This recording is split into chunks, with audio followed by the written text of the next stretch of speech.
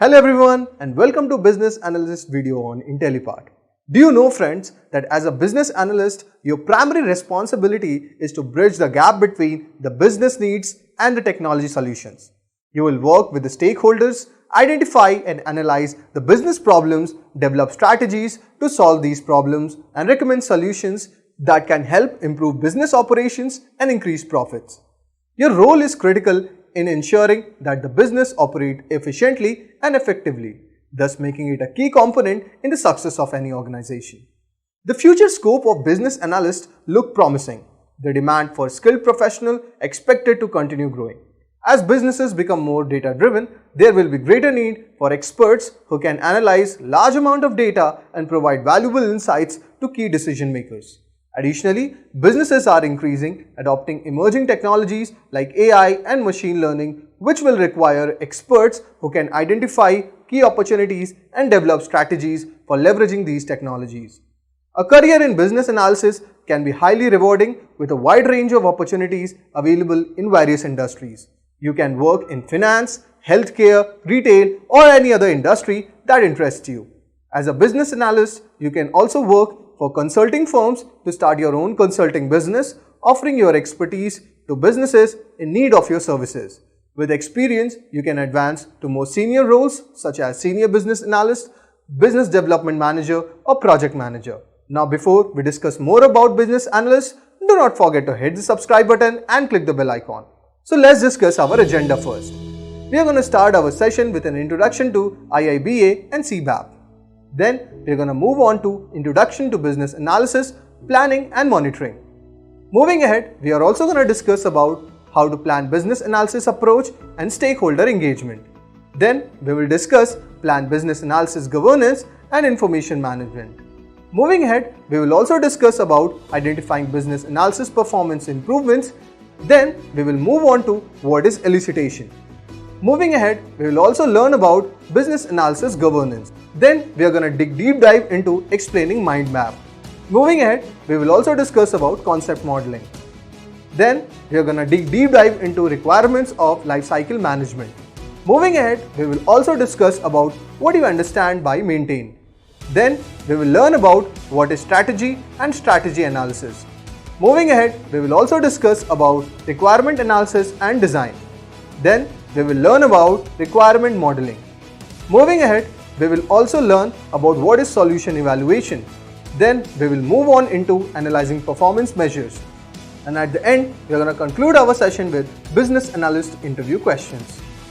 Business analytics is the process of using data, statistical analysis, and other quantitative methods to gain insights and make data-driven decisions that drive business performance.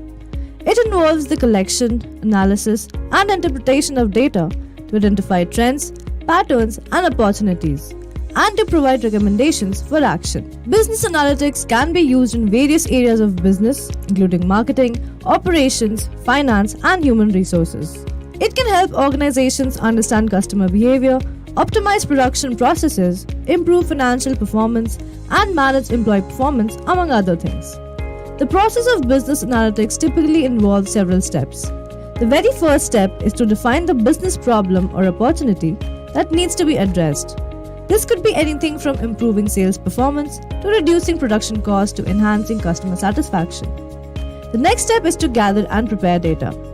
This involves identifying the relevant data sources, collecting and cleaning the data, as well ensuring that the data is accurate and complete. The third step is to analyze the data using statistical and other quantitative methods.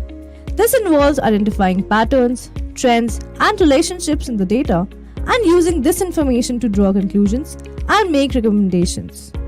The fourth step is to communicate the findings and recommendations to decision makers.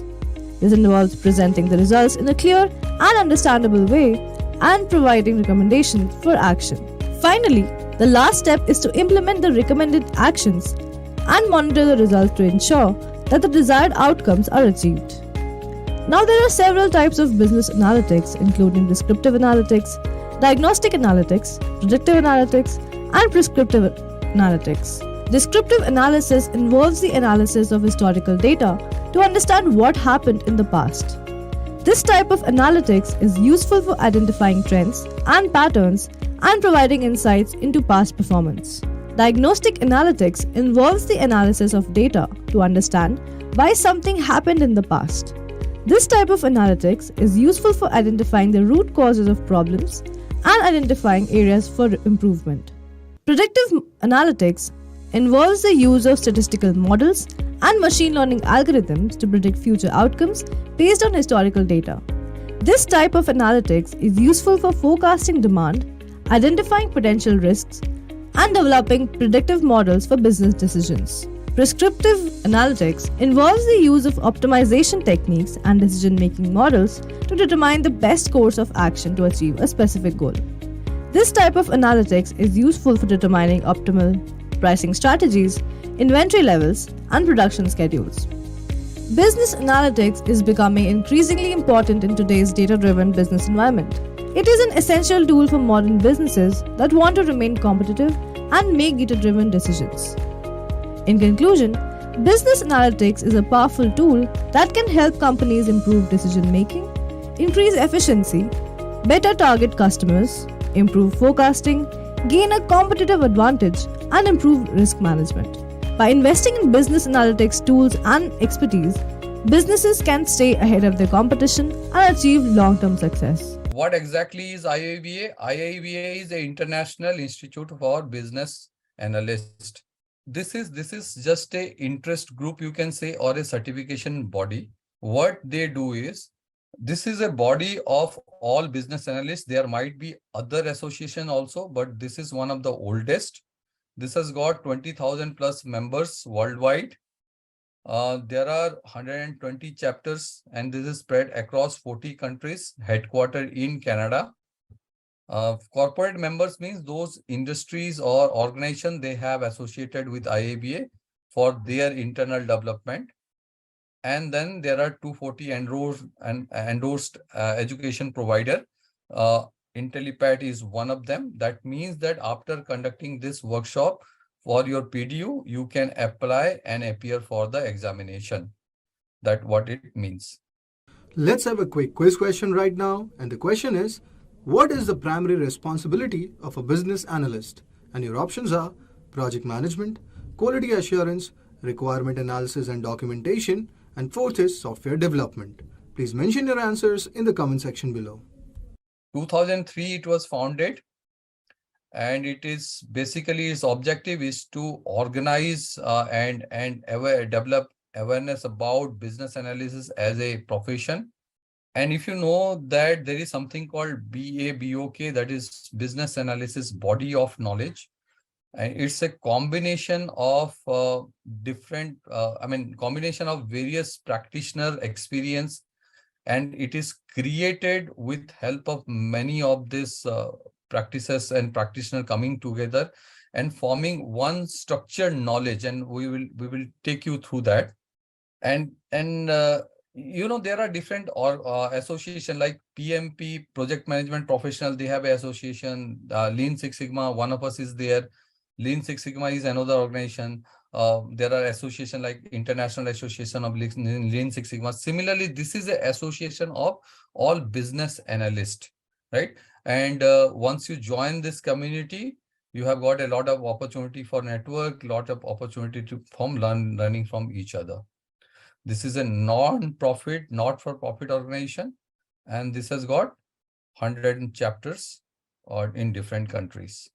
In India also, in many of the large cities, you will find the chapters, and they conduct some workshops and trainings and knowledge sharing sessions. So in case you are interested, if you join IABA, you can join one of the chapter in any of the city.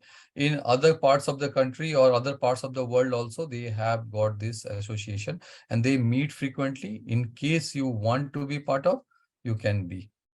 Of course, there is a membership fee for that, but then if you are interested, you can take it. It's not mandatory. Okay, we talked about this. This is what this mission and vision. So lead this global business analysis community and professional, and their vision is to their mission is to make every person achieve more, and the mission is obviously they want to help the enterprise. So if you look at, this is talking about how the profession of business analyst has evolved over time. In the left-hand side, they have listed the business focused areas, and in right-hand side, they have listed some of the technology movement that has happened.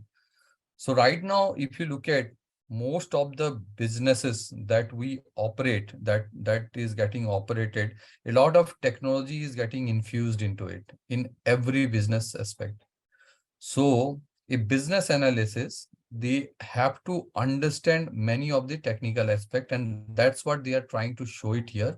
So it's the evolution that is happening, where technology is getting mixed with business focus. I mean, your business analysis job.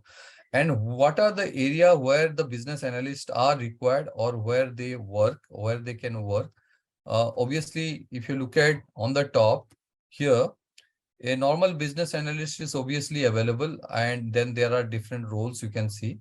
But business analysts are also required in business process management. Business process management is primarily improving the process. So let's say the process automation, you can say. So this is a mix of technology as well as business.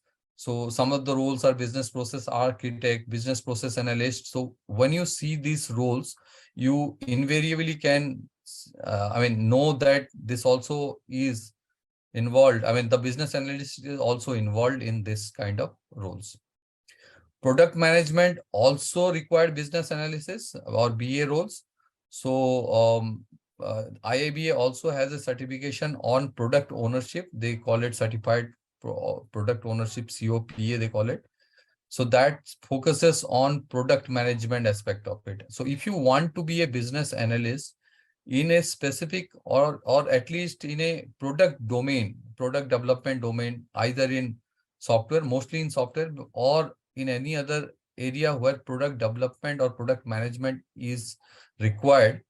So there, the business analyst role are also available, right? And some of the roles that require BA skills are product manager, project manager, portfolio manager, digital business analyst. All these roles are there. You can apply as a business analyst.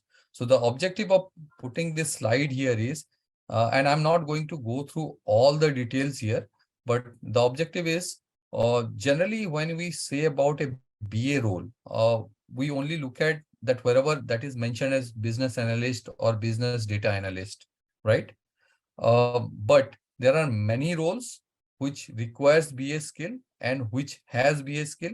So many a times we don't apply for the roles which might not explicitly say BA. So once you are a BA, please look into job description of all these product roles, or not product, all these roles. And whenever you think that there is a match, you should apply, right? And it might click. All right. There are certain specific roles. For example, the product manager, if it is mentioned as a role, it may not be that only BA skill is required. But what I'm trying to say is that a product manager also has to have BA skill. So you just have to look at what, sometimes they write product manager or a product associate, but you will be reporting into a product manager or portfolio manager, and your job is to do a BA kind of analysis and feed the product manager to take decisions, right? So in that case also, these are, these skills are required, and you can apply for these roles. Yeah, customer experience and cloud and cyber security, machine learning, business intelligence are all the areas where the business analysts are required. So just have a look, and my objective of saying this, I'm repeating again, especially for individuals who do not have a lot of experience. Just look into the job description and start applying. IIBA has also a specific certification for business data analytics, that is called CBDA. So in case you want to be a business analyst in a specific domain of data and data analytics, so that you can look at, right? It's a mix of business data analytics. I'll say business analyst and data analytics. So bit of technical and bit of non-technical role is required. Business analyst role is required. where you are not expected to master the tools in terms of, let's say, you are not expected to write a SQL query or write a Python language, but you are expected to know what kind of tools to be used and when it is to be used. Let's say if I say there is a clustering techniques that is available for segmentation of customer, you should be knowing. I mean, this is just an example. Okay, this is just an example. Don't take this as only example. I mean, just saying anything that is related to business data analytics that you can look at CBDA certification. Okay, bit about IIBA membership, and I spoke about this IIBA membership sometimes back about the benefit which you may get, right? So networking, career growth, and business analyst body of knowledge, all these things are there. I think the membership fee varies based on country where you are located. So have a look. I mean, you can just start, and I'll show you the IABA site, and maybe I'll show you where you can find it, how much you have to pay. But then, in case you are interested, you can just take the membership. In case you are not, it's not a prerequisite for your certification. However, I mean, it makes sense to take it for the first year. Why? Because the certification fee difference between member and non-member will justify your membership fee. So the difference between if you are a member, then you pay a certain amount, and if you are non-member, then you pay another amount. So the difference between these two is less than the membership fee. So my suggestion would be you can take membership fee for a year, and then if you don't want it, you can drop it, because anyway you will be paying that much as your examination fee. The difference is less than that. The membership fee is less than the examination fee between member and non-member. So, right, many people feel and many people ask about why certification are required. Can I be a business analyst without a certificate? Right? Can I apply for job without a certificates? So so my answer is, of course you can, and it's not mandatory that the certificate will ensure you that you have knowledge about that particular subject and you get jobs out there. But the simple question is, the power of any brand, right? When we go there and buy a, let's say, bottle of mineral water, we look for Avian, or we look for Bisleri in India, or Aquafina or Kinley, right? Why? The simple reason is that gives you a peace of mind and you are assured of the quality of the product inside. So whenever you have got a certification, and that too from a certified body, that too from a body which is reputed, that gives the recruiter a lot of confidence in the product or in you where they are hiring you. So I'm not saying that it is going to make you absolutely best in the class and you get a job immediately, but that increases your chance. And I see a lot of people here with a lot of experience, and I know that when you are hiring, you can appreciate that if there is a pedigree. So let's say somebody from a very good institute, okay, or somebody has got published work, or somebody has got a patent, or somebody has got a book published or an article published in a journal. All those things speaks about the capability of a person, right? Of course, you will test them, but these are not tested very easily. You give them an assignment and they will come back. But non-technical skills are very difficult to assess. And at times it's also difficult to assess with a, let's say, half an hour, 1 hour, even multiple rounds of interview. It's difficult to assess. So that's why this certification adds a value. You can, and I can say that, let's say there are two candidates and everything else remains same, you have got a better probability of getting hired if you have got a certification for a reputed body. So how this has, evolved, and we were talking about various certifications also. So there is a pre-2016 era where they have got CCBA and CBAP.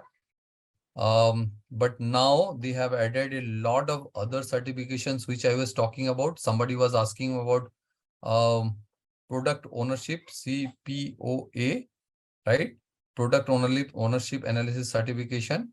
So that you want to check in case you want to have that. And other certification we talked about. We will be mostly considering our discussion into first three: ECBA, CCBA, and CBAP, right? So these are the three things what this training is going to cover. Okay, now what are the different things that are required for your certification? And we're specifically talking about CBAP. Uh, CBAP, actually, once you make your application for certification, you have to apply there. So you have to fill some details. And those details will require, I mean, minimum you need to have 7,500 hours of BA experience in 10 years, right? So when in last 10 years, so what they are saying is you don't need to have 10 years of experience. What they are saying here is, let's say you have 15 years of experience, and for the first 5 years you were a BA and you did all the BA related work, but next 10 years you have not worked as a BA, and at the end of 15th year you are applying to be a BA in for a CBAP certification. In that case, your certification will not be accepted, right? So what they are saying that it's 7,500 has to be completed within last 10 years. It is not saying that you need to have 10 years of work experience. Okay. But out of this 7,500 also, I mean, there are different six BA Bock knowledge areas, and which will form the bulk of your course curriculum. So these BBOC 6 knowledge areas, at least four, and in at least four, one needs to complete a minimum of 900 hours. Okay. So this minimum of 900 hours has to be there in four knowledge areas, and I will take you through those knowledge areas. But what I'm saying is it's not only sufficient to have 7,500. You need to have some exposure in at least 4 out of 6 knowledge areas. And of course, this requirement of 35 PDU, professional development in past 4 years. You have to provide 2 references, and you have to agree on the code of conduct and terms of condition. Now, what happens with these references? They will sample. So roughly around 5 to 10%, they don't reveal how much they are picking. So once you make your application, so what would happen that they will randomly pick about 5 to 10% of the applications. And then whatever reference you have given, they will cross-check with them. So let's say you say that I have been a BA from, let's say, from year 2019 to 21, and then you have to give a reference. From the reference, they will get it validated, right? So it's also a good idea while you are applying, especially for CBAP, then you must provide the references, and you must talk to them before you provide the references, because they will mail them, and they generally prefer work email ID. So it's good idea to give some your bosses or earlier bosses or whoever it is there, so that they can actually certify you, or not certify, at least give references for you. So that's how it is. And for ECBA, there is no criteria for experience. I mean, you just need a PDA. And for CCBA, you need some experience, but that's generally, it's not that stringent. So what happens that if you are a BA for, let's say, 5 year or above, you should go for CBAP certification. If you are a BA, but you do not have 5 years of experience, so roughly around, let's say, 1 to 4 years of experience, then you should go for CCBA. And if you do not have experience, you go for ECBA, right? So that's how you can choose what certification is apt for you. Okay, this is a summary of the application, exam, and exam rewrite fee.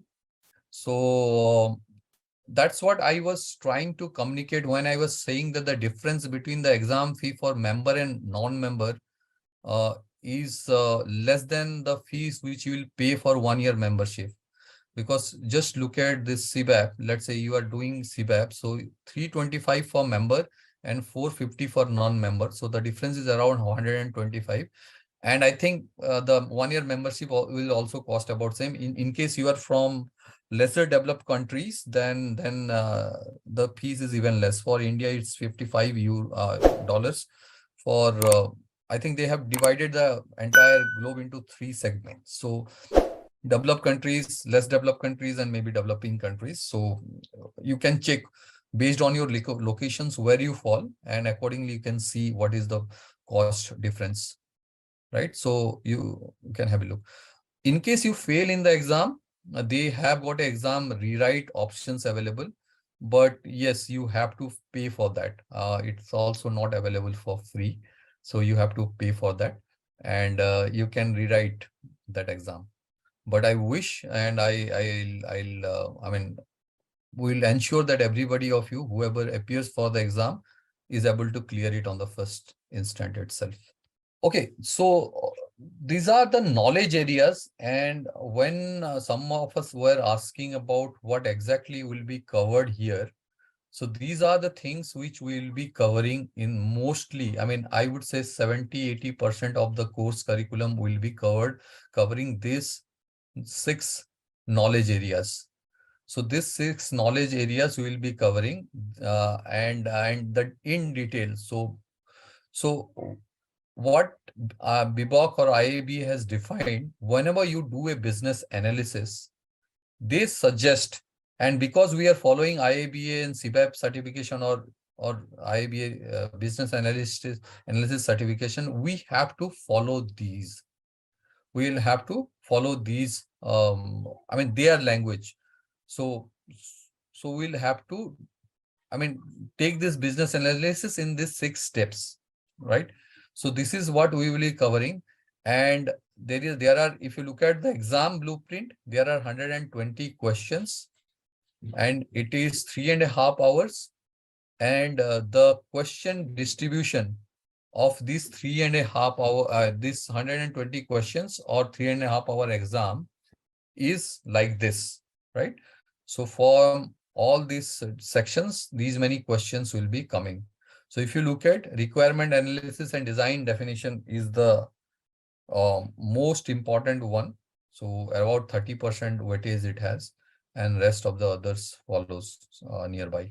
Okay, and we will be getting into those each of these sections subsequently in our classes. How the exam happens and what are the nature of the questions. So we have got multiple choice question, but it's not multiple answer type. It will have one correct answer. Incorrect answers will not get you any deduction. So please feel free to make an intelligent guess in case you are not able to find the right answer. 3.5 hours. If you are taking from home online, then I mean, you can take it from online from home, or you can take it at a center, right? So most of us are now taking it online, but it's a proctor exam. And I just want to spend few minutes on this so that you are aware how the proctor exams are happening for those who are not aware. So there will be an invigilator who will be watching you online, and you need to install a separate software. So that exam software will not allow you to browse anywhere or go anywhere else, and you have to be there in your seat. And it's a little stringent in the sense you are not allowed to move around, and you have to show your entire room where you are giving the exams. The room should not have any live screens, any mobile phone, even nothing, no books and other things also they avoid. So, I mean, you choose a room which is little clutter free. They will ask you to show the room anywhere. And if the proctor, if they feel that there is some disturbance happening, they may ask you to move your camera everywhere in between. And if they find something, then they may disqualify you from the exam, right? So if you give it at a center, I mean, all these things are not there because those things are anyway taken care of. But if you are giving it from the from your comfort of house, in that case, you might need to be a little careful. And they allow you a water bottle, but it should not be a labeled. Nothing should be written. They allow you a blank paper or and a writing pen. But whatever you write at the end, the instructor will see it. And right at the beginning, also you have to show that blank paper. And at the end, also they will, try to, see it. And sometimes because these exams, these questions are confidential, so maybe they will ask you to tear the paper also at the end. Sometimes, not, depends on the proctor. Questions are based on Bloom's taxonomy. So I'll show you Bloom's taxonomy, but it's basically talking about what are the different things on which you are tested. For example, some questions are based on memory, some are on application, some are on interpretation. So let me just show you, since we are talking about Bloom's technology. So these are the different level. This is a teaching mechanism which they call. So obviously, they will test you on the facts and recalling of information. This is basically about your memory. So there won't be many questions for which you can, for which you have to remember things. But what I'm trying to convey here is, if you remember, sometimes it becomes easier you to eliminate some options and all. So it's important that we all read the Bebop guide multiple times and then create our own mnemonics and own memory maps and all that. That if you can create, that would help you to eliminate certain options. There are very few questions will be there which will be directly from Bebop. Most of the questions you will find is from the section 2, that is comprehension, application, and analysis. I've not seen many questions on synthesis and evolution, but there might be. So what I'm trying to convey here is comprehension means there, and applications means there will be a lot of scenario-based questions. So what they will ask you is, they will give you a situation and they will ask you as a BA, what you should do. For example, they will give you a situation and then they will ask you what information you required. And they will ask you who will be the relevant stakeholders for this particular problem, right? So all these things we'll cover. Do not worry about that. But what I'm just making you aware that the memory-based questions are very few. Most of the question will be based on your understanding and interpretation of the subject. And of course, the application, which will come in scenario-based. There are few questions which may involve certain calculation. But those are pretty basic calculation, a high school level calculation, something like those who have appeared for MBA, some data interpretation kind of questions might be there. But they are not as tough as any entrance GMAT or CAT level. Those are basic. You have to apply and see, and then you can answer. So questions are not difficult, but you have to apply. So yeah, I would say the exam is not extremely easy. I'm talking about CBAP only. So exam is not extremely easy, neither it's extremely difficult. Few months of preparation should be sufficient for you to crack the exam. So just remember that though this is a BA certification, but it does not require you to have a BA designation, right? So it does not require you to have a BA designation to appear for the certification. Now, what I understand, no matter whichever domain you are in, right? No matter whichever work you are doing, either as a, let's say, as a, you said business intelligence developer or SQL, right? If you are a pure developer and if you are not doing anything related to business, you are not interacting with partner, client, or any project, then it might be difficult for you to convince if you have got only development experience. But I am sure most of us do a lot of things, even if we do development, right? We participate in client meeting, we try to write requirements. Sometimes we discuss with existing business analyst or data analyst, or we talk with partners. Sometimes many things happen. So whenever, if you are doing all those things, that means you are already doing a BA job.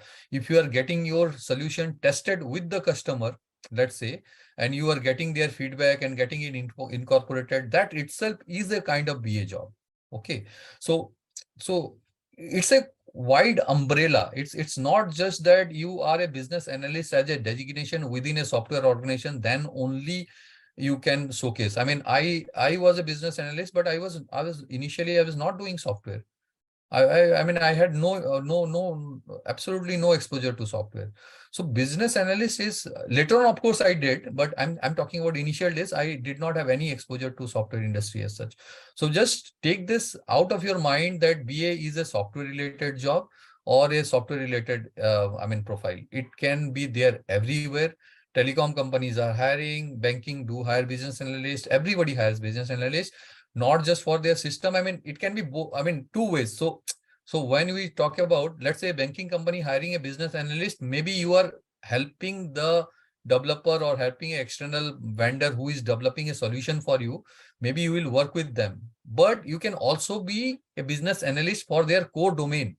Maybe you are a analyst for their, let's say, chief brand or chief marketing officer. So you will be doing analysis based on marketing, and then you will be presenting. Right. So we'll talk, Ramya, for your specific case, how can we showcase that, we can discuss. But my suggestion is just broaden, I mean, broaden your objective and note down what all the things that you have done in you with your work experience. Right. Anything related to analysis, problem solving, opportunity identification, revenue increase, or anything that you can I mean, put in there, definitely that will help. It's not just about what work you have done. And in fact, even if you are in, let's say, I mean, you are doing a MIS analyst, or you are creating MIS, that also you can tweak. Okay, that also you can tweak, not just by for getting the IABA certification and getting your credentials for exam, but you can also put it. So whatever experience you have, right, that can be leveraged as a business analyst. It always works. So whatever experience you have, you may have got a very different domain experience, and maybe you are trying to get into a completely different domain, right? But there is always something that is relatable. So your job is to find out what is relatable. Okay, what you have done in your earlier job that is related to the business analyst job, correct? And problem solving is something which everybody does, right? So even if, let's say, you are in sales, and I'm talking about hardcore sales, like you are selling the FMCG products, or consumer durables, right? So you, at least you will be solving problem. You will be looking at reports. You will be taking some decisions. You will be taking decisions where to put supplies and optimization, and all those things are part of a business analyst job. So yeah, we need to expand our horizon. We need to look at what we have done till now and how it can fit in, and then accordingly we can actually approach that. So that's what I'm trying to communicate here. So the BVOG version we will be doing is version 3, and this has not been modified for some times now, but yeah, it's quite comprehensive.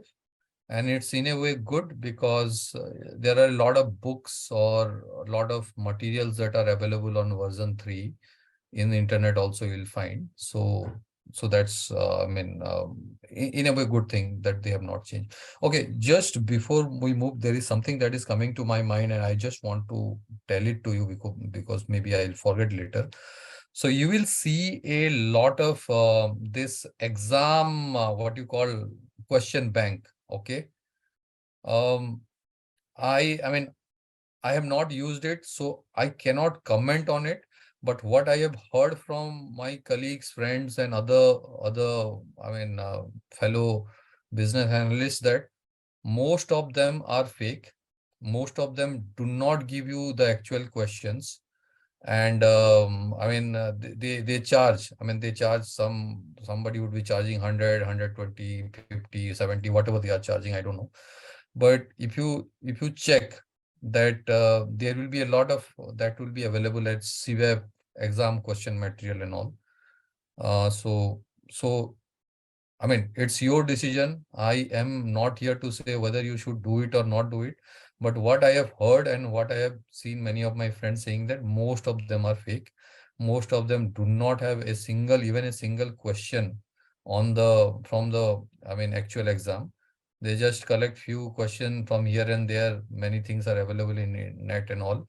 So they just collect and they just put it and they sell it. So your call. If you still want to take that, I mean, maybe you'll find something, I don't know, but maybe I will not vouch for them that these are genuine question banks. I mean, the exams are so difficult in the sense, so proctor and all, it's almost impossible to get the exam. But still, if you want to go ahead, I mean, I mean, you take it's your risk. If you want to do, you can go ahead and do it. So what are we going to discuss? We are going to discuss about BIBOC, and very quickly we run through the journey of BIBOC and structure of the BIBOC version 3. And the structure will also, in the structure, we will discuss what are the things that are there in the syllabus, which many of you were interested to know. Okay, so what is a body of knowledge? Look, this business analysis is a domain where it's a lot more, I mean, practitioner based. It's not a theory development per se. For example, like let's say science or any engineering. So you have got a lot of experiment and a lot of, even in management also. So you do a lot of theory building experiment, but this is more focused on practitioner. So how they have done it, as I was discussing earlier. So a lot of eminent business analysts, they come together. They also interview a lot of people, and then they come up with one general accepted way of doing business analysis. Okay.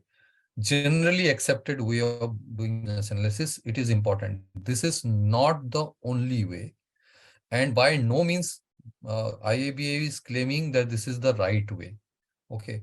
You can have any way you want to do business analysis. However, this is what IIFBA feels that is the best practice of doing a business analysis, agnostic of any domain.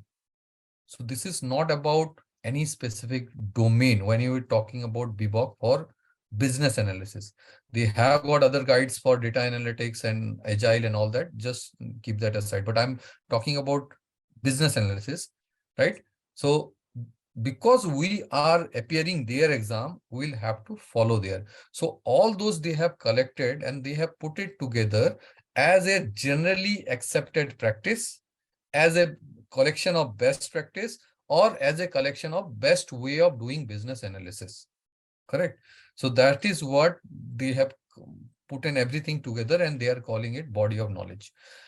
If you look at other certification, like let's say PMP or Lean Six Sigma, sometimes many association, like let's say in Six Sigma, we have called association called American Society of Quality, ASQ. They have got their body of knowledge. PMP has got their body of knowledge. Even Agile, they have got their Agile manifesto and their, I mean, their way of doing their guide, Scrum guide, and SAFe has got a large, I mean, what you call knowledge repository. So everybody has got that, right? So similarly, this is what the IABA will follow. I just wanted to make sure that don't get into any discussion or argument that this is the only way. It is not. I mean, discussion and argument in the sense, in an interview I'm talking about. If the interviewer will be putting forward some questions and there is a discussion, then this is, remember that this is one way of doing things. This is not the only way, and nobody can claim that this is the best way or the right way. I mean, there can be various ways. This is one of the ways. Sometimes you don't get into those discussions, especially in an interview. Okay. What does this is it's, as I said, it's provide a commonly accepted practice and it's an amalgamation of those. And this is a kind of, so somebody who is new to business analysis, they can take this as a starting point, and then they don't have to go to different experts and try to find out the best practices and how to go about things. This is a one-stop solution kind of thing that is there, and that is generally accepted by many of the business analysis practice. And if you remember, we said at the beginning that there are some 300 odd industry members, right? So they all accept this. So this has more or less become a generally accepted practice. There are few others, but by far this is the most popular. And if you go through this, I am sure most of you will actually be in safe hands in terms of your knowledge and abilities. So framework is generally what you say that it is suggestive. Okay. It talks about some a broad guideline kind of thing. And if I tell about the stringency, it is not that stringent. There is a room for you to maneuver, okay, within that. And that then they will just kind of they will tell you that these are the, for example, in a game, I mean the rules and regulations are defined, right? And then you play within that. So that's a kind of framework.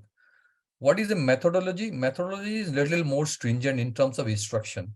They will tell you broadly what are the things you need to do. Of course, I mean, nobody can define to the last level of granularity exactly what steps you should be taken. But by and large, they will tell you. So this is what you need to do. And then here, and then here, and then this, and then this, and finally you will come to your conclusion, right? So that is what a methodology means. Framework is more of a general guideline. So this BBOK is also a generic guideline as well. I mean, this is not a methodology that you have to follow this. I mean, they are saying within that, based on your industry, based on your ways of working, you can modify. So let's look at some example of a methodology and a framework that will make it a little more clear, right? So we all know that agile is not a methodology. I mean, if anybody disagrees, then we can discuss. Agile is not a methodology. It's a framework. Agile I'm talking about. I'm not talking about specific agile practices like Kanban or Scrum or SAFe. I'm not talking about that. Agile as a philosophy, agile as a principle is a methodology. And in fact, Scrum, if you ask me, I mean, those who are exposed, it's more about a framework. It basically talks about, okay, these are the principles which you should follow. These are the culture and philosophical aspect of it. I mean, you should not deviate. And within that, you can do, okay. I mean, they will give you a broad guideline. But methodology is very stringent. So for example, somebody talked about software development methodology, right? So there is a life cycle, there are different steps, and within the steps also things are defined. So that becomes a methodology. Lean Six Sigma, many of you are aware that it's also called a methodology because they have defined how you should be improving a process. So they talk about the 5 steps, like define the problem, then you measure the problem, then you analyze the problem, and then do certain things to improve and innovate, and finally you control that. So control means, I mean, whatever improvement you have done, it should be sustained. I mean, sometimes it happens through a fluke also, right? So they wants to see if it sustains for a long period of time. So that's what control is called. So they have defined, and each steps they have also defined tool and technology. I'm talking about Lean Six Sigma here as an example. So that is a methodology. Okay. That's a very clear-cut instruction. But within that also, there are some play. I mean, based on your industry, your specific problem, you can use. And that's what the difference between a framework and a methodology. So just remember that this is a framework. This is not a methodology. This does not have a very clear-cut instruction of what to do on, though they expect you to do that, but it's not a rule. Actually, it's, I mean, I'm just giving an example. If you are exposed to another agile methodology called SAFe, it's a bit more instructive. And then some people call it, no, it's not no longer a framework because it instructs a lot. It talks about every hierarchy. But in principle, it's still a framework. But they have added so much of, I would say, bits and pieces on how to do it. Sometimes it looks like a methodology, but yeah, the debate is out there. Okay, I was talking about few of these what you call this terms, right? And as we proceed, we will see more and more of this, and you might find it sometimes intriguing and sometimes confusing. I'll tell you this. So projects we all understand, right? But if you go through Bebop, you will hardly find the name project. I mean, sometimes they refer as something as a project manager does this, and the project is completed, and like that. Very few times, I mean, it talks about. I mean, project manager you will find, but project as a word you will not find. They will call it as initiatives. Mostly they will call it as initiatives. Now the confusion will come while you are reading the BBOC, and maybe while you are answering questions or giving the exams also. So you will remember initiative as projects, because most of the organization, these are projects. What BBOC describes as a project, I mean as an initiative, is mostly project. So unless you make this distinction clear in your mind, you may not be able to absorb it fully, right? You might be thinking, what exactly initiative is? Initiative means anything you start. Is it something that is completed or not completed, and what is the use of it, or what is the objective of it? So just remember that whatever you are calling in your area as a project, mostly in software industry, this guide is talking as a initiative. So keep in mind, and there are few more things which we'll see as and when we go. Then there is a confusion between change and solution, and of course it will come in our maybe next session also. So sometimes you see that what is the difference between a change and a solution, because solution is also for change, right? But how BBOC is defining is change is the process. Change is the process. So you have a problem or you want to improve something. So that entire process of improvement, or that process entire of creating something, that they are calling as a change or implementing. And solutions, they are talking about the particular object or particular service or product that you are creating to solve that problem, right? So sometimes maybe in those people who are working in software, you might be familiar with this, but some other industries, and this is not very clear. And I know we have people from many other industries, so I am just putting it across. So people with software experience, I mean, please bear with me, uh, right? Because in industry, many a times change and solutions are similar, many other industries. So yeah, so here the distinction has to be made between change and solution. Change is the process of moving from the current state to the desired state or future state, and the solution is the ultimate objective of what you are producing, that product or service or whatever you are producing. So that is the solution, right? It's a combination. It can be a combination of product and services as well. And then there is another confusion which happens in the BBOC guide between approach and plan. So sometimes you will see that let's say there is one activity and the output, it seems to you that it is a planning kind of document. So you did some activity and then the output is plan, right? So the planning sheet or something you'll find. But the BBOC will call it approach. And sometimes, I mean, sometimes it's approach in the sense, sometimes it looks like a concrete plan, and sometimes it actually looks like a approach. So it's very confusing. And I'm saying this, I mean, people have highlighted this to Vivek also, but it's still there, and you have to be careful. Most of the time, whenever you see a plan, you see the word approach in the Vivek guide, think that if it making sense as a plan also.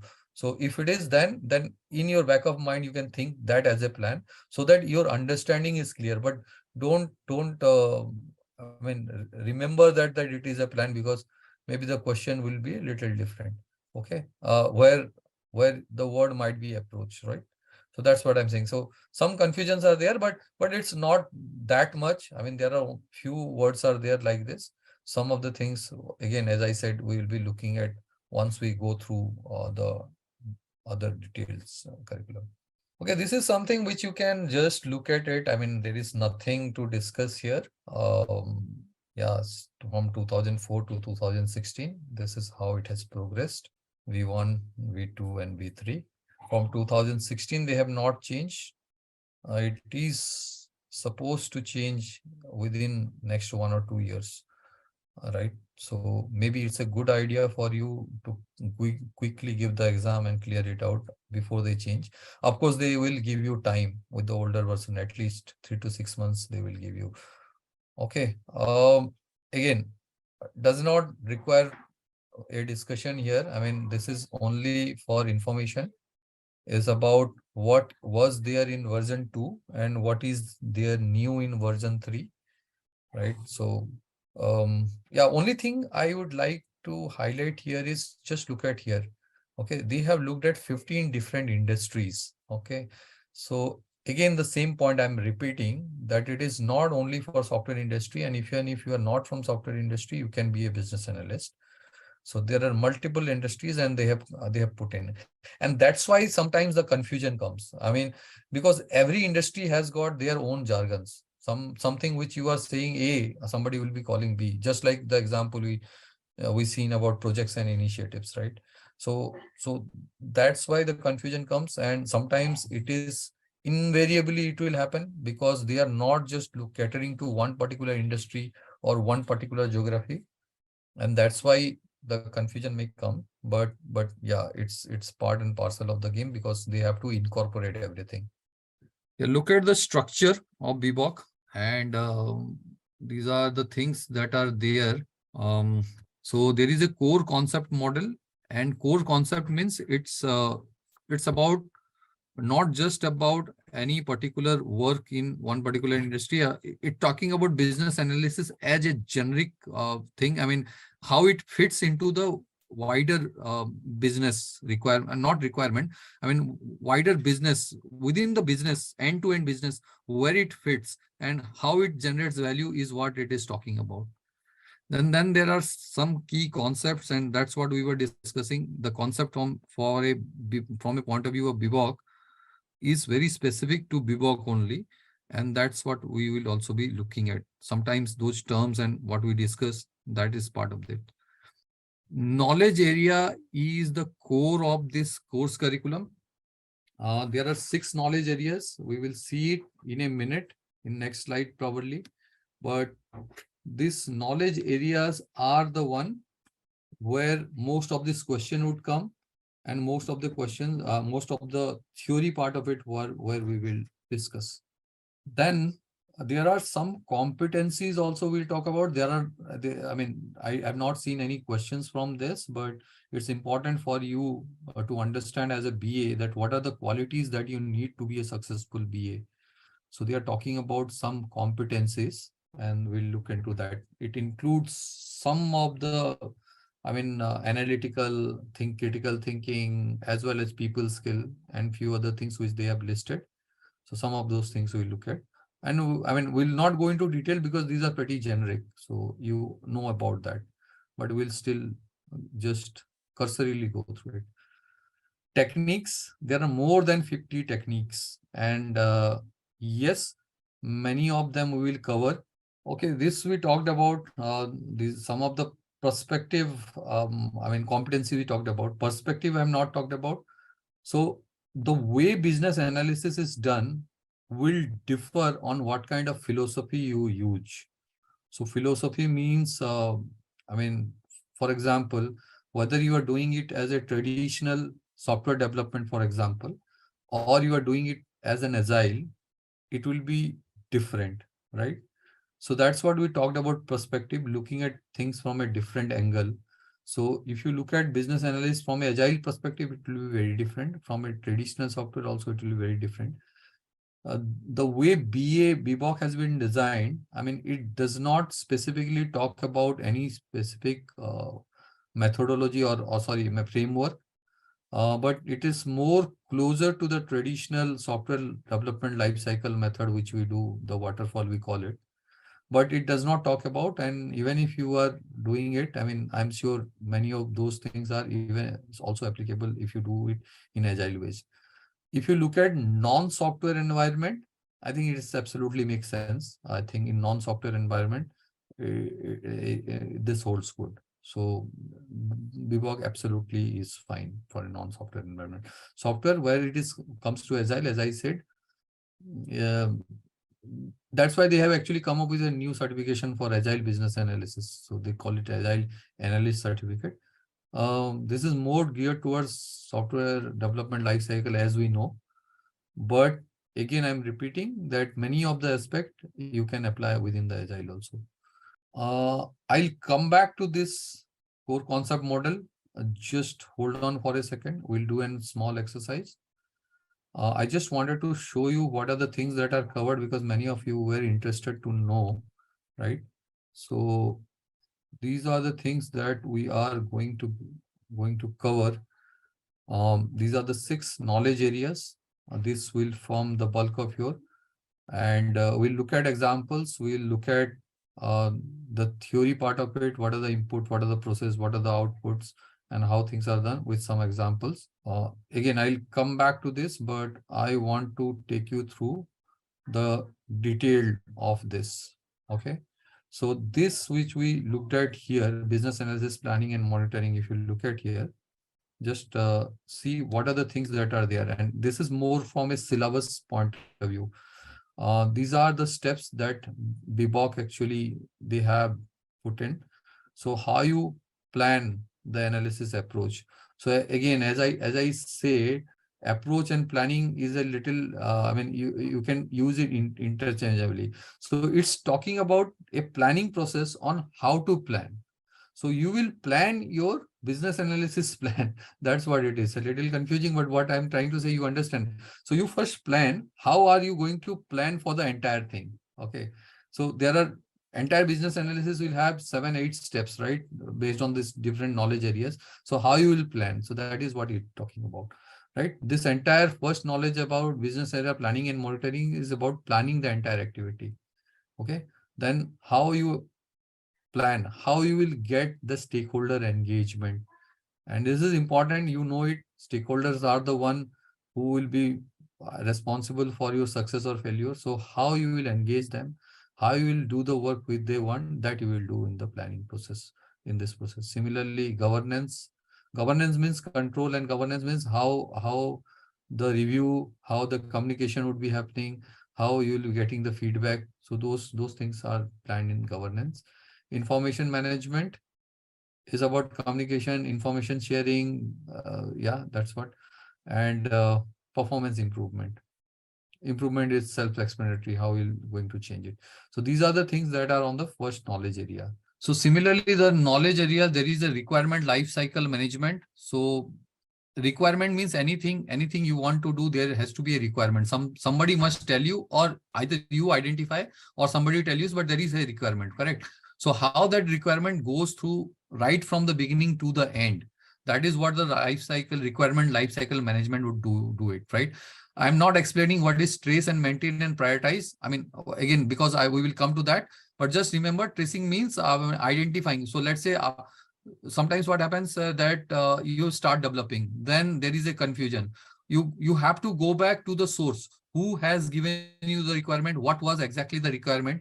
And sometimes in a smaller project it's fine, I mean, you can identify, but when the project is big, that becomes a little challenging. So that's why the tracing of requirement is a specific step here. So you have to trace it back from where it came, what is the requirement, and if you are doing, if it is aligned. So that's what called trace requirement. Again, we'll go through the detail. Maintain, right? Prioritize, so you have got so many things to do. How you pick up the topmost things which you want to do first, right? Assess requirement changes. Sometimes the requirement will change over a lifetime, in the sense while you are developing also. Let's say the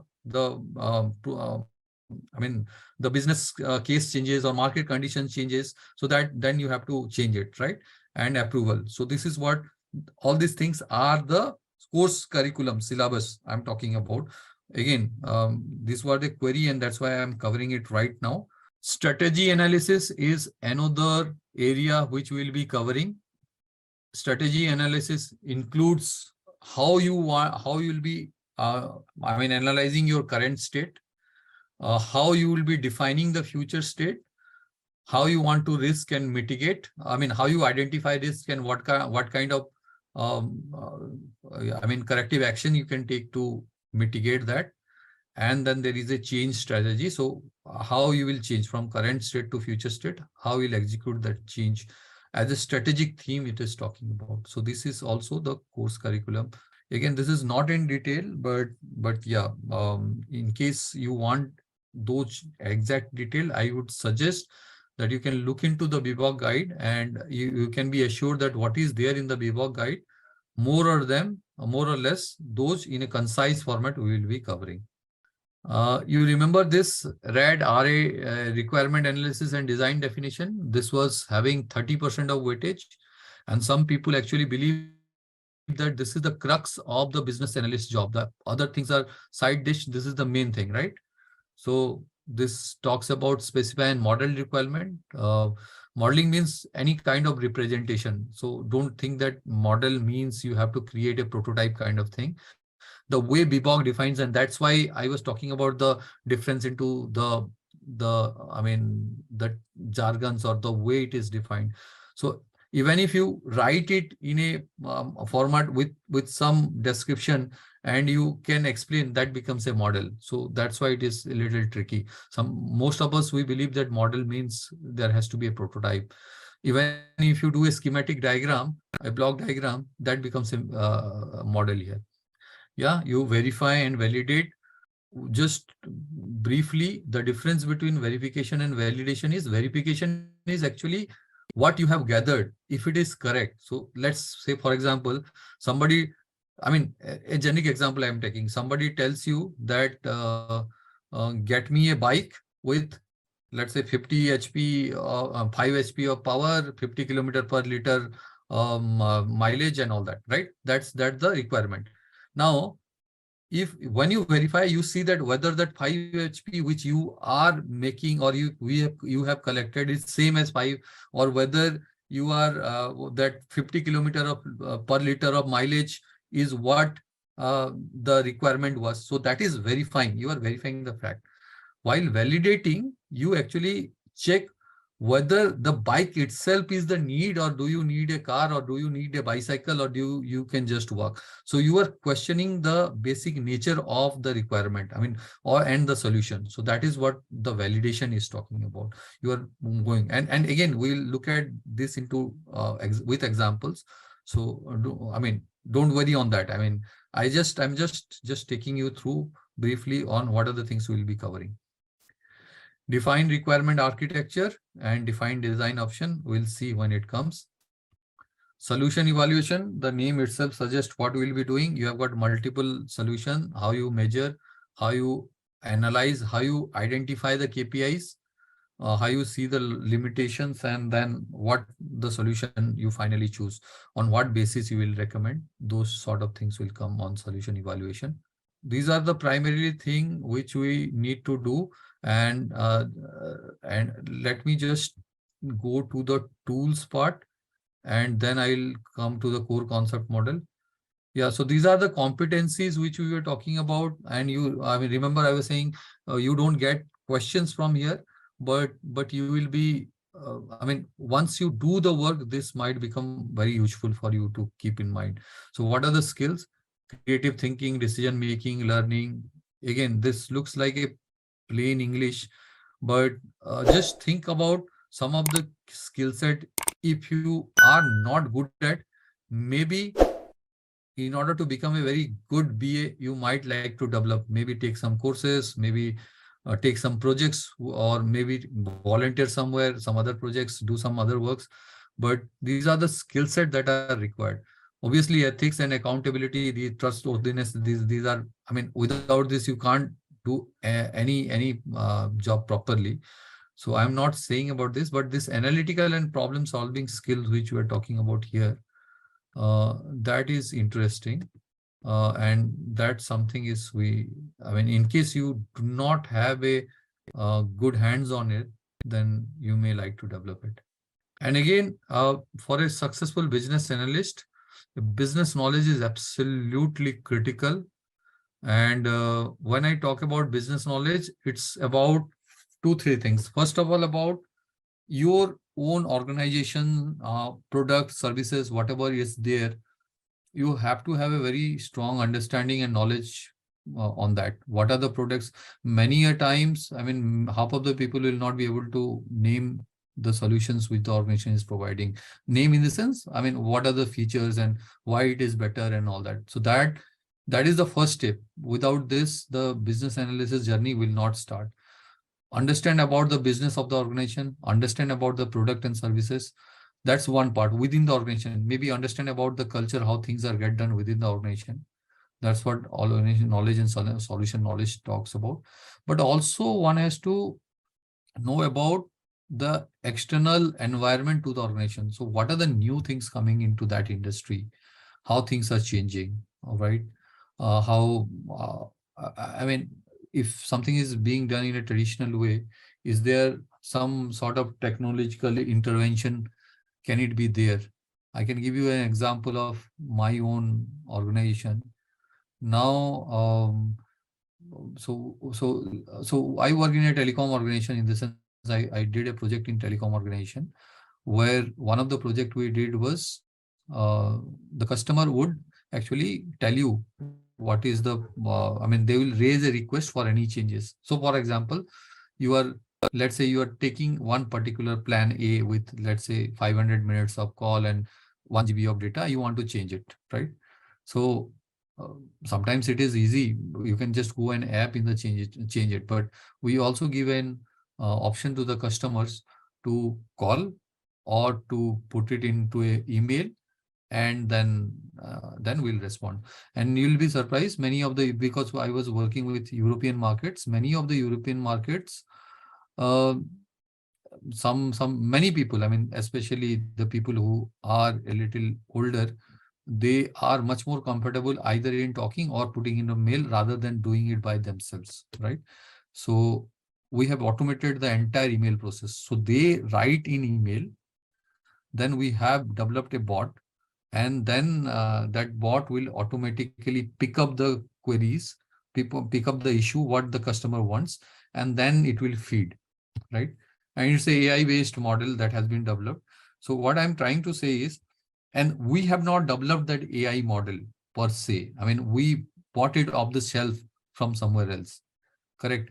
So the point I'm trying to say is, if we don't know, if as a business analyst, if you don't know that some such solution exists, okay, somebody outside is already developing, then I mean, you will not be able to propose that. And even if you propose that, you don't know how to implement that, and it will not go anywhere.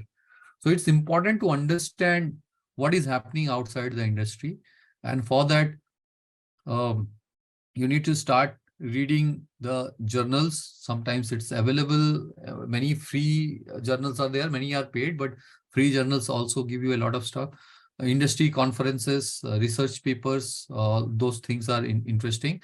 Plus, I mean, you can informally talk to your colleagues in different industry and find out if they have developed something. So all these things are required. So I'm just giving an example because it is important. If you think that everything is developed inside, obviously you know that it cannot be developed inside. You also need to get solutions from outside. Sometimes people will themselves approach you saying that, okay, we have this solution for you, will you be interested? But many a times they also don't know what you want. So you will have to reach out, right? So unless you know what are the latest things that are happening, you will not stand out as a BA. Yeah, this is, again, I mean, I don't have to talk about communication skill and interaction skill. I think these are all inherent. I mean, there is no point in discussing this, but these are important. Those are actually, I think from a BA, this training point of view, obviously we will not be able to improve anybody's communication. Neither I am an expert in communication. Even I don't consider my communication to be that good. But what I'm saying is, if you may survive with a less of, let's say, technical skill or less of industry knowledge, but if your communication is not good, and communication means many things. I mean, your written, your verbal, your assertiveness, the way you facilitate the discussion. Sometimes you have to hold your ground, and there will be 5 different stakeholders asking for 5 different things, and you have to hold your ground and say no to many people, and you will may upset people, right? So those things, if you don't manage, it's very difficult to survive. Again, I'm telling you, as you do and as you practice and as you keep on doing with more experience, these things people improve. But these are important things, not just from a training point of view. Maybe you will not even get one single question out of here, but this is important for you to become a successful BA. I will pick up some of the important one, which is actually required as a business analyst, and sometimes you have to do, for example, balance scorecard. Maybe if you're not aware, sometimes people may ask you to produce a balance scorecard, okay, for the organization as a business analyst. What are the things that can be done here? So you should know. Backlog management. Anyway, we'll see. Benchmarking and market analysis, there is nothing much we can talk. I mean, this we can just brush through because this is pretty generic and it depends on industry. Every industry has got their benchmark studies and you may just collect that report, right? There are a lot of brainstorming techniques. Okay, brainstorming looks simple, but there are many ways you can generate ideas and you can evaluate ideas. So we'll talk about brainstorming. Um, Capability analysis we can discuss. Okay. Business case is again little generic. We can just buzz through. Business model canvas we will discuss. So similarly, what I'm saying. So those things which we are required, bit of I would say applicable in a wider industries, many industry. Those are sort of the things we will take, and then other things we'll know. We'll just quickly brush through. Again, financial analysis is one thing actually which you don't have to do as a business analyst. You have to understand, right? So that's why it is there, but they are not asking you to become a financial analyst. So that's a completely different skill set.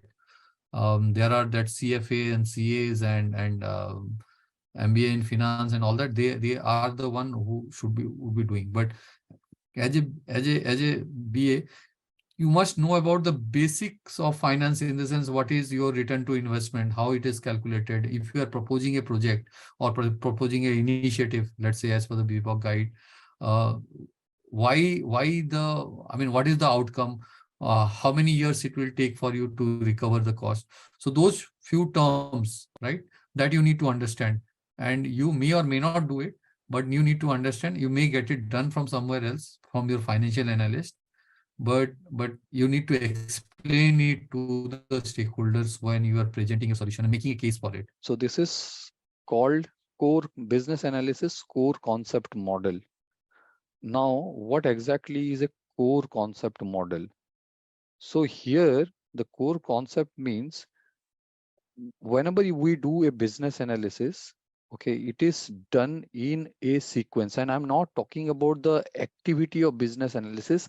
I'm talking about where business analysis is in the wider organization, in the business, not just in the organization, but in the business, right? And that is what the core concept model talks about.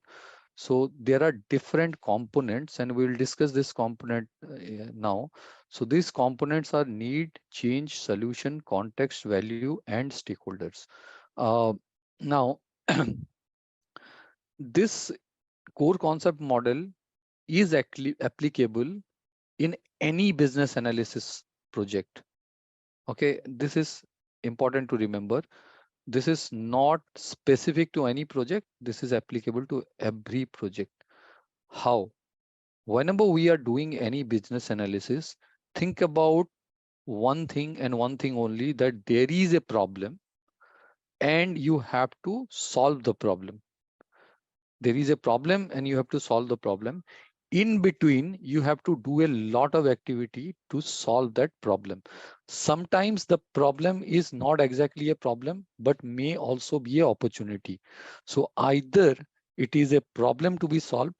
Let's have a quick quiz question right now. And the question is, which of the following is a technique used by business analysts to gather requirements? And your options are root cause analysis, competitive analysis, SWOT analysis, or user interviews and surveys. Please mention your answers in the comment section below. Just a quick info, guys. If you are looking for data analytics course, then we have a good news for you.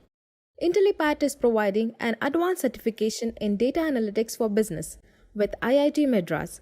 The course is of very high quality and very cost effective. The course link is given in the description below. From the organization point of view, or an opportunity to be exploited. So for example, you do a business analysis. I mean, you are a business analyst and you are told that our customer satisfaction score is very low. This is a problem statement, right? And low means, let's say, if you are calculating as per net promoter score. If you don't know what is net promoter score, just ignore, not the issue. You so that you feel that anything less than, let's say, 30 is a pretty bad score, or less than 40 is a bad score. So you say that our current net promoter score from the last 3 months is, let's say, 30. This is my problem statement. We want to take it to 70. So this is a problem statement where you have to understand the issue, come up with solution, come up with and implement those solution. This is one. Or if you are doing well, let's say your profitability percentage is, let's say, about 20%, your net profit, which is a good ratio, I would say. But your business or your organization, they want it to increase to 30%. So there is no problem as such, but this is an opportunity. You see that there is a market expansion happening, and that's why you want to increase the profitability. That is a opportunity. So a business analysis work can happen to solve a problem or to exploit an opportunity, both the things, right? Now, what I told right now is probably the need. Okay, this is what Bivok define as need. So what is the need of the business? Need of the business is, let's say, improve the profitability or increase the customer satisfaction score. From where you get this need? This need is definitely will come from some stakeholders. The stakeholders for very large project, organizational wide project, maybe your CXO level individuals who wants to change your CEO, your CFO or CMO. They want to do something, or it can be not necessarily it needs to come from a uh, CX level. From anyone, but it says stakeholders, right? Sometimes the stakeholders can be very different also. So your customers are given a feedback, and because from those feedback, you have identified a need for improvement. So your customer can also become stakeholders, right? So you understand stakeholders. So whatever from whoever is affected by this change process, from the issue which you are, from the problem you are trying to resolve, they all become your stakeholder, right? Then from need to solution as Bibok defined, it is kind of a product or service or something which you implement at the end. That is what they are calling as a solution. The initiatives which we talked about earlier as a project. So that final stage is that they are talking as solution. And this entire process of moving from a need to a solution is called change. Okay, is called change. So you want to increase, let's say, net promoter score or customer satisfaction. Maybe after a lot of analysis, you identify that you need improved customer relationship management, or let's say you need a better customer loyalty program. Let's say that is the solution which you have identified. The entire steps or way from you have where you have identified, from the need to the identified solution and implementation, that is called the change. Yeah, clear? Needs, change, and solutions. Then we have a context. All this business, whatever we are talking about, is happening within a context. What exactly is the context here? The context might be that there is a competition who is giving better customer service. Maybe the market has expanded for which you are thinking that you will be able to generate more profit in the same example which I'm talking about. So that is a context of the business, right? Value, you understand? Value means whatever you are doing, how are you generating value or benefit for the organization is the value. So any business analysis job will have these 6 components, and that's why it is important to keep in mind. Generally, you may not get a lot of questions from these, but it's important to understand what are the different things a business analysis, different touch points of not touch point, but different aspects of business, what a business analysis touch, right? So that's what it is. Okay, one business knowledge area, business analysis knowledge area, that is called business analysis planning and monitoring. These are business analysis, planning and monitoring, elicitation, strategy analysis, and all that which is mentioned here.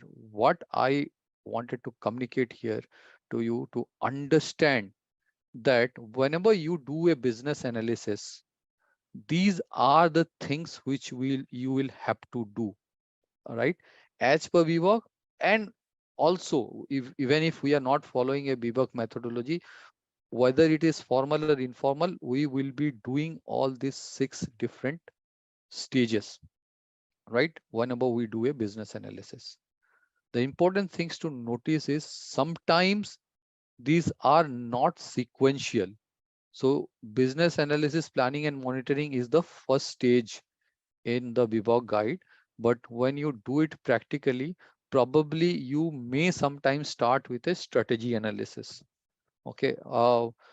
Sometimes you can start with a business analysis, planning and monitoring also. So the important thing is don't look at the which comes first and which comes second and what comes after that.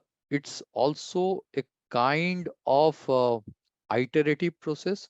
So for example, if you look at requirement analysis and design definition, that means you collect what is needs to be done as a business requirement, and then based on that you are designing a solution. You remember from what we are talking, from need to solution. Okay, need to solution. So if you think need, requirement represents a need, requirement is a representation of the need, and design is a representation of the solution. So what solution you are providing, obviously you have to design it, and the needs is represented by requirement. So this keeps on changing, or keeps on, I mean, there is a iteration. You may keep adding different things into it. So this is how it looks like. If you are not able to make any sense at this point of time, again, I would request you not to worry. Okay, as and when we go through different sections, we will be connecting the different dots, and then it will be clearer to you as we go. Okay, now, whenever we start any activity and we are doing a business analysis activity, right? I hope you are all clear about what exactly is a business analysis activity. If you're not clear, go back to the core concept model and think. So there is a problem, there is a need, you are creating value by developing a solution, um, connecting with your stakeholder, right? In a business context, and the entire process is called change. So this exactly is the business analysis process. So when we are doing this thing end to end, uh, we need to plan. Now the question is why you need to plan. It's pretty obvious that if you don't plan, then you cannot monitor or you cannot measure your progress. If you don't plan, then how you know where you are? Is it, are you going on track, or are you delayed, or are you ahead? You will not be able to know. And once you don't measure and don't monitor, obviously nothing can be achieved. Or if you are achieving, then it's just a fluke. So it's as simple as that. I mean, there is nothing extraordinary about this. Some people may tell you that plan is not important, and then they tell you that agile process there is hardly any planning. Then why this is important? Then your answer should be that the person has not understood agile properly. It's not that agile you don't plan. Agile is I mean, you take a small increment or something of value, and then you keep on developing in an iterative cycle. There is also planning in agile, just that the planning is not done upfront like a traditional method. It's done iteratively. I mean, you take one portion of the entire solution, you plan for it, you develop it, then you take another one, then you plan for it.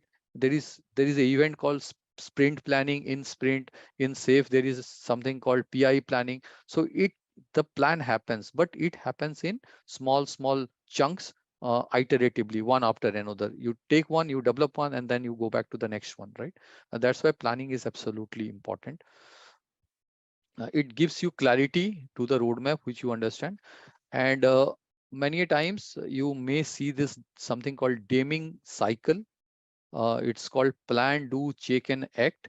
And everything, if you look at it, has come from it. And this is by one of the famous quality guru of 50s and 60s, the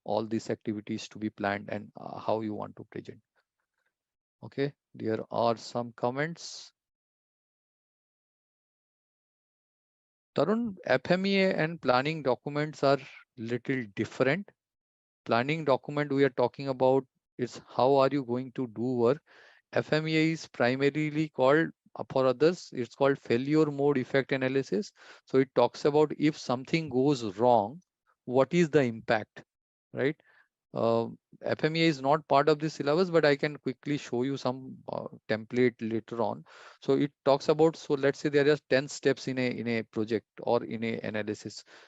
If something goes wrong with one of the steps or multiple of the steps, what is the impact? How you quantify the impact? That is called told in FMEA, right? It talks about severity, occurrence, and detection. You say that if there is a failure, how severe it is, right? And how frequent it is. What is the probability of that happening? And then there is something called detection. Do you know it easily, or will you come to know after 5 months? So for example, one testing has failed, right? You have only realized that that test is case for only one particular case, right? One particular business requirement. But after 3 months, you found out that that test case is also affecting another business requirement which you had not thought of, and that you identified, let's say, after 2 months. Then you are into a big trouble, because whatever test case you are, whatever changes you are making, that will also impact the other requirement, and maybe the requirement are not compatible. I hope you are getting. So what I'm saying is, if you are able to detect it quickly, then the risk is low. If you are not able to detect it quickly, then the risk is high. So similarly, now you have got severity, occurrence, and detection. You take a score out of 10. So 10 into 10 into 10 is the total 1,000 score. Severity, you say that is very severe. You will say give it a 9, and you have to consult the subject matter expert into it, and they will give you a rating. And then how frequent it is, you will look at the data. Let's say last 1 year, how many incidents had happened, and accordingly you will give it a score. And then you'll say how difficult it is to know, okay, based on historical understanding and based on your understanding with discussion with FME, your SME, and you multiply it. So severity, occurrence, and detection, you get a score called risk priority number, RPN, right? And then if it is more than, let's say, threshold, and the threshold is defined by the organization, most of them defined is at 555, all different three. So more than 125, it's a high risk item. Then the risk mitigation thing can there. Okay, so everywhere, I mean, this is a kind of mind map, and this is straight from your BIBOC version 3 V3. What this is talking about, this is the active, I mean, this is the knowledge area, and this is the business analyst planning and monitoring. Then this has got this 5 different tasks, which you can see here. This 3.1 to 3.5. This 5 activity task which you will be doing. What will be input? So for doing this task, you need some information, right? You need some requirement or whatever it is. So what are those? These are called needs and performance objective. And you don't need to remember any of this. I want to make it clear. Never you will find a question saying that what is the input for business analysis, planning and monitoring process. You'll never get it. But just keep in mind that, so that you can connect the different dots, and that will help you to answer the questions later on in the exam, right? Obviously, if you are planning, what you need for planning, you need to understand why you are doing it. From where you'll get it from the needs, right? And then look at what for performance improvement, what you need to do from performance improvement. You need your performance objective, your requirement, your objective of, I mean, what is a good performance, what is a bad performance, those things you need, right? So that thing obviously you need. So these two are input. These 5 things are your activity, right? And you, from here, you just look at the output. It's a straight map. So you create this plan analysis approach, and then what you get, a plan as analysis approach. So this is a document. So you do this planning. This is an activity. This is a task, this which you do, and this is the output. So you, at the end, what you get, I mean, either you create a Excel or a document, whatever it is, but you get an output which will tell you about business analysis approach, how you are going to do this business analysis, how you are going to do your stakeholder engagement. What is the governance? Okay, governance will come. Governance is more about how the project will be controlled. or controlled in the sense how the different requirements, let's say there is change, who will do the change, what who will approve the change, those sort of things are covered in governance. There will be a lot of information that you will be collecting, how you will store the information, how you will use those information. Those things will be covered in information management approach. And then business analysis, performance assessment. So based on what you are doing, then that you will be getting into performance assessment, right? So that's what it is. You don't need to remember, but just try to visualize. Let's start with the first task called plan business analysis approach. Okay, plan business analysis approach. You remember what it does? Plan business analysis approach. It will tell you how you want to conduct your business analysis. That's all, simple. And this activity is planning for that. Now, my question to you, you want to plan the entire activity of business analysis. What are the factors that would influence, right? Plan driven or change driven, agile versus traditional. You remember? Yeah. One of those, these are those perspective are the biggest influencer. So you understand what exactly is a agile. I mean, I don't know if you have understood what is agile and what is waterfall, but for everybody's benefit, let me just summarize it quickly, because some of us are not from a software background. So a traditional or a waterfall or a SDLC, what they call, you will do everything together. So first you will plan, entire thing will plan, right? So there is something called plan driven and change driven. So plan driven is everything you will do together. So let's say let's take an example. You are creating a e-commerce website, for example, okay? Then if you are following is a plan driven approach, okay, and there can be a mixed approach also, I'm not talking about that, but let's say pure plan driven approach to the model which you are talking about in the left, waterfall. So everything you will plan, right? You will plan how the website would look like, you will plan how customer will choose, how they will make the payment, how they will how their experience will be with their shopping cart, how the delivery will be made, how they can track, everything will be planned right at the beginning, right from the beginning, A to Z, right? For that plan, then you do the analysis of the different steps. You look at what can be there, what should not be there, right? All that analysis you do, what would be the best optimal or best solution for the customer. And then you design the entire layout of that website, right? All the different pages. You design it, then you code or implement, right? Then you test, and finally you release, and then there is a maintenance. You understand everything happening together. Everything is happening together. This is a plan driven approach. Now just think the planning for this, how detailed it would be. We'll come back to this question. Hold on with your thoughts. Now, what is this other one is your change driven or agile or iterative planning. So I've taken the sprint example here, the scrum example here, right? What it talks about, that you first choose very few minimal thing, and who will choose that? The product owner will choose. So you want to create a e-commerce website, but everything, they understand that you will not be able to do quickly, right? uh, it will take time, and then there is a risk that some new features will come, something customer will launch, and then you will have to add. So they say that we will do something very minimal to begin with, very I mean basics to begin with. We'll choose 4 5 things.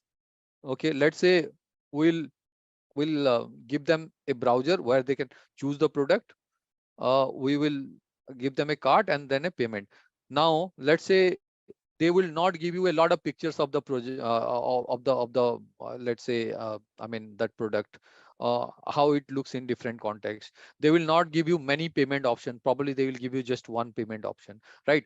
Just as an example. So something very quickly which can be developed, that they will decide, the product owner or whoever owns that, let's say the e-commerce website, they will tell the team, and they will pick up some things from that backlog, and they will do it in a iterative manner. Iterative means continuous cycle. So you first do one small things, then you show it to the stakeholder, and then you get the feedback, whether it is good, bad, ugly, and based on the feedback you change. So somebody will say that, okay, I mean, something very horrible can happen in and one of the things I have actually experienced quite back long back, while e-commerce website were not very popular.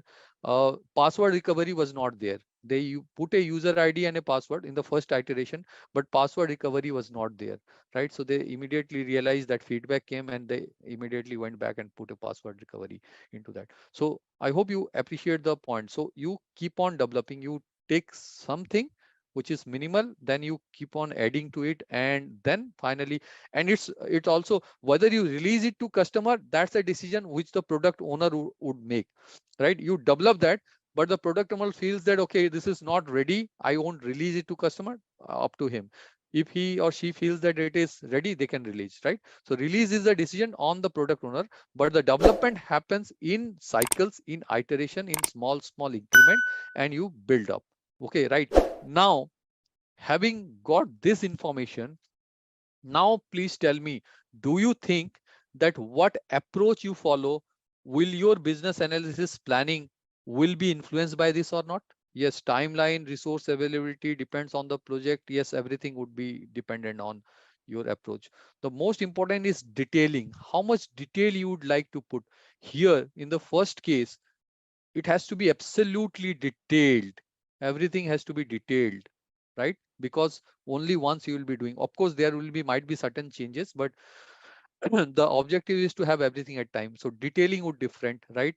The risk and mitigation strategies would be different here, because you are doing it one by one, then it is also different. But yeah, on the face of it, agile looks good, but still I mean, many a places it is not popular, because I'll tell you something practically why it happens. Because it happens because customers or the clients, they are not comfortable with it, because most of the things are built based on the outcome, and here they are not sure what they will get, and that's why sometimes they say that we don't want to go with agile.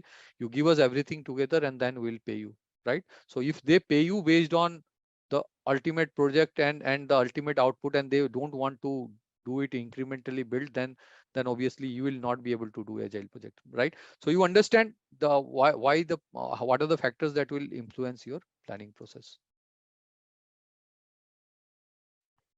Yeah, so this is something, your timing would be very, I mean, your timing would different, right? Your coordination would be different. Many a things would be different, and these are the things that a business analysis should do, align with overall goal for the change. For example, I mean, let me give one example. So regarding timing, let's say your planning process is still on.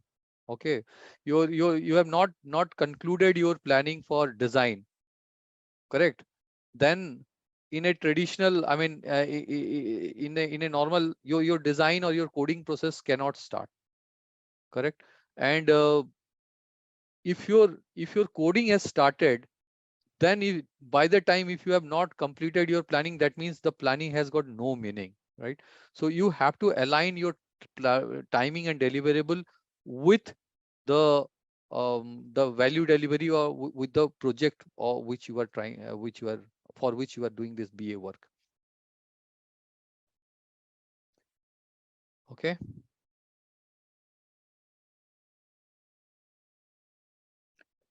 um, One thing again, you can think about it, that when we are planning, what are the other thing that can influence is actually is the level of detail which you are getting. So maybe initially, let's say you are asked to produce a planning document, or you created a document for yourself, you will not have all the documents or all the information. Then your planning, you have created a plan, but as and when you get more details, you can refine your plan, and you can keep on updating. That is also quite possible, especially you are doing it. So the point here is, Do not think that the planning document is something like is a mark on, I mean, it's a watertight compartment kind of thing. It cannot change. As and when you get more details and information, you can add more details into the document. Okay, this is import, this is plan and outputs, this we have seen. Okay. What is formality? It is talking about formality and level of details of business analytics deliverables. This is also something that is affecting it. So what is formality? Let me explain what exactly level of formality means. So you understand that there are some organization, and you may have also been part of that, where everything and anything you do has to be documented, and many things has to be signed off. You remember, I mean, if you have gone through, and earlier it was, I mean, any change, everything will go through a proper document, proper approval, I mean, and if the request is a little, I mean, larger in value, any change request, then it will go through a change approval board. Maybe sometimes it will go to the project sponsor, and everything is documented, everything is signed, everything is kept properly organized. And this is one thing. What is another example of formality? You want to meet somebody. Let's say you want to meet somebody, then you have to set appointment, take time, properly. I mean, you discuss the agenda before going. You give a what are the things you want to discuss, and then they will be discussion will be only based on what is there in the agenda, and that's how it. So these are highly formal environment, highly formal environment. Okay, and what is a less formal or informal environment? Where mostly, if you look at in some cases, the project change requirement are very flexible. They gives a lot of headway for the project manager or the business analyst to work on. So they will say any change, let's say the value is less than, let's say, 100,000 euros, again a hypothetical figure, or any change that is going to take less than 5 days to implement, you just take a call. You don't have to do anything. You create that within your internal team. You discuss within yourself. You get it done. You don't have to come with any sort of approval, right? In some organization, you don't need to set up meetings and everything before you get into a discussion. You can just walk in and talk and I mean get it sorted. We are not here to say which one is better, which one is worse. Both the things have got their own advantage and disadvantage depending on the organization culture. You can't be a informal individual if the entire organization culture is formal. So so the trying to understand, we will have to adapt our ways of working as per the organization culture, and that is what the formality and level of detail we are talking about, right? So whether the documentation is formal, informal, and how detailed it is required, that is what we have to take into account while we are creating our planning document. Okay, a few other things that may impact, obviously risk and complexity. If the complexity is high, you may have to give more detail. If risk is high, maybe you have to be more meticulous into looking at what possible can go wrong, and then accordingly you have to add those details into your planning document.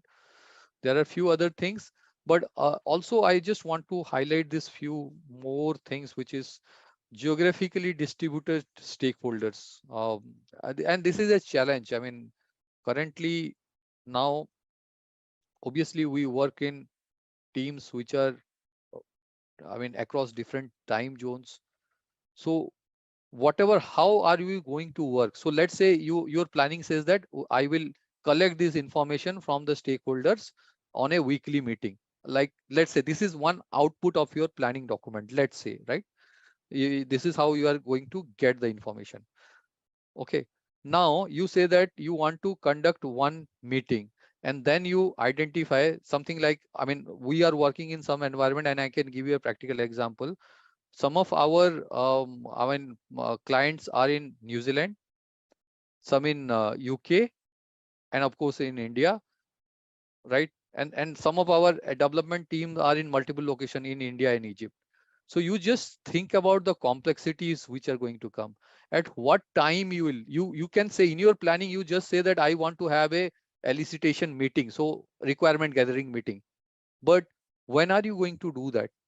In a geographically distributed time, if you don't take care, half of the time you will not guess the detail, right? So it's extremely important to plan for this. You ensure that everybody is available. If not, then maybe you will ask the partner to nominate somebody who can come early or stay late, or you can come early or stay late, or arrange your own workplace, your own work shift, or your one work timing, and accordingly you have to uh, take into account this. Otherwise, if you have not considered this as a planning stage, your entire thing is going to get jeopardized, and later on you have to make changes, and many people may not be happy, because they will say that earlier you said that the meeting is going to happen 6:30 in the evening. Now you are saying that it's at 8 in the evening. I'm not available. I have my family life. I want to go back, right? So you may end up in a lot of trouble because of this. So geographical distribution, just think about those things. Outsourcing, yeah, again, what happens that some portion of the work maybe you will be doing in-house, so and then some portion will be outsourced. So maybe your upstream and downstream process are outsourced, and whatever analysis or change you are doing, that will impact your outsourced process. So for example, let's say you are creating this CRM process, but there is a separate organization who handles your customer calls. I'm talking going about the BACCM core concept model example, where you are creating one CRM, right? So but CRM is what the customer, I mean, you will see the customer detail. Let's say customer calls that he or she has a complaint, then you open up the CRM, and then you get the information, then you respond. But now this organization who is responding to your customer call, it's a outsourced third party, okay, somewhere else. Now, to what extent you can share the information? Some there are this non-disclosure agreement, there are data privacy and data security issues which will prevent you to share some information beyond your organization boundaries. But then you also have to work with them. So if you don't take into account the outsourced team and the data requirement, and later on you ask them, and they say that they are getting impacted, and you want their input, and then you can't share, and it will, I'm not saying you will not be able to do it, but it will take time for get those approvals and everything. So if you have not planned for those earlier contingency, let's say you say that I'll be able to do in a week, and you have not thought of this data security and privacy issue and non-disclosure agreement and everything, and you have started and you realize that it will take 3 weeks. Do you think your partner will be happy, your client will be happy? Something you committed 1 week, and then you realize that you will be taking 3 weeks. And what would happen to you as a business analyst, your own reputation, right? So think through every aspect that will that may impact, correct? And those sort of things, some of these things are listed. Please go through it, and then whenever you are doing those actual planning exercises, you will have to keep everything into account. Some of things will be relevant, some things won't, but at least those relevant things you'll have to put into account, and that's what differentiates a good BA from a bad BA, or a average BA, let's say, and or a excellent BA from a good BA. Okay, this is again from your BBOK guide. It is talking about this difference into predictive and adaptive approaches. Yeah, solution definition, level of formality. We talked about timing and activities we discussed. Okay, now let's say there are business analysis activities you are doing. Okay, so different activities you want to do. So how you will do is you will identify all the different activities, and then you see who who is responsible for doing those activity, who is responsible for getting those informations, right? And accordingly you then you plan it and you put it into a calendar, and then you come up. Now one question, this is pretty simple, obviously, and that's why I'm not going into detail, but one thing I would like to highlight here, and one question it is which is right at the bottom. If I ask that that you have to interview certain people to get their inputs for the change which you are making. Okay, you want to interview. Uh, and I'm taking you back to the predictive versus adaptive approach. Which approach you think the interview is more suitable, or will be, I mean, you will be able to do it better uh, in a predictive approach or a adaptive approach? And the other name is whether there is this traditional waterfall SDLC methodology if somebody is using, or approach is using, or the adaptive or the agile approach. So in which approach, if the organization is following, right, you think interview would be more suitable? Just to let you know that interview can be done in both the approach, but I am just saying where you think you will get more value out of interview, in predictive or in adaptive, and why. My question is why. As predictive planning approaches are typically quite formal and produce very detailed document, and sets require formal approval. So that's why, because look, in agile, what happens that they give a lot of importance on face-to-face interaction. You also get a regular time in terms of your iteration review. So whatever you prepare, you show it to the stakeholder once in 15 days or 1 month, right? And then you get feedback. So what happens, even if you have got any queries or any doubt or anything, or or even for the planning, I mean sprint planning or iteration planning, you get a lot of time from the product owner, who is the one who is deciding what to be built, right? So in that case, you already get a lot of face time with them. But in SDLC, generally what happens that the things are little formal. So if you want, then you have to set up time and you have to take interview, and then you have to do it properly. Okay, so that's what I'm saying. If you are doing interview, it is more effective when when the situation is formal. But if you are doing it in an informal kind of environment, in a agile or adaptive, then you already get. So I am not saying that it is not useful. You still can go ahead and do it. But my point is, if you are doing an interview in a SDLC methodology, if your organization is following, then very careful, but you may not get a second chance. So very meticulously you have to design your interview, and you have to get as much as information as possible. Maybe you can reach back to them for some clarification, but it should not happen that, I mean, you wanted to, I mean, there is 10 things which you should know. In the interview you did 6 things, and 4 of the things that you could not think of, and then later on you ask. So some of them are accommodative, they will say that it's fine, but some of them will say that I already have given you time, why are you coming to me again and again? And it happens, this actually happens, and those who are having work experience can vouch for it, that it's quite possible, and sometimes it becomes really nasty and reflects bad on the business analyst also. But the good part of it is you get everything together, right? So if you can think of what are the things that are possible, you get all the information together. That will help you to plan your entire activities better. In agile, you may get some pieces of information. You don't have everything what the product manager wants you to implement. The entire product roadmap you don't have.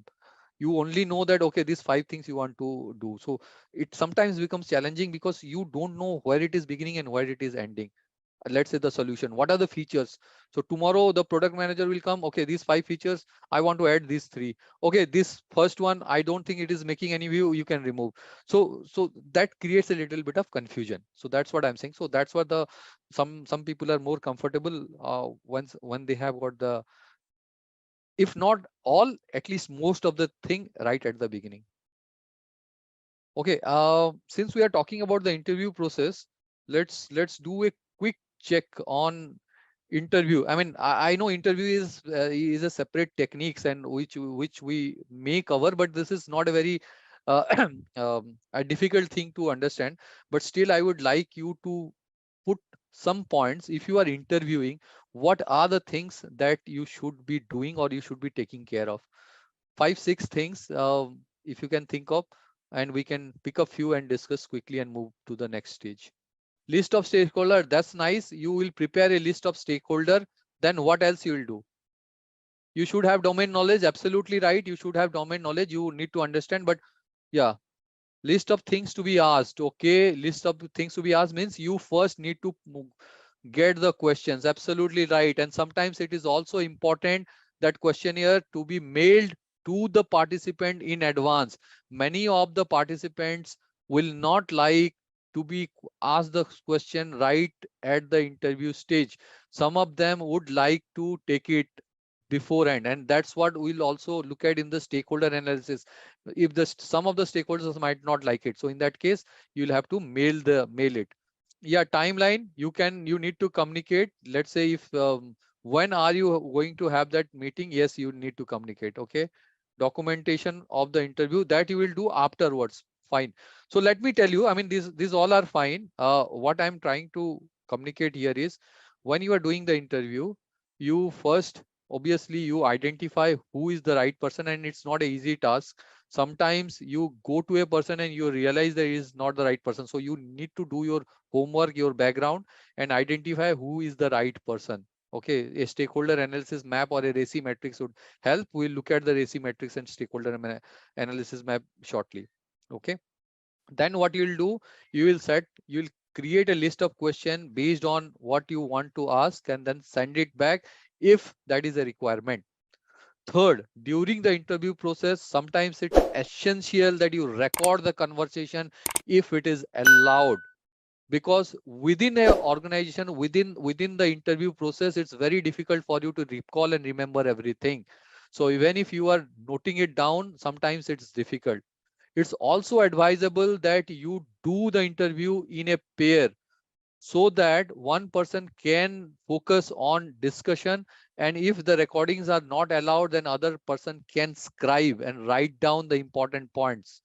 Okay, sometimes it also happens that if some important questions are getting missed, if there is another person that will help you to put forward the questions, right? It's also important that while you are interviewing, even if you are doing it in an online session, uh, please maintain eye contact and make it into a mode where it is interactive. Okay, you need to understand the, obviously, motivation of the stakeholders, but after that, I'm saying, it should not that the stakeholder is not interested, and you should understand, if you are doing it, let's say, in the last half an hour, while the stakeholder is trying to go back to his home from office, then he will just give you quick information which may not be very useful. So keep those things in mind. When are you going to conduct the interview, how long it is? Typically, if you are asking more than 15 questions, then it is absolutely make no sense. 10 to 50 questions should be maximum, even within a questionnaire or even you are interviewing. You also need to decide whether you want to do a structured interview or a unstructured interview. So a structured interview is that you already have predefined questions, and you need to ask one by one. But sometimes unstructured interview also helps, because it gives you a lot of additional information. So how a unstructured interview goes, you frame your question based on responses. So you get a response and then you ask. So when you are trying to do a root cause analysis of a problem, you want to identify what is the problem. The open-ended question will help. So for example, you will not ask why you do this, how you do this. You'll ask, I mean, you can ask why, and then he'll say, then you feel, then you give that. Have you explored some other alternatives to do this?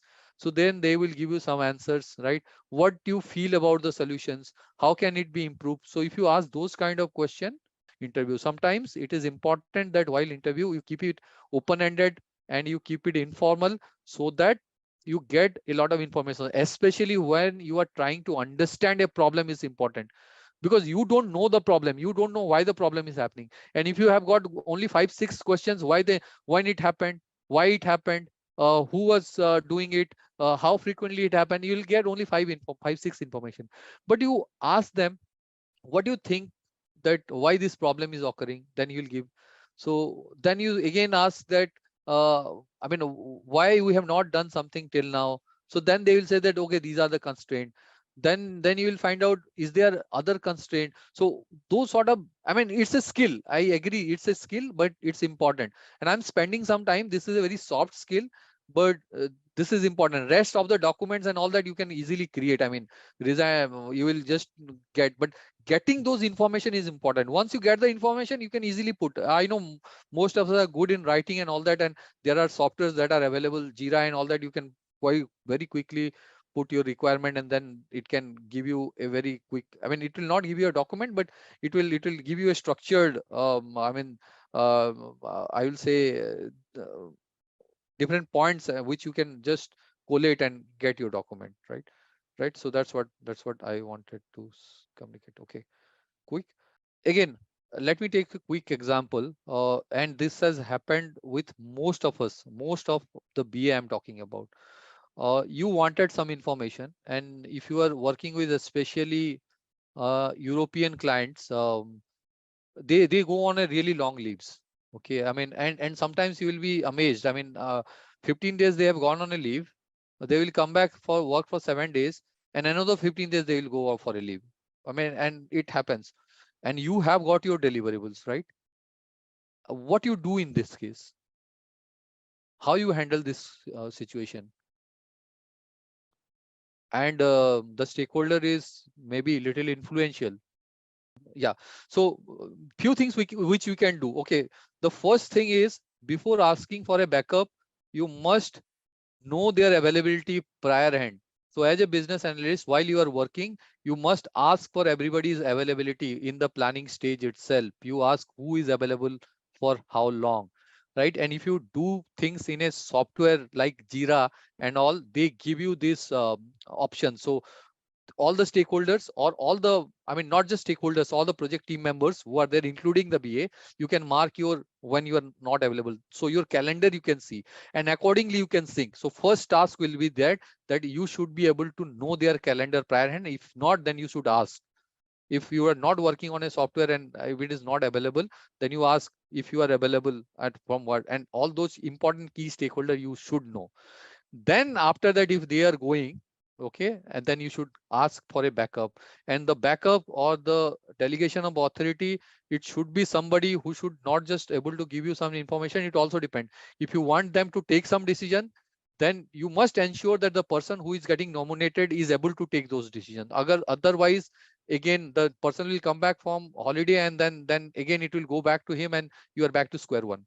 So you ensure depending on the requirement. So if you want to just collect the information, and let's say the additional person who is having those information, then it's fine. But if not, if you are looking for a decision, looking for a approval, then you ensure that the person has those authorities. Yeah.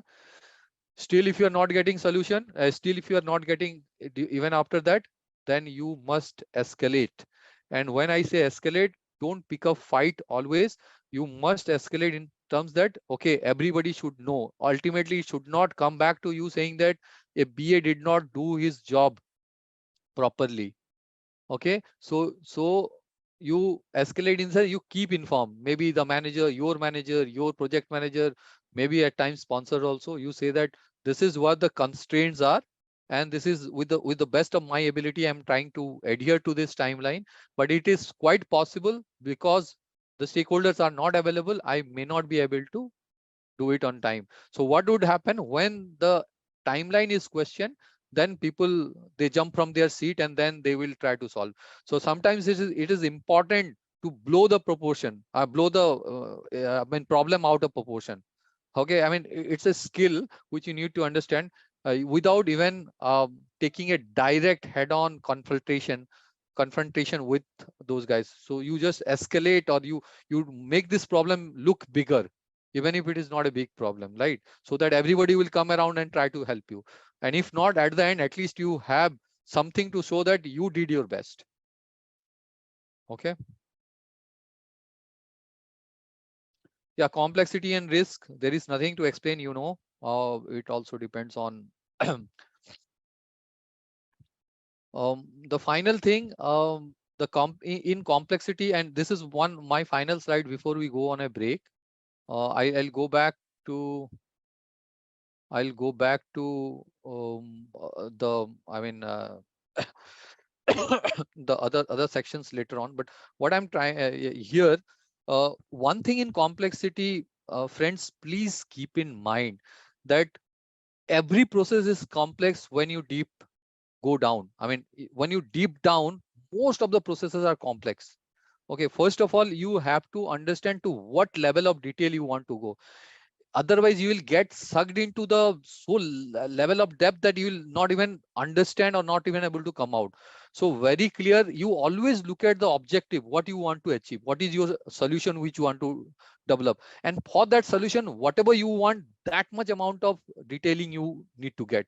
Otherwise, I mean, everything. So if you look at, and sometimes I've seen BA, they will go to, I mean, a coder and see what kind of testing, coding, I mean, whether they are doing some automated testing or pair testing or how they are. I mean, that's not the part of a BA actually. Okay. I mean, unless you are doing specific project on testing only.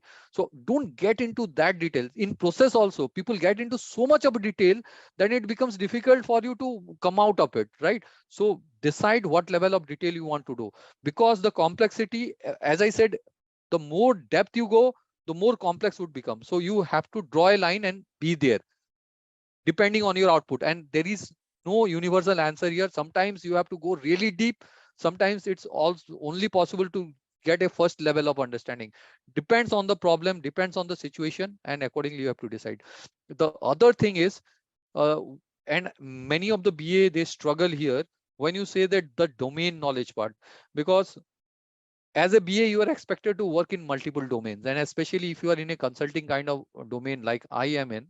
So sometimes I will work with a finance project, sometimes I will work with a customer support project, sometimes I will work with a marketing project. Okay.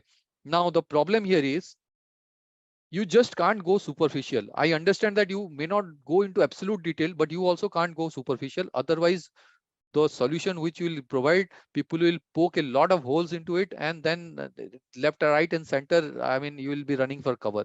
So you will also have to get into the details to the extent it is required. And these details, nobody is going to give you on a platter. I mean, there is no ready-made document which you can just go and read. You have to talk to people, and before that you have to identify who are the people. Even if you identify, they may not be ready to talk to you. I mean, they may not be interested, they are doing some other job. And don't think that just because there is a project or there is a business analysis work is happening, everybody will come jumping to help you and you will be working as a team. And in theory it sounds good, but in practically it never happens. And I'm repeating, those people who are having a lot of work experience, they can vouch for it, right? Everybody has got different interests, different work, different, I mean, everybody is under tremendous work pressure. Nobody is going to come and give you all those information what you need. You have to be smart enough to get it. Sometimes you have to, I mean, make it absolutely formal, put it into calendars, and sometimes you have to, I mean, get some, what you say, communication from the top leader. Let's say a leader is there and you want some information or some work with his team, go and build some rapport with the leader and ask the leader to drop a mail saying that, okay, so and so will be doing this kind of analysis, please help them. Okay, so something which you go and say may not work, but something their boss or boss's boss, they will say that will work. Sometimes, I mean, you may have to make them part of the project. If you think that they are absolutely critical, then you pull them in, and it's also a skill. People will not be ready to give, but if you think that resource is very critical for your success, you talk to people, I mean, talk to the senior and managers, and pull them into your project. You can talk to businessmen and say that, okay, for 6 months I need this guy or girl, so that my work is not, I mean, I can do it smoothly. So many a things. Sometimes you have to go and sit down with the person who is actually doing the work and look at into step by step and understand. You don't need to remember, but at least you should know, right? So maybe a bit like a, I mean, I'm not digressing, but maybe not exactly a technical topic, but again, extremely crucial, extremely important for you to be a successful BA. Okay, coming back to our organization, culture is a big issue, and culture is a big issue when you are working in multiple geographies. Number one, there is a big problem. when you are working with multiple organizations. So sometimes you work, especially as I said, if you are a consultant and there are many processes are outsourced, then it's a big issue. So culture can be a issue, geographical. So for example, I mean, the communication itself is a big problem. And I want to share an incident with you. I mean, some organizations are so hierarchical. I mean, it will be, I mean, you will laugh at it. And I sometimes was working with one of the organization. I obviously will not name it, but it was extremely hierarchical. I mean, you can't approach a junior without connecting with his manager first, which is still okay. But what actually was completely surprising to me is that I sent a mail, and obviously when you send mail for some requirement, you put those people who are required in CC, I mean in two, in the two section, and those who are actually need to be informed, you keep them in CC. And I did that. And then I mean, I was not getting any support from the person, especially one or two person. So one person especially. So I was so curious that what is happening actually, why this person is not responding to my mail and all. um, and then obviously I had no understanding of the culture of the organization. I mean, I would say I had, but I did not know it is so hierarchical. So then informally I started chatting with some of that organization's individuals, and one of them told me that you have not followed the order while marking people in two. So that was something completely surprising to me. I hope you understand what he was saying, that the topmost guy, the boss, you should put him right at the beginning. Even if it is on CC, he or she should be right at the beginning, and the next person would be next to him. You can't just put the first name in the CC section, somebody who's, and you can't put somebody's superior or manager after him. So this was surprising. I mean, and this did not happen 50 years back. It happened only 5 6 years back, right? So you try to understand. I mean, my project was at risk with such a simple silly thing which I was not even aware, and it's a cultural thing, right? So need to understand the culture very thoroughly, otherwise you will not get the support from the organization or wherever you are working. I mean, if you are within the same organization, sometimes still it makes sense. I mean, create issue. But if you are working in a cross cultural, cross geography, it's a big problem. So yes, absolutely critical to understand the cultural aspect of it. Okay, cool. Let's move. Acceptance, you understand. Sometimes it is formal. You need sign off. Sometimes it's okay. They can just reply you on mail. Sometimes it has to be properly documented, written, and signed off, physical signed off and kept. And then you take a scan copy and keep it in a repository. So many things happen. Whatever the organization is supporting, or whatever the organization is doing, you have to do accordingly. And everything, of course, has to be correct. Goes without saying. Yeah, okay, just a second. Let me put it on a full screen mode. Okay, these are the different guidelines and tools. Okay, I mean, you understand, right? All this. Expert judgment. Expert is somebody who understands the process, and it has got nothing to do with designation. A subject matter expert can be a SME, can be a manager, can be a CEO, whoever is the expert of your area. You want to do it. You will be doing it with that. So techniques, as I said, brainstorming, we will look at it while we do the elicitation part. Um, I'll look at estimation because that is important, and you may expect one or two questions for estimation. Financial analysis is complex, but we'll look at again when we do solution evaluation, some of the financial analysis we'll look at, and rest of the things, I mean, you can read. And I'll cover process modeling. I will cover risk analysis, and management scope modeling is nothing. It's just talking about you. I mean, it's talking about what is the scope of the project from, or your business analysis, where it begins and where it ends. That's all. If you put it into a paper, that is what Bebop meant by scope modeling. Of course, you can put it nicely visually, but the crux of it is you need to mention what is the scope, what is the limit of your BA work, where it stands, where it works. So, for example, you may say that I am doing it only in one specific geography.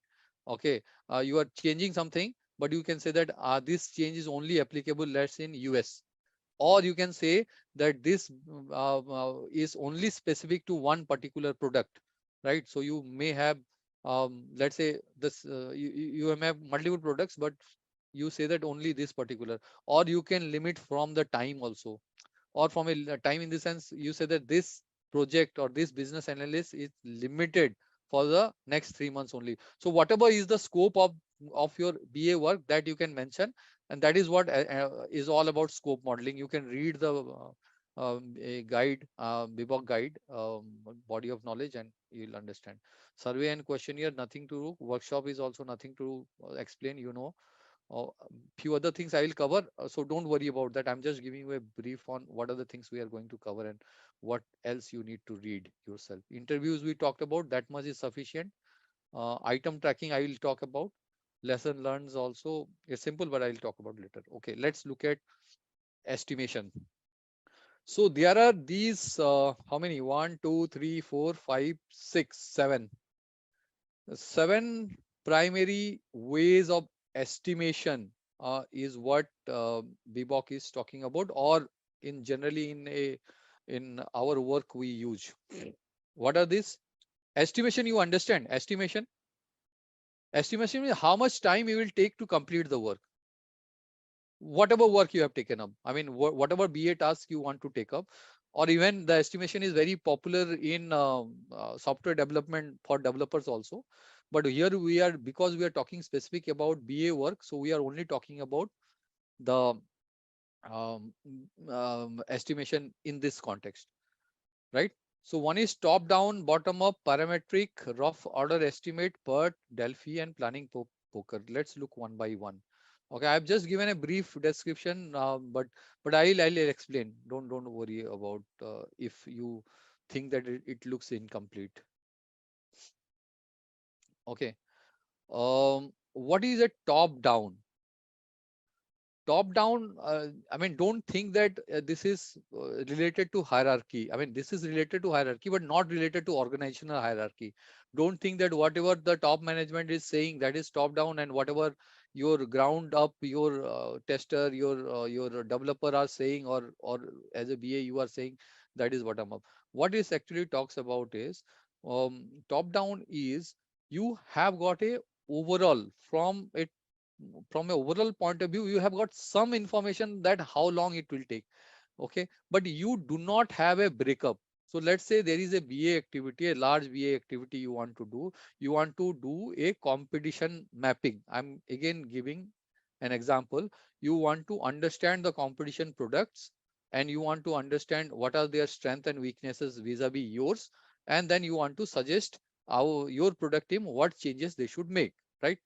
But here you don't know how, I mean, how many competition, I mean, how detail you want to go, or how many competition you want to cover. All these things are not there. You are doing it for the first time.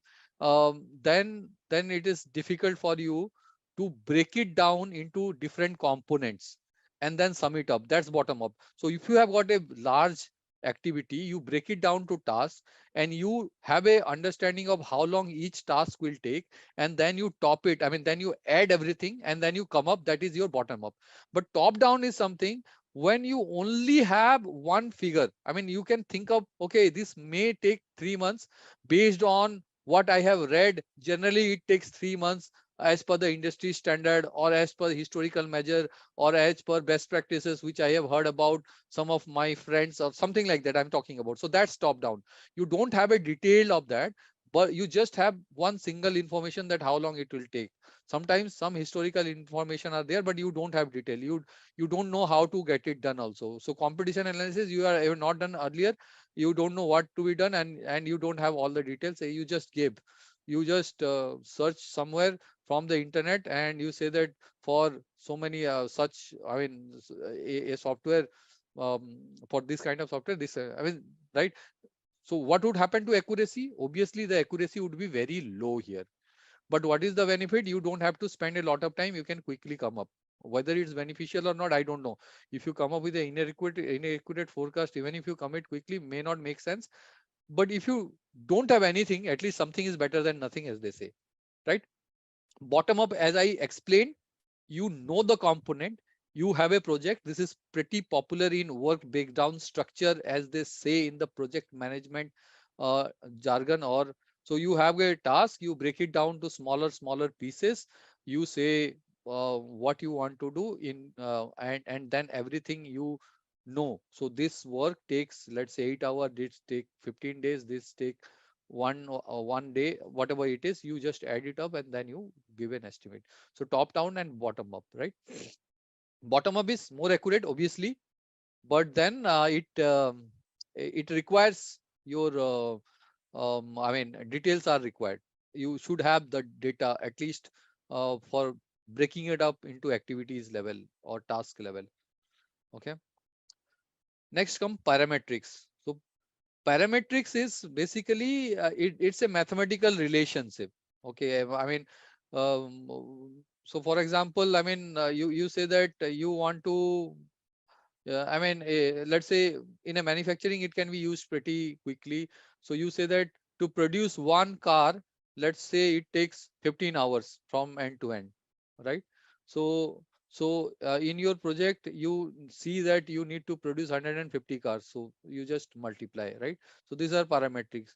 In a software environment, you say that, okay, you estimate that this will have, let's say, 500,000 lines of code, and generally you know that 10 lines of code takes 50 minutes to do, let's say. Okay, so you come up with how much time it will take for 500,000 lines of code, and that's how you estimate. So it's a parameter, it's a statistical relationship, right? Mathematical relationship, you can calculate. It's not 100% accurate always, because as I say, coding, the difficulties might vary. So, but on an average, it can hold good. Okay. Rough order estimate is again a little bit like top down, but you absolutely have got no information. And then you are discussing with your team, or you are saying you can just give a rough order magnitude: small, medium, large, very large, something like t-shirt sizing that they call. So this is a rough order magnitude, a rough order. I mean, you don't have any scientific basis of this, but maybe based on your gut feel and experience, you want to give it, right? Another one is PERT, and PERT of estimation. And uh, I mean, at least when I appeared for my CBAP exam, I got one question on PERT only, estimation. So what is PERT estimate is, it's called optimistic, pessimistic, and realistic, right? Optimistic, pessimistic. O means optimistic. So let's say you are doing a work, and I will ask you, what is the optimist time? You will say 10 days. What is the pessimistic time? I mean, assuming everything that may go wrong goes wrong. So you say that 20 days. And then you say that what is realistic time? Realistic is not always average of optimistic and pessimist. I mean, it can be other also. You saw that realistic is 12 days, optimistic is 10 days, but my pessimistic is 20 days. So it's a average. It's a simple average, but that the realistic, the most likely, L means likely, the realistic, that you will multiply 4 times. The weightage of that is 4. So optimist plus pessimist plus realist of 4 times, and then sorry, it's not 6, it's divided by 6, my mistake. Let me correct it. Optimistic, pessimistic, realistic divided by 6. So in this example, can you tell me what is the PERT estimation? Optimist, simple calculation, guys, quickly do it and put it in the chat window. 10 days, 12 days, likely 12 days, pessimistic 20 days, optimist 10 days. What is your PERT estimation? PERT is, I mean, project evaluation and review technique, but you can also, sometimes they call it program evaluation. So it is equally applicable for your BA task also. Okay. So simple calculation, I'm sure. So 10, optimist is 10, 10 days. Pessimistic is 20, 20 plus 10, 30. 4 time likely, likely I said 12. 12 fours are 48, correct? 48. 48 plus 10 plus 20, how much it is? 48 plus 10, 58. 58 plus 2, 78. 78 divided by 6, 13. Yeah, so 13 is the right answer. Now, what is Delphi? You may have heard about this term called Delphi. Okay. What is Delphi? Delphi is a techniques where anonymously you will ask the experts. So you will ask different expert how long it will take. Or and this is also used in many other things like economist. I mean, economic forecast they do Delphi, or Delphi they call it. So how they do it? Everybody they will ask the question, okay, and they will also sometimes they ask you why you think it is, okay, and it is anonymous. So I will give you 5 experts, I'll give you this, I'll ask you how long it will take, okay, and uh, then I'll collect this information back, and then I'll send it back once again. I'll say that you are saying it 10 days, but most on an average all the experts are saying it 15 days, okay. In the view of this information, would you like to revise? So it's also a iterative process. So they will revise or they will not revise. It's up to them, right? And then other guys also or girls also, you will send that, and they will give you that estimation. And at the end, if everybody comes to a consensus, well and good. If not, you can take an average. What is important in why Delphi is important? Because they call that it avoids something called hippo. So hippo is highest paid person's opinion.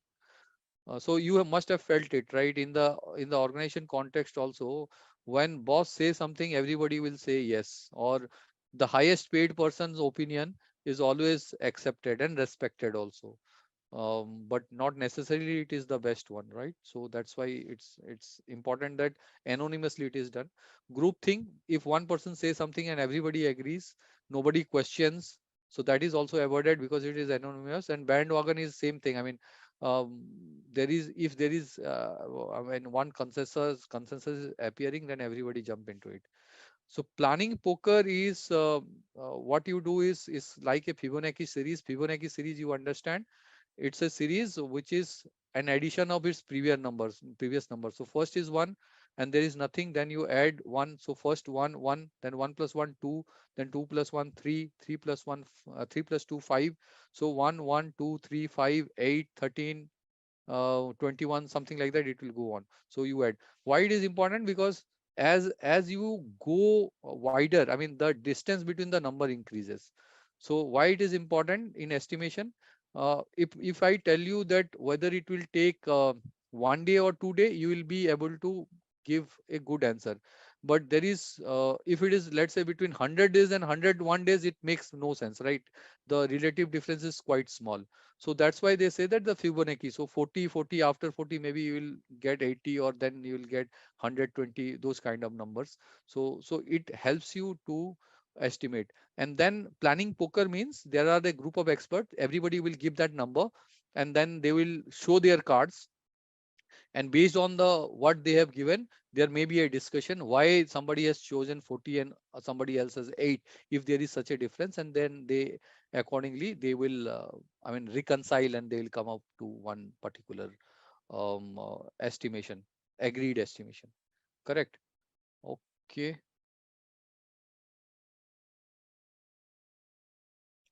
Okay, these are the stakeholders. I think this nothing to explain here. Output, you will get a business analysis approach. Cool, cool. Now let's look at stakeholder engagement. And again, I will be taking you through the most important thing. Now the question is, who is a stakeholder? I'm not asking this question because we had this discussion. Anyone whose skin in the game, as they say, anyone who is going affected by the change which you are proposing as a BA, that the person is a stakeholder. It can be external, it can be internal, it can be very small in the hierarchical or very high up in the hierarchical, does not matter, is a stakeholder, anyone who is getting affected. Sometimes some stakeholder will get positively affected, some will be negatively. For example, you might, as a BA, I mean, in this situation, it's a not a apt example, but I am still want to give it. So there are BAs who have been asked to do a work evaluation so that people can be moved out, so that people can be laid off. Okay, so so so in this case, just think about it. I mean, there are a lot of stakeholders which will get negatively impacted. Some managers or somebody's work profile may get reduced. So you will not get any cooperation. You may not get any cooperations. So it's important to understand and keep things close to your heart for confidential matter. Don't go on talking that I am working on such and such project, because most likely you will not get any cooperation. Or so be careful about divulging how much detail you want others to know. And for sensitive matter, it's crucial that you don't say upfront what exactly it is. All stakeholders are different, right? Why all stakeholders are different? So because different stakeholders have different expectation. So whatever changes you are doing, all different stakeholders will have different expectations from the project. Somebody want that, let's say the marketing would want the revenue should increase, but let's say the customer support executive or the customer head support head, they would want the customer, I mean the support should come down. The the your uh, your um, sales team, or they would say that my sales should be maximized, right? So this might be conflicting, because let's say you sell more product and you make more version of the product, or more, not version, more different tweakings of the product. You make bespoke products for different customer. So your support team will have a torrid time, because they will have to understand what you have sell to different customers, and they will have to answer those queries and all. So these are conflicting. So I'm saying the expectation from the project will be different for different stakeholders. And of course they have got different skill set, different abilities, different knowledge, and that's why they are different, and that's why they need to be handled differently. And most important thing, they have got different impact. If one stakeholder who is highly influential for your project, and you are not handling him or her properly, then god save your project. And here on the bottom, you see a lot of tools. So the question here is, you need to understand what tool to use for which type of stakeholders. So as a BA, you must have everything in your arsenal, but you must be very careful to choose what you want to choose. And some of those things we are going to look at. Now, how to identify stakeholder, and this is one thing which we also talked about while we were talking about the that interview, how to identify interview, right? So whom to interview. So similarly, who is your stakeholder and how to identify. So this is called stakeholder onion diagram. So you identify what exactly the VA activity you are doing, right? So let's say you are changing a customer ordering system, and then layer by layer you imagine who are the people who can get impacted. For example, project manager, BA, developer and tester are the very immediate impact, right? But then system admin, trainer, user. Why trainer? Because they will have to train the help desk employees who will answer the customer queries. Okay, the user. Then there are other executives, subject matter experts, sponsors, competitor supplier, and at the end, you see that there are external, so competitor supplier. So layer by layer, you can see. So you take a, uh, item or solution or requirement, what you want to, what for which you are doing the BA activity. Then you see who are immediately connected. Then you extend. So then you extend. So first level connection, second level connection is, let's say tester is immediate connection, right? But who tester is related with? Maybe tester is related with developer here, but who else is tester is related with? I mean, you can think of, if there is nothing, it will stop there, right? Developer, once the solution is developed, where it will go? It will go to the user. So similarly, user will be there. So accordingly, first level, second level and third level connection you think of, and you will come up. This is a very important technique.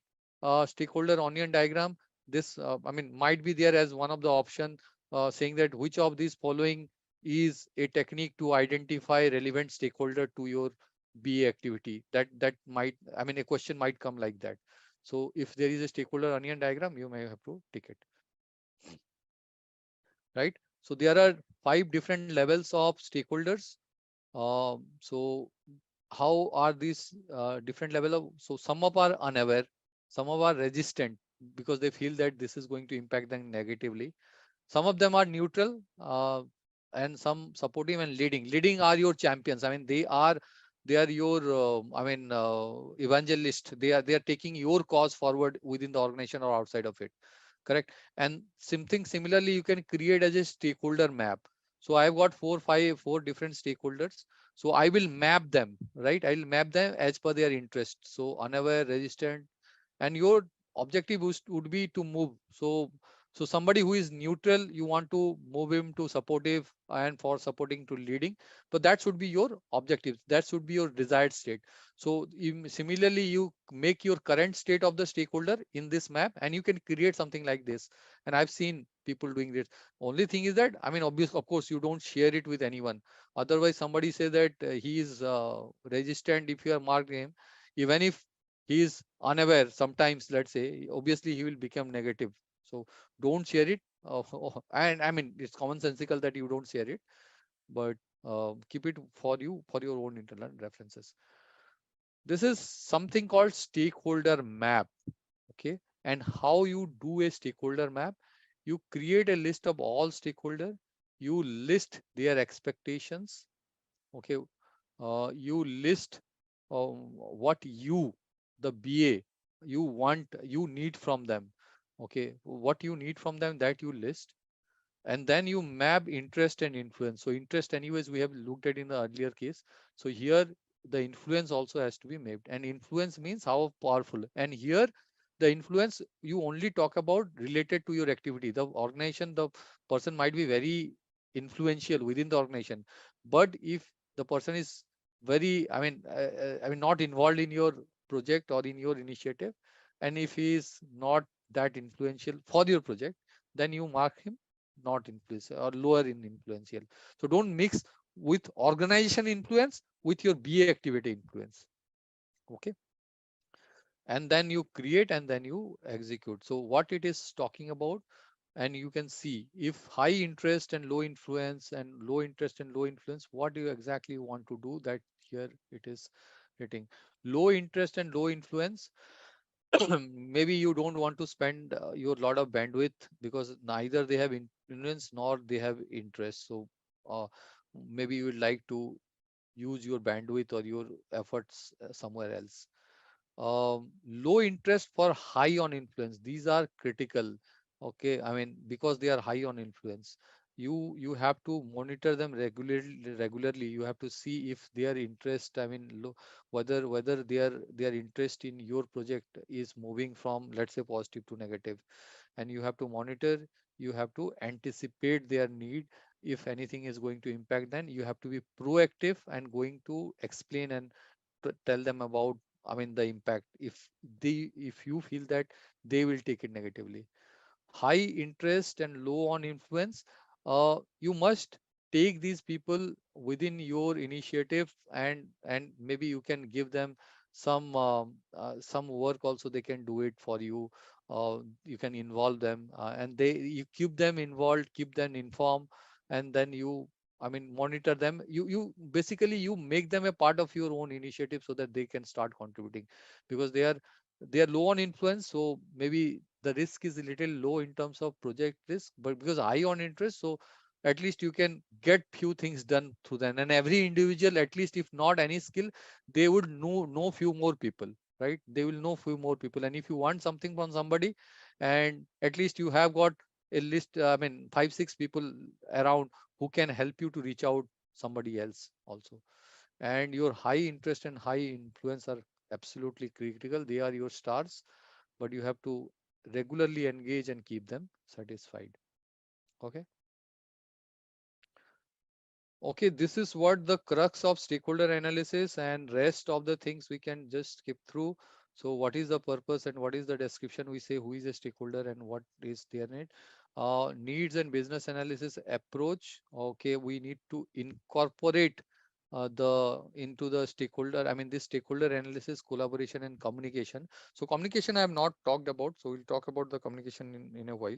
So so it's not just about I mean doing analysis. You also have to plan the communication. So planning communication is how frequently you want to communicate. Some people, and I mean, if you're sending too many emails, they might get actually pissed off, or and if the person is very influential, I mean, you may end up in trouble just by informing more and more. So keep into mind how much of information, what frequency. So for example, the detailing which you want to take, and those of the sort of the things are there.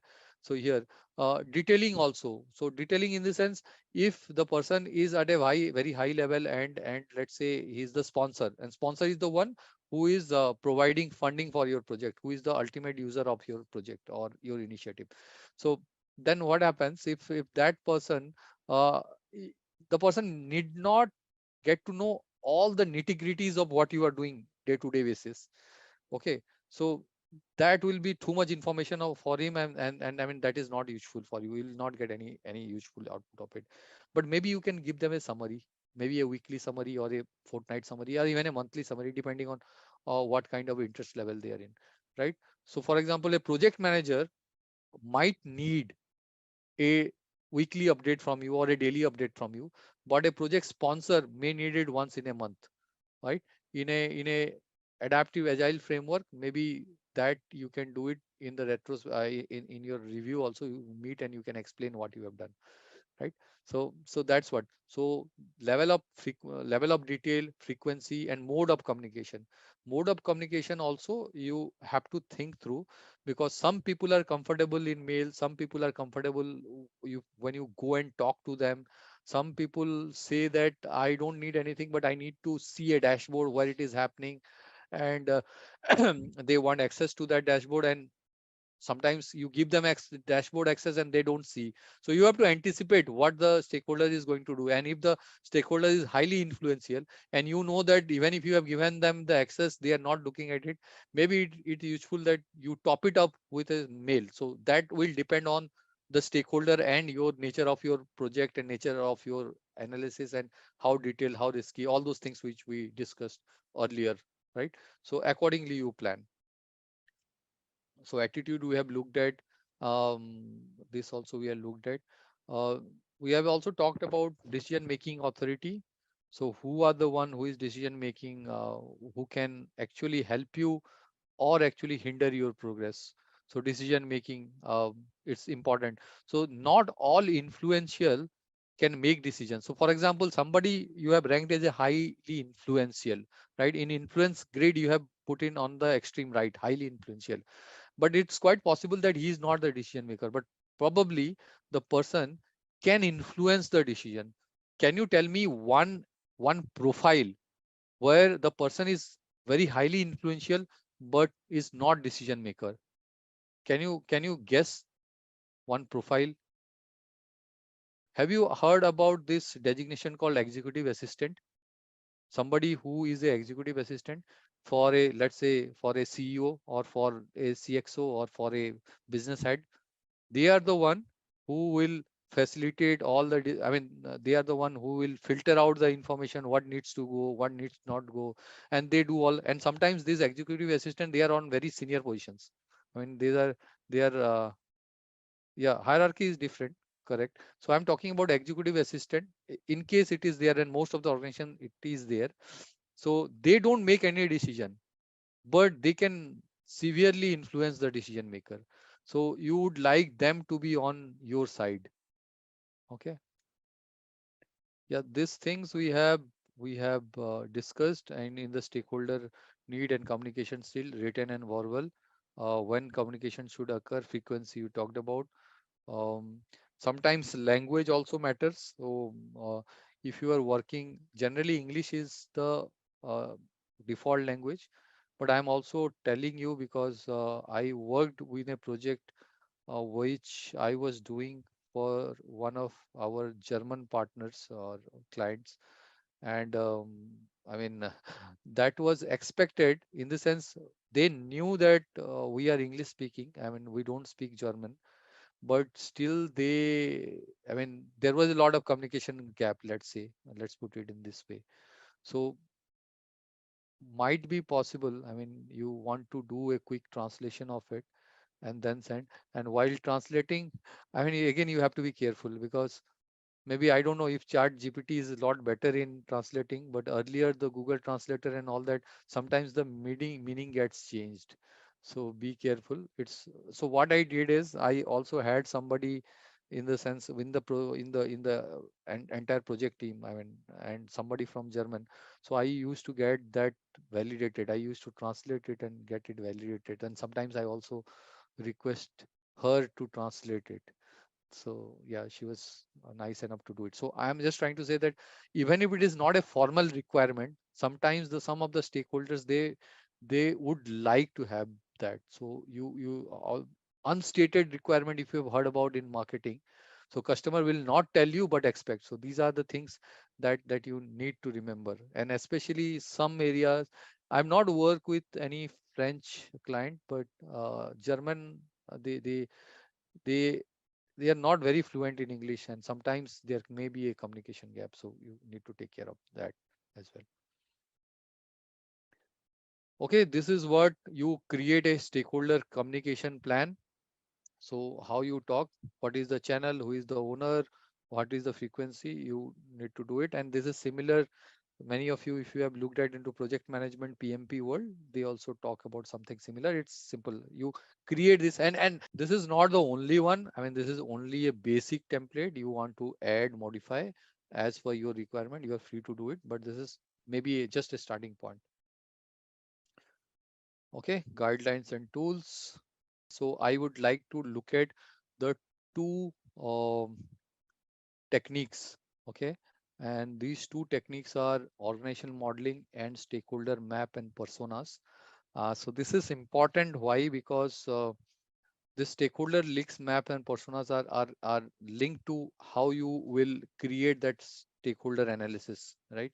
So that's why it is important. So before that, let me just talk about organization modeling. And organization modeling is pretty simple. Sometimes, as I say, modeling in bebop, it's about visual representation of anything, right? So there is not a prototype or nothing, which I was also talking yesterday. So if you look at, this is simple. This is what is the organizational modeling they are talking about. The organizational hierarchy chart is itself a organizational modeling. So don't get confused to when you hear about organizational modeling either in bebop or in exam. It just simply means your organizational structure, right, in a visual representation. That's all, nothing else. Okay, RACI matrix I wanted to show you. So RACI, anyone who knows what exactly is RACI? Can you just put RACI? What is R? What is A? What is C? What is I? Yeah, responsible. Okay, I'll call it responsible, accountable, consulted, and informed. So responsible and accountable. What is the difference?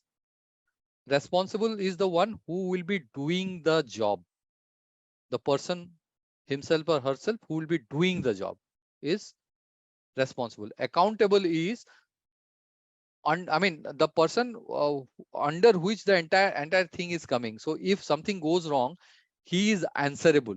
He will be answering. So sometimes one activity, let's say the BA, as a BA you may have to do, but maybe your project manager is answerable, right? So that in that case he is accountable. And inform and consultant, sometimes to do that, you, as I said, you may be asking the SME. So in that case, the person becomes consultant, and inform maybe some stakeholder you just want to inform, right? So you just create something like that. And why this RACI is important? Why this RACI is important? If so, this is a kind of RACI matrix, and one thing I wanted to highlight here is let's say one activity called read the project charter. Okay, so let's say project charter, you have to, who is responsible? Maybe the BA is responsible, but the output is, I mean, with project manager, right? And then there may be other things which you need from other functions and department. The important thing is at least one accountable, I mean, not at least, there has to be not more than one responsible and one accountable within your activity. You have heard about this term, everybody's responsibility is nobody's responsibility, right? So there are 5 people, you ask that please get it done, then at the end nobody will do it. But if you ask that, okay, you do, this specific person will do this activity, then obviously the person will come back with it. So don't keep multiple people responsible when you are doing your AC metrics within your BA analysis planning. So keep one person as responsible, one person as accountable. Your consult and inform may be multiple. You might inform multiple people, you might inform consult, but you have to do. What is the benefit of AC metrics? One of the obvious benefit is you don't miss out on anything, and then also you know who is doing what, so that gives a lot of transparency. And of course, if there is a issue, then we know that who is working, and probably we can go and help the person. So that's how the importance is. Okay, you see, right, this is a kind of RACI matrix, how it looks. Okay, you have got your task, project tasks or initiative tasks, and then you have got different stakeholders here. Okay, this can be anything, I mean, this I have taken as an example. There can be any number of stakeholders or any different stakeholder, and then you mark it responsible, accountable, informed, and consulted. The importance of this is, obviously some of you have pointed out that it's a clarity, it's a clarity, okay, clarity of roles. If there is not a clarity, then there can be a confusion later on. And how it can happen, you have heard about the terms, everybody's work is nobody's work, right? If you have heard about it. So what happens if one job is there and you give it to a bunch of people, let's say 7 8 people, and you say that, okay, let's get it done. If the team is mature, they will get back and they will discuss and come back. But if your team is not mature, and we should not assume the team is always mature, probably the work will not get done. Why? Because we have not fixed responsibility or accountability. So responsibility and accountability difference, what is the difference between responsibility and accountability? So responsibility is the person responsible for doing the work. Doing the work. There is a piece of work, somebody will do it, right? Accountability is somebody who is answerable to that job. So sometimes answerable means I may not do it, but I have the overall accountability. If the work does not get done, then I will be questioned and I have to answer why it has not been done. So that is what the accountability means. The difference between responsibility and accountability. So responsibility and accountability can be same or can also be different. In some cases it is same, some cases obviously it can be different. This is one. So clarity of roles and who is doing what, so that is very important. And that's why they say that you should not keep more than one person in responsibility and more than one person in accountability for a one particular task. Why? Because if more people are responsible, let's say, or more people are accountable, then what would happen? I will assume that you will do it. If me and you are there, you will assume that I will do it, and at the end nobody will do it. So it's a good practice to have only one person as responsible, one person as accountable. Sometimes if the work is big, then it may happen that you may not give one person only responsible. So the good practice, they say, is maybe you can break it further. Ideally one person should be accountable for the task, but if it is a big task and one person is not responsible, cannot do it, so you give multiple resources. Yeah, or I mean that if there is no other way, you can give it to multiple people. But if there is a way out so that you can break the task, so there are 5 different tasks, let's say, you give it to each to every people and you break it, right? So like a bigger chunk, then you break it to some smaller chunk, right? Benefit of RACI matrix, we talked about this. Clarity of what else. What else? Another important thing is, when you prepare a RACI matrix, and obviously this is a document which will go in your business analysis. Now, those stakeholders who will see this, right, they will know what their roles and responsibilities are and what kind of involvement they need to do or they need to have. Sometimes what happen, there are many stakeholders and all stakeholders are not same. Everybody would have different, I would say, different level of expectation or different level of understanding of their involvement. If you don't put it then what happens? Then let's say somebody has to be accountable for something, and which right? And you have not put it in black and white in a responsible matrix. It may create conflict of interest later on or friction later on. So the stakeholder would know what kind of work is there and how much involvement they need to be there in each. So that is what the important thing we need to know, right? So that is where we need to have this is okay, this responsibility and accountability matrices. So this is a RACI format which you might have seen. This is pretty simple. I mean, I'm not sharing it because it's pretty simple. I mean, you can get it from anywhere also, but primarily in Excel also, you can just create and put it. It's a good idea to color code it so that people know, like the way it has been done here, a little more aesthetically, but basically it is this only. So you put your stakeholders, different stakeholders, and you put what is you write, what is RACI, and then you put the name. Okay, now let's move to this task. This called plan stakeholder engagement. You have looked at it earlier also. Stakeholder engagement matrices we also seen, stakeholder analysis we have seen. So who can be the different stakeholder for this task? So obviously customer, domain, subject matter expert, end user, project manager, regulator, sponsor, and supplier. Just one query. Why do you think regulator is a stakeholder here? Who is responsible for preparing RACI? The question is there. The responsibility of preparing RACI for BA work as for BBOC is business analyst. Don't go by whatever your organization is doing. You have to align with the term that is used by BBOC. So just mention business analyst. Let's have a quick quiz question right now. And the question is, what is the purpose of stakeholder analysis in business analysis? And your options are to identify project risks, to prioritize requirements, to manage and engage stakeholders effectively, or to define project scope. Please mention your answers in the comment section below. Just a quick info, guys. If you are looking for data analytics course, then we have a good news for you. Intellipaat is providing an advanced certification in data analytics for business with IIT Madras. The course is of very high quality and very cost effective. The course link is given in the description below. I'll tell you what exactly the difference is, but regulator, you understand, there are some external bodies, government organization. So for example, let's say the finance industry or mutual fund industry or banking industry. What would happen there? They have got their SEBI, Security Exchange Board of India.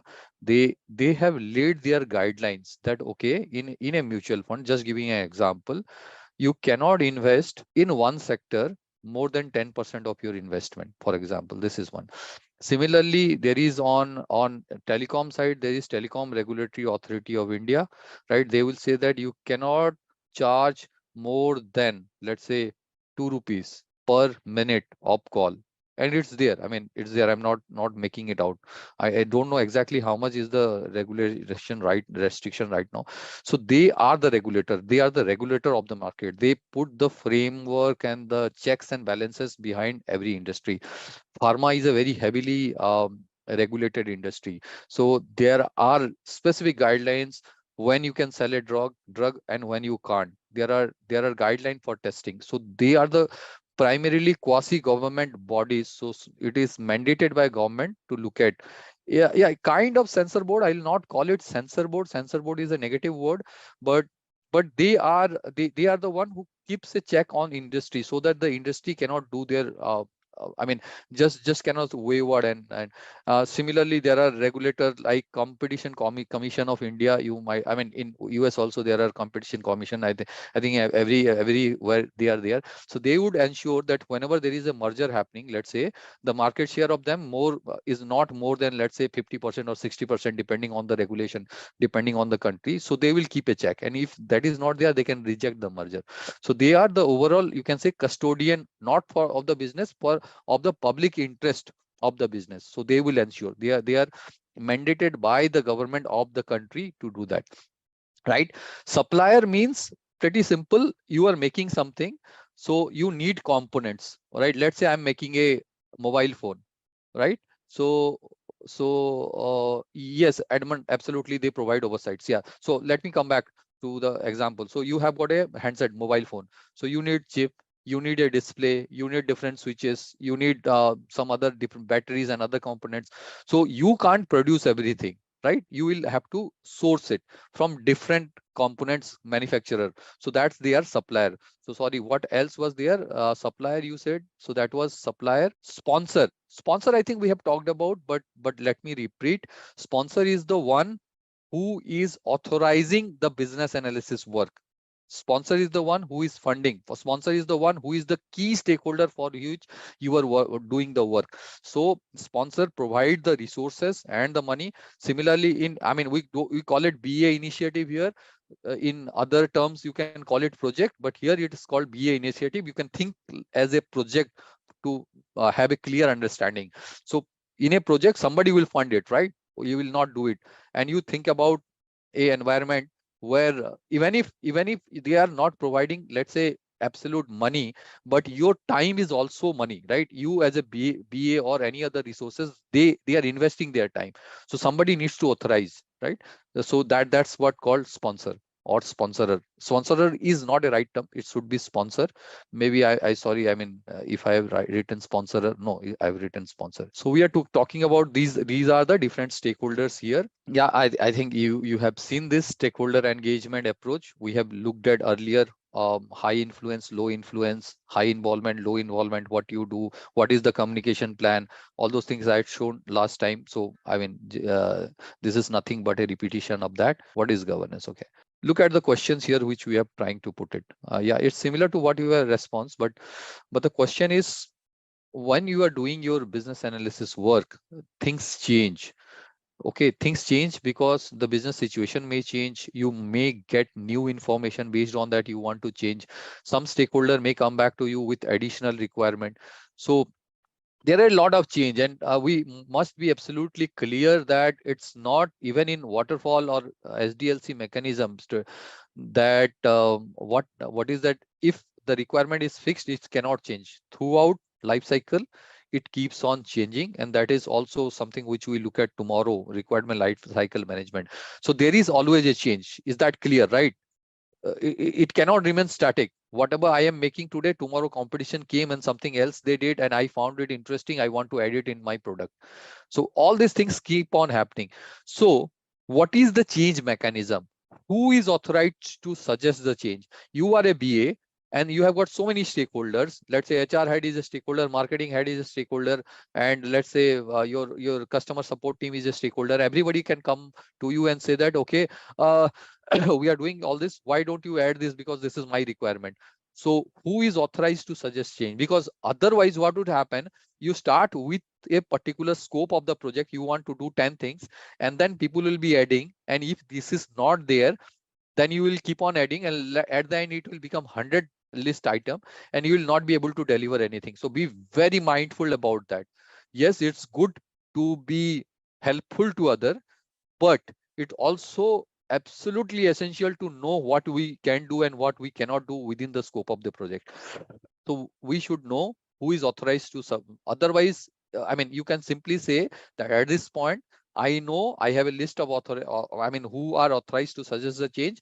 If somebody out of that came in, then you say that can you please route it to the authorized person?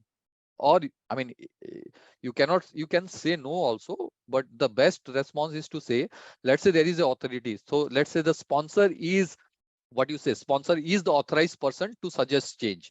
So you say that please go and connect to the sponsor. So in that case, what you will do, you will also save yourself from a lot of unnecessary conversation and headache, right? Because if you are taking a decision, then people may finger at you and saying that you have not taken my requirement, and why have you taken person B's requirement? So just route it to the person who has got authority to change, and that is what the governance model talks about. Who can approve and who can review? Again, there is a lot of changes are coming, or a new requirement coming, so or any changes that is happening, who can approve that?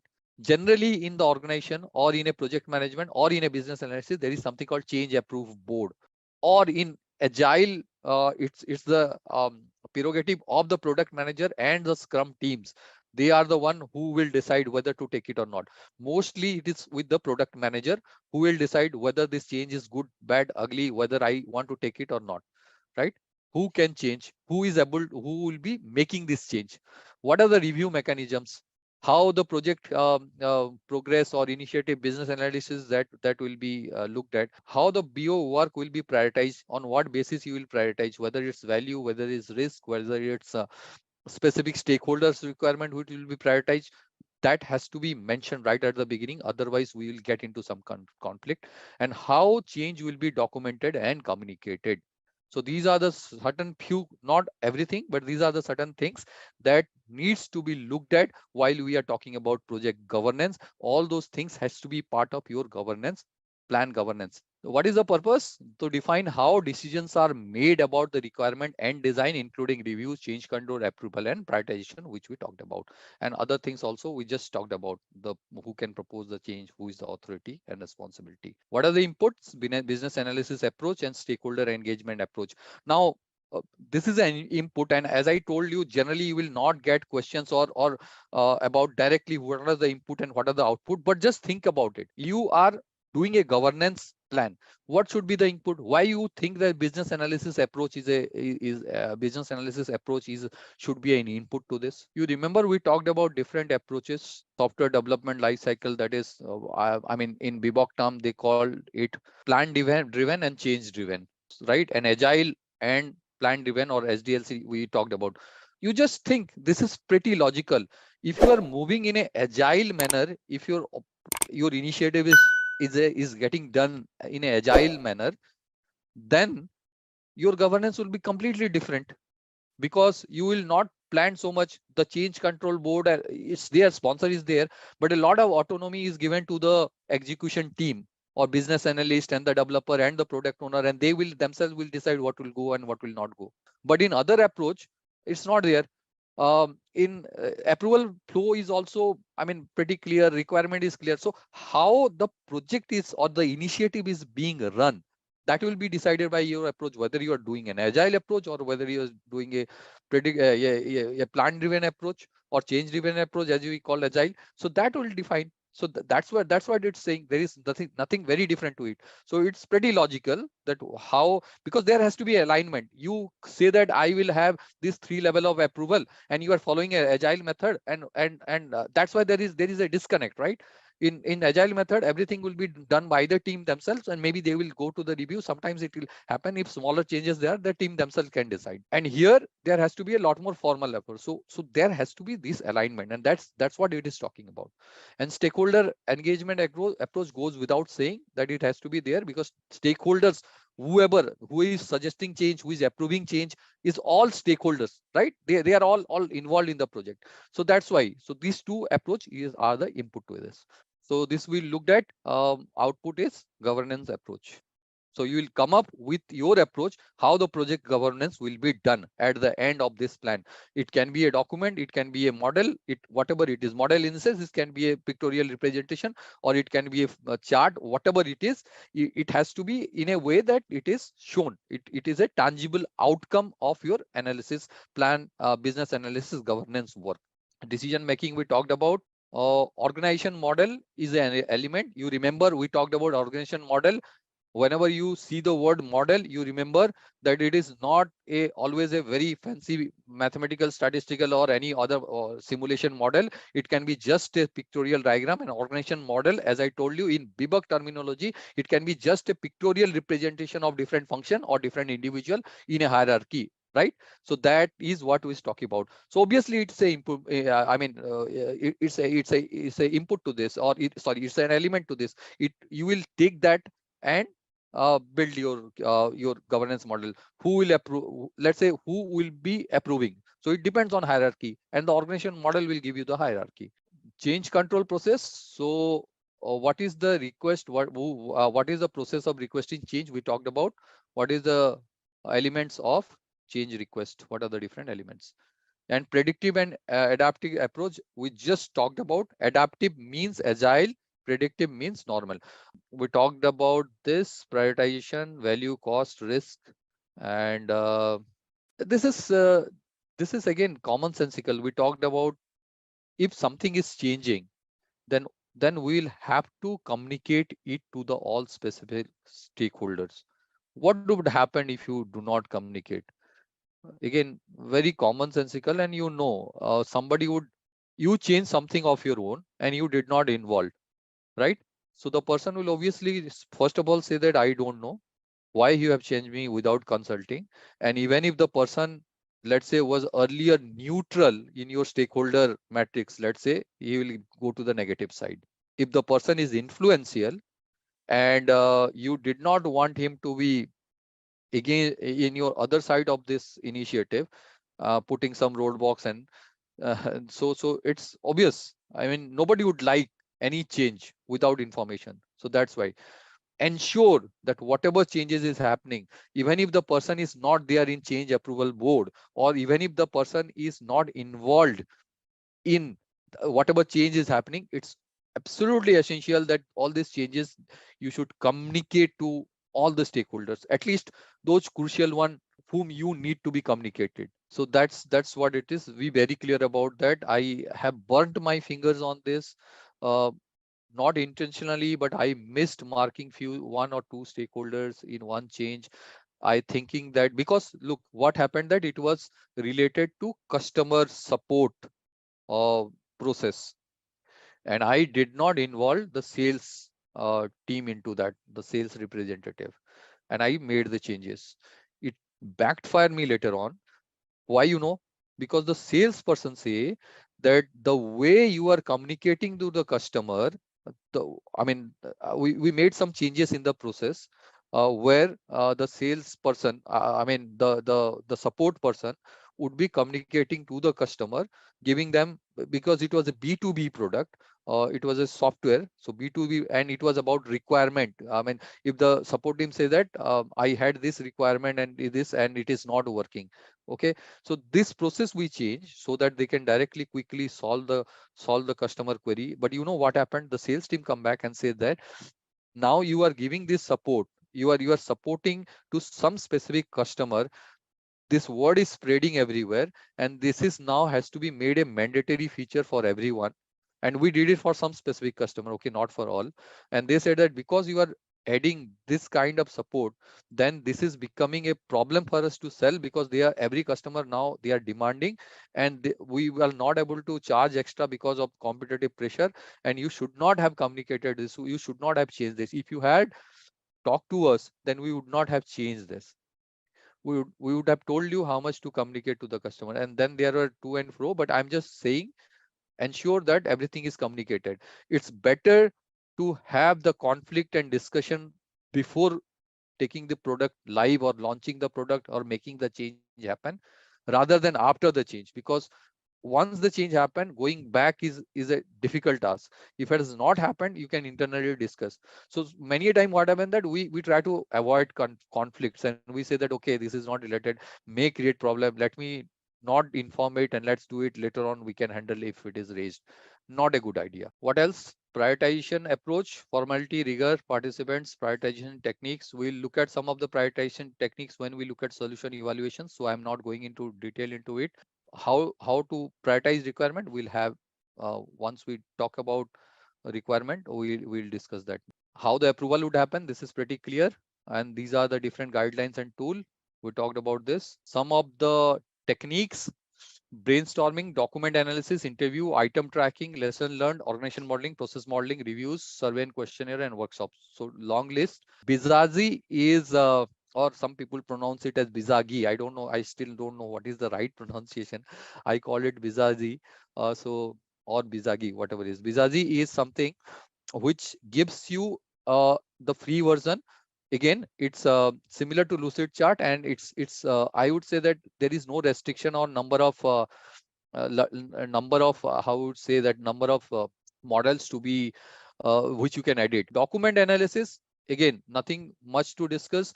You get some historical documents, so whenever you go into a project or a initiative, what would happen, there might be some similar things have happened in past, or there are some process documents or some user manual, so whatever it is, so you understand that document. Why it is helpful?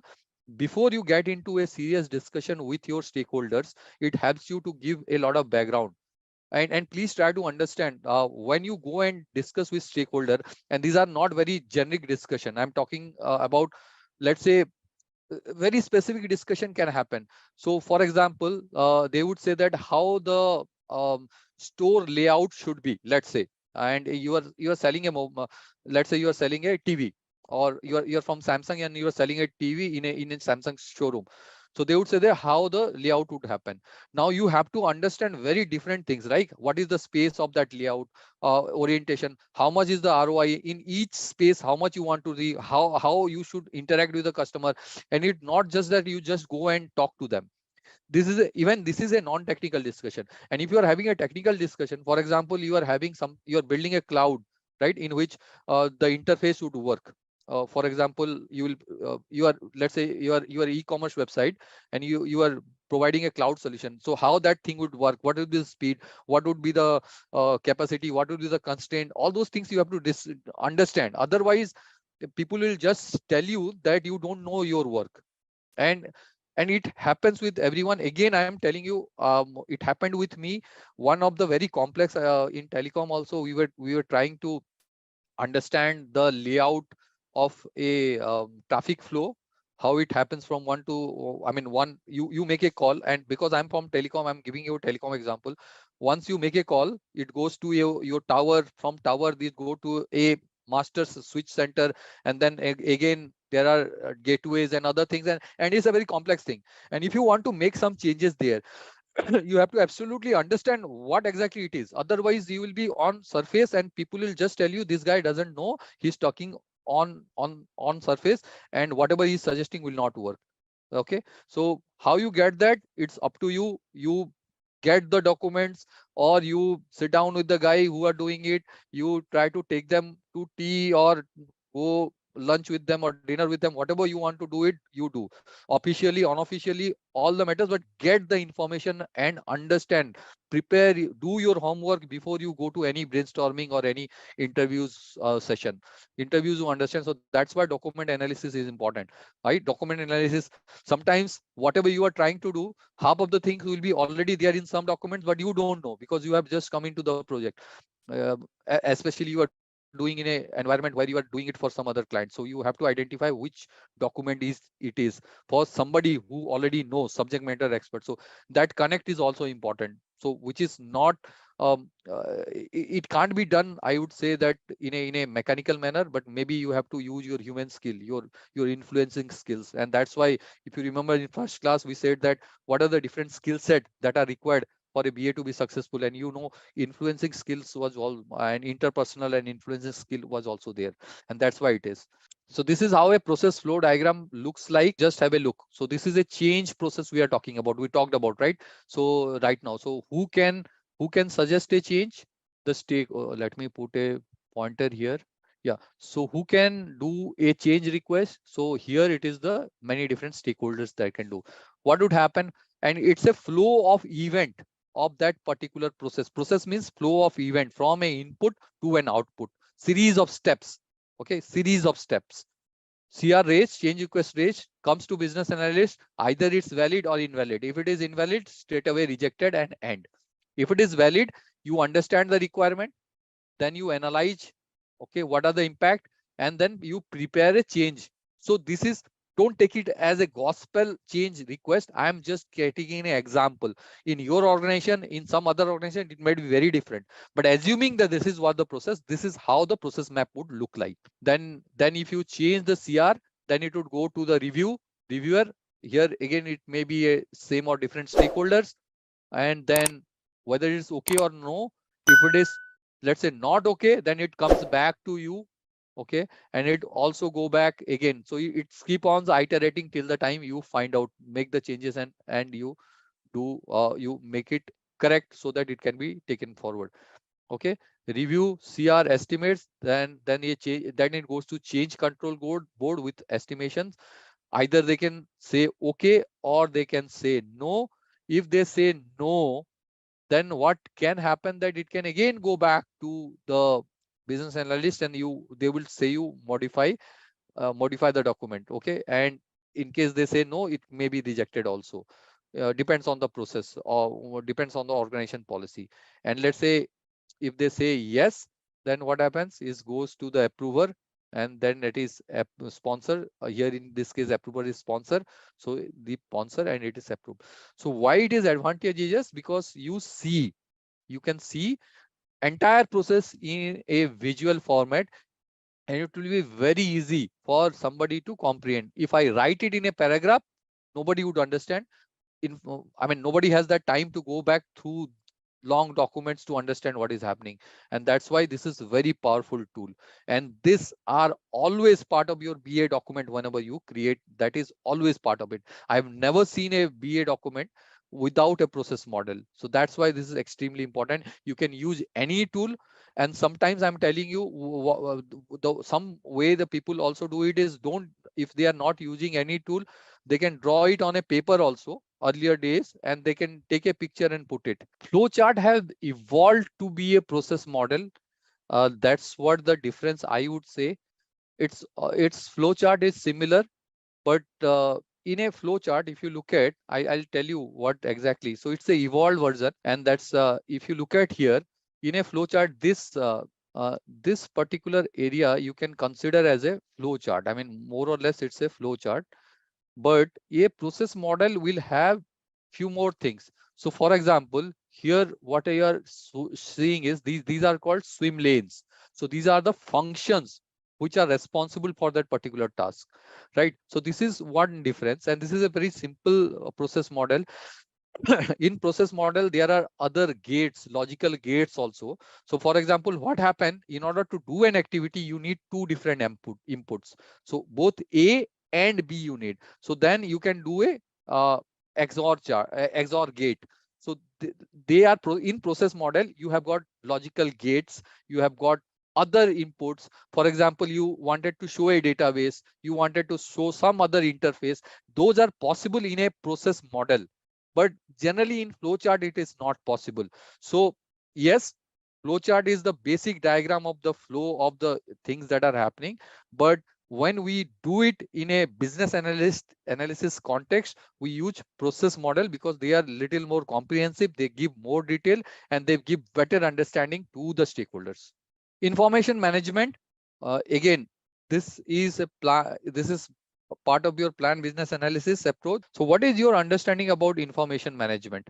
What do you think information management from a layman perspective, layman understanding? You generate a lot of information. Information from where? So you conducted interviews, you conducted workshop, elicitation, and all those things you did, or you created an approach, or you did some document analysis. You are getting a lot of information. You will store this information somewhere. Okay, you will keep this information, and then you will give some rights to some people. Some people will get, let's say, read only right. Some people will get both read and write. For example, I'm sharing some documents in the G drive in your LMS. Will you be able to change those documents? No. Why? Because people may, I mean, even if unintentional, they might delete something, they might alter something. So those only read only you can download and you can take it. And sometimes you don't even give a download access, not in LMS, but in some situations. So how the information, it is what it is talking about, is it is talking about how the information is stored, how the information is managed, accessed. All these things are talking about in information management, how it is organized. The important thing is what is the level of detail for in which the information is captured. So sometimes your information will be very detailed. Let's say you are creating a design document and you have to take care of every detail, and we'll again look at example when we go to requirement analysis and design definition, we'll see. So there you will have to be very detailed. But sometimes, let's say you are doing let's say a analysis on let's see customer what customer says, customer reviews for your customer, for your product. So you can just list down, let's say, the reviews. You are not going too much detail into, again, why the customer said so, what is the, and let's say there is a negative view. So you are not going drill down into it, why the customer, you are not doing further interviews with the customer. So that's the level of detail, how detailed it is. Sometimes it is on a very high level, sometimes you get into detail. So that is also what you will decide here in your information management. Sometimes you put the recordings of the session in the place where people can access, sometimes you don't. So all those things are part of your information management. What are the things that will impact? Yeah, business analysis approach, governance approach, and stakeholder and engagement approach. These are pretty obvious. Level of abstraction is similar to level of detail. Level of abstraction, that's what we are saying. I mean, how breadth and depth of information and detailing we talked about. For example, this is what we're giving, right? Somebody asks you to make a competitor analysis. So in competitor analysis, if I ask you, uh, if you are asked, and imagine any industry, and can we take a minute, let's come up with what are the things that should be there in the competition analysis. What are the things? My question is, you have been asked to do a competition analysis. I'm asking, imagine any industry, okay, and just put it in the chat window. What are the things that should be there in the competition analysis? So the point here was, what is the level of detail? Now, since all of you have put in is just one item each. So for example, somebody has written, let's say, competitor profile, which is fine. But what should all be there in competitor profile? That you have to decide while you are doing the competition analysis. What are their profile? Profile means what are their products? What are their services?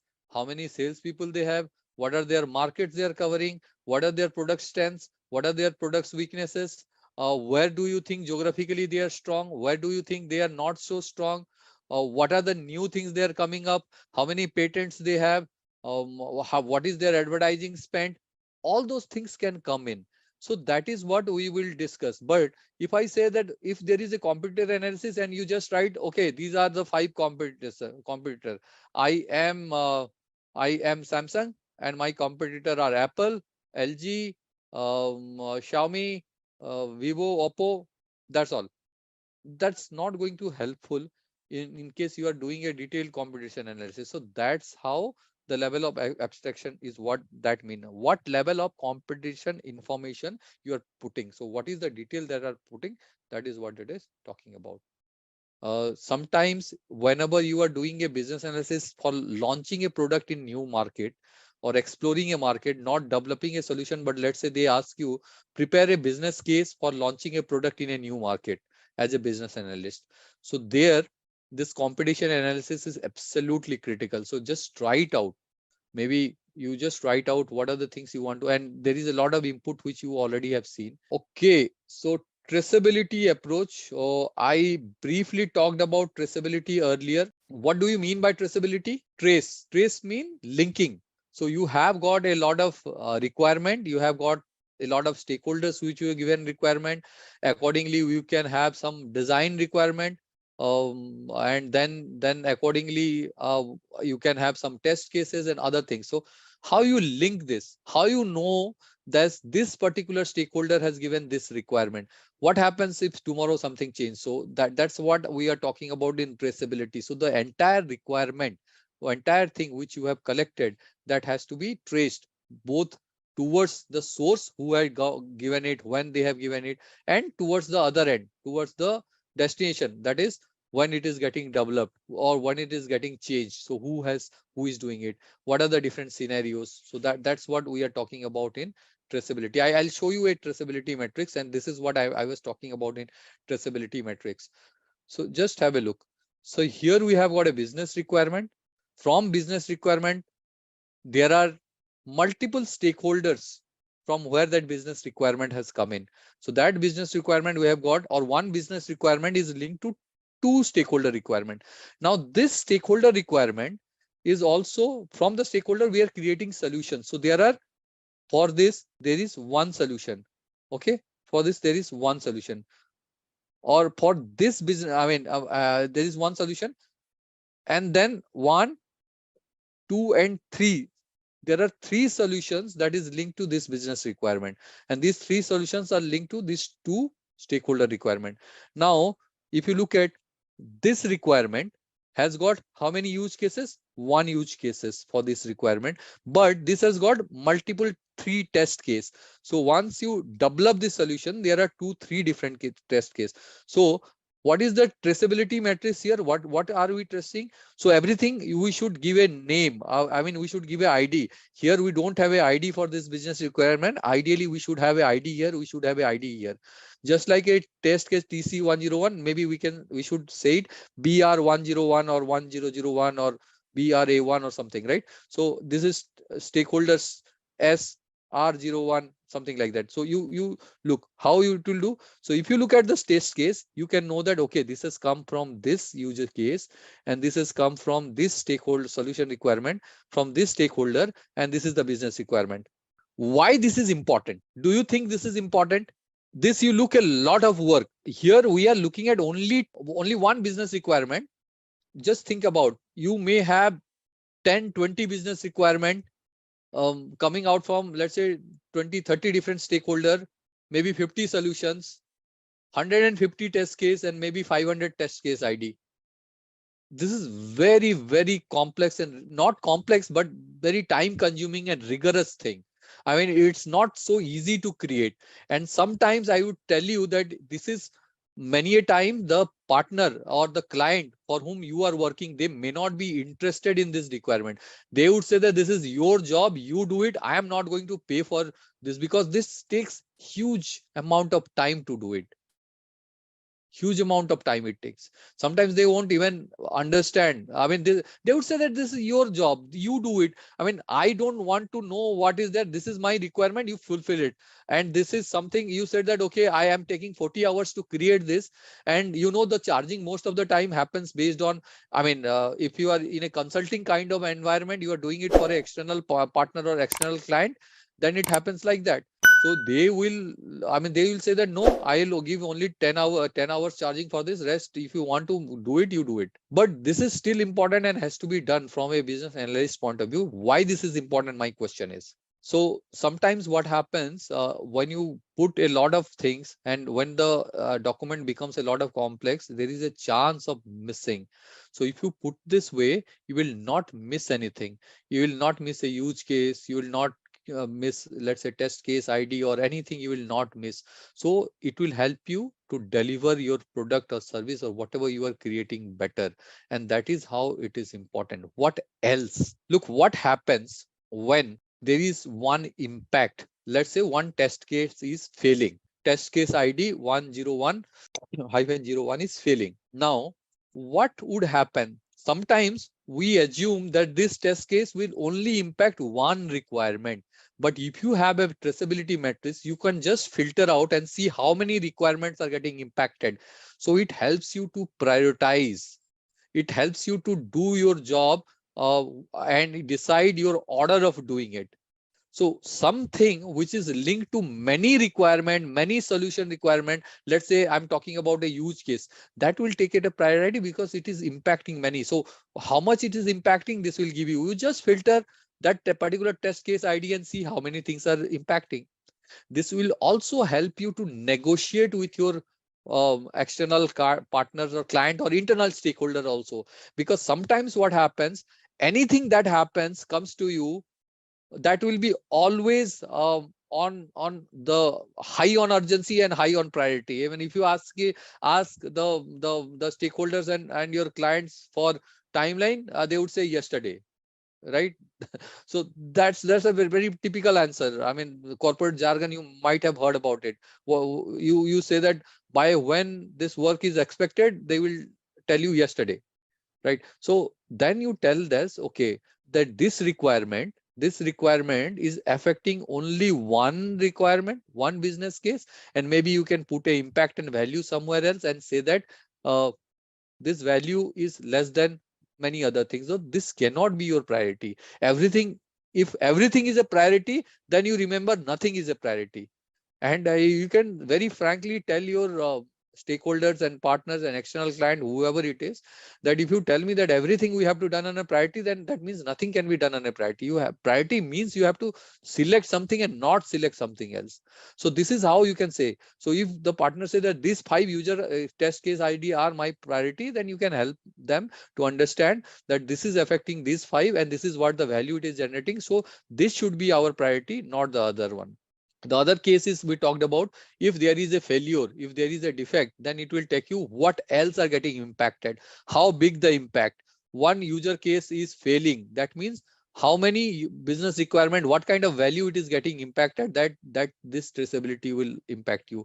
So even if the partner is not interested to pay you for this, you please convince them. You say that this is what, or your stakeholder, you convince them saying that this is what we want to do because of so and so reason, and this will help us to do our job better. This is an investment, not an additional expense of time. You understand, as a business analyst, you are working with certain requirement to produce some solution which will create value. Getting some requirement to prepare something, that is the solution, something you are creating which will give some business value. Now there are a lot of business requirement, and these business requirement may come from various stakeholders. Same requirement can come from multiple stakeholders, and one that stakeholder requirement, you can create a multiple solutions to it. Can be various solutions or various types of solution for each different requirement. Okay. And then there can be different use cases. Okay, maybe you are getting confused with use cases, but just think that it is different steps for let's say different step in creating a solution, right? And test case is whatever you are preparing, you have to test it. You have to see whether it is working or not. And there will be multiple tests for each of this solution, each of the product, service, whatever solution you are preparing. Now, this is the traceability matrix, links the the solution, the test case with your user requirement, with your stakeholder requirement and the business requirement. That is what the traceability matrix is doing. Why it is important? You will be able to know how things are linked. If one fails, where are the impact is happening? That is exactly what it is saying. Regulatory requirement. So you are in a particular industry, and we talked about, let's say, banking industry, pharma industry, insurance industry. These are some of the very highly regulated industries. So what is the regulatory requirement? Let's say you prepare a document in which you have listed all the regulatory requirement for the organization, for the particular initiative. Regulatory requirement do not change from project to project. They will concern about particular industry and maybe for your own organization. So once you have created a regulatory requirement, so for example, you are creating a medicine, a pharmaceutical drugs, then there are regulatory requirement for testing. So how the test should be done? You remember there are double blind placebo control test for quick understanding. So what they do is, you have created a drug and they will created a dummy drug, sugar pills. Okay. And then they will give you, some patients they will give you, they'll give the actual drug, and some patient they will give the sugar pills, that is called placebo. And they will see if there is a difference in the actual medicine versus those sugar pills or placebo. Got it? So this is a regulatory requirement. If you want to launch a drug, you will have to do this test. Similarly, it's called double blinded. So somebody who is getting the medicine, they will also not know whether they are getting the placebo or the actual drug.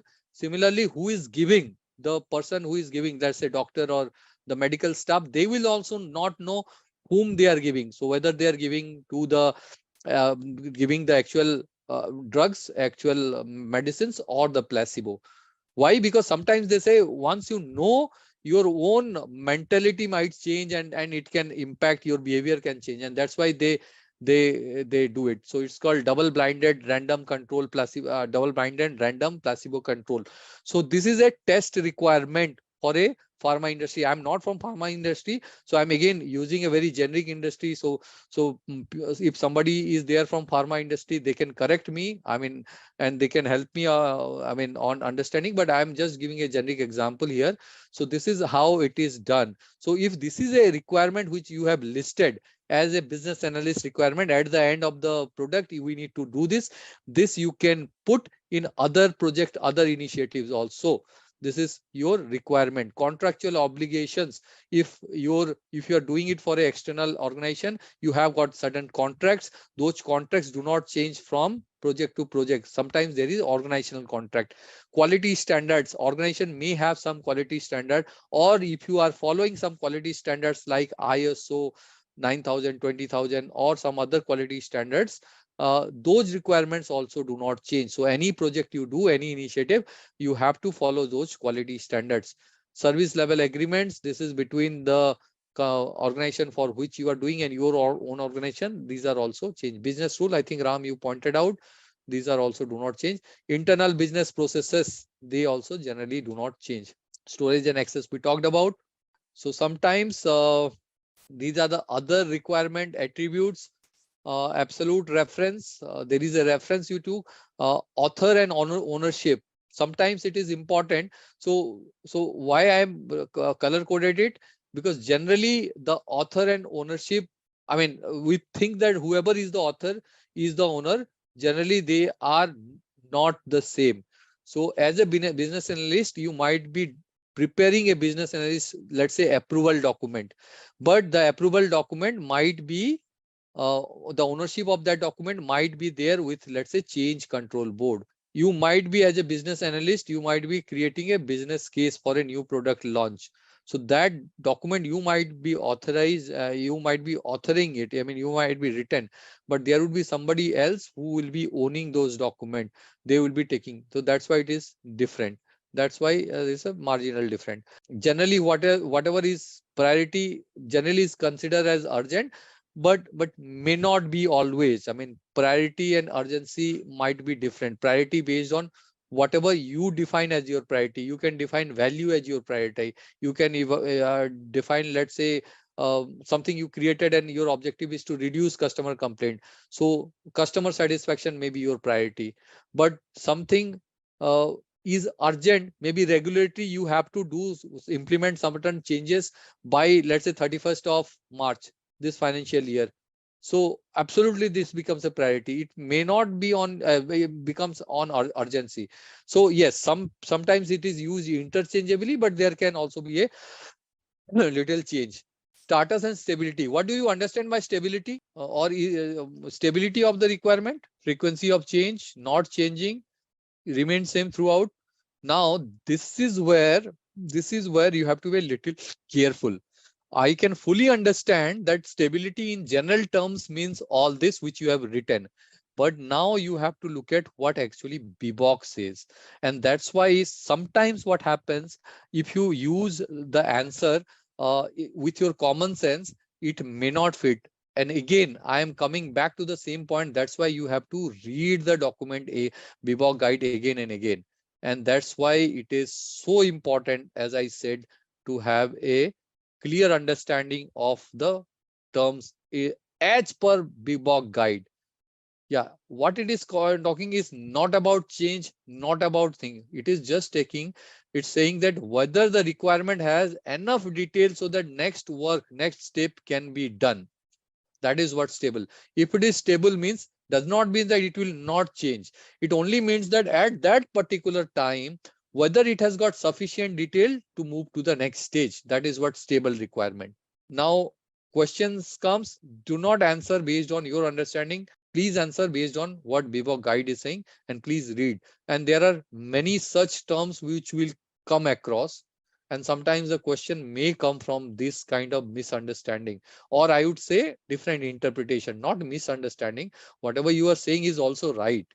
And if you look at a very vague level, it is also same, because maturity is also linked to how much it is changing. If it is mature, that means at that particular instant, it is not changing, right? So at a very high level, vague level, I would say it is still whatever you're saying is right. But immediately, it's not that the stable requirement means it is not changing. It's main that you have the things which you can actually start working. And different status means it can be initiated, as accepted, verified, cancelled, and implemented. Right? These are the guidelines and tools. What are the different ways to improve the BA work which you, and when I say you, I'm assuming you as a business analyst who is doing, what are the different ways to improve. So I'm just giving you a few more examples. One is job shadowing. So for example, somebody of you told that reviewing previous work, but I'm saying, why just to do that? If you are a BA and let's say there are some experienced BA, you are new to them, just go and look how they are working. So that is one way of improving. Reviews, what do you mean by reviews? Whatever work you have done as a BA, whatever document you have created, and as a BA you will be asked to create a lot of documents. You will be asked to create some design, some, let's say, process maps, some interview elicitation result, requirement document, solution design, all those things you need to do. All right. So on that case, you take it to the users, to the reviewers, and see what is their feedback. So reviews you can improve. Um, Feedback, same, reviews and feedback. Reviews is more generally talked in terms of somebody senior who is reviewing your work, your superior, but feedback can be from anyone. And most importantly, result, whatever you are producing, what kind of results it is producing at the end. And as they say in agile, if the work is not producing any tangible result, outcome, value, then whatever you do, you may create a fantastic document, you create a fantastic design document, and everything is impeccable. But at the end, if it is not happening, if it is not generating any result, though you may not be directly responsible for development, but as a team, we have failed if we have not produced something of value. Right? So these are the things, keep that in mind. This is not just theoretical. Once you are in BA job, or those who are already there, I'm sure reviews, feedbacks, we always taken, but map it with the results. And generally it is also done, but job shadowing people don't do to improve. And sometimes other things can happen, best practices sharing, BAs, forums, all that, you get together and see what are the latest trends that are happening, what are the new tools that are coming. Those guys who are interested in process mapping, I can tell you something which is getting very popular right now, something called process mining. I'm just writing out. That's not part of BBOK version 3. I'm sure next time BBOK comes up, it will be there. This is a very interesting tool where actually what it can do is, especially your entire supply chain, it can mimic, it can show in simulation. So let's say how the work is flowing, where it is getting stuck, where it is taking more time. It can show you in a very pictorial format. These are the few tools that are used. So it's a fantastic visualization, live data you can put in. It's a combination of process mapping or process flow diagram and data mining. So the process actually takes the data and accordingly it shows you in live scenario. Very powerful tool. I'm currently working on some of these projects in improving some of the process. Earlier we used to, yeah, tomorrow also we'll see. We'll ask somebody how it happens and you map the process. We don't know whether the person is saying, of course we validate, but it's not possible to validate everything to 100%. And again, we don't look at how it is happening from the data. Or even if you do, doing both the things together is very time consuming. And even after that, you don't get one comprehensive picture in live environment. So that you get in process mining. I mean, those people who are not in IT, let's say those are in supply chain or in finance operations or in sales and marketing, you will see this thing coming big time in next 3-4 years. So those who are, if you want to learn, this will be coming. And I'm sure in BIVOC has not been revised from 2016. Whenever next time they revise, they will definitely add this. Okay, anyhow, let's move to our subject. So we talked about this. Now, performance improvement. There are 3 types of performance improvement which BBOX talks about. One is called preventive, corrective, and improvement. So what is preventive, what is corrective, and what is improvement? Improvement is anyway improvement. You understand, changing something for better. All right. So what is preventive? Difference between preventive and corrective. Okay, let me give you some basic example. Okay. Sometimes you are entering something in the website, let's say while putting creating a form or creating, let's say I asked you to create a what you call that user ID for BPM, your Signavio or that Bizazi. I told you to install it and come to the session tomorrow, correct? So before coming to the session, you have to install, and once you install, you have to create a user ID, and it asks for your username and password. Okay, username and password. What happens if you don't provide your username, not username, if you don't enter your username, what would happen? It will give you an error. Okay, it will how the error? I mean, it will say that either I will say that user ID or username is missing or email ID is missing, right? You get an error. So unless you put a user ID or a username or a email ID, you will not be able to go through, or a password, you will not be able to get through. So that's a prevention, so that any wrong login may not happen. Similarly, you many times you see pop-ups. Let's say they say that you have to choose a code and the code is 3-digit, or let's say you have to put your mobile phone.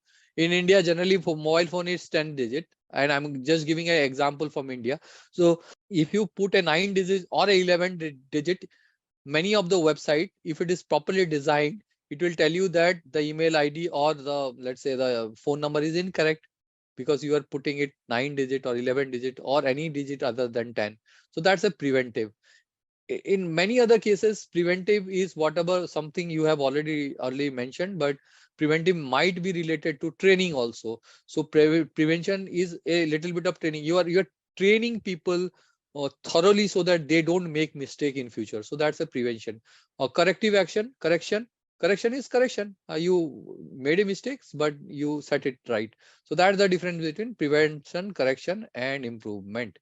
Prevention does not always mean that it can be 100% correct. In some cases it can be 100% correct. So for example, I talked about the 10-digit mobile number. If you put 9, 8 or 11, 12, it will not accept. So it will only ensure that you put 10-digit, but whether you are putting the right digit or not, that we don't know, right? For that, you can put another preventive action. So you say that once you put a phone number, you will get a code, one-time password, and that you have to put in order to log in. So in that case, you are further, mistake proofing it, further preventing the errors from happening, so that somebody don't log in or don't put a wrong number, wrong email ID. So it can go on and on. So let's say the somebody say that, okay, the one-time password through SMS is not coming. So you say that I will add email ID. So somebody says the email ID may not come. So you say that give the user an option to generate a email ID by calling to a number. So all those things keep on happening. I'm saying don't stop at one level. As a business analyst, it's also important that you start thinking critically and you start improvising on the existing solution and build on it. Okay, these you please read. What are the different inputs we looked at? What are the different elements? We talked about assessment measures. Obviously, if you want to improve, you have to understand where are you. So that assessment measures are extremely important. I mean, you must have heard about this terms, right? If you don't know where are you going, you will probably miss even if you get there. So because we don't know, if we are not measuring, we don't know where we are. So whether we are doing good, bad, ugly, we don't know. So that's why the assessment measures are important. It's basically telling you to measure where you are, right? So these are the different types how you can measure and analyze results. Recommended action is talked about preventive, corrective, and improvement. What are the different tools? Organizational performance standard. Why organizational performance standard? So every organization, they define some minimum performance criteria. Okay, minimum performance criteria they define. Let's say for data security, or let me take a non-IT example. So let's say you are creating a new product, and the minimum criteria for new product is your estimation should have 1 million sales. Let's say I'm taking 1 million worth of value. This is one. The second thing might be your organization may say that this new product in revenue you should get 1 million, but at least 100,000 users or 10,000 users should be able to do it. Or let's say you say that you did a pre-launch survey and the pre-launch survey score out of 10 should be at least 8. So these are the minimum performance criteria. I mean, whatever analysis you are doing. So if you don't do it, that means there is something that is going wrong. If that is not meeting, then obviously it is not up to the mark and organization will not accept it. So this is organization performance standard. That's why it is important. We are working it for the organization, and if the organization is not happy with our work because the organization minimum standard is which we are not meeting, then it's a issue, right? So that's why, I mean, pretty commonsensical, but just thought that I will explain it a little bit more. Okay, let's take 5 minutes to do a root cause analysis. Let's do it. I mean, root cause analysis is a tool here. Root cause analysis, I'm not going to ask you what is root cause analysis. You know there is a problem and you get into root cause. How you get into root cause, let me first explain you, and then we will actually try to make a root cause analysis ourselves. Okay. Okay, let's do one thing. I mean, let's understand it from a theoretical point of view. Does this look like something? Have you heard about something called fishbone diagram? You just have a look. Is it not looking like a fish? Like this is the head of the fish and this is looking like a bone. And that is why it is called fishbone diagram. Fishbone diagram is one of the techniques to get root cause analysis. And you know from where it has come from? It has come from the quality management system, from lean management or lean Six Sigma management, and quite long back. This is Japanese technique actually. I should be wrong if I say it's Six Sigma. Primarily it's lean manufacturing, and even, I mean, this predates to that. So these are some basic quality tools as they call. So this is called fishbone diagram. This was invented by a person called Kairo Ishikawa, and sometimes that's why it is also called Ishikawa diagram or cause and effect diagram. So the main is effect and others are cause. Fishbone, cause and effect, Ishikawa diagram. Any name you hear anywhere in the question, be sure that it is talking about the same thing. Yeah. So what exactly it talks about? It talks about there is a effect and there are different causes, and then they actually divide. And this is a generic division. You can divide it based on your own industry. So this is a very generic one. Effect, you say if there's something related to machine, something related to people, something related to mother nature or environment, something related to measurement. Why measurement? Because are you measuring it correctly? Sometimes, I mean, we are getting a report, let's say, and report is showing an error. But have you checked whether report itself is correct or not?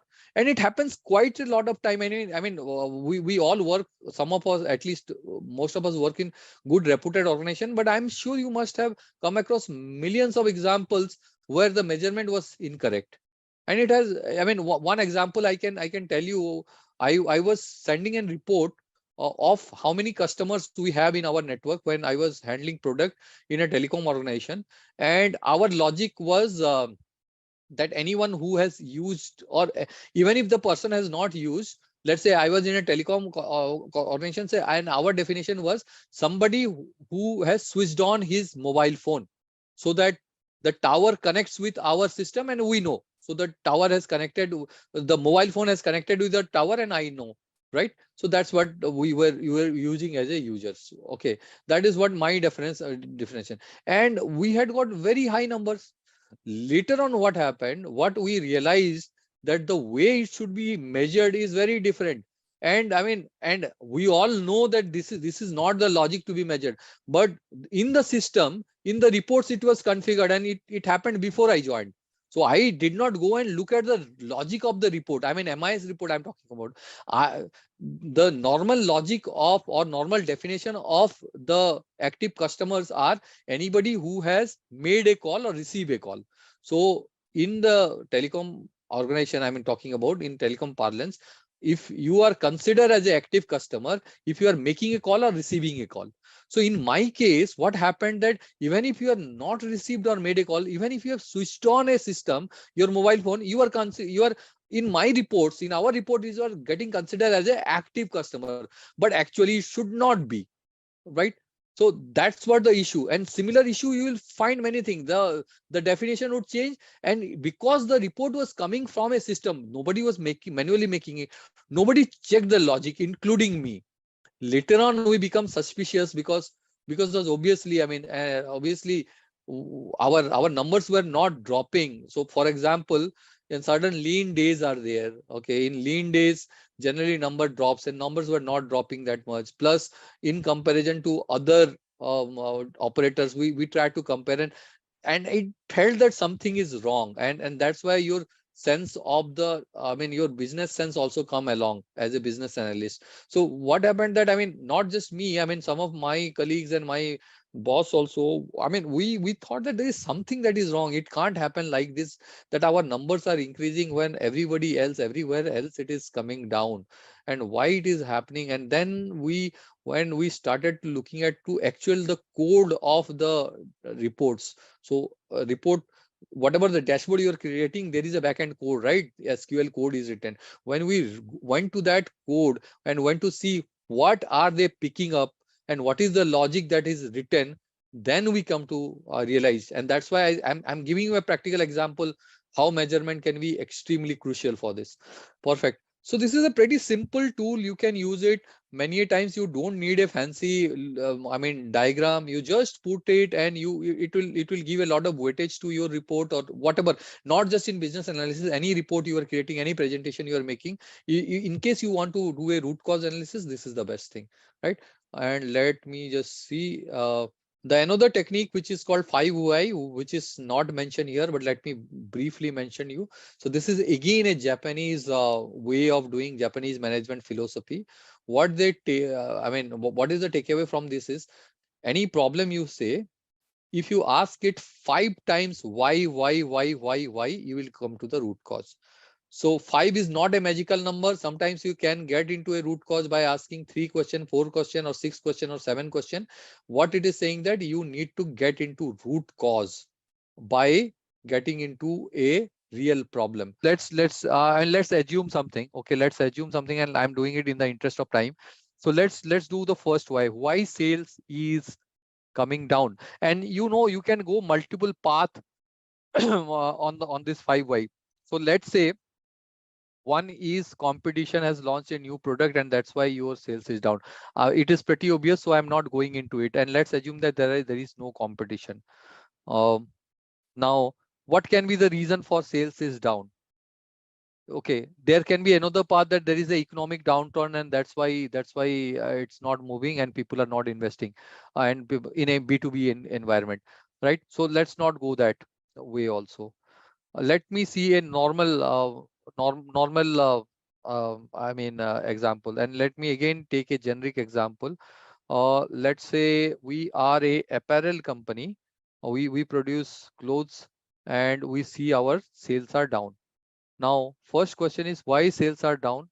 You will say that the first reason may be that I mean, that's why I was asking for a real life case, but let me assume something. So the first issue is that we had a lot of negative customer reviews in our Amazon website last month, and because of which the sales are down. So first why. The second why you got a lot of negative customer reviews. So maybe there can be multiple reasons. The product was bad, but generally product do not go bad immediately. So let's say that we had a delivery issue, or we could not provide people in deliver the product in time. So third why delivery issue. So you said that we got some unexpected I mean orders. We had a lot of orders, and our system was not capable enough to get into it. Now this is the third question. More or less, we have come to a root cause. So there is a lot of unexpected error, not error, order. So unexpected error order is not an issue, but problem is why? Because we were not prepared. Right. So the fourth why is saying that we were not prepared about unexpected higher order, and that's why our sales suffered. That's why our delivery was hampered or was not on time, and that's why customer were dissatisfied, and that's why they put a lot of negative comments on our website or on the e-commerce website, and that's why our sales are down. Now you remember, your issue is that your system is not geared for unexpected higher order. You had not planned for it. The issue is not something else. The issue is not sales is down. The issue is that you have to be prepared for unexpected higher order. Your business process was not robust enough to handle more order than expected. Maybe your sales forecasting and planning was not right. If you had planned properly, then probably you would have also thought about it. So your root cause is probably your inappropriate preparedness to handle higher order, probably because of lack of adequate forecasting. So this is what the 5 why will do you. So you got to the point and then you invest. Let's say, what is the solution? You create a forecasting model, and then you keep on checking whether the forecasting model is right or not. If it is right, then that's why it is coming, right? So this is what I just wanted to give you a quick example. You try it out with any example, it will work. And generally in 3-4 layer, if you break it down, you'll get into a root cause, and then you can suggest. Very powerful tool, very simple. The most powerful tool like Fishbone and 5 does not require a single line of technical understanding. So this is what the eDraw mind map. Okay, so we have a main idea, and then how we can do is we can do a different branch and sub branches. Okay, so let's do one thing. Let me take a very generic example, and then I already have something which I will show it to you. So let's take a very generic example. Let's draw the mind map of your organization. You imagine that somebody do not know anything about what are the different functions and what are the different roles and responsibility in an organization, or different what those functions do. So I am trying to show you that. So let's say, if you double click here, you will get something called here. You will get this highlighted. I'm just trying organization. Okay, sorry. This is organization. Okay, tell me, what are the different function of organization? Different function. So there can be, let's say, sales, marketing, HR, finance, IT, legal, many other things, right? So yes, so let's do one thing. So what you will do, you on the top, this is the main topic is already there. You go to subtopic. Okay, and you click in here, you get a subtopic. Again, you have to come back here, click on the organization. Again, you put a subtopic. So you get 2. Organization subtopic 3. Okay, here I'll do organization subtopic 4, organization subtopic, organization subtopic. So let's say 6 functions we do, right? Once you click in the mind map, it will text will be highlighted. So let's say the first function is, let's say, HR. Okay, what is the second function? Let's say somebody say finance. Okay, then what are the other functions? Let's say marketing, sales and marketing, or let's say sales. Okay, here we'll say marketing. Okay, here we say, let's say, IT, and let's say what else? What are the other functions? IT. Okay, we can say customer support. Let's say customer service. You are getting right now. Now let's do it. Okay, engineering, manufacturing can be there. Okay, if you want more, okay, so let's say manufacturing can be there. I add another subtopic called manufacturing. This is perfect. So not all the, manufacturing will not be there in some organization, so that's okay, but I'm saying, okay, now let's expand it. So what are the responsibility of HR? What are the things they do in HR function? What are the key, talking about key work they do. If you want to add, you click in here, you go to subtopic. Okay, you go to subtopic. So let's say talent acquisition. I click in again here, I add another subtopic. Let's say admin is another one. What else? Another subtopic, let's say training is another one. What else? I see some response. Let's see payroll. Okay, perfect. Succession planning. Okay, Recruiter, I say talent acquisition. So let's say subtopic performance management. Okay, perfect. Training, welfare. Okay, welfare. I mean, maybe I'll say that. Okay, maybe payroll. We can just add one more payroll. Subtopic, you added payroll. Okay, cool. Let's move to some other functions. Let's say what are the function of a finance team? What are the things? What are the things they do? Let me see if we have some L&D. Yeah, we are done training. Okay, I mean L&D is the better word actually. So let me make it L&D. Learning and development is a better word than saying it training. So I make it L&D. Thanks for suggesting it, Ganesh. But let's move to finance. What are the things that finance do? Contract management, client billing. Okay, let's say billing. Okay, let's say billing. What else? GST. Okay, taxation. Again, I have to click on finance and taxation. Okay, let's call it accounting because the reconciliation and all is accounting. Okay, and treasury. Treasury is basically managing the money. So if those who may not be familiar, so for your working capital management, for example, how much money you need for your operations, or where you should invest additional money, or where you keep your money, and all those any related to money matters. The related to auditing is yes, Edmund, wonderful. But I'll just hold on. I mean, will not go more. So treasury, and let's say auditing is another good point. So I add auditing. Perfect. Let's just move, and maybe I'll not write everything together, but maybe two or three things. So sales, what are the things you want? Sales is dependent on the product, but let's say I'm assuming a consumer goods. So I'm not taking a IT product here.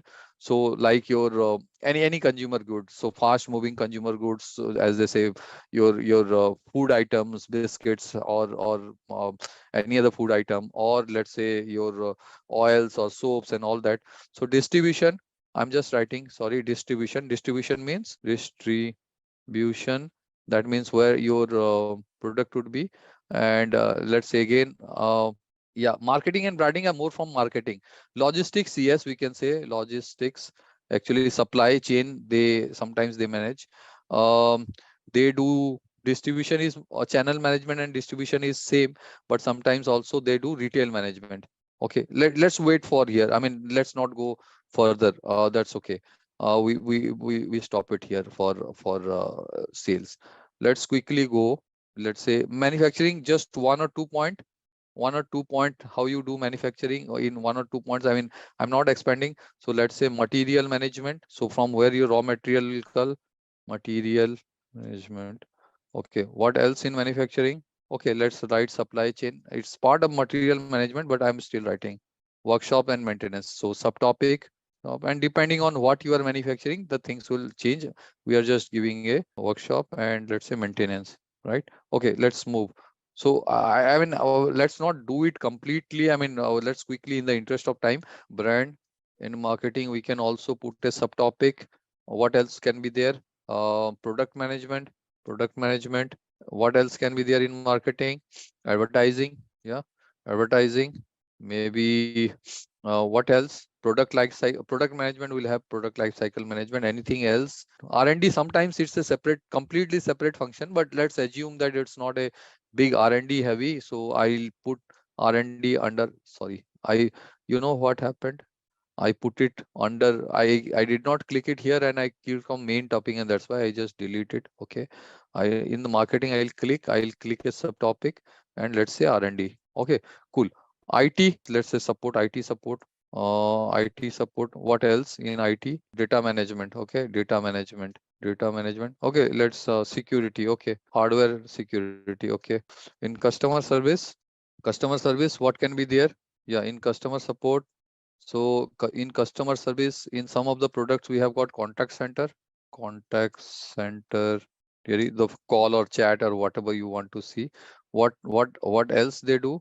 What else? Let me see. Let put complaint management subtopic.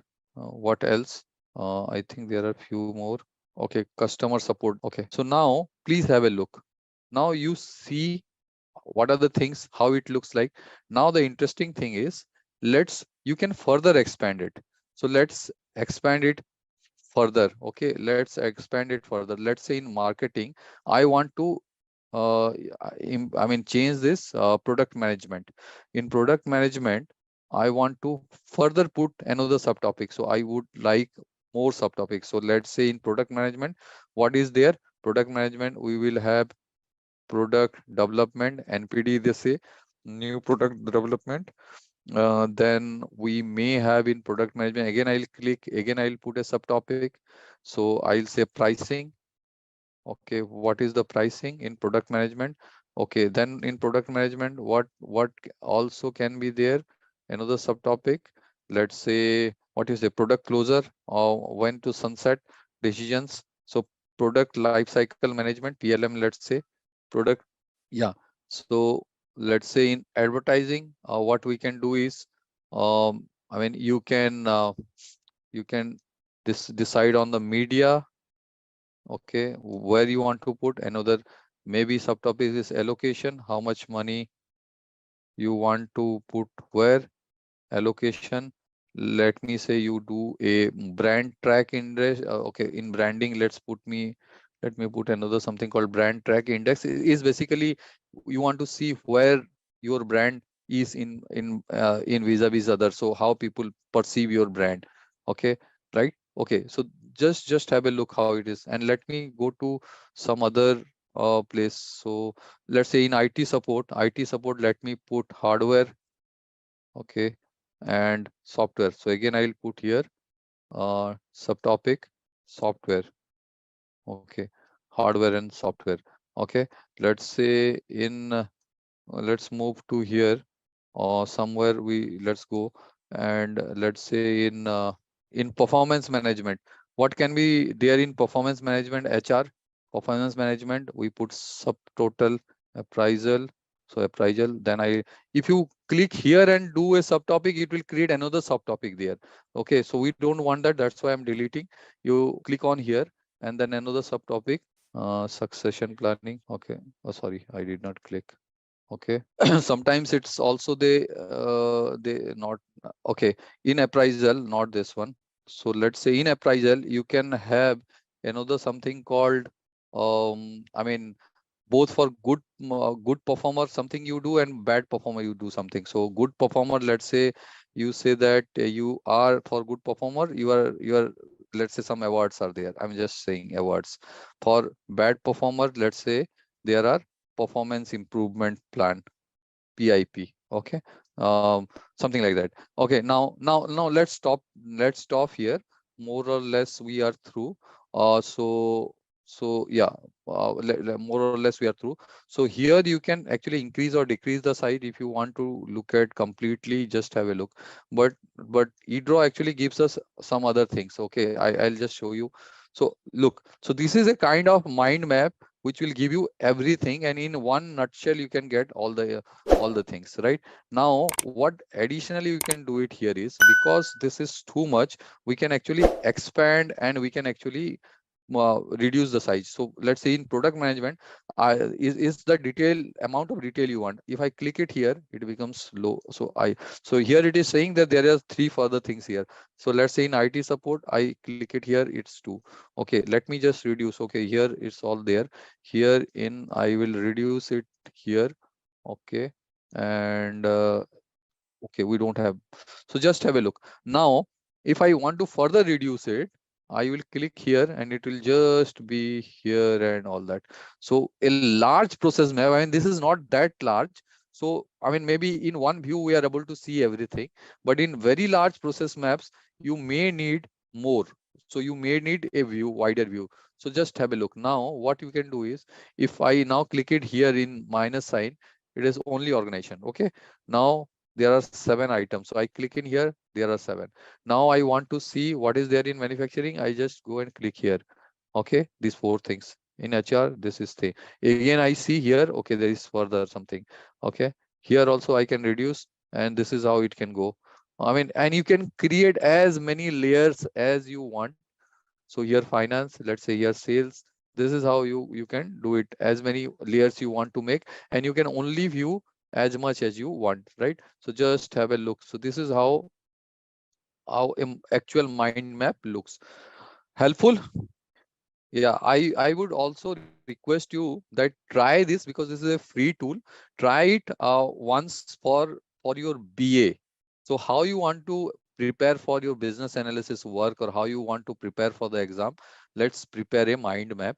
Okay, and I want to show you, because I created it sometimes. I was also testing it. So let's see. Here is what I wanted to show it to you.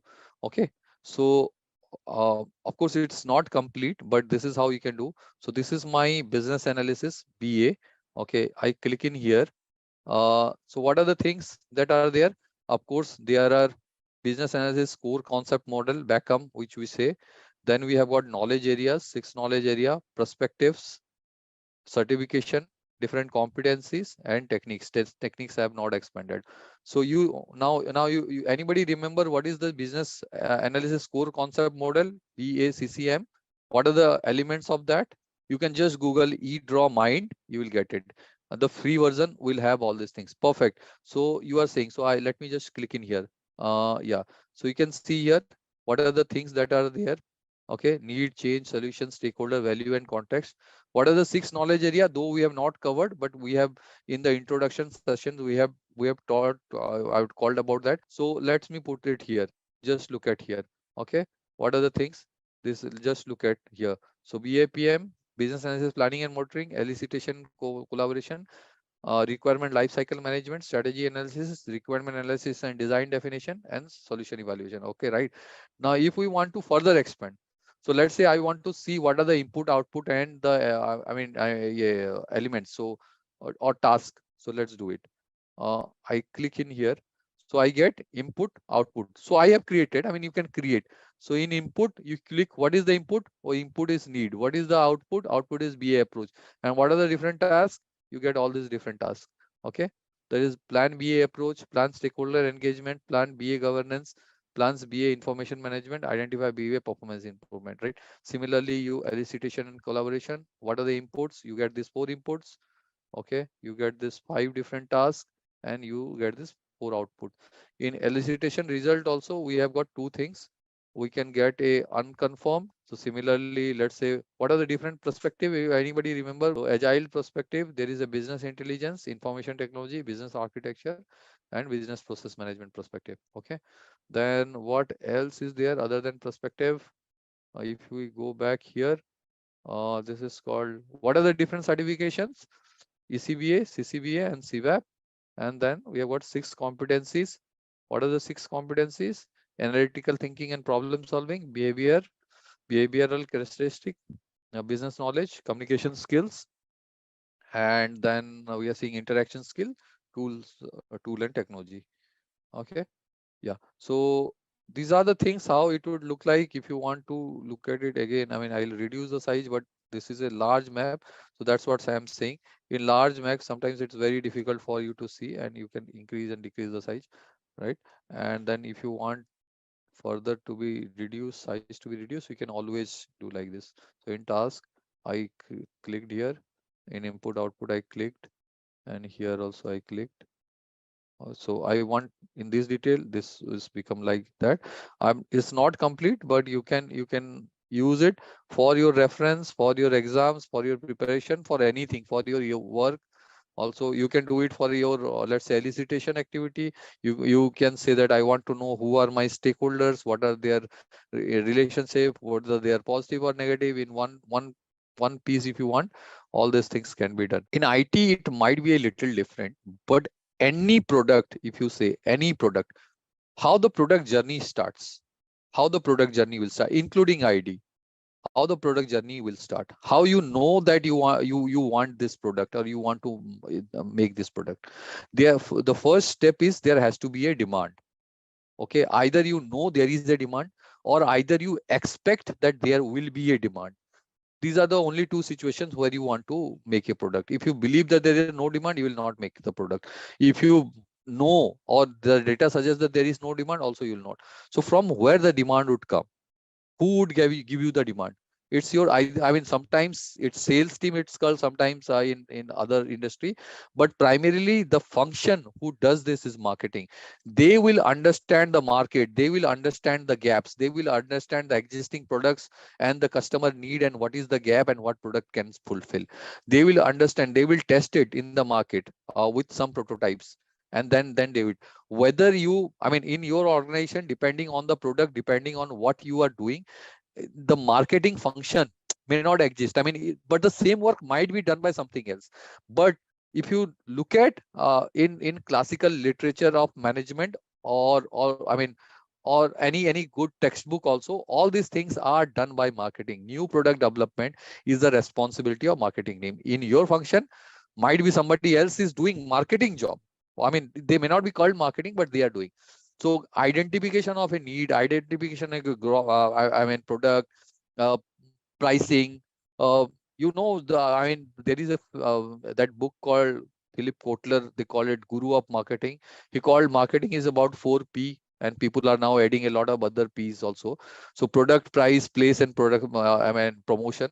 Product is the new, including the new product development and product management, product life cycle management. When you launch it, when you sunset it, when you close it, when you launch a new version, all these are marketing decisions. All these decisions are taken in marketing. Let's say in a automotive industry, right? Any car you take, after sometimes you will see a facelift. They will just change the headlight or some panel here and there, do a bit of design fresh. Why they do it? Because same things, I mean, people don't buy after sometimes. I mean, people do get bored. So that's why they change. And who does that? Who will decide that when it's time to launch a facelift? It's the marketing team that will do it. Okay. In most of the industry, this is the function of marketing team. But sometimes if you are a pure manufacturing organization and you are a supplier to a large customer, so you may not have a large marketing team, and maybe your manufacturing team itself is discussing about new product. Okay, I mean, let's say you are creating you are just a contract manufacturer, so you are supplying, let's say, microchips or components to another laptop. Okay, you don't have a marketing team, but your R&D team itself is doing some marketing. They are the one who are looking at products. So the function is that of marketing, but maybe the R&D is doing it. Or maybe if you are a contract manufacturer of a other item, so your manufacturing team would be doing, but the function is that of a marketing. In IT, maybe the sales team is asking you for that product. So in that case, sales is doing that marketing job. So that's what I said. So the job is that of a marketing. So now what I will do is, rather than going to the tool, let me just take you through some of the content, and then we will look at some other tools, and then we will do it. Basically, we'll look at a process map. I will give you a situation. Actually, there is a lot of fancy term Bibok used to describe something very mundane. So this is one of those example. Okay.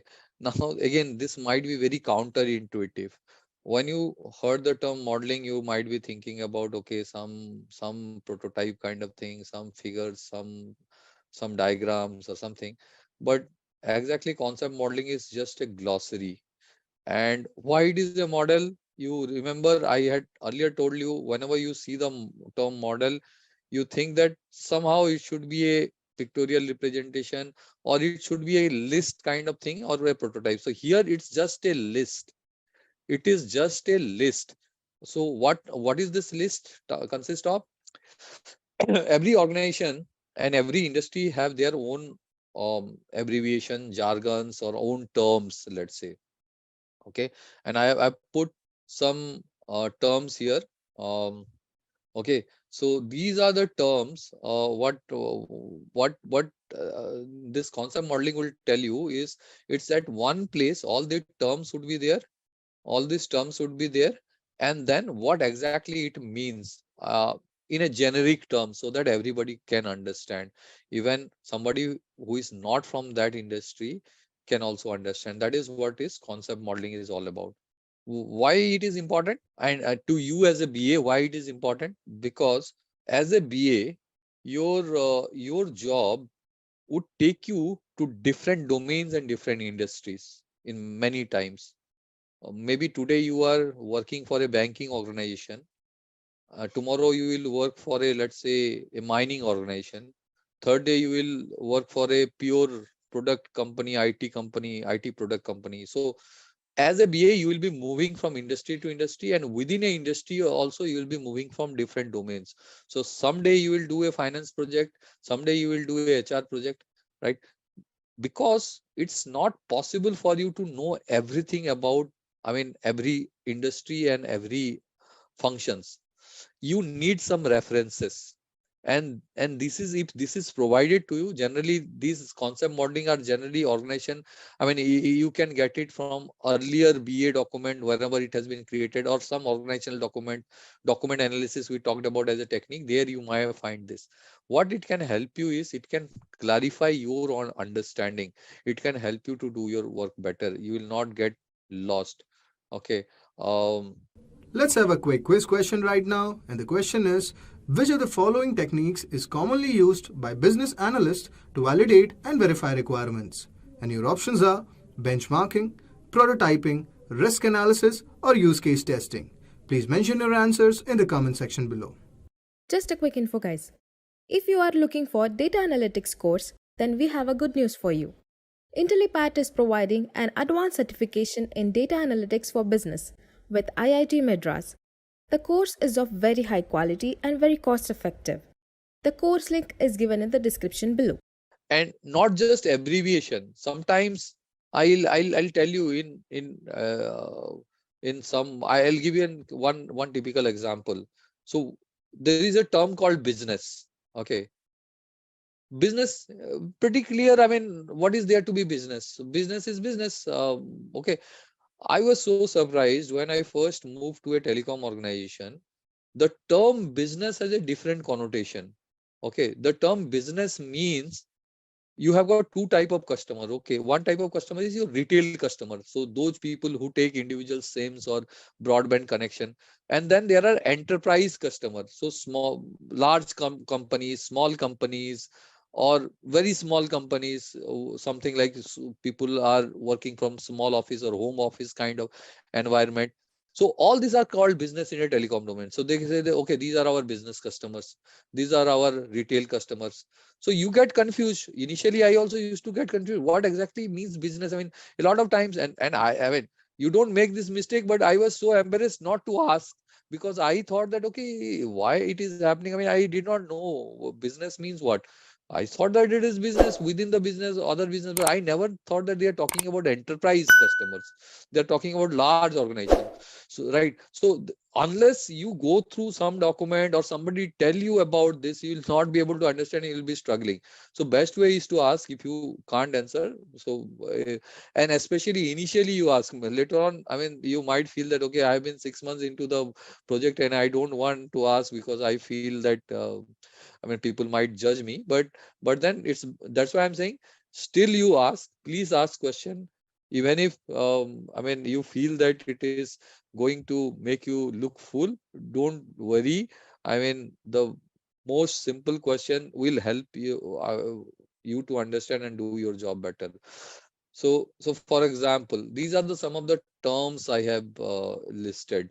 So ARPU, average revenue per user. Okay. So per user means, so in telecom, so you have got a lot of people who are taking your connection. In banks also, let's say credit card, a lot of people are taking your credit cards, right? But you are making some money from them, maybe charging some money or some subscription or some additional services you are providing. So you charge them some money. In telecom also they use and they give you. So that is what called ARPU, ARPU. Okay. ARPU. So this is just one, I mean, example I'm taking. So this is used in, if you are as a BA, you are working in telecom domain, you will heard this term again and again, ARPU, ARPU, ARPU. Sometimes people don't even tell that it is ARPU. They will go ARPU, ARPU, ARPU. You don't know what is ARPU, ARPU. Okay. So ask. That's the best way. Or if you get some documents, take it. Sometimes there are some some secondary sources also. A lot of the glossaries are available. So that is also a concept modeling. CSR, there can be various names, right? But what is CSR? So customer service representative, generally they call it. I don't know, request can also be there in some industry. These are not universal term. These are not dictionary definitions, so anything can happen. BTI I just spoke about while I was talking about marketing. This is again a term. So this is called brand tag index. So what happens that if you are competing, and this is also done maybe for IT organization you can do. So let's say there are many different organizations. Some consultant, they do a brand track. So for example, they'll say that what is your top of the mind awareness. So when I say, let's say, banking products, banking software, okay, what is the name that is coming to your mind? Maybe you will say Finacle, that's the most powerful product, or some other organization also have their products. So something like that. What is your fast recall? What is your percentage of recommendation? All those things are there. So purchase intention, recall, many other things are there in brand. So that is generally considered in brand tech index. This is just for your information. Okay, this is something called interface analysis, and let's look at interface. What do you mean by interface? You might be hearing this term quite a lot, human machine interface. What is interface? Here in the back slide, I said that there is another tool called interface analysis. So interaction. So interaction between various mediums or two mediums is an interface. Can you give us an example of any interface? UI is a interface. So you have any product, any software. So the first thing you interact is an interface. And I'm giving a non-IT example also, but maybe IT examples are interface. For example, if you are using, let's say, an iPhone or an Android phone, so Android or your iPhone software, I mean your iOS, those are your interface. Through that you interact with the machine. You can get payment gateway, yes, computer and printer, all these things are interface, right? So how two systems interact with each other is the interface, and the way you analyze is the interface analysis. Many a times when you are designing something, when you are creating some solutions, you need to look at the interface analysis, and that's what we are going to look at, and how you draw. And I'm just going to show you one simple interface analysis. Interface analysis can be very complex. Sometimes you need some UI designer also, but UI designer are more they are more concerned about the front end of it, how the user would interact. But interface analysis can also be there at a back end. So you may be doing one click, let's say, but what is happening in the back end? What are the other systems they are connecting? How the data is getting collected, let's say, or what are the actions that are happening? That is also part of interface analysis. Got my point? So it's not just at the front end. So I'm interacting with the system. I'm interacting with the laptop. It's a window operating system. That is one interface. That's a front end. So it can also have a back end. So I click in here, or I did something, where it goes, how it happens. So that's it. Okay, two systems are interacting. It's an interface. Now let's take some non-IT. Edmund has already given one non-IT example, but let me give you a very simple, small example. Let's say you are using a hair cream. Okay, you are using a hair cream. You bought the hair cream. What is the interface here? I'm saying you are buying a hair cream or any other cosmetic, let's say any other sunscreen, lotion, or anything. Yeah, the first level, Ramya, do you first look at the level, or do you look at the package? You look at the overall package, right? You look at the box where it is packed, not even the tube. So you look at the package. That package itself is your first.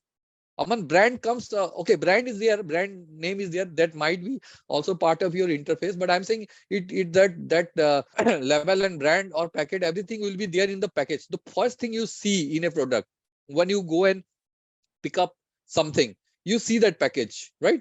In the package, there will be label, there will be brand, there will be some contents would be written, right? So that is your first interface. And once you, let's say, open the packet, okay, you are buying a shampoo, bottle of shampoo, right? Once you open the packet, sometimes they come in packet, sometimes they don't. I'm assuming that, let's say, they come in packet. So you open, then you what you see? You see a tube, or you see a bottle, whatever you are buying. Okay, whatever you are buying, you see that. That is your, again, a interface, correct? Your interface, the looks of the bottle, the looks of the bottle of shampoo, or the looks of the tube, that is your interface. This is pretty simple interface I'm talking about. Interface can also be complex. In industrial product, there can be sometimes you need to have a user instruction. Let's say little complex product. Let's say let's thought about a fire extinguisher. Okay, the fire extinguisher. The moment you see, you can't operate. Okay, it will have, I mean, you need to know how to operate. So sometimes it can become very complex. You might have seen some very complex interfaces, or sometimes it's pretty simple. Earlier remotes, or now the latest remote controls of TV and all that, you remember, right? Earlier there were so many buttons, so many things are there. Okay, sometimes you get confused, or some people find it very easy also. I'm not saying, I don't know. Some people find having physical button easier to handle. Now everything is only limited to 4-5 buttons, or some people are saying you just operate with a what do you say, remote. In car also, now Tesla and some other models, they don't even give you a very, I mean, other than steering, there is nothing else, not even a single button. Maybe a gear shift and a car, and everything else is into the LCD screen. You want to change the temperature, there is a LCD screen. You want to switch on the blower, you want to lower the your windows, you want to do anything, open the sunroof, anything you want to do, that would be done through the interface, through the touch screen in, let's say, Tesla and other models. So that is what I'm saying. So interface can be complex, interface can be simple. Interface is how the system interact, how a human is interacting with the product. So that is your interface. In a non-UI, I gave you some example, how the design of the bottle, design of the product, maybe touch and feel of the fabric material. If it is a fashion items, if it is a handbag, you not only see how it looks like, how it feels, what are the functionality. Maybe you want to see how much stuff I can put in. Everything else is a part of that interface, right? So this is what the interface looks like. And because I said that this interface analysis is mostly from a IT point of view, we are talking. This is what we would look at as a interface here. And I'm giving a very quick example, and then we'll move to the next item. So this interface analysis which I are talking about is about one coffee vending machine and automated coffee ordering system. This is a centralized procurement system is what the system I'm talking about. So what this is procuring? This is procuring coffee beans. It is a technique in elicitation. This is a good question. This is a technique in elicitation. So the point here is 2-3 things. So first thing is, if you understand the interface, you will be able to judge what information you need in elicitation. So the backend knowledge of the system, if you have, then you will better prepared first to get what information you need. That will also help you to confirm or what to validate your information that you are getting. So many a times, as I said, if you are getting some information, obviously there is something called unconfirm and confirm. So if you have an understanding of the inherent system, that will help you not only to get the information, but also to validate or confirm those information, or to look at where it can be used. And that's why it is a tool in elicitation. And not just in elicitation, this is also tool in RADD, requirement analysis and design definition. That's also it's a tool there, right? So this is how the interface of a centralized procurement system would look like. One more thing I would like to add here. So look, it's okay to say that this technique belong here, but I will also suggest everyone not to put a technique in a particular bucket. Okay. um, Interface analysis is obviously a tool in elicitation. It can tool in design definition also, RAD also. But what I am suggesting is, many a times this whatever business analysis work you are doing, and you remember that it is a very iterative process. And I'm not even talking about agile way of working. Even in a standard your SDLC process, your non-agile way of working also, you keep on getting information, you keep going back and you keep doing it, right? So it keeps on revolving. So don't compartmentalize one particular tool in a one particular section. It may or may not help you, because sometimes this whatever Bibok has given, look, that is their interpretation and understanding based on what many people have said. And in the first session, I told that this Bibok guide has been prepared by interviewing a lot of people.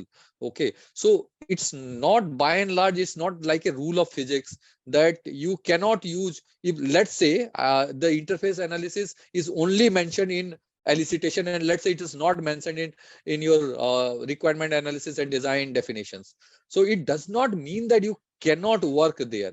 Of course, for your exam point of view, it's fine. I mean, you say that it is only in interface analysis, is only in elicitation. Just assuming that it is not there anywhere else. I know that it is there, but assuming that any tool is there in one particular section. So from an exam point of view, it's a different thing. You only say that, okay, it is applicable here.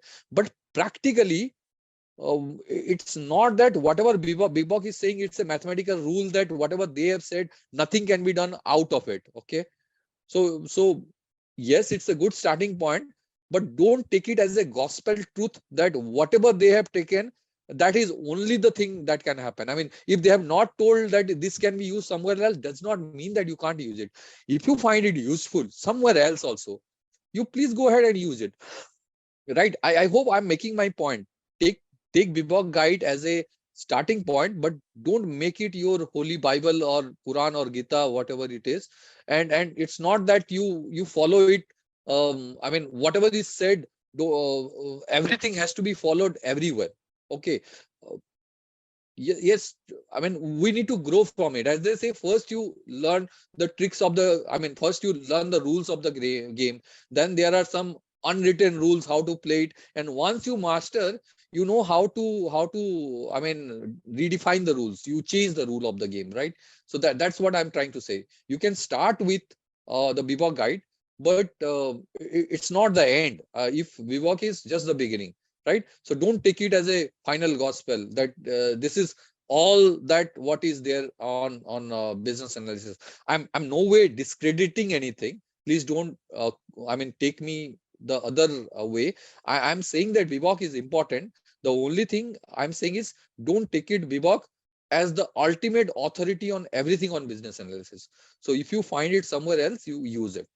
Okay, right. So let's come back here to this interface analysis.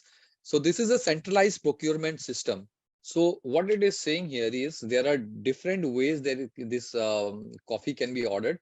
We have got a coffee vending machines, or many, not one, many coffee vending machines. They are connected through AI and sensors, and they can, when it is lower than a threshold level, it can automatically order some I mean, coffee to the centralized procurement system. Don't look at, I mean, this is just an example. uh, Logically this may or may not be right, but I'm just giving an example. Logically why it may not be right, or not logically, practically it does not make sense, because let's say there are 50 vending machines. They are, every time they are putting it on a centralized order system, and once there is a centralized order system, probably you will order in bulk, or at least in some quantity. It does not I mean, make sense that I am ordering, let's say, 100 or 200 gram or 1 kilogram of coffee for a vending machine through a centralized order system. So logically it may not make sense, but I'm just giving an one quick example, and that's why it is. Okay, so you have to also think critically here. That's what I was thinking here, because will it make sense if I connect all the coffee vending machine to the centralized, or maybe as an interface I should create one more aggregator where all this coffee vending machine, if their threshold level is low, they will be getting from somewhere here. And when this intermediary, let's say there is one system of order fulfillment, when that is low, they can order. But leave that aside, the logics aside right now. So let's say this is one ordering. What else can be done? Users, if you are from a procurement team, you can directly order. What else can we order? This is one, directly you can order it through let's say your laptop or your systems, or your order management system, or your, let's say, something like your SAP, or any Oracle, your enterprise resource mechanism or system, ERP, enterprise resource planning, ERP system you can do, or any other tools you can do. or it is saying that human can also do it through, let's say, a smartphone or a PDF or a desktop or any other thing. So look at how many different interfaces are connected to the centralized procurement system. Now, this is one interaction, and this is on a very high level, level one. Now, this is also connecting to the vendors. So this is vendor number one and vendor number two. Always you put one auto order up station, I mean, beyond a level, then the order is triggered to the first vendor. And we also have a second vendor when the order can be also triggered. So this is for a very high level design diagram. I mean, I'll not even call it design diagram. This is a interface analysis of this, and this can also be used in your design diagram also, how your edges process when you map, and when we talk about strategy analysis we talk about. So sometimes in edges also you include this, how the things are happening now, or in to be process, so how you want the things to happen, they are also used. You can use some sort of interface analysis also, correct? Now the next point is very generic question. It's not related to the case here, but I just wanted to check, because critical thinking is also a very important skill set you saw in BA. I want to ask you why you think that we should have multiple vendors. And this is, I mean, those who are already working, they know this, but still, for others, why you think that there are multiple vendors are required?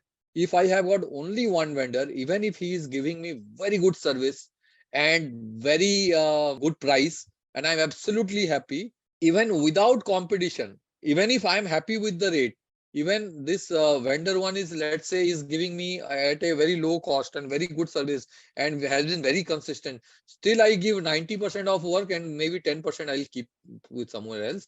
That is because we want to avoid the risk. This is a risk mitigation techniques. Diversification is a risk mitigation techniques. Why? You never know what would happen. Maybe it will catch fire and everything is stopped. If I have another vendor, at least I can ask that vendor to ramp up and my production line will not be stopped. My customer will not be impacted. That is one big takeaway, that you should have multiple vendor. Even if you are absolutely happy with one vendor, you're fully satisfied with that vendor, with everything, with price, with support, and with everything. Even if you are happy, you should keep something. So generally they say, if you are really happy with the, give 80% and keep 20% with somebody else. That's a standard rule. Toyota is the largest car manufacturer of the world. And it has been the largest car manufacturer for the world for quite some time.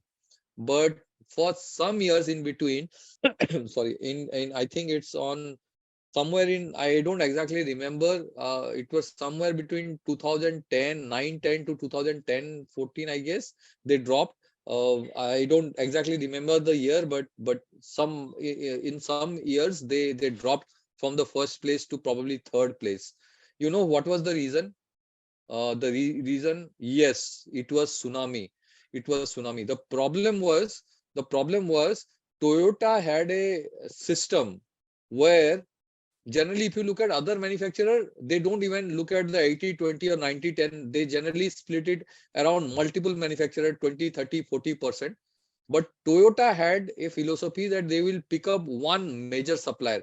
Maybe they will have one minor supply, but the one major supply, and that is their philosophy. And it has got its advantage also. Okay, it has got its advantage. When you work with multiple vendors, nobody will get a large volume, and your cost will impact, your quality will also impact. And Toyota philosophy is that they will work with one vendor, and they will not change the vendor for a little cost. They will even ready to pay that vendor a little more for their work, and they will partner, they will work with them as a consultant, help them to develop. So that's what their philosophy, and they have been very successful. Toyota products are world class. I mean, their product quality is unbeatable, and one of the this vendor management is one of the key thing which they say, working with a single vendor. Okay, and single means, I mean, 95% they will give for one and 5% with others. Now the problem was that because of tsunami, some of their major vendors got impacted, and because they got impacted, they could not get the adequate supplies, and that's why they dropped from first to third. Okay, you remember. So that's how it is. So everything has got a pros and con. So multiple vendor if you keep, there is a I mean, pros and cons also. Generally we look at things as a transactional, oh, okay, whoever is giving me lower cost, and generally, L1 is the term, lowest bidder. But we generally don't even look at the quality and services. What they say, they okay, meeting specification and L1, let's give it. So Toyota doesn't follow that. So that's what I'm saying. So multiple vendors. I mean, I'm trying to give you just a perspective. So both has got his pros and cons, and based on the objective of the organization, you can choose what you want to do. But here, what I'm saying, that's why you keep multiple vendors, and that's the logic. Toyota changed strategy. Yes, they probably you look at more vendors now. I don't exactly know. I mean, Mansi, if you have got some information, you can share with everyone. But as far as I know, they still work with largely with one vendor, and they have got one or two very smaller vendor. And if you have a one or two smaller vendor, generally also it's not always possible to scale up. The moment, let's say, tsunami hits and you have got, let's say, another vendor which is providing 10%, your 90% supply is hit, then it's not possible always for that smaller vendor to scale up. Sometimes it requires manufacturing capacity. You need new plant, new machineries. There is always a lead time. There is a capital expenditure that is required. So capex means you need money to be spent, right? So that's what I'm saying. So yes, that's what the point is. Okay, let's move. So conducting elicitations, these are the stakeholders. You know that. Confirming results, unconfirmed and confirmed. We talked about this. We talked about what is the need for confirmation. We talked that as a BA, you cannot say that this is the information which I got and that's why I assumed it correct.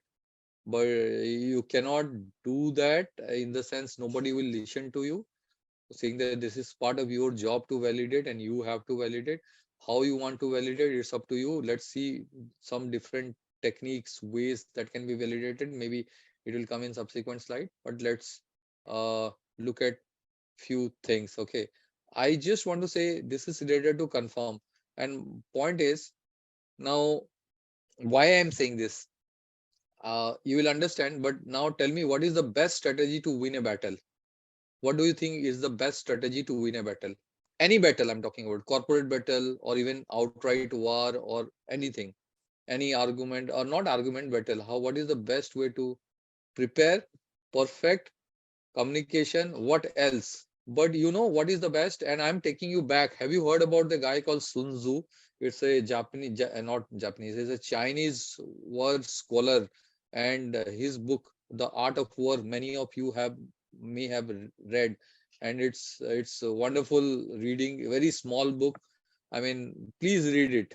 You'll get a lot of interesting insights into any type of battle, and today's corporate world is nothing different. So those who wants to understand strategy, please read that book. Very small book, I think is over 100 pages. And you will also, name of the book, The Art of War. I think there are free version also available. The best way to win a battle is win without fighting. You don't need to fight the war. If you can get the result done, any war has an objective. Yeah, you are going to, what is a not an easy decision, right? In corporate battle, in corporate world also, whatever initiative you are doing that is a not an easy decision. It requires resource, time, planning, a lot of things. So but what is there at the end? At the end you have an objective. It says that if your objective is fulfilled without going to be a battle, without without actually fighting for it, that's the best way. If you can do anything to convince, cajole, coax, threaten, whatever you want to do, you can do. And if you get your objective achieved without fighting, that is the best way of winning a war, is not to fight a war at all, but to get it done. This is what his words. Okay, not mine. If you don't agree, please talk to him. He's a scholar of 2000 years ago. So I don't know how he will communicate, but the greatest victory is that which requires no battle. And why I'm saying this? Many a time, all this battle or all these conflicts as a business analyst, that will come to you because you will, from many stakeholder, because of this lack of confirmation. And you remember, after elicitation, we get a lot of these inputs and all. And many time, what would happen that if you don't confirm and if you just go ahead Okay, or if you don't get it approved, it is going to create a lot of unnecessarily battle for you in future. You will keep on extinguishing the fire. And that's what we are saying, that don't let that situation come where you have to defend yourself, or where you have to attack, or where you have to get into a trouble in terms of fighting. You just confirm the result and communicate, and that's why it is important. And that's what I'm saying, don't get into a situation as a BA where you have to pick up a confronting situation with something. Okay, sometimes what happen, you have, let's say, got some elicitation result, and you send it for confirmation. Let's say you are sending an email, and there may be many other techniques through which you can confirm your result, and you send it for confirmation, and you don't get any confirmation from the stakeholder, and then you assume that it is correct, and then you went ahead and planned something. Later on, the stakeholder come back and says that this is absolutely rubbish because I did not approve it. Whereas you waited, you wrote multiple emails, and still you did not get any response. This is quite common situation. And I'll tell you what I do in this situation. If I first mail, I don't write anything, but in second, third reminder, if I don't get a response, what I write is, in the bottom I've written, I'll write that these are my um, what do you call, summary of the or findings from the elicitation session, let's say from the interview. uh, if we don't get any response, and I write it simply I write it that in case there is no response by 10th of March, or let's say in next 10 days, we will assume that you are approving the result. We will just write. I'm not saying that it will solve all your problems, still that you might end up in the problem, but the court or the ball goes to the court of the approver in that case. So what would happen if you write this email, and if deliberately, if the stakeholder is playing some games like that, then he will definitely come back. Because at that, you cannot say, you will say that I have sent you 3 emails, and this is what also I've written, and because I did not get any response, I am assuming that it is true. Okay, so that's what I'm saying. You don't create some uncomfortable situation for you as a BA. Don't get into a confronting situation, and get your work done tactfully, without getting into those difficult situation. And remember one more thing, and this is, I'm talking from a BA certification point of view. In many a times you will get some question, BA should escalate, BA should take this up with higher management, or put this up into the town hall and all that. Unless the other options in the question is not very attractive, you can very well strike these options down.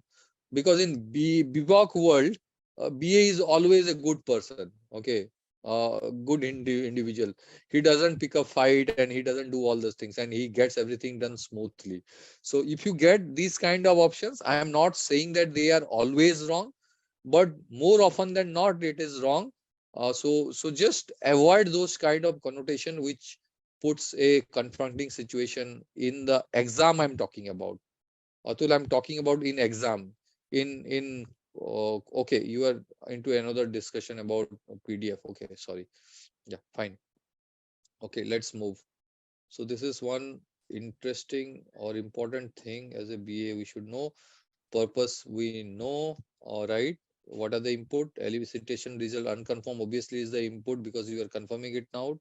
So I'm giving you now a small case in point, and I want you to think and come back. What would be your action here? And this is a pretty common situation if you are doing. And I mean, taking a policy head and a marketing head in one example. But what I'm saying is this can be any two person in any two situation.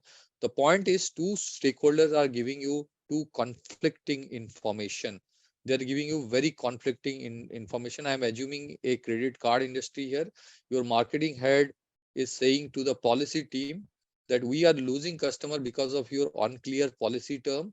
customer support teams are getting too many complaints. They are getting 1.5 complaints per customer, whereas the industry standard is quite low. Okay, it's, let's say, less than 0.5. Policy head is saying, please get your facts right. Our complaints are 0.6 complaints per user, in line with industry standard. As a BA, what would be your approach? What would you do?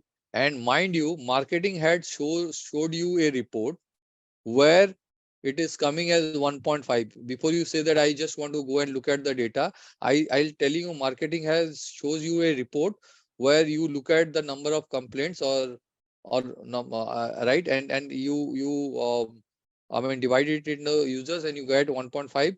Policy head, he or she gave you this data and you are getting it 0.6. What can be the reason? What you will do? What exactly is complaint, you need to ask. Maybe someone is considering complaint as something else, or somebody, so there is a different definition of complaints. Marketing head is using a different definition of complaint, policy head is using a very different definition of complaints. Got it? So how it is calculated, the calculation may not be erroneous, but how it is calculated may be very different. And you remember yesterday I was giving you active customer definition, which happened to me. And this, exactly this case I'm talking you, this is something very similar to this happened to me. And I'll tell you what was the reason here. Okay, the reason was that the marketing head was calculating uh, any queries or any complaints, okay, and any request as a complaint.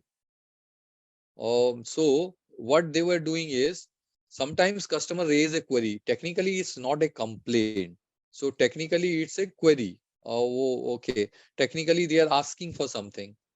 Okay, or they are requesting you for something. Okay, change the plan, change the billing date or something. So so what they were doing is, because that definition or because that classification was not available in that report, they were just taking everything together. Whereas the policy head was taking it exactly as complaint. Now this is one part of the story. Now where your critical thinking hat, and just think about something else. You know what was actually happening here, uh, and this is from my practical expense. I mean experience, and I faced this because complaints is a KPI. You know, complaints is absolutely a KPI which the support team has. So they need to track how many customer complaints are coming. Many a times they do this manipulation. So even if the customer is making a complaint, and generally the complaint would also have a request. So let's say you are making a complaint that I have been charged unfairly for my credit card and I want it reversed. Okay. So there are two things. So first of all, you are complaining that there is a credit card charge and your request is that it should be reversed. Then where this should be tagged? Okay. Ideally, anything that has even a slightest hint of complaint, that is what should be tagged as a complaint, because you are concerned about complaint. That is the KPI, because if that is not right, then your customer satisfaction will impact, your customer will leave you.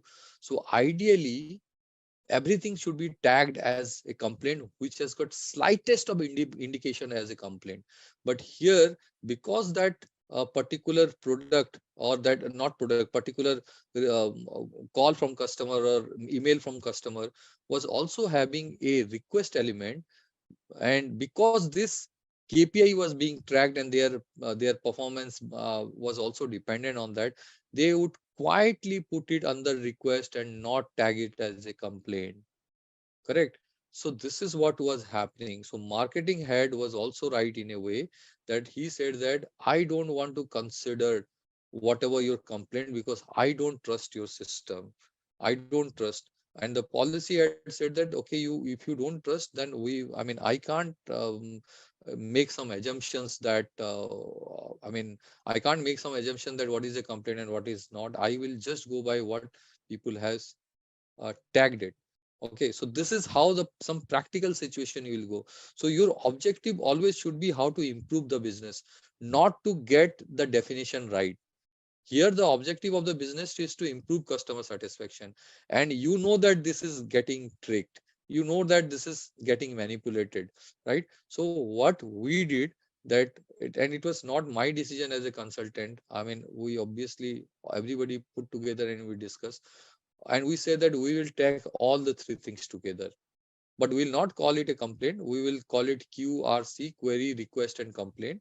And of course, the standard benchmark will not be as that of complaint, because complaints will be obviously low. So if I say that earlier for complaints, your target was 0.6 complaints per user. Now, after putting all query and request, I can't say that it will be same. It's unfair for that. So we increased it. So is that okay? For query, request, and complaint, all the three things put together in a month, it should not be more than one per user. Okay, for example, right? So you change the KPI. You change the KPI as the outcome of this into the discussion. And these are certain things you will come across many a time. Your your loyalty should never be with any function, or your loyalty should not be with any individual. Your loyalty should always be with the organization and what would produce value for the organization. And if you want to know what would produce value for the organization, whatever makes your customer happier and more satisfied, that will produce value for the organization. So go in that direction. If you are confused what to do, always keep the organization interest and the customer interest in the mind, and you will never go wrong. That is what we did, and this argument also happened when both the people were there on the right. And obviously we got confused initially. I was also having no idea how to do, because there is a basic mismatch between numbers, and both were showing the reports, their MIS reports and all that. So we took a pause. I requested everyone, and because they were senior people, I said that because we are not having an agreement here, let's move to a different topic. Let's not discuss it right now. Let's park it. We will come back. I said that I'll try to understand both the figures, and I'll come back. In the next meeting, we'll have this discussion, and that's how we handled it. We moved to a different discussion, and we concluded that. And in the next meeting, I had to do my homework. I got all this information with some of the SMEs, and then I presented the findings. Or I not there was no presentation as such. I mean, we just spoke. I spoke about what was happening, and then both of them actually agreed. If you look at, I mean, if the KPI is being tracked at the business level, then you will not find a discrepancy.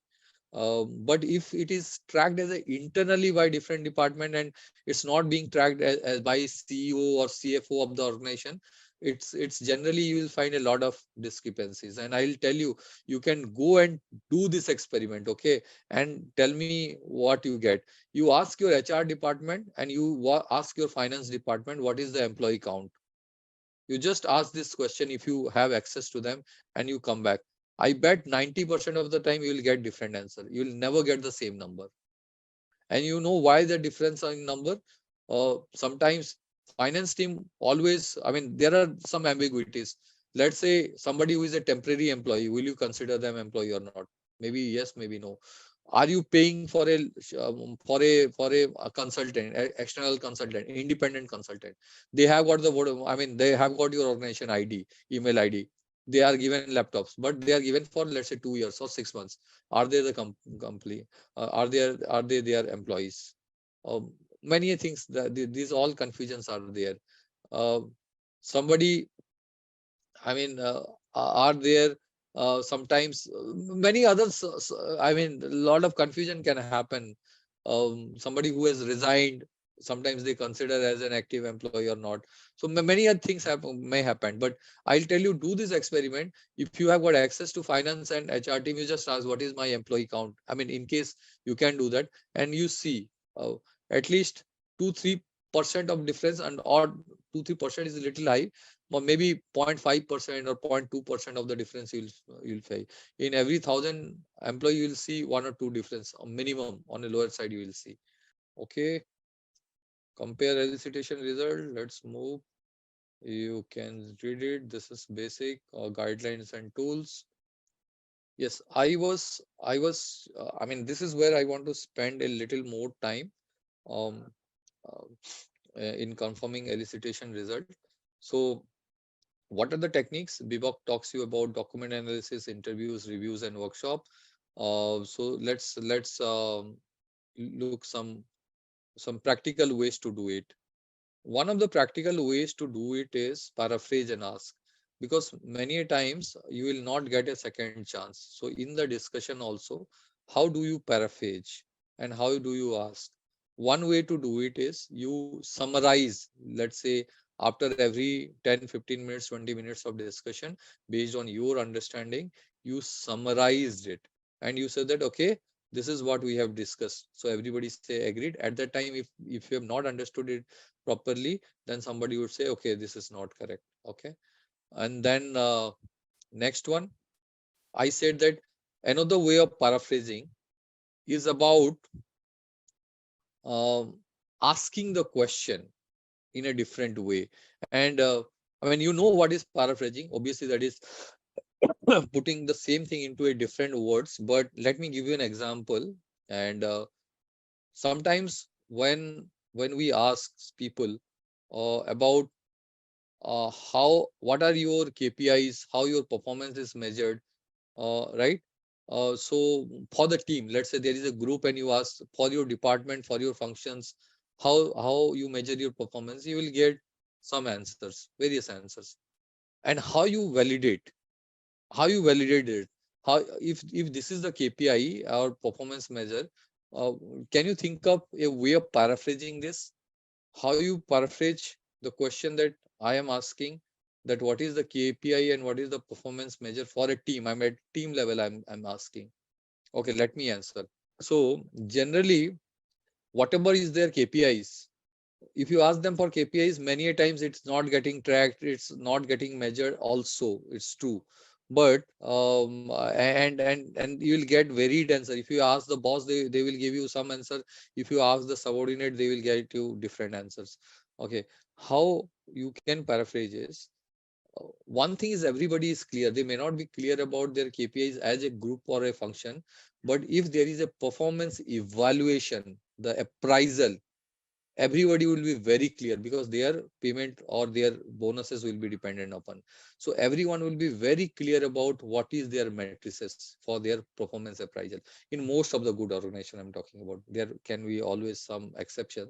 So if you ask them what are your own performance measure in your appraisal, and if you aggregate, by and large you will get a true picture of what are they trying to measure. And if there is a mismatch, anyways you have identified an opportunity for improvement. Whatever your organization or your functions KPI, that has to be there in your individual KPI, and most of the cases it is. And if you are getting a very conflicting answers for your KPIs and performance matrices, you please ask them how you are appraised at the end, what are the KPIs do you have, and then you aggregate. Five people will give you five different, I mean not different, some things, and then you aggregate, and then you easily see whatever they are saying, whether it is matching with the expectation or not, or whatever I mean, you can confirm that. Okay, the operational definition we talked about in earlier example, how are you measuring? So I talked about you can ask about sample data also, you can ask about sample data, but if it is not getting tracked, if it is they say it is KPI, but let's say we are not reporting it anywhere. We do a internal crap and we do meet and we discuss. Some people will get that kind of answer also, some organization, right? If it is not very formal, and especially you see, if there are consultant kind of profile where you don't always get a very specific deadlines or specific KPIs, so your job is to deliver it. So only thing is, if you deliver in time or not, or if you deliver in with the quality or not, and then quality also becomes very subjective. So that's what I'm saying. Sometimes it's not easy to get the sample data is the point I'm trying to make when you say that sample data. Look at, maybe in your industry it's easy, but sometimes it's not easy, right? Cross check the assumptions. Uh, so sometimes we get some numbers and we assume. So you get a number, let's say 30, Yeah, so whether it is in what is the so your hourly rate of a developer, let's say you is written 30, and you assume that, let's say you are working in US, so you assume that it's in US dollar, but maybe the other company is headquartered in UK, or they are measuring it in pound, or in Europe they are measuring it, let's say in euros, or maybe in some other countries where it is dollar but maybe not US dollar. So that is one. Then the assumption is that, is it recent? Maybe whatever you are looking at is it's little earlier. Is it specific for geography? If let's say it is outsourced, that skill is outsourced. So you have a development, but you have outsourced. So whether that amount is reflective of the outsourced country, whether you are giving the same amount in India, let's say if you have outsourced, or in US. So all this kind of assumption you have to cross check. Just think through again. That's why critical thinking is absolutely critical for a BA. And you cross check all your assumption, try to list down what can be all assumptions. And some of these things will also a lot of comes out of curiosity. I mean, a BA has to be very curious animal, if I can put it like this. Without curiosity, you will find it very difficult. So you have to explore, and you have to be curious about how they are doing, what they are doing. And then there is other two things. It's called Gemba. Gemba is a Japanese word. It's a word that is also used in quality improvements. It's called go and see. So it say that if somewhere work is happening, you go and see. You see some customer complaint and about something, you, and sometimes you don't go. I mean, we do a lot of this armchair analysis kind of thing, and in after COVID, in this world it is happening, and it's perfectly all right. In software, many a times you don't have a particular thing to go and see, but sometimes also you go and check, sit down with developers when they are developing and see how, what are the issues they are facing. That will help you to appreciate their problem and maybe suggest a better thing, and coordinate with the other functions better with customers and all other partners, other stakeholders. So for example, there is a customer loss. So what do we mean by loss? Offshoot question. Whether it's value, whether it's amount, whether it's revenue per user, what you can use that offshoot is what you can question. Okay. Communication is important. We don't have to reiterate why it is important. Okay. This purpose is that we want to ensure all the stakeholders are informed and have a shared understanding. We want to communicate at the right time and in the format desired, and in the language, tone, and style. Right time we understand, right? So relevancy is the factor. But what are the different formats to communicate the BA information you can think of? And uh, and let's look at how the different formats are relevant to different stakeholders. Email is a yes. Shared drive, presentation, these are all different modes. Document repository, yes, it is also a mode. So these are the different modes: letter, email, telephone, yes. Face to face communication also is a communication. But when you do face to face communication, don't leave it open because it has got no record. So after you have a face to face communication, let's say you just drop a email saying that, as discussed, this is what we agreed. So don't keep it open, so that you have some record later on. In agile world, is less required. I mean, because people do it more out of, I would say, interaction and trust, and all these things, documentation are not required. But if you are using in a you if I mean, if you're not using agile and the culture is not geared towards agile, it's always better to have things documented. Yes, minutes of meeting, MOM, minutes of meeting. Yeah, detailed report.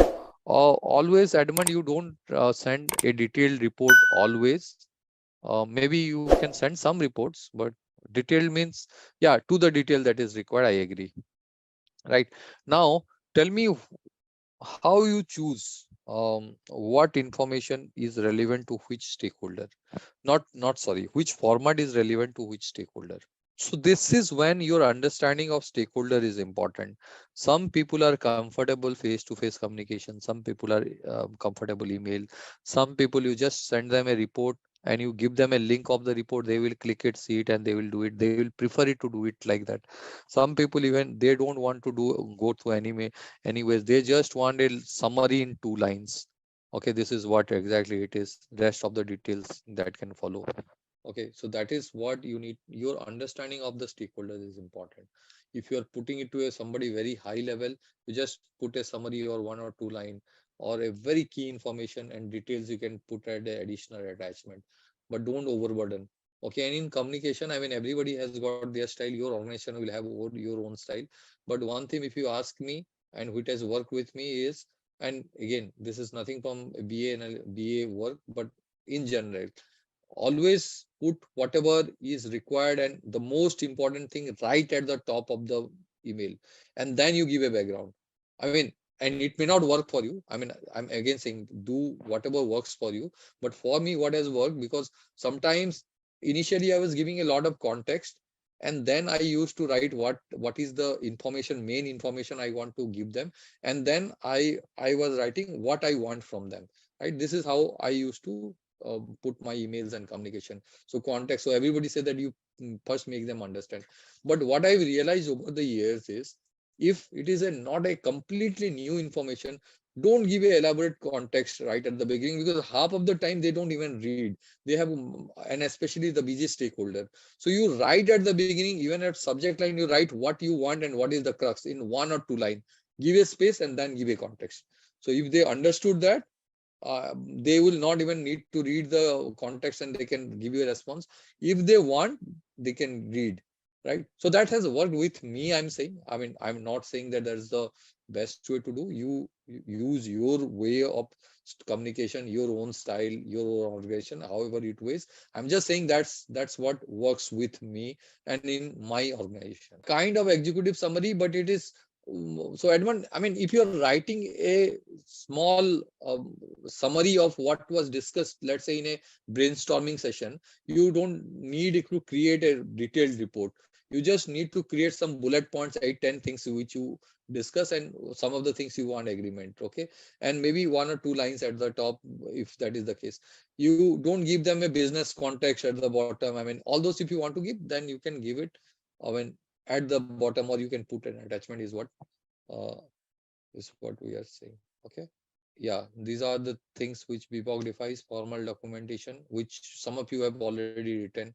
Informal documentation, what are the different things that can happen? I think when I ask what are the different formats, so that's what it is talking about. Yeah.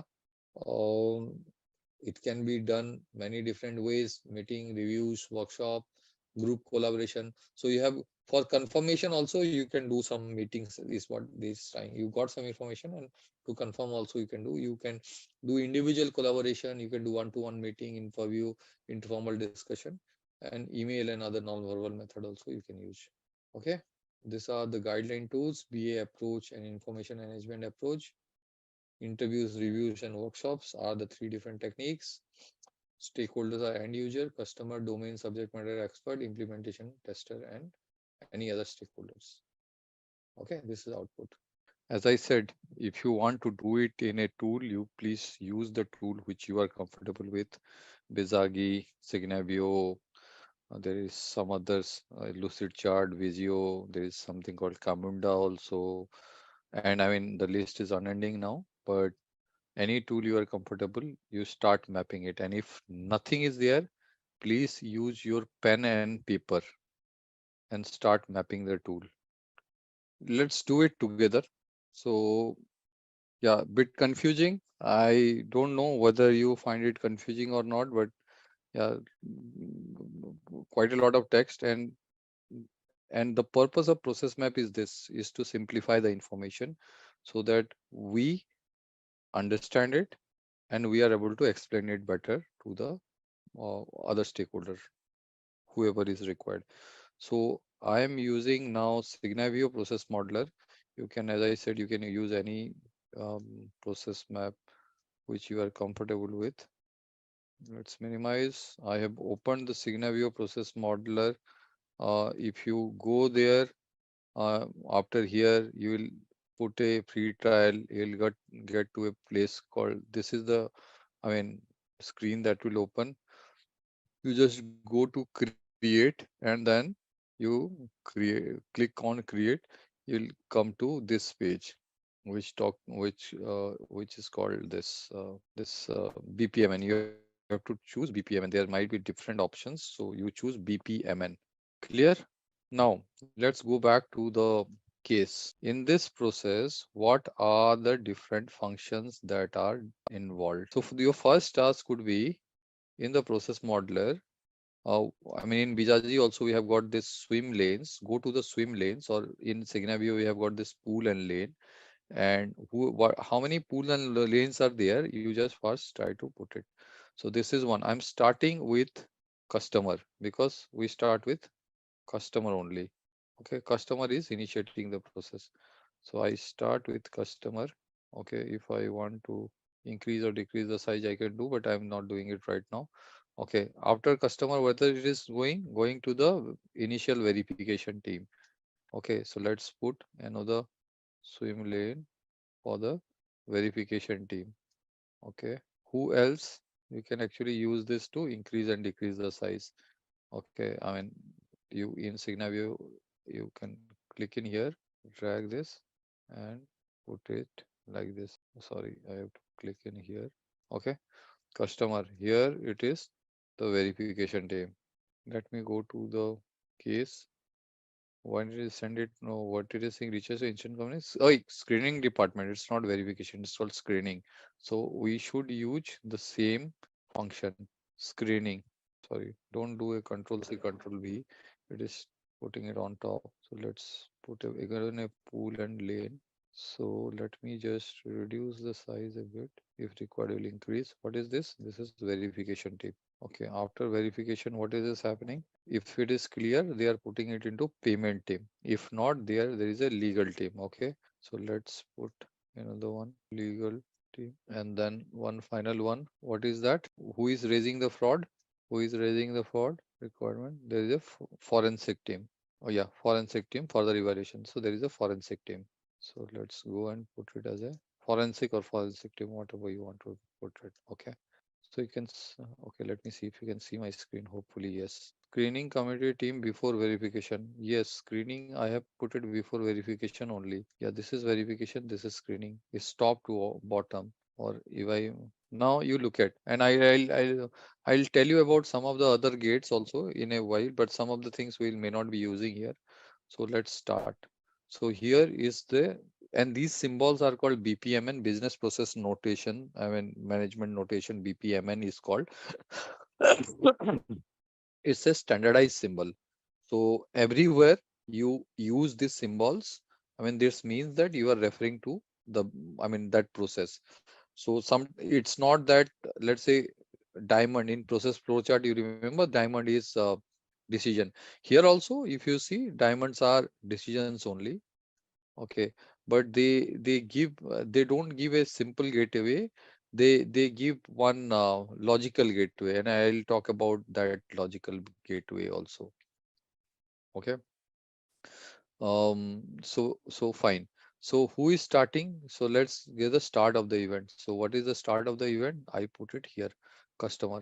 This is the initiation. So after initiation, this is start.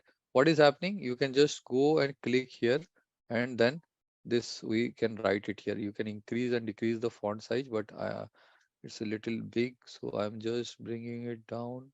You select and you use arrow, and so raise a request, raise a claim request. Okay, here.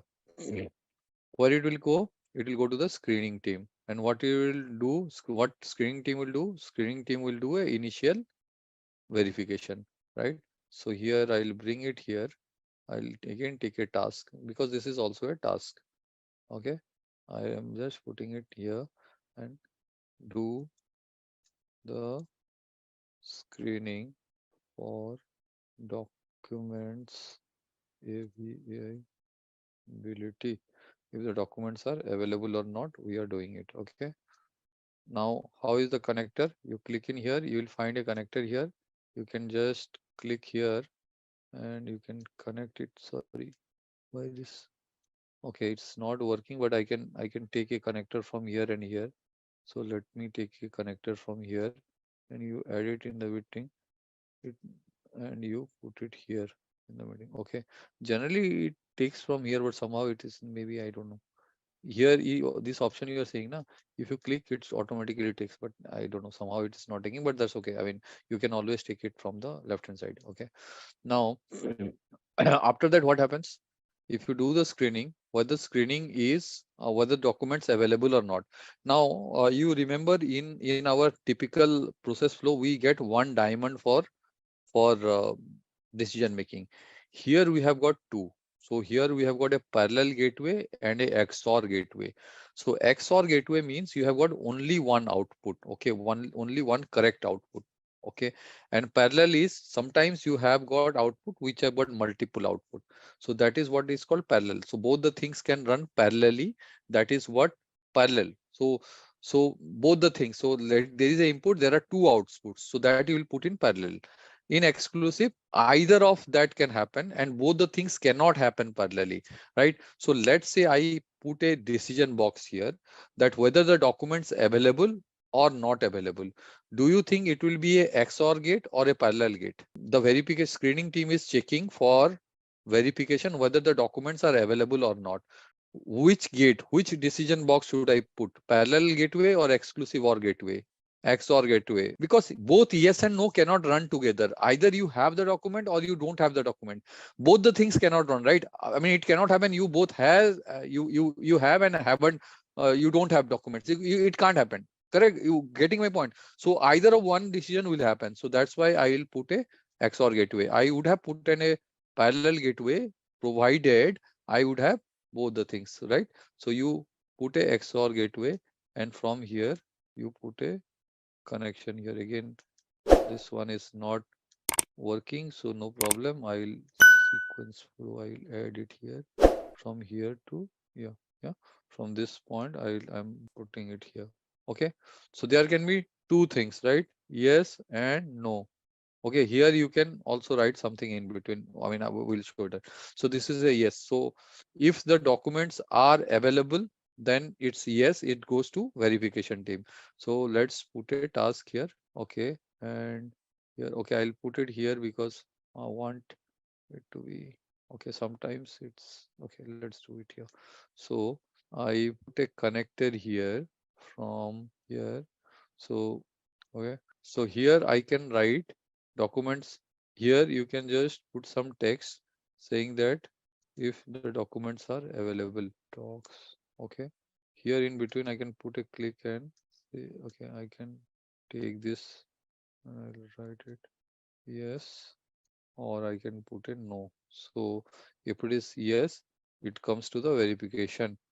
Okay, do the verification. Do the verification. Okay, and then if it is no, what happens? It goes back to the customer. You got my point? I can just make it like this also. I can drag, I'll click and with red dot. So you got my point. So this is no. So if the documents available, if the documents are available, you will take it to the verification. If no, you send it back to customer. But at the same time, what you also do is, okay, there is one more step in between.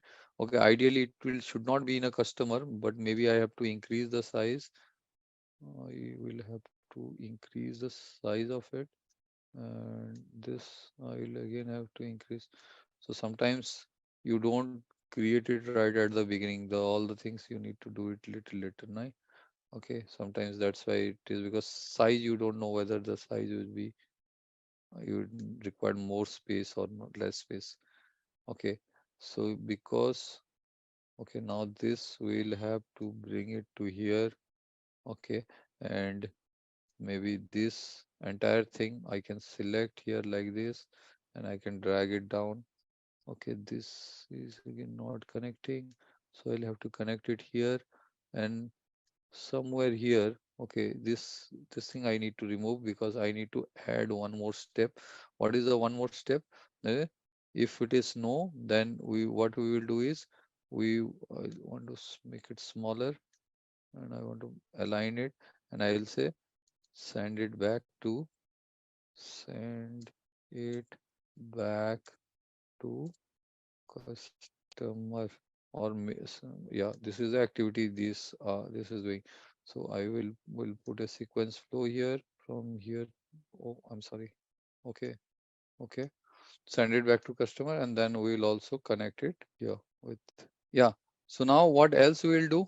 Okay, this size I have to take care of. So what you can also do, let me try, because I have a different version at my workplace. So sometimes it does not work. Okay, yes. So this size I want to increase. I can select and drag. Okay, and I can also reduce the size because this is becoming too big for my liking. But if you do that, this alignment is coming differently. So I'll click in here, and then I can just use the my mouse to move around. Okay, now here there is a small mistake. Please ignore. I mean, I'm not doing it again because it takes a little time. So this entire box should be within the screening team. There is some part of it is going aesthetically. I mean, logically, there is no mistake, but aesthetically, put it inside the screening window only. Okay. Um, I'm putting it as a connecting line because it is sent back, but maybe okay, send is not. I mean, I'll say that mail it back because mailing is an action. The arrow is itself showing that it is going back to the customer, but I'm trying to highlight that they are mailing it. So how they are doing it, that's an action item. If there is documents are not available, I'm just putting an item here saying that they have to mail it back. I mean, without that also, it is going back to the customer, but just a additional step I'm putting it here because I want to be clear how they are sending it. I mean, I even after mail it back to customer, it's dependent on the customer to raise a request or not. So ideally it should not be here, it should be either as a starting point or somewhere in the built-in, which is also okay. You can do it, but generally if you do it also here, it's fine. Okay, you add more details if you want. Whatever, I mean, you want to add more details, you please add. Okay, now what? After verification, what is happening? Again, we have what a decision box as a yes or no. If the verification is successful or not. Okay, if verification is successful or not. So I put it again a X or gate here. Let's say, okay, we'll put a connector here. I'm still trying to see if the, okay, just a second, just a second. So directly from here, I'm putting XOR gate. Okay. So here, uh, what is the issue we are trying to say? If the verification is successful. So there can be two ways. Either the verification can be successful or it cannot be successful. So if the verification is successful, okay, what you do? Send it to payment. Okay. Send it to payment team. Okay. Now, okay, we have not put a payment team here. Okay, that is one other issue. So let me make this payment team. You don't need to write anything here as a customer because this is customer swim lane. I mean, for clarification, if you want to write, you can write, but generally we don't write because whatever happens here is that the person who is doing it is the customer. So you don't need to write it. And that's why I said this entire box should be a little lower. So if this is making any confusion, I can actually reduce it. I can, I mean, lower it down a bit. So this entire thing is customer, so that you don't have to write here customer or here customer and all that. It is whatever is happening, it is related to the customer. So I don't need to write customer. But as I said, if you still want to give more clarity, nobody stops you from writing anything here, right? But if you ask me about BPM and notation, they don't tell you to write the actor in between. Cool. So send it to the payment team. I made it to the payment team. So let's say here it is. Okay, sorry. Send it to the payment team. Let's say they have a workflow.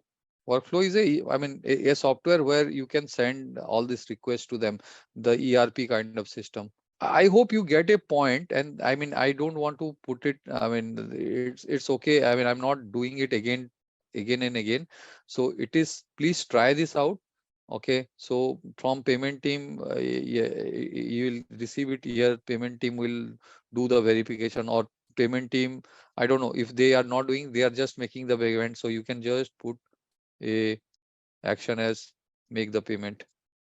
because verification is doing. Uh, we have the process is not saying that. Oh, sorry, I choose the wrong connector here.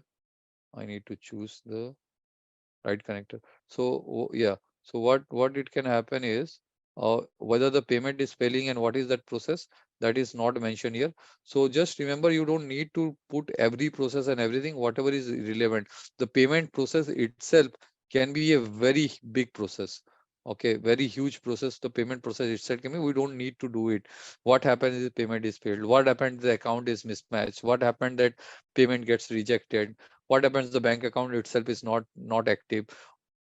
So our point is not to create a payment process map here. So the person who is doing a payment team map or a process mapping for payment map, those sort of detail they will take. So don't go into very minute detail of anything. Everything itself is itself a process. So there is a layer of process upon process. So whatever is your focus area, keep stick to that. Otherwise, you will not get time to complete. Okay, got my point? I hope you get my point. So forensic team, payment team, forensic team, and we also had a legal team. So yeah, so please do this. So this is how you map. Most of the tools are similar. uh, whichever tool you want to do it, you will get it there. And in case you do not have a complete understanding, try it out. It more or less is practice only.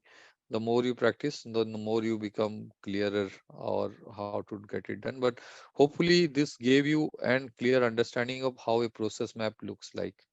So one stakeholder leaves and another stakeholders come right at the beginning, and you do not have any prior information of about the person and preferences and all that.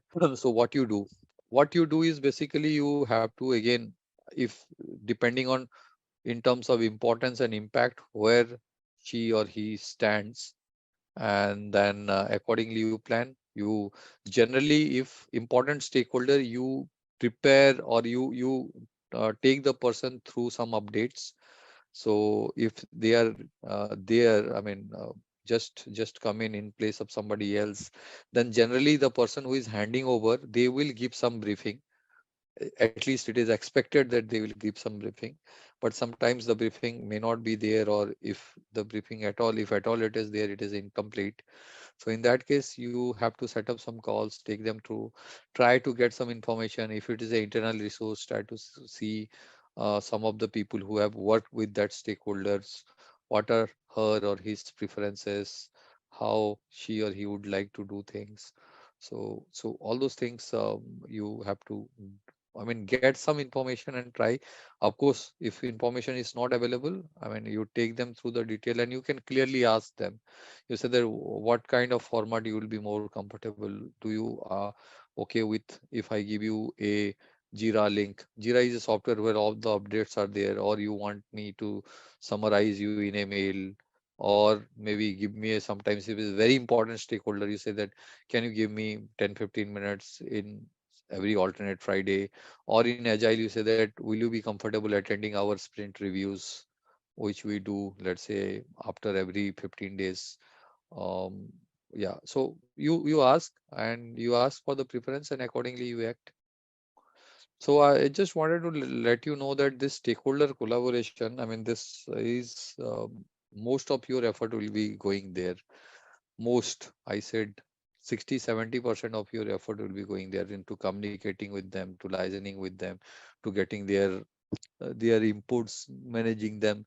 So those BA who are really successful, they have all the stakeholders, absolutely aligned. So your work will be smooth. So depending on how you want to do it, it also depends on the personal style of the BA. But I cannot emphasize it more that you will have to work with the stakeholders. So these are the inputs and outputs elements.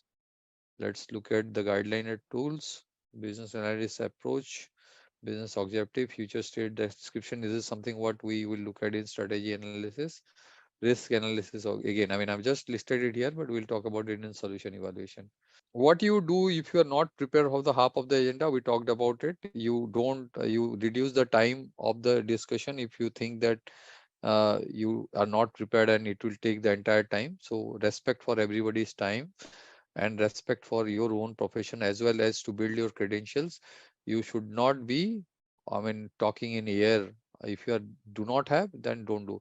The other way you can do is maybe a BA do not have to do everything by themselves. And as we know that, nobody is Superman or superwoman and superheroes or whatever it is. So you can ask for help. So sometimes what we also do is, if I'm not comfortable, if I prepared for half of the thing, maybe that particular other half of the section is, let's say, require about a particular system or tool. So you can ask that particular subject matter expert or SME to facilitate the session, or maybe a leader to facilitate. There is nothing wrong in asking for help. And if you are having a lot of work and loaded and you are not able to, it's always important to take help. So together, as I say, team means together we achieve more. So try it out. Don't try to do everything by yourself if it is not possible. Don't put extra expectations or more than justified expectation on yourself. Take help, and it always works. You don't have to do anything. Sometimes I see do it yourself kind of mentality, that everything I will do as a BA, even if it is part of your BA, when you can help it delegate. Key stakeholder indicated that he or she is not available for the meeting at the last moment, then and that's a workshop.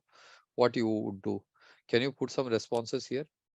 Key stakeholder is not there at the last moment. So what is a strategy? Strategy is, obviously you have an objective. An objective can be anything. And there are multiple paths to be there that achieve that goal. Let's take an example. One organization wants to be, let's say, the number one in terms of revenue. Okay. They want to be number one in terms of revenue. What are the different ways they can increase their revenue? They can become very premium product, sell less, but get very high revenue from small number of products sold. Something kind of a Rolls Royce or Bentley. These are, those who are not familiar, these are extremely high end luxury cars. Or you can be a Toyota or a Suzuki.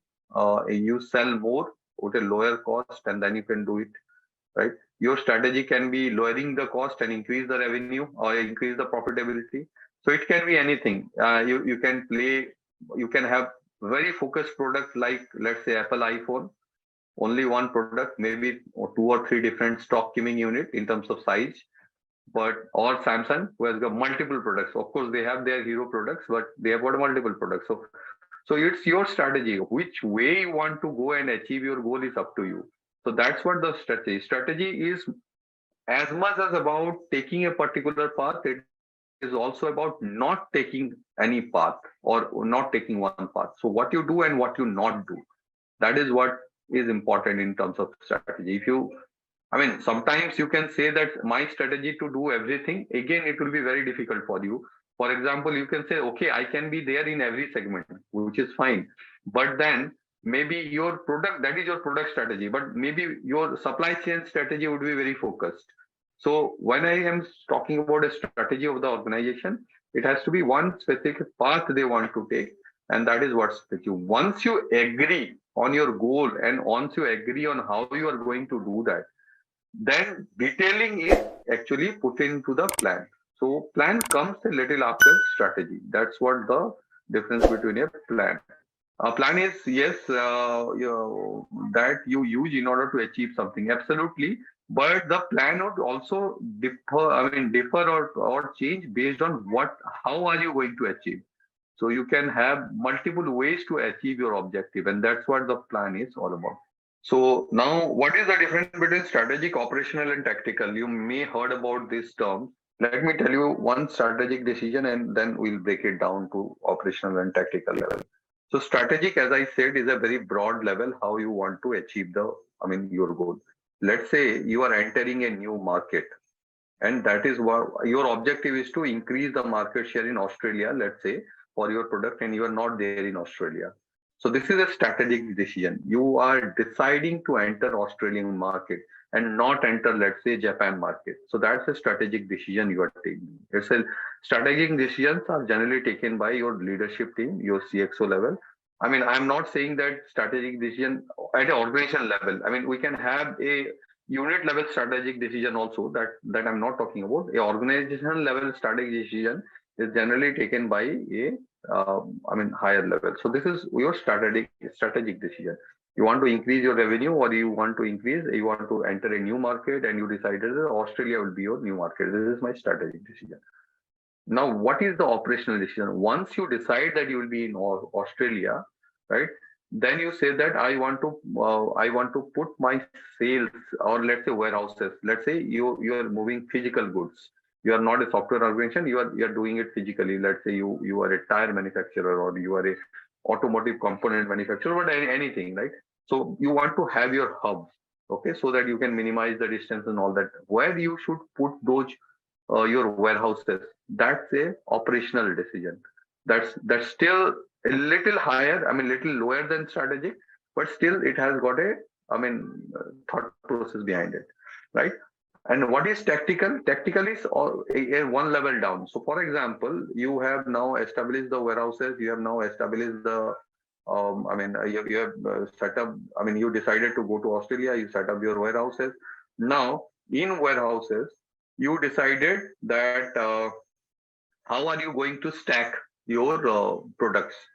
So let's say you have warehouse space, where you want to stack, how much, where you want to keep the, let's say, large items, small items. So it's a very localized decision.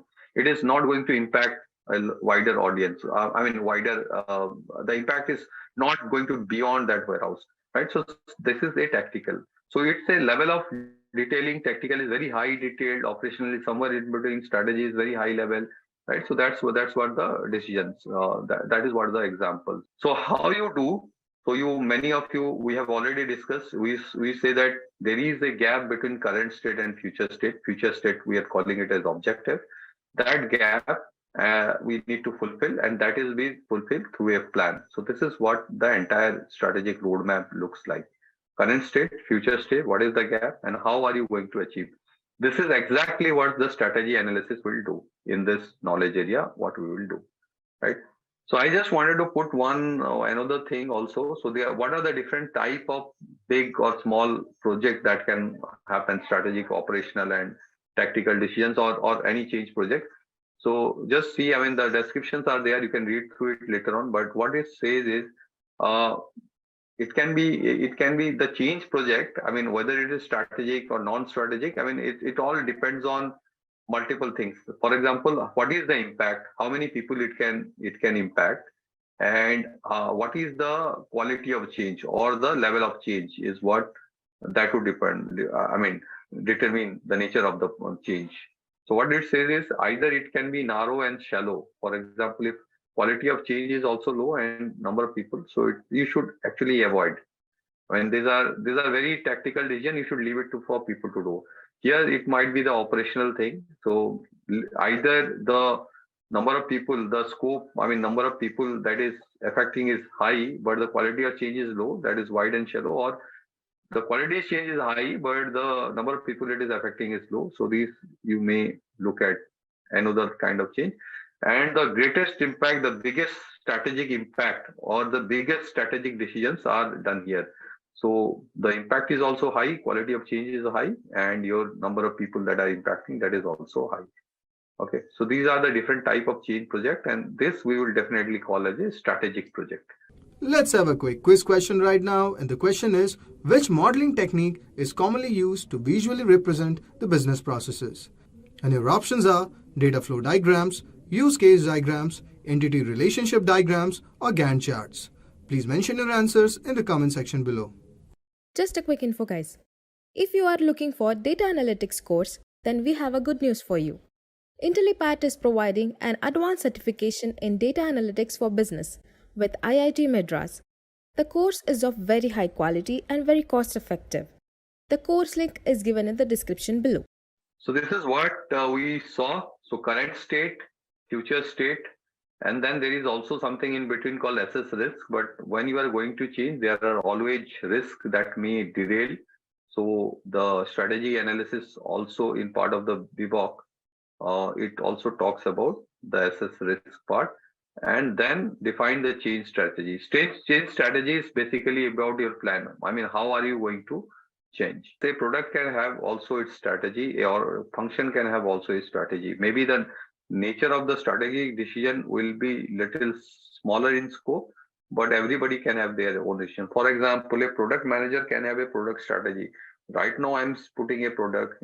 He may think that in 3 years, 5 years down the time line, how I mean, how the product manager, if I am a product manager, how I would look at the product to be, right? 5 years down the line, what are the changes that may happen? What are the new version I can put in? I mean, in Apple and all that, we are always seeing, right? Every year there is a new version came. What are the things that are coming? So those sort of broader things. I mean, a product still can have a strategy, and product strategy can include its pricing strategy, its promotional strategy. I mean, all those things can be there. Yeah, the scope may be. Yeah, sorry, Najia. Not only organization, as I said, we can have a product level and a function level strategy also. Depends. As I said, the scope may be lower, but it can be there. Yeah, a product manager is responsible for the product strategy. Let's say a chief customer service officer, he's a functional head, and they may have a customer service strategy. Of course, it has to be aligned with your organization strategy. They cannot have a strategy of their own which is not aligned to organization goal and objective, but does not mean that they cannot have a strategy. The strategy has to be aligned. That's the first stage. They cannot do it of their own, but within that constraint, they can have their own strategy. Okay, they can have their own objective and own strategy, but they cannot go in opposite direction. If everybody start pulling the organization in different direction, it's a recipe for disaster. So they cannot, absolutely no. But within that objective and in alignment to that objective, they can do it. Yeah, so this is what the input and output, just presented visually. So you can see what are the inputs, what are the different starts which you talked about, analyze current state, future state, risk, and strategy. And of course, we will get an output similarly. So from current state to current state description, business requirement, and other things which is there. Okay, let's look at the first step. What is analyze current state? Current state, what is the analysis of current state? What is current state? Current state is nothing but where are we now? Okay, it can be anything. Where are we now is what current state. But why you need to know the analyze current state? Because we want to know whether we want to do that change or not. Right? Any change is always painful, or it requires resources, it requires time. So whether you want to change or not, that is your current state analysis will talk about. If you are already achieving your goal and you don't want to change, that will also your current state will talk about. So that is the purpose. Purpose and description. Why the change is needed? The simple question we should ask is, can we achieve our objective without undertaking the change or not? If we can achieve our objective without undertaking the change, it's always better to do the current thing. But the point here is you should always look at long term, not the short term thing. For example, I mean, we can say that, let's say you famous example, you where Nokia and Apple iPhone has come in, and you are losing market share. And let's say Apple has not completely dominated the market. You can always protect your market by dropping your price. So you say that my objective is to hold on to my market share. And I can do it by reducing my price, because it will become cheaper and more people will take it, right? But that's a short-term thing. So, and by that, you should not say that I should not move to a new, platform and all that. Had BlackBerry adopted Android or something, they could have been very successful. At least what I think. I don't know what would have happened in the future, but they had such a strong market share and such a strong customer loyalty. They just, bottled it up, right? So that's what I'm thinking. So look at long term, and if it makes sense to change, then we should change, right? And if it makes sense not to change and still we can achieve our objective, then and that's what the job of the business analyst, to tell the difference, whether to take the change or not to take the change. Inputs are elicitation and needs. Analyze current state. Why do you think elicitation result is an input? Basically, how in order to analyze your current state, you need to know where are, as I said, where we are, right? So where we are, how you know? You will get ask some questions to people. You will do some document analysis. You will look at some historical documents. That is exactly what is elicitation. In order to know your current state, you need to get those information. Maybe future state you can think through, or for that also you may do elicitation, but at least you can think through and I mean you come up with something. So elicitation may not be 100% requirement in future state, but current state obviously you need to know. You need to observe. It gives an idea about current state. That's why it is. It's an input. It's a very clear thing, right? I mean, I know this input output questions will not come in any exam, but unless I mean, embedded is logical. We should be able to answer this question so that what would happen that it will, I mean, make your mind absolutely clear and it will help you to answer some other questions. Okay. This is the input output matrix, need and elicitation, which we just talked about. Okay, so what are the different, there are the elements, talks about different elements it talks about. The elements are top down, bottom up, middle management and external driver. Let's look at some of the things. Top down. Top down means from the top management. The CEO of the company says, I want to grow at a 10% for next 2 years. That's a top down. They say, I want to be the number one in this industry or top three in the industry. That's a top down. Something coming from the top, from the board of the organization or from the top of the, I mean, hierarchy, CEO. Bottom up, of course, the opposite. So maybe a worker is working on something, or he or she looks or encounters a problem, and then it actually increases. Then it is actually put it for change. I am not able to do something as a worker, as a bottom line worker, and I'm asking for that change, right? So that becomes your bottom up. Sometimes many of these bottom requirement are actually clubbed into a larger requirement, but that's bottom up. Middle management, obviously management, middle management, and external driver. So customer, other than customer, there might be many things like competition. Competition has launched a new product, and you have to respond. So that's external driver. The regulator has put some conditions. Government has put some conditions. That's a external driver. Environment, ecology can change, or war in Russia and Ukraine, you cannot get, let's say, some raw material from Ukraine. So that's the external driver. So it can be anything. Marketplace changes and all those things can be there. Clear? I think these are simple concepts, but maybe some examples makes it clear, and that's why I'm focusing on those examples. Okay, strategy and culture. Why it is important? And you might have heard about this term, culture eats strategy for breakfast, and it is absolutely true. You can have all the nicest strategy presentation. You can ask all the top management consultant, strategy consultant of the world, and they can build a wonderful strategy for you. But if your culture is not there, I mean, in terms of alignment with culture and strategy is not there, things will not work. Things will not work. I can give you many examples, and most of the examples are merger and acquisition. I mean, the brilliant strategy. I can give you one example where I have been part of. I was, Idea Cellular Limited and Vodafone was part of some of, Indian conglomerate in terms of a large telecom operator. Vodafone was number 2, Idea was number 3, and a new operator called Jio came in and they went berserk. I mean, they were extremely aggressive in terms of their pricing and their coverage and all, network coverage. Wonderful product at a very cheap price. So it disrupted the market. Now Idea and Vodafone, they felt the heat. They could not compete and they decided to merge. And I was with Idea Cellular Limited at that time. Okay. Now what happened?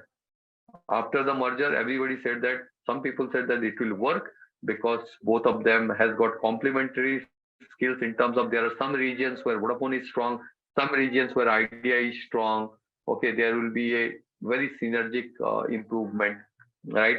So they said that the target customer segments also might be different, the appeal might be different, and there might be a synergy. But it failed, and it's now, I mean, a case. Though some people will still disagree, but by and large, the objective is not maintained. Their profitability, their customer acquisition is not there after merger. their market share increased for a very short time to number one, but now again they have slipped to number three, not even number two. Okay, so it's not working because the way Idea Cellular Limited it operated and the way Vodafone operated is very different. Idea Cellular Limited management style was very hands-on. People were actually deep into things. And I mean, there was, in a way, managers were also expected to know things and get it done, I mean, themselves. Where Vodafone was a lot more, I would say that hands-off approach. Um, Down the level people, they were able to do it, little supervision and all that. Nothing is good or nothing is bad. It just has to be whatever is your way of functioning, everything has to be aligned in that. Your KPIs, your structure, your people, the kind of people you hire, the kind of people you reward, everything has to be balanced. Now, when they merge, it's absolutely chaos. I mean, we don't know. Half people from earlier one, half of the people from this year, and it's a classic case. How you handle, which culture will prevail, internal struggle and all that. That's why. So organization strategy and culture is a very important thing. Within the organization also, you create some strategy, but your people are not supportive because the existing culture is not there. So then it can backfire. Okay, then there are capabilities and process. You understand capabilities. I don't have to tell you what is capabilities, and you know the process. A capability centric view, okay, is what when the organization is already having certain capability and it is trying to exploit that capability to do something else. And then there is another something called process centric view. So process centric view says they are trying to improve what they do and maybe try to become more efficient. And I just want to give a very good example of this. You may not, I mean, this looks maybe looking a little theoretical, but let me give you an example and which will make it very clear. And again, I'm using an automotive example because it is very generic and everybody can relate, be it from the software industry or non-software industry. Now, Toyota, you all know, right? People who are trained in Lean Six Sigma or at least heard about, they swear by the Toyota production system, that is the lean manufacturing. The entire objective is to how to improve, how to be super efficient and super input, zero defect. You buy a Toyota car and you know that it will last long, much longer than anything else you can find. Even much pricier and higher car also you will find niggling problem, but in Toyota, or at least let's say Japanese product, you will not get. And I mean, many of you are in US and you know that, right? Toyota is market leader in many of the products. Of course, the American brand like GM and Ford and Chrysler, I mean, they are more into larger car and bigger and trucks, which we call and SUVs. They are more into there. But when you talk about Toyota, they also have products. Honda, Toyota, they also have SUV products. But the smaller section like Camry and Corolla and in Honda Accord, and they are one of the best sellers. And people swear by that. The reason behind that is they produce cars which are not as expensive than others, as expensive as others, but finest quality. You may not get a very good material inside or interior inside, but whatever you get, that will last for long. That's what. And there is a lot many things that Toyota does. I mean, if you want to read, there is a book called The Toyota Way. You can read that. It talks about a lot of things. I mean, how they handle their people, how they handle their vendor, what kind of process. And yesterday I was talking about that end-to-end system, right? You remember pulling out the worker having capability to shut the entire shop floor. That is what Toyota does, right? So this is your process-centric view. We are doing something and we want to do it better than everybody else. And what is the benefit? You will produce fantastic product and you will produce at maybe a lower cost and your market share will improve. But the problem here is when this happens, I mean, it's generally a little difficult for you to innovate. I'll not say that Toyota has not innovated. They are one of the pioneer in hybrid technology and all that. But still, if you think through, I mean, they are not there in electric cars. Even they are hybrid. The hybrids are good, but still, I mean, not at par with, let's say, what Tesla is, I mean, disrupted the market and all, right? So that's what the problem. Now, Volkswagen is somewhere in middle, and that's why I'm trying to talk about the capability-centric view. I don't know if any of you are in Europe right now, but in Europe, if you see, Volkswagen is now becoming a leader in electric technology, and that thing you can attribute to their capability centric view. What is capability centric view here? Because Volkswagen has been making cars for years and years. I mean, it started in 1940s. If you remember, I mean, it started at the time before the Second World War, and I mean, if you are actually the dreaded man Hitler, who actually started with a finest engineer called Ferdinand Porsche, who is also founder of the Porsche or Prussia, which is called Prussia, the brand which produced finest supercars. So he was the man who started Volkswagen. So they have got a history and legacy of producing finest automotive. I mean, of course, they went through some scandal in between, diesel scandal and all that, but I'm not going to talk about that. But the point I'm trying to make here is because they had got a very capability of producing car. Now to move to electrification was a easier decision for them, and it was a strategic decision.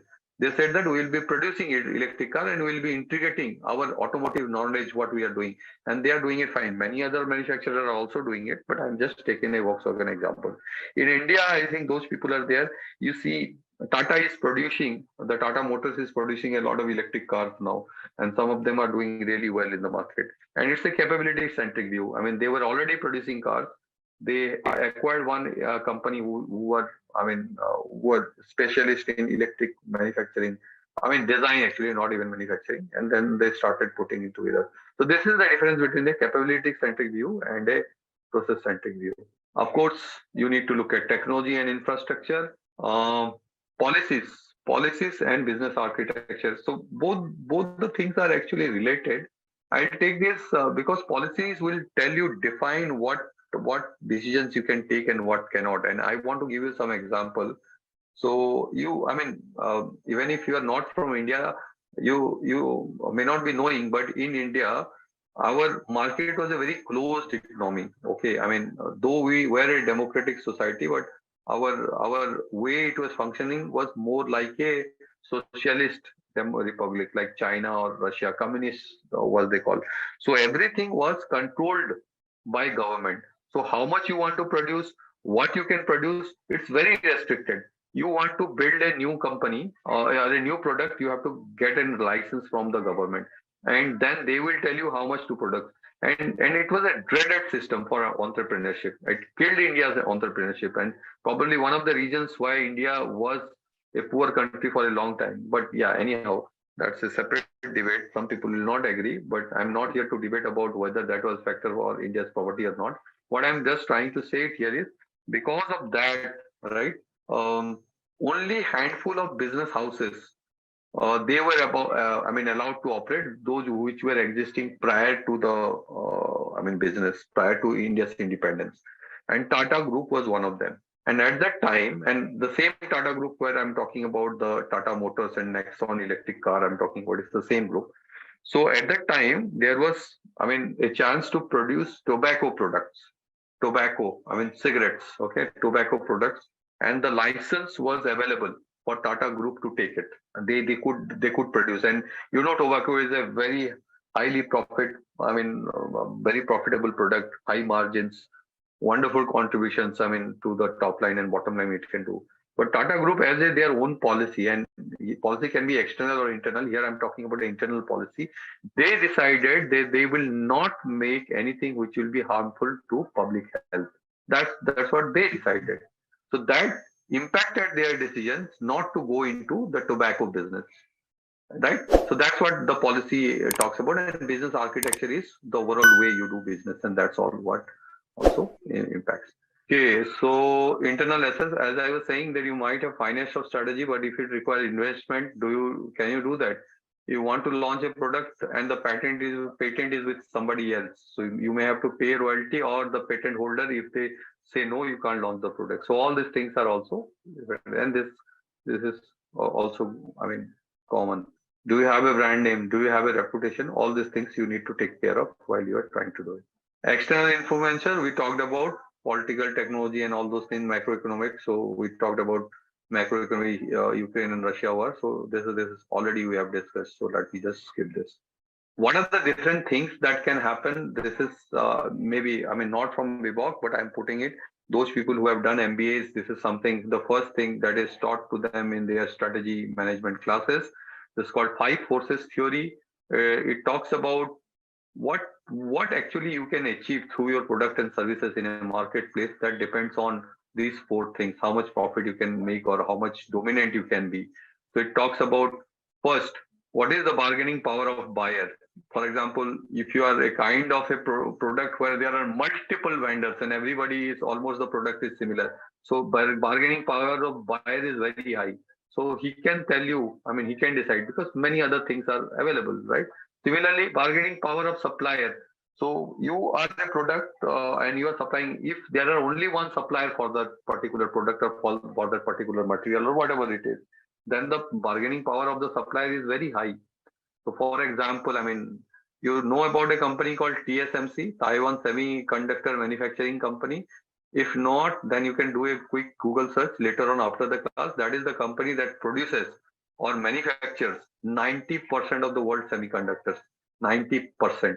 Okay, they produce for Apple, they produce for Samsung. Though Samsung also has their, I mean, one unit, but most of them are produced by TSMC. They produce for every, not just mobile, all most of the high end semiconductor they produce. Even for, I mean, in today's time, automotive are more, I mean, a software driven, objects than mechanically driven. Right, so they need those chips and everything. And I'm forgetting the name of another organization. It produces the material to produce that. It's a Netherlands based company. So I'm just forgetting the name, but they are the, I mean, the single supplier. There is no one else like that. So just imagine what is the bargaining power of those suppliers. If you are Samsung, or if, let's say, if you're Apple, of course you are giving business, I mean, you're getting business or giving business to TSMC, but they hold power. If tomorrow let something happens, TSMC says that I don't want to supply, it will be very difficult for Apple to find a new supplier. And that's why diversification is a strategy that people say. Most of these TSMC foundries are in Taiwan, though now they are themselves diversifying and putting plants in US and other areas. And I think there is a big one coming up in Texas and Arizona by TSMC. So that's what it is talking about, right? And threat of new entrant. So yeah, maybe there are not many rivals right now, but are there new entrants that are coming? And third, of substitute products. So can you substitute, right?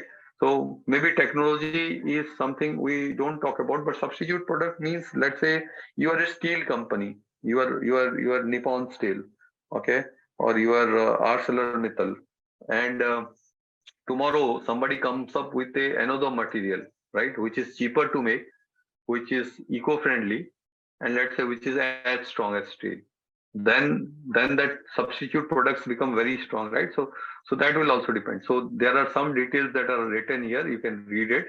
So when you look at from a strategic roadmap, you may have also you may also look at this. Okay, there are many techniques. We will talk about some of these techniques right now, and let's look at some of the techniques.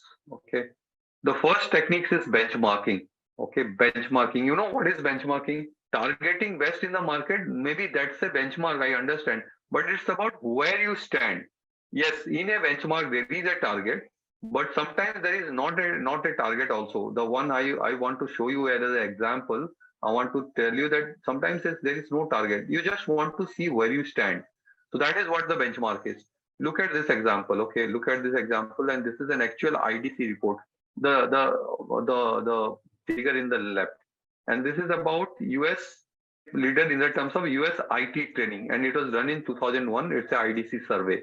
Okay, and this is talking about a lot of organization and where they are in terms of IT, and it is talking about, I mean, where in terms of innovativeness where they are, and in terms of size, capabilities and strategies. Okay, and whether they have got high capability, low capability, and what are the strategies. I mean, whether they want to I mean, whether they are big or small, those things they are talking about. The size, you'll talk about that. So just think about this, right? So whether it's low end, high end, and whether it's low capability, high capability. So You may disagree with this. I'm not saying that whatever this IDC report is saying is correct, but this is one benchmarking kind of report. So it's saying that in capability, here this is Udemy is here, Coursera is here, LinkedIn Learning is here. I mean, I may not agree. I don't think that Coursera quality of its content or capability is lower than that of Udemy, but maybe I don't know some methodology they have used. So I mean that's what I'm saying. You may disagree. Udacity is right on the top, then HP, and then some InfoSec Institute and other things are there. So I'm not going into detail of this, but this is a kind of where we don't have a benchmark here. Maybe you can say that I want to be on top of both. That's my benchmark, possible, but here there is no benchmark as such. But then you can say that this is what it is. Similarly, you can do another type of benchmark. This is a format of benchmark. If you want to use, you can use in. If you search in net, you'll find a lot of benchmark format templates. You can use anything. But this is how we are talking about. Let's say you want to benchmark your product against 4 of other competitor products. Your product, competitor A, B, C, D. What is the price, unit price? What is the sales? What is the revenue? What is the margin, percentage margin?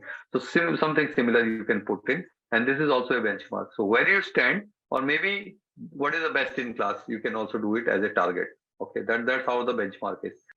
Business model canvas, I will again talk somewhere else. So I'm just keeping it right now. Let me see if we get time, because there is a solution evaluation and there is another session on requirement analysis and design definition. Maybe we'll also cover it there. So I'm just skipping it, but don't worry. I mean, we will do that. In any case, this is not a complex tool. You see, it's a kind of, it's a kind of decision. I mean, support document kind of thing. You want to do something, you don't want to do it. I mean, and you want to see the overall picture. That's how the business model canvas would look at. And in order to execute, you will talk it. What are the key partners, key activity, resources, why you want to do it? That is your value proposition, customers and relationship, channels in the sense in sales and distribution, it is clear. So for example, whether you want to sell it directly to customer or through online, or you want to have your offline retail, or you want to employ direct sales, all those things will come. What are the different customer segment, cost, revenue, environmental cost, societal cost, and finally benefit. So this is just a kind of one-page summary. Let's say you want to look at, either you want to do a strategic map, or you want to present it to your manager or to your management, saying whether there should be a go and no go decision. So this is what you can do. So this is I've taken this template from business model INC. I mean, you can search it and you can take it from there. I mean, that is the model, the template itself is available. Where do you use it? Let's say you are writing a business case. You want to launch a product or develop a product, right? So this is a kind of summary, one-page summary, which you can show it to your management, and they can have a quick look of all the things rather than them going through the entire detail. Or it is not just in strategic decision, in others also you can use, but primarily business case, strategic decision, stakeholder, top management presentation, and all that, they can do it. Do you know what is a SWOT analysis? This is again a tool which is used on strategy. Just try to remember. Sometimes people get confused between strength and opportunity. So you always remember strength is internal, opportunity is external. Similarly for weakness and threat. Weakness is your internal, threats are external. So basically you are trying to do a as-is kind of analysis, and you want to see where you stand. So that's why in as-is current state you want to do it. So you want to see what are your strengths. That means things that your organization does well. What are the things that you are doing better than your competitor? What are the internal resources, skill, knowledge you already have, or patents and all that, right? So intellectual property, these are your strengths. So how can you leverage your strength is what the question is. So anywhere you are starting a new BA initiative, or let's say new initiative, new project, new product, and as a BA, you must ask this question in strategic analysis: what are the things I can leverage, I can use more, because I already have them. And obviously, no individual and no organization will have all the strength, but at the same time, no organization will have, it's not possible that the organization does not have any strength. So it's important that we know, we understand, because once we understand ourselves, our own organization, we can use our strength better. Similarly, weaknesses. What are the things that we don't do well? What are the things we lack? Things our competitor is doing better. What are the resources limitation we have? And I mean, it's written as example, unclear, unique selling proposition. I mean, that means we are all over the place. I mean, we are not focused enough. We are trying to do everything, right? And I mean, maybe you have heard about, if you try to do everything, you end up doing nothing. And opportunity and threats are external. So what are the new opportunities coming in? Change in market dynamics, change in market situation, change in customer preferences. A lot of new business opportunities are coming because of change in customer preference. For example, you see there is a plethora of green products here. Plethora. So health and environment are a new, I would say, new trend. I mean, maybe some of you might even think of starting your own business. Think about it. I mean, you see lots and lots of new business which are focusing on health, individual health, and sustainability, environment sustainability. So that's an external opportunity. Why? Because customer preferences are moving. I mean, I was just looking at this in Shark Tank US. I was just looking at one episode and just giving you one example. I mean, I don't remember the organization name, but that lady, the simple product was, they say that in US, in West, especially the East Coast and all, they don't want to use anything that is environmentally unsustainable. So the many of things like your toilet cleaners, your home cleaners, and all that, they always come up with this packets or this not reusable, use and throw bottles kind of thing, right? And that's what norm is. So this lady came up with a product where you just need to get those tablets and you put it into the water and it will become a solution. What is the benefit? First of all, the transportation, because you are not transporting the entire things, entire that cleaners, and the bottle can be reused. So one bottle, you put a tablet, you do it, you don't have to use and throw. And it's such a huge success. I mean, they were saying that that company is now making a revenue of more than 100 million right now. So this is the power of looking at opportunity. The entrepreneurship is all about identifying an opportunity in the market and coming up with a solution. And similarly, threats can also be changing customer preference, ecological change, environmental change, political, societal, all those things. You remember the word called PESTL, PESTL, political, economical, social, technological, ecological, and last is PESTEL. L is legal. So yeah, technology changes. Sometimes technology change, right? And everything become obsolete. We talked about BlackBerry and we talked about Nokia and iOS, and that's a technological change. Societal change, things do change, right? So this is what the SWOT analysis is, a wonderful tool in order to look at where we are and what are the things we can do in order to reach our objective. You heard about something called item tracking. I was saying that item tracking while I was describing. So this is what item tracking is. I mean, there is nothing but in actionable, and you can use your own format. I've just taken it from somewhere else because I can't use the one I am using in my organization because of obviously I'm not allowed to, but I've just taken it for somewhere. So what is the action? What is the description? Who is going to do it, by when it is going to do it, what is the status? Maybe you can put a red, amber, green kind of thing, which you always do. Okay, so it's not racy, but some parts of racy you can put. So remember, item tracking is not just a kind of action tracker. So item tracking looks a little fancy because that is listed as a tool, but this is just it's only the action item tracker is what action item tracker in the language. These are the output. So let's look at the future state. So I don't need to ask you why you need to look at future state because that is our objective. What is the purpose? We want to determine the necessary condition to meet the future needs. And what is it describing? It is providing a clear definition of outcome. So future state, unless there is a saying that if you don't know where are you going, probably you will miss when you even reach there. So that's why we need to know where we want to go. That's our objective. So that's what the future state description will do. It's very clear and concise definition of the outcome. Scope, we talk about what you should do and what you should not do will be decided by your scope. And sometimes it's important to have consensus, because if all stakeholders have a different future state mind, it creates confusion and conflict, right? So this is what it is. Guidelines, tools, future state, we have got business objective, future state description, and potential value. So this description is what we are talking about just a while ago. It should be very clearly and concisely, even if not concisely, at least clearly define what are the key KPIs of your future state, what you want to do. So for example, I want to be a market leader in my product in 3 years. It's a clear future state. Okay. But somebody say, I want to increase my revenue.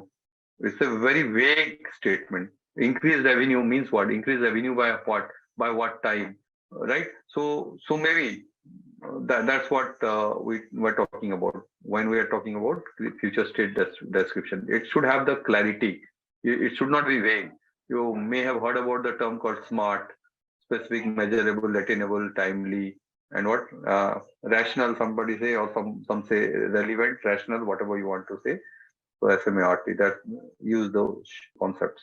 There can be various business objectives. These are some of the things that are listed. Increased revenue can be a business objective. Customer satisfaction, employee satisfaction, comply with new regulation, safety, time to deliver. I mean, these are some of the examples I'm talking about. It's anything can be your business goal and objective. Depends on whatever is your business and whatever is your objective.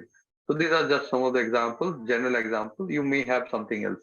Instead of revenue, somebody may say the profitability. Instead of profitability, somebody may say my market share. I want to be the number one player in that. What it is talking about is whenever you are defining your target or a future, it should be very specific. As I said, I want to increase my revenue. It's not specific, or neither it is measurable. How I would measure? Increase means what? How much is the right? So sometimes it is measurable. I mean, at least in revenue, you know that what is my current revenue and what is my future revenue. But sometimes they say that I want to improve my employee engagement. Again, how you measure that? It's a question. So maybe you are having an employee engagement survey, or you say that I will assume that my attrition rate, employee turnover rate is my measurable for my employee engagement. More people are leaving, I would say the engagement is less. I mean, whatever it is, but you have to define. Some of these terms are not clearly measurable. Customer satisfaction, employee engagement. These are not directly measurable. There is nothing I can look at in my financial statement and say that this is what my customer said. Maybe you have to do a survey and all that. So that you have to define. Achievable is, of course, I mean, you should not aim for the moon. Okay, I mean, you should be realistic where you can be. And relevant, I mean, the objective should be relevant. For example, somebody may say that I want to have 100 stores in one particular geography. Maybe that is linked to your objective. I mean, in that case, it's fine. But just by having 100 stores means what? I mean, are you increasing your customer satisfaction? Are you increasing your sales? So whenever you are putting it, put those KPIs which are relevant. Okay, one typical example, they say that I want to keep a KPI for my employees that everybody has to work for 9 hours. Of course, fine, they should work for 9 hours, but what is the output? Whether they should work 9 hours or 90 hours or 9 minutes should not matter to you as a manager. And I mean, again, I'm not generalizing, but I'm just saying, should not matter to you. What they produce, that's what should be matter. So putting that employee should 9 hours for me would be an irrelevant goal. I mean, an irrelevant objective. Maybe your context is different. You can do that. I mean, that's okay.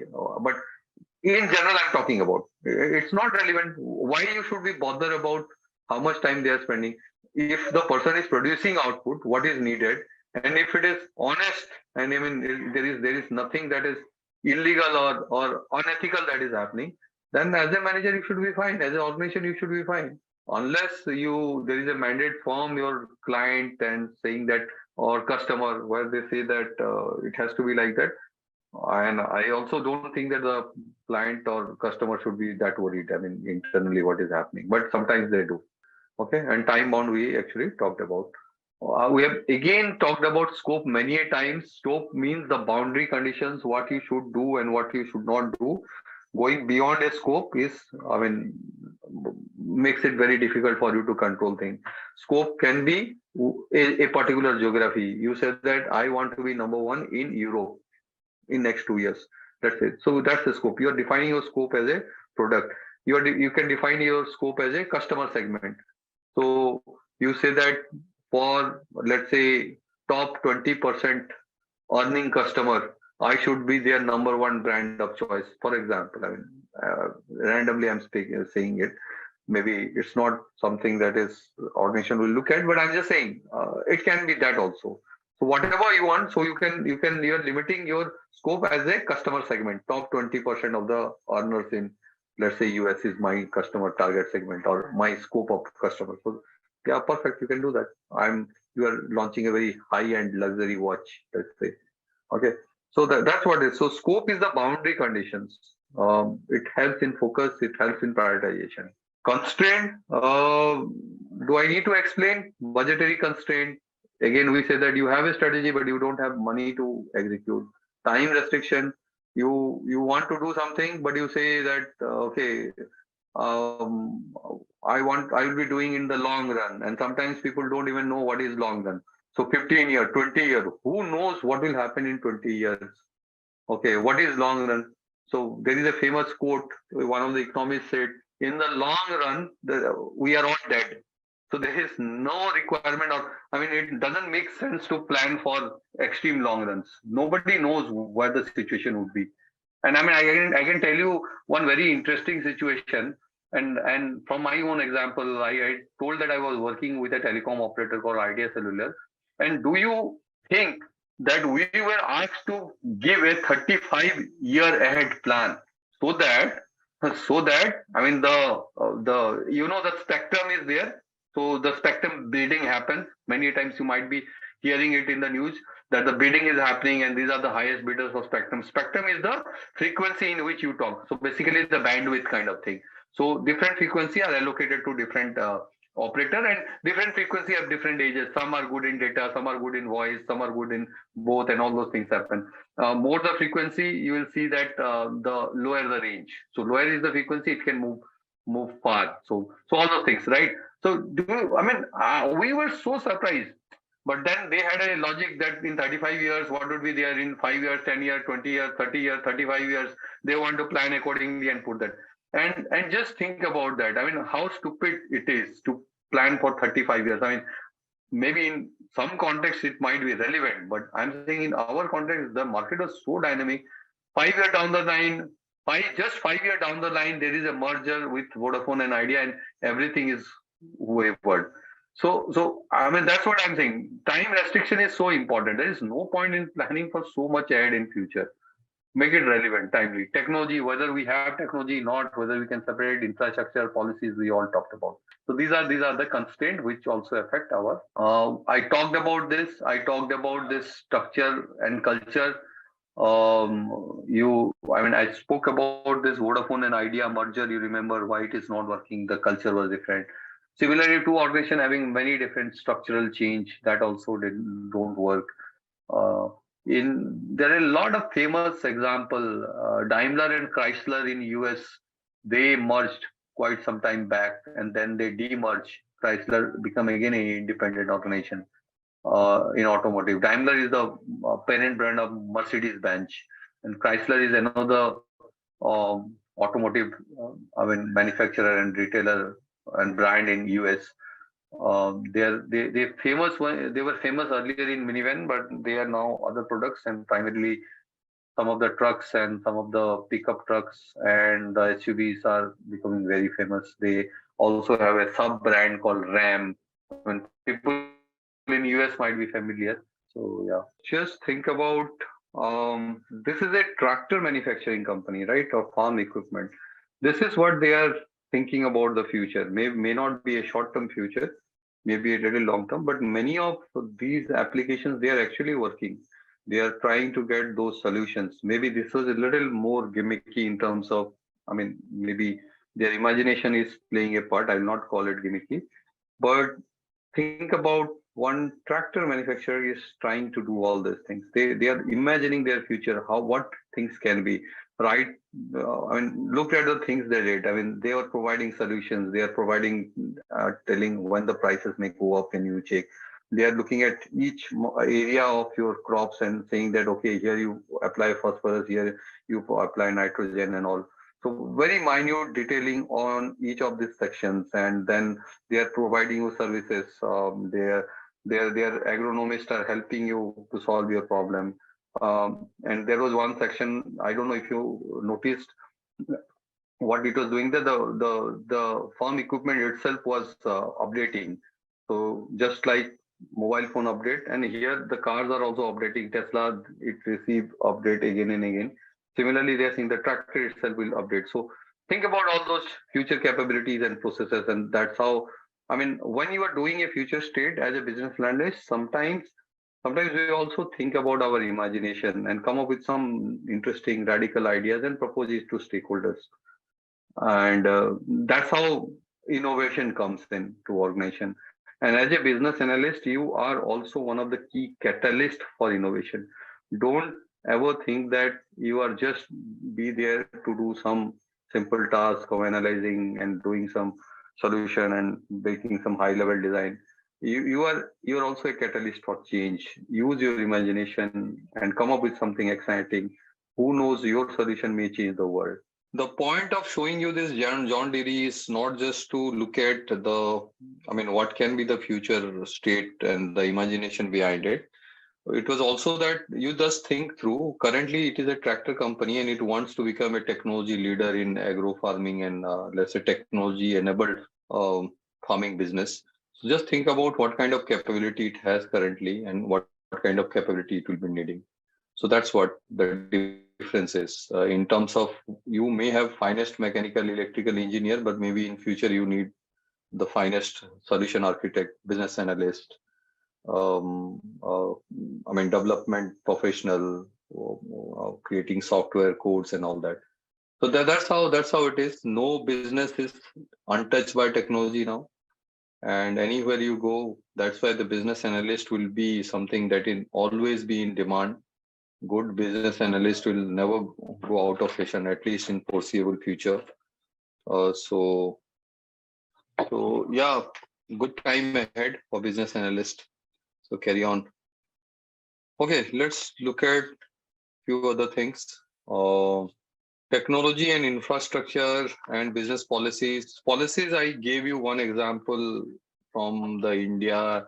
After independence, the license Raj, where Tata did not went to the tobacco business because it is against their own internal policy.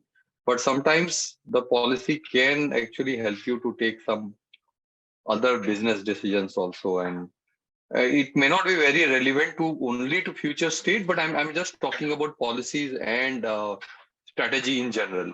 So if you remember, in India, we have got a business house called Aditya Birla Group. Okay, it's a conglomerate. It's a large conglomerate which provides many other services, many products. They are into metal, they are into softwares. I think software they have exited, but many other businesses they are. They are world leader in carbon black. Carbon black is a material that you need, especially in manufacturing of tires, and a few other things. Metals, they are very strong. They actually, I think there is a big, large company in Canada which they acquired. I'm forgetting the name, but it's a aluminium producer, one of the largest aluminium producer of the world. So I'm just forgetting the name anyways. So the point I'm trying to make here is because of this license quota in India, which were there, many businesses were not allowed to operate. As I said, you want to launch a new product, you have to take a permission. Even if you want to make a small modification, you want to take permission. And you want to make, let's say there is more demand, you want to produce more, still you have to take permission from government. And government permission was taking a long time, right? And it was such a horrible situation. Then this Aditya Birla Group, what they did is they said that, okay, in India, we are finding it difficult, we'll go international. And they have plants in many of the Southeast Asian companies. They have acquired some business in in Novelis is the company. Now I remember the name. Novelis. Some of you might be knowing Novelis. Novelis was the smelter or aluminum producer, one of the largest in the world. Aditya Birla acquired. I mean, it acquired quite a lot. I mean, not in the license Raj, but I'm just saying they expanded their business into Egypt. They have in Africa. They have a presence. They have a presence in Thailand, Indonesia, Malaysia, then China, and then in Latin America and South America. So yes. So that's what I'm thinking. Sometimes business policies can actually, I mean, government policies that can give an opportunity also. So because of that, they become international and become a truly multinational organization. Maybe I would call it the first Indian multinational. Yeah. So that's what a bit about a little bit of history and how business policies help AB Birla Group to go international. Now, the other two elements are your assumptions and value. So in assumptions, I want to make it a little clear because whenever we are doing some future state assessment, there will be a lot of assumptions, okay? Because we obviously don't know the future state, correct? So we'll have to make some assumptions. Sometimes the assumptions are correct, sometimes the assumptions are not correct. But right now, I mean, hindsight, it is easy to say assumptions were right, not wrong. But at the moment when you are making decision, you have to make some calculated. I mean, that decisions you have to make. It may or may not go right in future, but we don't know. We can do a best job of whatever based on information. And I just want to give you an example which will actually make you think about this. I'm only talking about, let's say, developing countries or least developed countries in Asia and Africa primarily. Just think about electric cars and electric mobility. Will that be a success? I don't know what you think of it. I mean, in countries like India, let's say in Africa or in some of the Asian countries, whether electrification would be successful or whether you think that hybrids would be successful. Hybrid means there are strong hybrids where some part of it will be electric, but you will still have petrol. But mind you, it's a costly affair because you will also have the electric motor and electric generation batteries and all the things. Plus, you will have your own, normal gasoline engine or petrol engine or diesel engine. And then there is also a talk of hydrogen and hydrogen fuel cell car. I think again, I'm not from US, but I keep a tab of automotive industry. So some of my examples are from there. So there is one model called Toyota Mirai, I guess, which is popular not very popular, but still a little popular in US. And again, in the Western coast, it's quite popular, the hydrogen fuel cell car. And liquid hydrogen you put in and the output is just clean water. Nothing else comes out from your exhaust. The problem with hydrogen is, of course, not easily available. The filling stations are not available, and fuel is also, not that cheap. Plus, that entire stuff which requires to drive, it takes a lot of space. Currently they are not able to squeeze it into a smaller size. So, what do you think?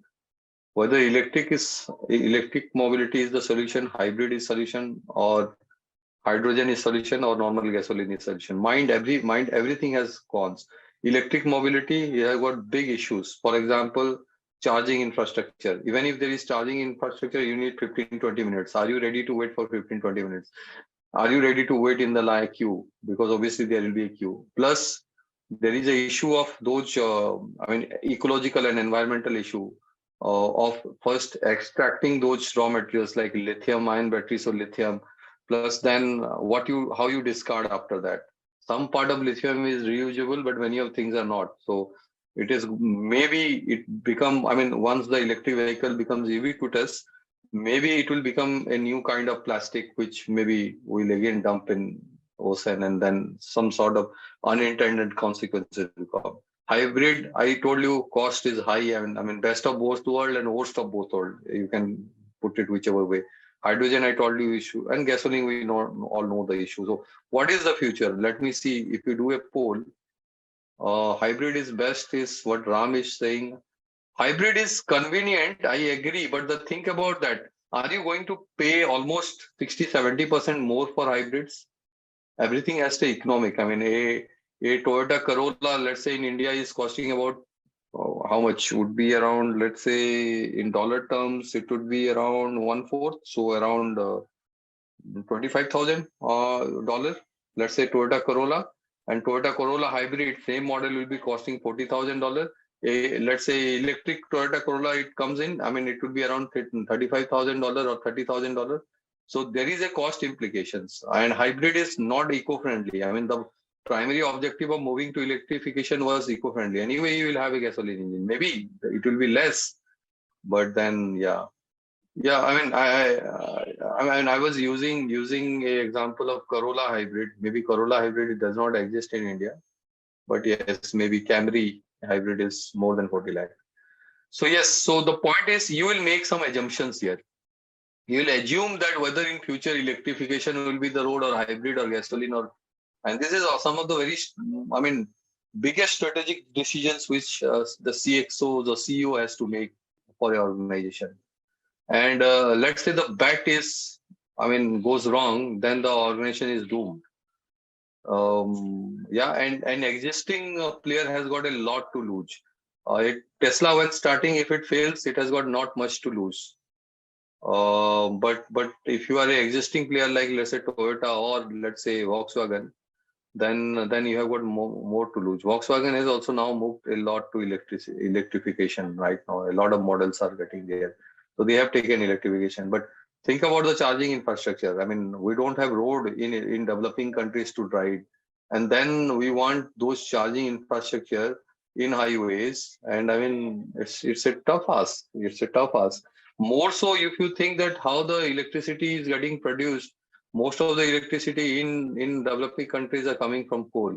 So you are saving gasoline, fuel, and you are burning coal. So at the end, the environmental situation is same. But maybe you will assume that in future coal burning or coal-based electricity generation would come down. So those are the things that a business or a business analyst or a CEO or anybody, they have to think about all those things and take decisions. So yeah, assumptions are important, and sometimes it may go. So you do your own prediction, you see the trend. Sometimes it's not the best technology that wins. Sometimes it is something becomes a trend and everybody started using, and that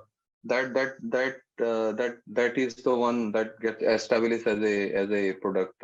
One famous example is, I don't know, many of you might not be familiar with the video cassette format. So earlier there are two video cassette format. One was from JVC and another one for Sony. Similarly for SD LCD from Sharp and Blu-ray from Sony. Now it is outdated because everything is getting streamed. But there was a talk about Blu-ray and SD LCD, and Blu-ray is something about, I mean, the resolution is almost about 8K kind of thing. I mean, extremely high resolution. So then there is a tussle. So the standard, whichever standard wins, I mean that. Similarly for charging port and all, now there are government regulations.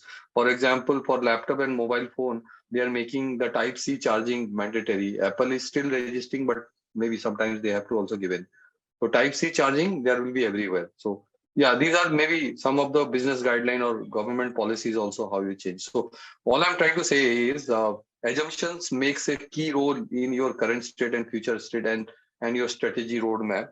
So sometimes it may go wrong also, but you have to do best with whatever information is available. I'm sure if I ask this question, everybody will have different answers. Maybe people will not say gasoline because anyway it is getting over in next, let's say 50, 60 years.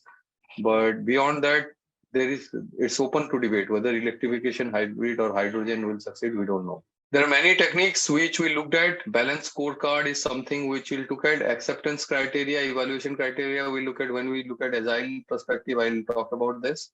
Benchmarking, we'll talk about this, and few other things. Business model canvas, decision analysis is about decision tree. I mean, why I explained that, right? Multiple options, and finally you go it.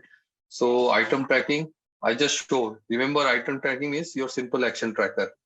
Yeah, lesson learned, nothing to discuss. It's about after the initiative, you get together and see what went wrong. What is the retrospective which we are talking about in agile. Okay, right? KPI, I don't need to explain. So let's look at one or two key thing. Balance scorecard. Let's look at, and concept modeling is not there, but concept modeling is there earlier in current state. So I'll try to show the concept modeling, and I'll try to show this one. Yeah. So let's look at the balance scorecard. So what is a balance scorecard? Scorecard, you all understand scorecard, right? Your mark sheet kind of thing. And there is something called balanced. What is balanced? Balance means it's stable, or in a way it has got something of everything. It's a balanced diet. You call it, right? Little bit of carbs, little bit of fats, little bit of protein, maybe more of protein, and then full of vitamins, mineral, fruits, veggies, and all those things. So it's a balance. So it has got everything. So similarly, this is what the balance scorecard looks like, or balance scorecard talks about. Yeah. So maybe Ram, we can hear about your experience at the end, but let me just quickly run through it. So balance scorecard was developed by a guy called Norton and Kaplan. They were, business school professors in US. Again, I'm forgetting the name of the university, but anyways, that doesn't matter. So what they did is actually they said that any organization, mostly they focus on the financial matters. So if you look at, we are also focusing in most of my examples are for revenue, market share, let's say profitability, top line, bottom line, this what.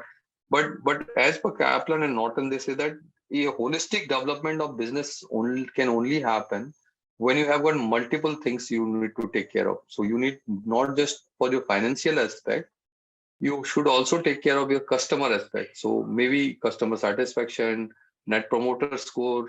Net promoter score, you understand? You ask customer, would you promote my brand? Will you advocate my brand to your friends and family and colleagues? So that's what the net promoter score is. So if they say 9 and 10, that's a strong positive. Yes. If they say anything between 1 to 6, it's negative, and 7 and 8 are considered neutral.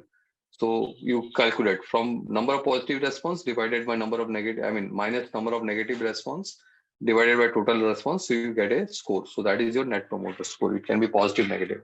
If you have got more detractor than promoter, then your score will be negative. So anyways, so that's a side note. So yeah, so this net promoter score or something can be your customer. But additionally, they are also saying that two new things should be added. That is your internal business processes and learning and growth.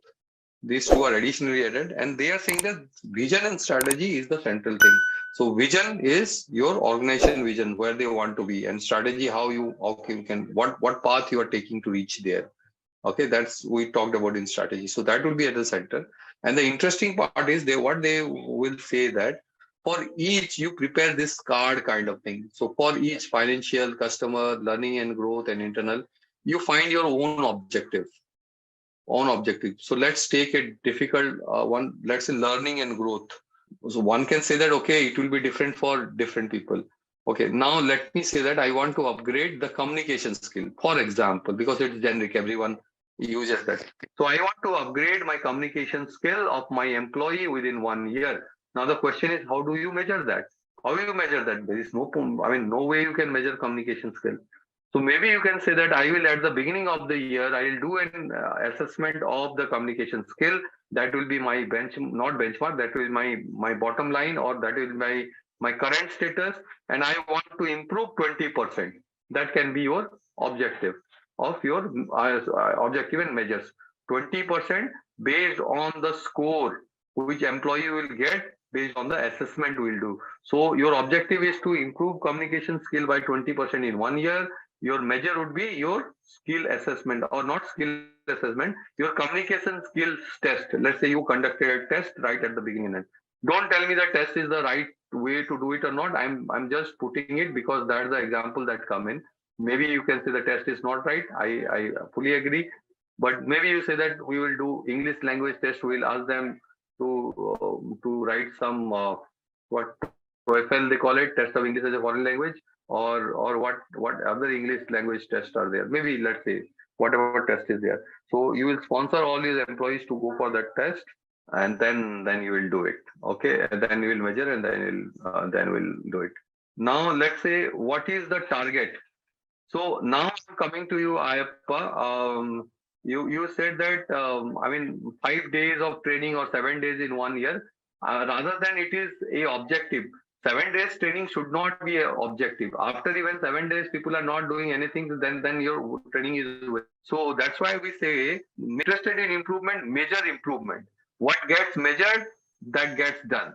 So measure what you want to improve. Always remember this word, measure what you want to improve. Don't measure 7 days. 7 days maybe in a way, in a way your mechanism to do it. And I'm not asking for mechanism how you want to do it, but I'm talking about, I'm talking about, don't fill the numbers just by saying 7 days. So that may be one of your measures, or that may how you want to do it. That's fine. Target, we talked about 20% improvement from the baseline score. Okay, that is what.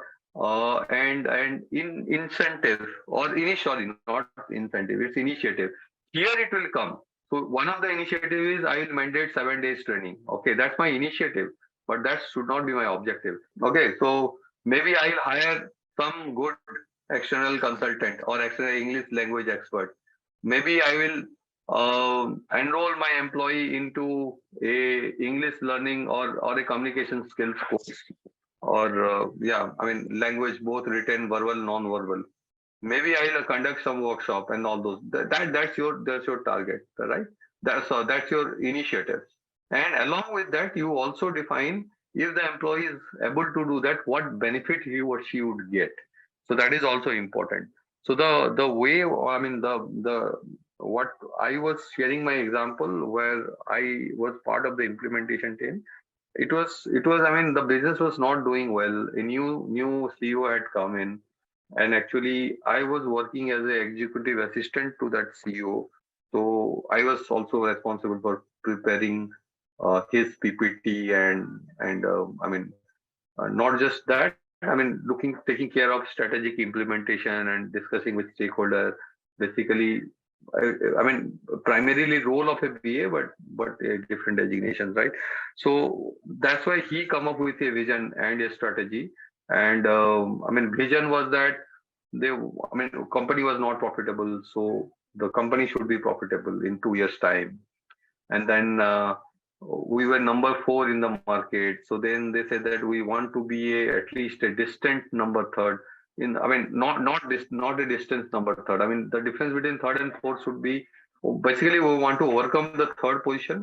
Get into 3rd position, and we want to keep a safety margin kind of thing. So our market share was around 9%, and the guy who was second, it was about 20%. So we said that we may not be able to become second, but we'll be 18%. So that's what the vision. And then there was a lot of strategy, new product, new market, aggressive sales, and all those things that came in.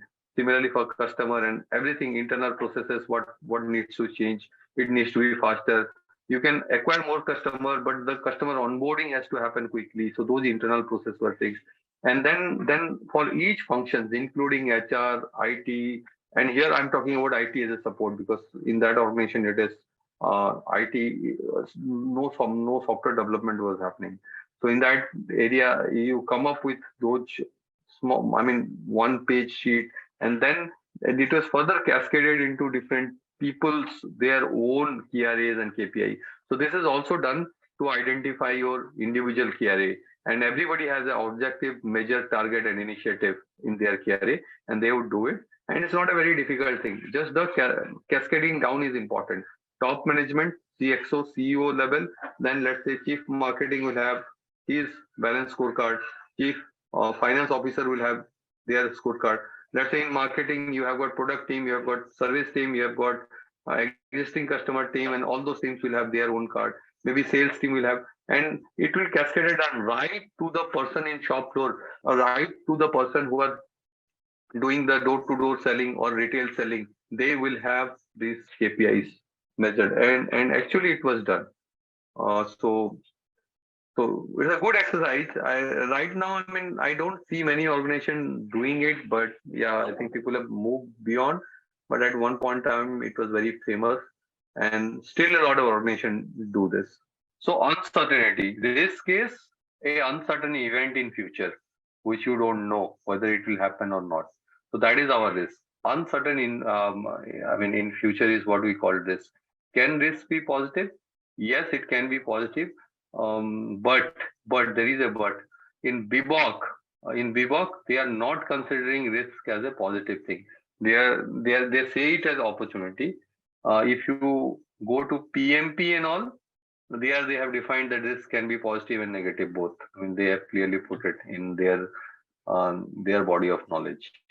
But BBOC do not consider risk as something that is negative. So you just keep that in mind, because many a time in the next definition, if you look at, yeah, next Ayappa, you are also correct. Yeah. So next definition, if you look at, so I absolutely agree that risk can be positive. It's called opportunity, but BBOC is not considering risk, the term risk, as a negative. It does not have a negative connotation. So they are calling it risk if it is negative. They are calling it opportunity if it is positive. So unwanted event in future is what they are calling it as, right? So this is what it defines. Yeah, undesirable consequences. That is what they are meaning by risk. So keep that in mind whenever you want to do it. But in general, sometimes we also call risk can also be positive. So that's okay. Let's have a quick quiz question right now. And the question is, which of the following techniques is used to prioritize requirements based on their relative importance? And your options are brainstorming, affinity diagramming, Moscow prioritization, or fishbone diagramming. Please mention your answers in the comment section below. Just a quick info, guys. If you are looking for data analytics course, then we have a good news for you. Intellipaat is providing an advanced certification in data analytics for business with IIT Madras. The course is of very high quality and very cost effective. The course link is given in the description below. Okay, possible consequences, impact, likelihood, and time frame. These are the four things we need to see. Consequences is obviously impact. Okay, you remember? Consequences. Consequences in the sense what it is talking about is not just talking about impact. Impact is, let's say there is a failure, one failure occurs or one risk that event. It can have multiple things associated and multiple consequences that can happen. So for example, let's say we are looking at a geopolitical situation like a war in Russia versus Ukraine, right? So it can have multiple things. So one thing is obviously, and I'm just giving a normal example, not a industry example. Prices of petrol can go up, one consequence. Food prices can go up, another consequence. Okay.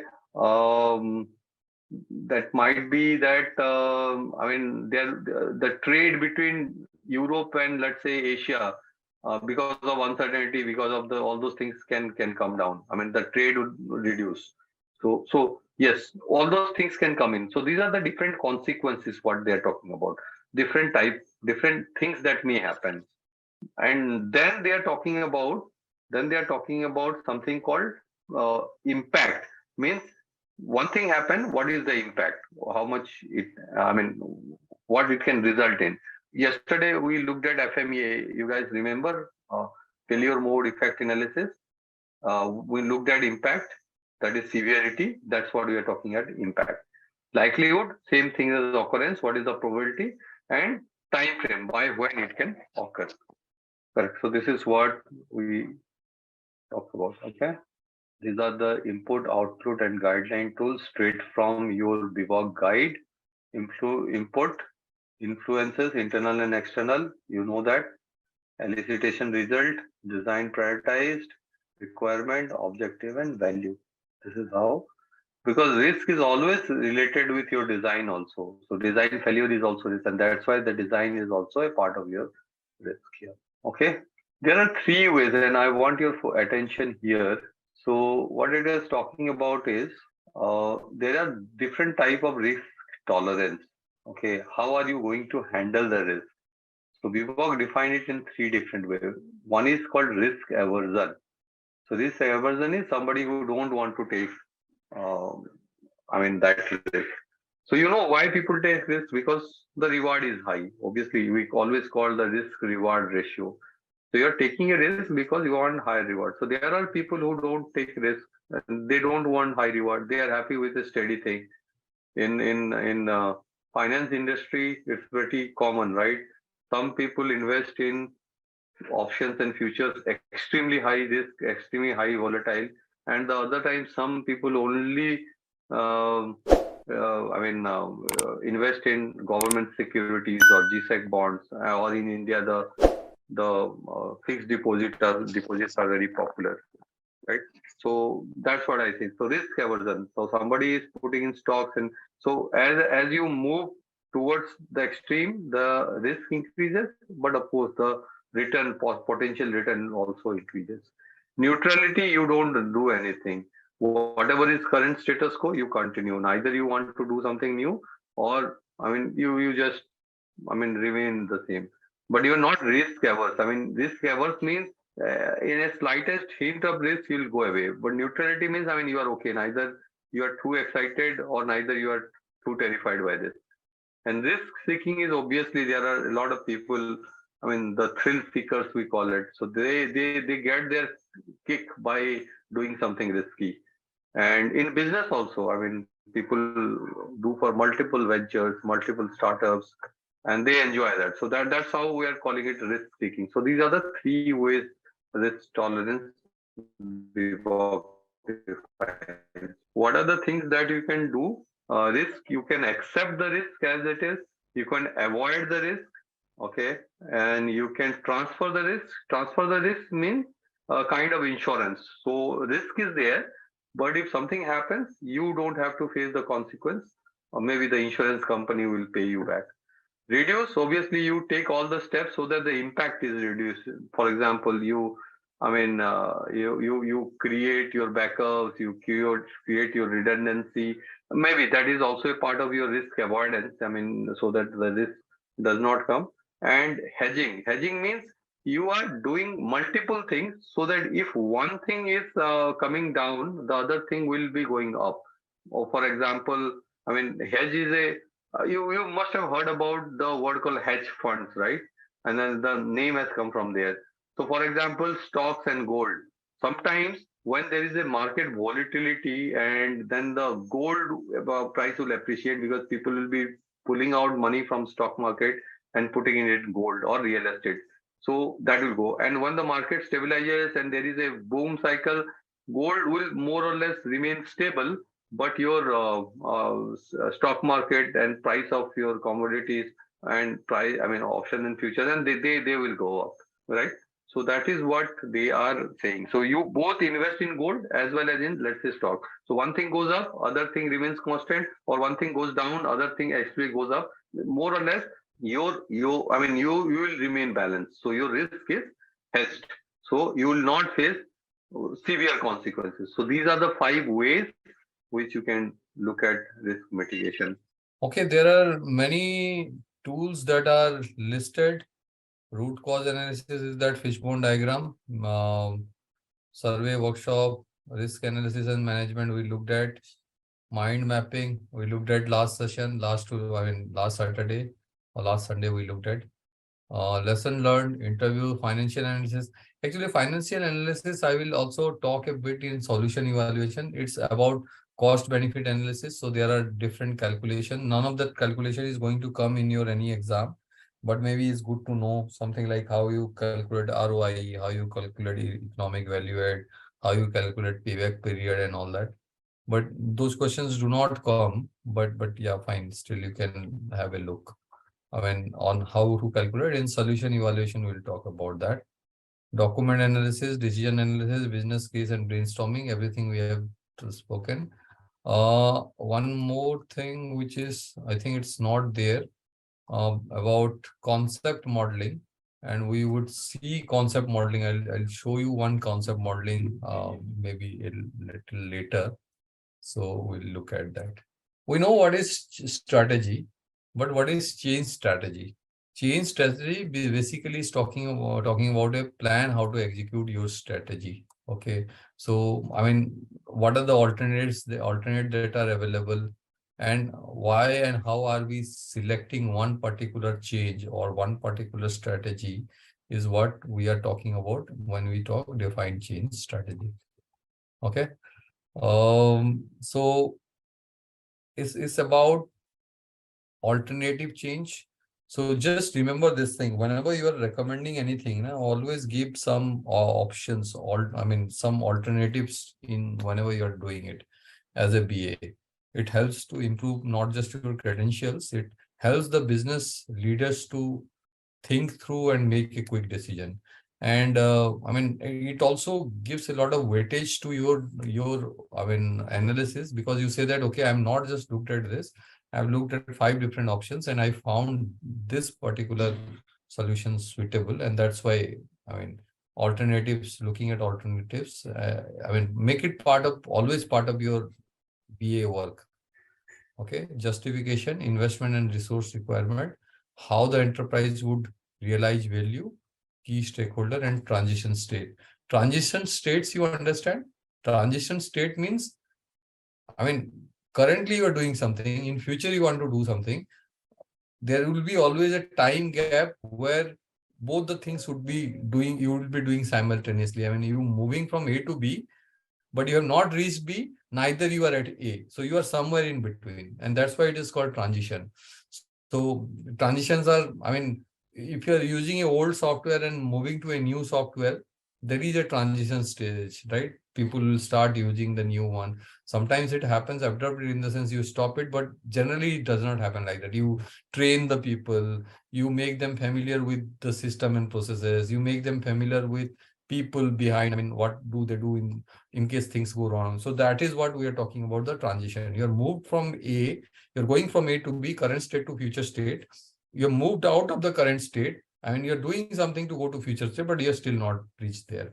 And that's why it's called transition. This is very famous in outsourcing model and outsourcing world.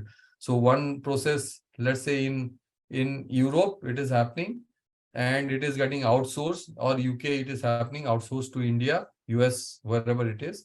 So sometimes some part of it will still be done there, and US or UK, or some part will be done in India. So, and people will be trained, there will be some issues. So that's what is called transition. So in some of most of the organizations, there is also a team, at least in the outsourcing world I have seen, there is a team called transition. So their only job is to see that whatever was happening at one place, and if you're moving it to a different place, may not be onshore or offshore, even within the same country also it can happen. So that's what we are calling about transition. So it can, I mean, it can have various context also. I mean, just transition is not just in terms of operation, it can be for other things. I mean, software and operations, we discuss one software to another software moving, or one location to another location, business moving. Have a look at this. I think you can know this. So output is change strategy and solution scope, and then there are input, output, and guidelines. Okay, we are anyways going to talk about. Okay, solution scope, we have spoken multiple times, so I don't want to repeat it. Solution scope, I told, is the boundary conditions. So boundary can be of all the things that is mentioned here. Okay, anything can be your boundary conditions. So that's what the solution scope, what you will do, what you will not do as a part of your solution. Gap analysis, of course, your current state and your future state, what is the difference? That is highlighted by your gap analysis. Gap analysis can be process, functions, lines of business, or lines of business means different verticals. You understand, right? I mean, for example, one conglomerate, or Hyundai is one of the largest conglomerate. They are into multiple business. They are into automotive, they are into engineering, they are into shipping, they are into engine building, they are into healthcare, they are into hotels, something like that. So each of them can become a different line of business. Okay, so that's what it can also be a constraint. Organization structure can be a constraint. How organization structure can be a constraint? So maybe there can be multiple ways organization structure can be a gap. So I mean, let me give you some examples. So the simple example, or when you say org structure, right? If org structure, let's say one manager is having 20 subordinates in the org structure, right? Do you think the manager will be able to provide attention to each of their subordinates' work and try to, align everyone? It's not humanly possible. Research has shown that not, if max you can have is 7, and that is also on a higher side, they say max. Ideally 4, max 7, and beyond 7 is useless. So it can become your gap, right? The issue can become all that. And then can be many things. In organization, you don't have sufficient people to do that. That is also your reporting line is not aligned. So you are doing something, one work, but your reporting is to somewhere else. Your KP and the other person is defining your KPIs and your KRAs, and that is not aligned. It can happen. It can happen. Sometimes people aligned to COE, Center of Excellence, who do not have a profit center KRAs. So they are the support function. And then there is one resource who is working in, let's say, shop floor, and if is part of that, and if his reporting structure, org structure is not properly aligned, then the person will not be able to perform. So sometimes you may end up in this situation. Once I was in, so I had a unit head where I was doing my job, but I also had a vertical head who was actually, all the improvement projects and all that from centrally they are controlling. And there was a very, difficult situation for me. So my reporting line was to somebody else. My project and everything I was doing. So I had a dotted line reporting, but the dotted line reporting was actually where I was working, that unit, and he had all the powers. So yes, so organized structure, just think about that. It can be many ways, the gap might be due to org structure. So issue is when you are analyzing, maybe we analyze 1 or 2 points. The important thing to note here is look from every angle what gaps can be there. Quickly, more or less, this is what we have discussed. Readiness assessment, whether the organization is ready to make change, and culture will become a part of it. If people are not ready, no matter how much technology and everything is available, the initiative or the project will fall flat. So readiness assessment, ensure that the people, process, and technologies, everything, all the 3 things are aligned. Can somebody put a strategy which is counter to what organization is trying to do?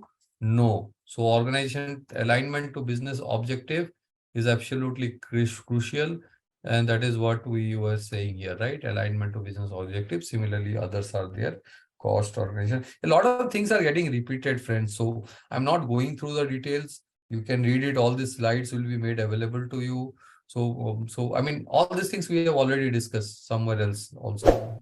So just go through it. There is nothing I can add more to it. So we'll move around. Okay. Mind mapping is the tool which we have looked at. Many process modeling looked at. Organization modeling is just org chart, vendor assessment workshop we talked about. Balance scorecard today I have shown you. Benchmarking I've shown you. Brainstorming yesterday we looked at. Idea generation. Business capability analysis is nothing actually. It's a fancy term of looking at what the organization can do and can't do, what capabilities or skills it exists. Business model canvas, anyways, I have explained in brief, and in some other session we'll look at. Now, one thing again, let's look at one more tool now. It's the right time to look at. So just let's complete this, and I will look at concept modeling here as a tool. Yeah, so the stakeholders, almost everyone is a stakeholder in strategy, because strategy is a very broad term, and everyone, will be input would be required sometimes. It also depends on how detailed is your strategy. If you are making it a very high level for a top management consumption, maybe you don't need, let's say, a tester into that. But if your strategy is at an organization level, and not as an organization level, but at a unit level or as a product level, then your tester is also a very important stakeholder here. So because Babcock doesn't want to miss anyone, that's why they are putting everything. But look at your situation, not that just that Babcock has written, that means not everything will be applicable in specific to your project. look at whoever is applicable and then engage those stakeholders there. It's a scientific diagram. So generally my concept modeling is generally useful in science and technology. So it's talking about energy flow. So energy flow drive matter cycle. Matter cycle again change energy flow. Energy flow is sustaining life webs and it is actually modifying. And matter cycle and life webs also affect each other. So this is a scientific way. Don't focus about what exactly energy flow, life webs, and matter cycle. Just say think that it is. That's why it is a little different from mind map, because it is sometimes it also shows the relationship and it is there. Then we may have multiple components also, but in component also it is effective. And it's too. Sometimes you may have heard about a term called causal link diagram. So that is also similar, though it is not exactly same, right? So let's look at the other one. Let me just increase the one and how it is to be read. So concept model, yeah. So look at, so it is talking about the relationship. It shows the relationship. So trees give oxygen. Oxygen is important to human. Oxygen is important to plants. Oxygen is important to animals. Trees give wood. Wood is used to build houses, used to make paper, and used to make furniture, right? So look, so there is no interrelationship like we had in earlier diagram, like this one which we were talking about. So this is also a concept map, and this one is a concept map because it is showing the relationship. There is only one directional. It can be bi-directional, but here it is only one single directional, right? So this is how the concept model or concept map looks like. Now in eDrawMax, let's quickly draw a concept map.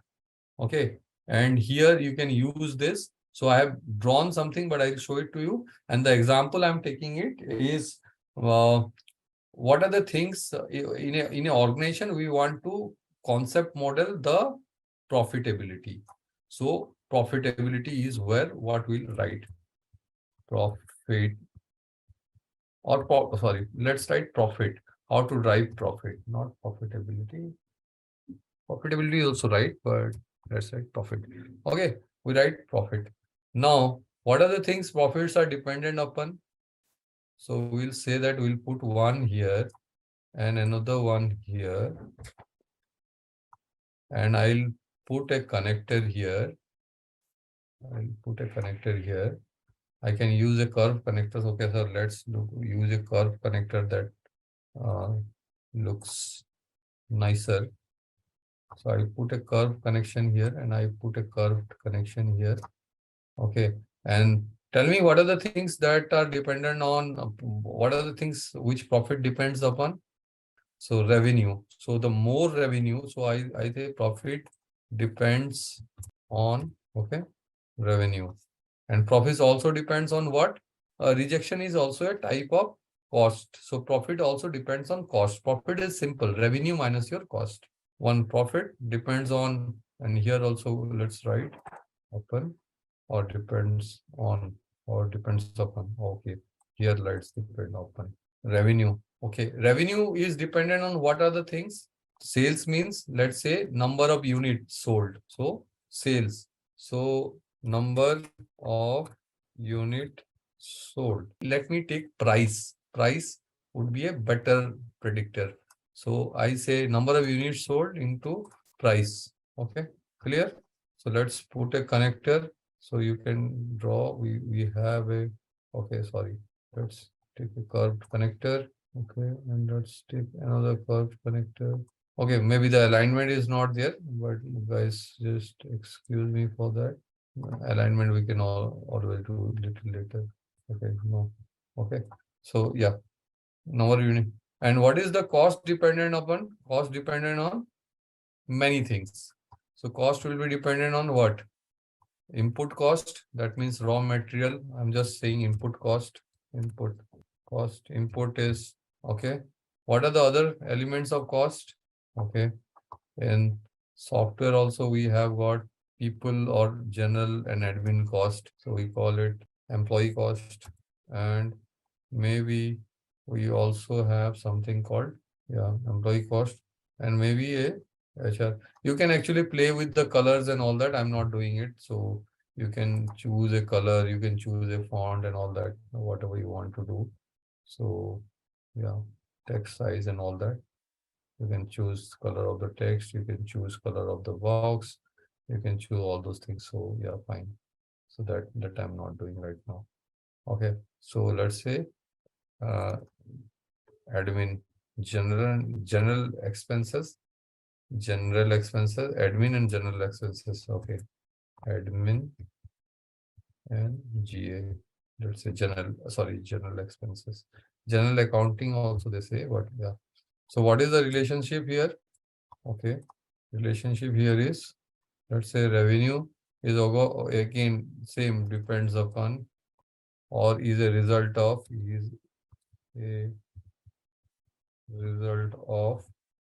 price, is a result of sales and price.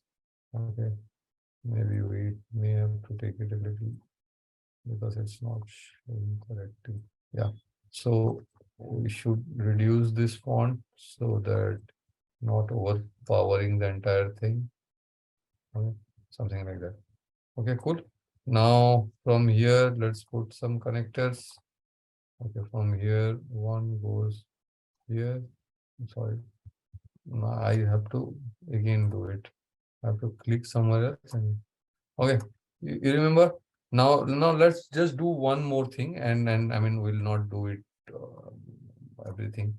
So let's say employee cost. Okay, let's take employee cost. I mean, whatever you want to take, that's okay. Employee cost. So let's say what are the components of employee cost? What are the components of employee cost? Of course, there is one called salary. Then what else? Let's say healthcare benefit. What else can be there for employee cost? And you have to define the relationship here. Okay, salary, healthcare benefit. What else? In India, we have got some PF contribution, or let's say you are providing transport to the employee. So also put transport. So you are providing the bus services, let's say. So once you just click outside, and then there will be a blue dot that will be appearing, and then you can drag it out, right? So this is how it looks like. You can play with the size, you can play with the font, you can play with the different things, and here you can write cost uh, is a summation of, or a sum of operation cost, input cost, and admin and employee cost and all that. So this is what a concept map looks like. So I would say that maybe this example you can also do it in a mind map, but in mind map you don't show the relationship, right? In some complex thing, mind map will not work. So the important thing, the difference between a mind map and a concept map is it's more for a concept and it has got multiple things. Everything may not emerge from each other and things may connect. So this price may be connected with input cost, I'm just saying. So there also you can separately show a connection, right? So that's what you can do. Plus you remember the relationship is not defined in mind map. So whether it depends, whether it increases, decreases, all those things we can do. Okay, so this is one of the biggest chapter as per BBOK, and this consists of almost about 30% of our questions in CBAP and CCBA exam. So, and many people actually consider this as the heart of the BA work, and I mean, I would still say that it forms a large chunk of your work, because if you look at the other area, it's more about I mean, planning and doing something. Few of the things we do, I think elicitation I'll also consider as a core activity, because you are gathering the information. But this is also extremely important, because whatever you do after getting those information, um, that is what happens. I mean, how you process, how you store. I mean, those not store. How what you do after getting those information. So that is what primarily it is talking about in requirement analysis, and how are we proceeding towards designing a solution. That is also focus of this section. Okay. Now, this is something which we have discussed earlier also. Okay, so let me just answer this question. You remember there is something called need and there's something called solution. And you just remember requirement is a representation of the need. And need can be from various stakeholders, or anybody from the business. And then there is a solution which will satisfy that need. So that representation of the solution is design. How are we going to achieve that solution or create that solution? Design will let us know that. Okay, so that is the difference between a requirement and design. So this is about requirement. So that is all related to the needs. So representation of the need and the design and the representation of the solution, that we'll call design. Okay, let's move. What are the different things that are there in this knowledge area? So we will first specify and model requirement. And I have told earlier also, whenever you see the word model, you just don't think it's some sort of modeling also, anything that is sophisticated happening. It is just a representation visually, or let's say within, even if you are putting it into a tabular form, that also BIVA considers as a model. Then we look at verify and validate requirement. I think there is a lot of discussion that also happened last class related to what is the difference between a verify and validate requirement. This document, specify and model requirement, if you look at it, involves a lot of documents such as BRD and FRD. BRD stands for business requirement document, functional requirement document, etc. And design document, generally it's a high level design, and we'll see some of those things. So it's basically you can think of like a high level design, extremely top view. You don't most of the time business analysts are not required to create a detailed solution design, technical solution design, that the development team or solution architect, they will do it. But at least at a very high level, how the system should work, that we'll have to look at. And we'll have some examples today which will make it clear to you. Mostly this is like the difference between a as is and to be process. As is process, as you know, how things are happening now, and to be is how you would like to change it based on the requirement and based on what solution you want to provide, right? That is called specify and model requirement. Model also includes, as I say, any sort of visual representation. So you remember last time in Signavio, we did this process flow diagram.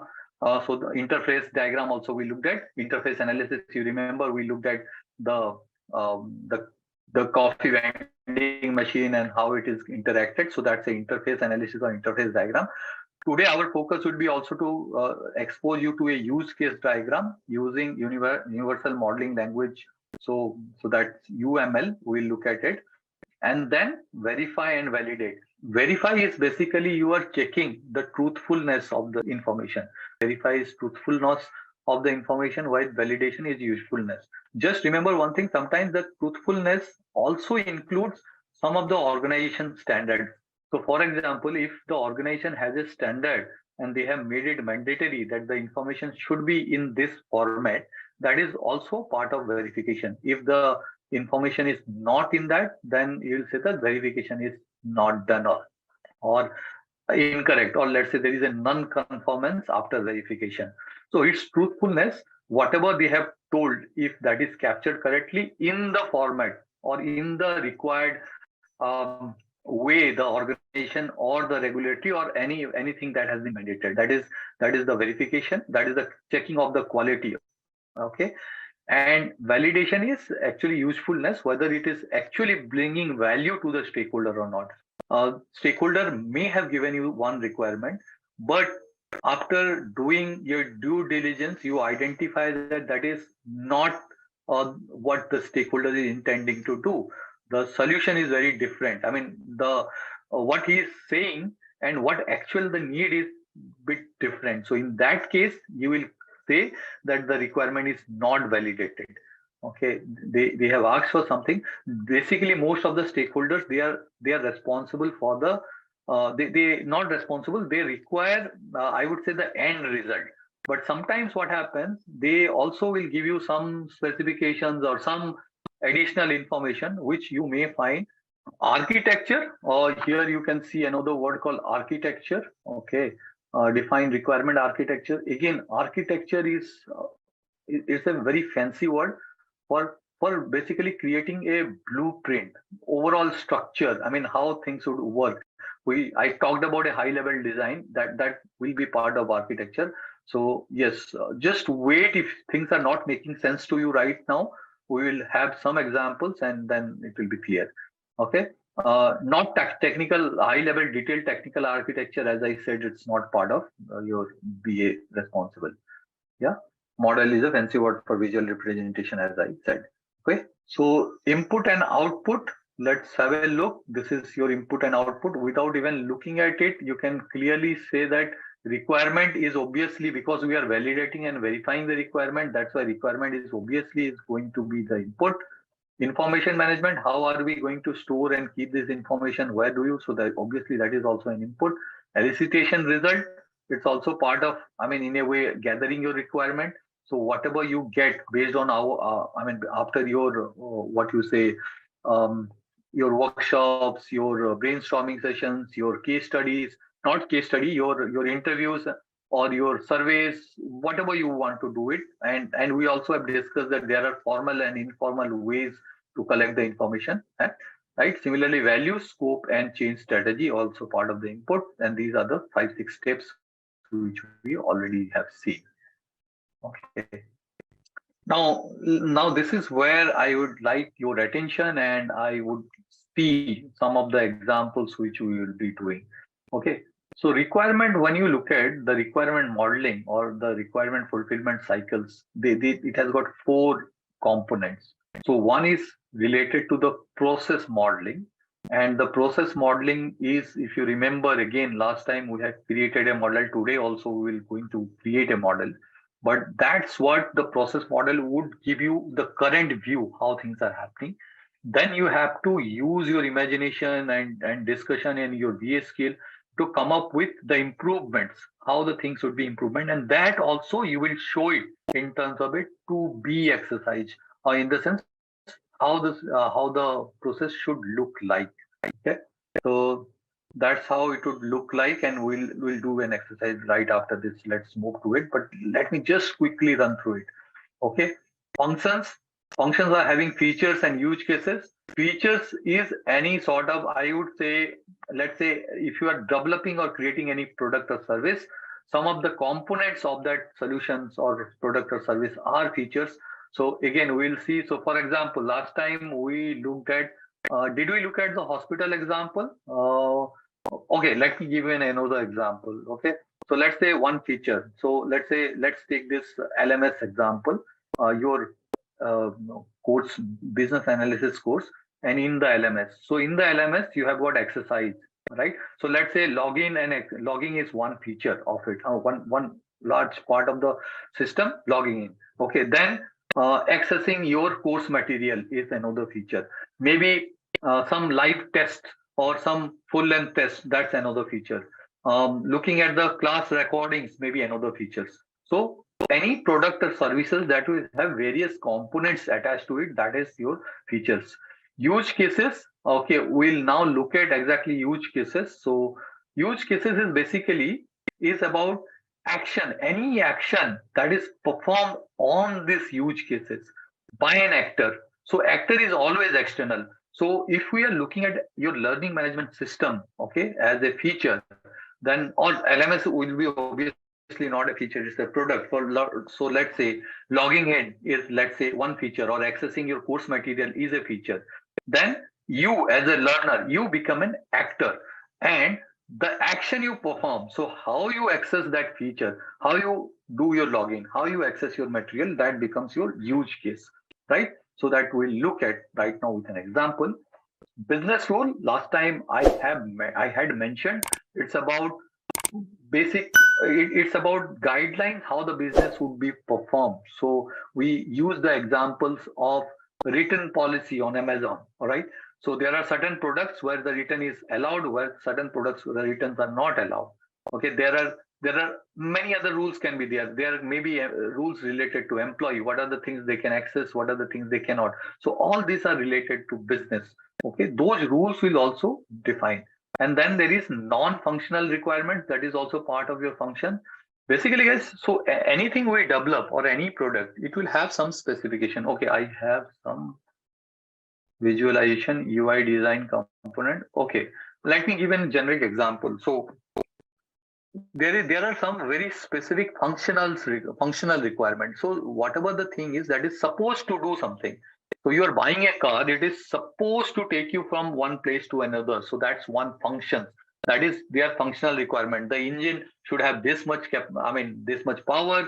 The body should be stable enough to carry 4 people for, let's say, continuous 20 hours. It should be able to move. So whatever it is, okay, and it should have this safety features and all that. These are all functional requirements. Okay, for the vehicle, for the car to run, these are the things that is required. The brake should be of this capacity. The engine should be of this capacity.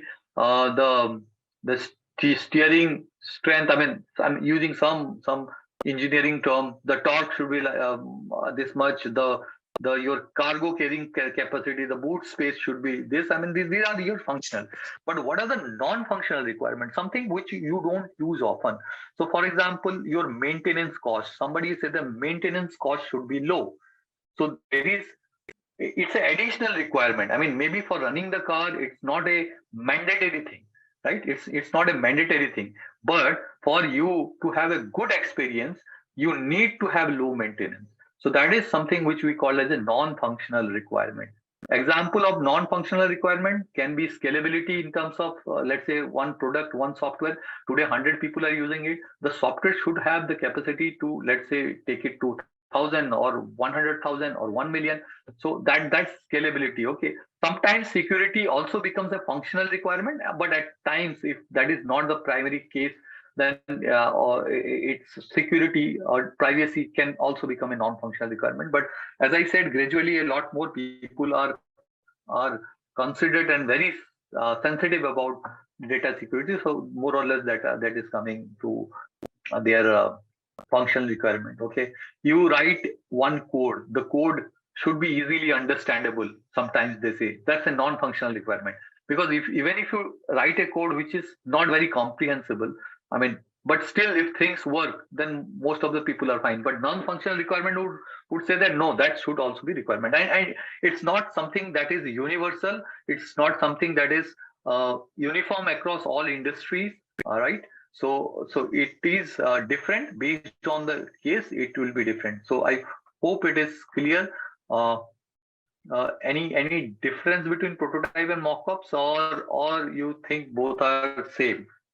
So generally, I would say that mock-ups are also one type of prototype, but prototype is a larger thing. When you say prototypes, when we say prototypes, then what happens that it covers, it has. Many type of prototype can happen, and mock-ups are one of them. Prototype can be a live working prototype. So you are designing a, let's say, mobile phone, and you can create one actual mobile phone and see. Okay, then that one sample you can create. But you can also create, let's say, something with cardboard. Okay, and then you put different buttons. I mean, nowadays most of the things doesn't matter because everything is a touch screen. But just think about the olden days, and you want to have a different interface, or let's say you want to have make a different products, non-electronic products. You are, let's say, making something, let's say a refrigerator. Okay, and you want to show it to people, but it's not a real refrigerator. You are making it with some cardboard and some stuff, just to give it a feel and how it looks and all that. That becomes a mock-ups. Okay, it's not a real prototype, or it's not something that actually works, but it gives a sense how the things would look, how the things would be felt. And this is obviously one of the stages. I'm not sure. Mock-ups, prototypes are more of, but generally sometimes they also call more mock-ups as a prototype. But in principle, that's why I say prototypes includes everything, working and non-working. Mock-ups are more like non-working models. It's just just like school model you create, right? You create, let's say, you create of a, you are creating a model of a river in your school project, or if your kids are doing, right? So that's not a real river, but so this is a mountain, this is how the river flows. So that gives you an idea, right? So any product, so that this has the various components, okay? Okay, let's look at use cases, few of the things, okay? Use cases are generally written in the form of a verb and noun. So for example, download something, okay? Download the course material, download the material, okay? Or logging in, okay? Or create create a card.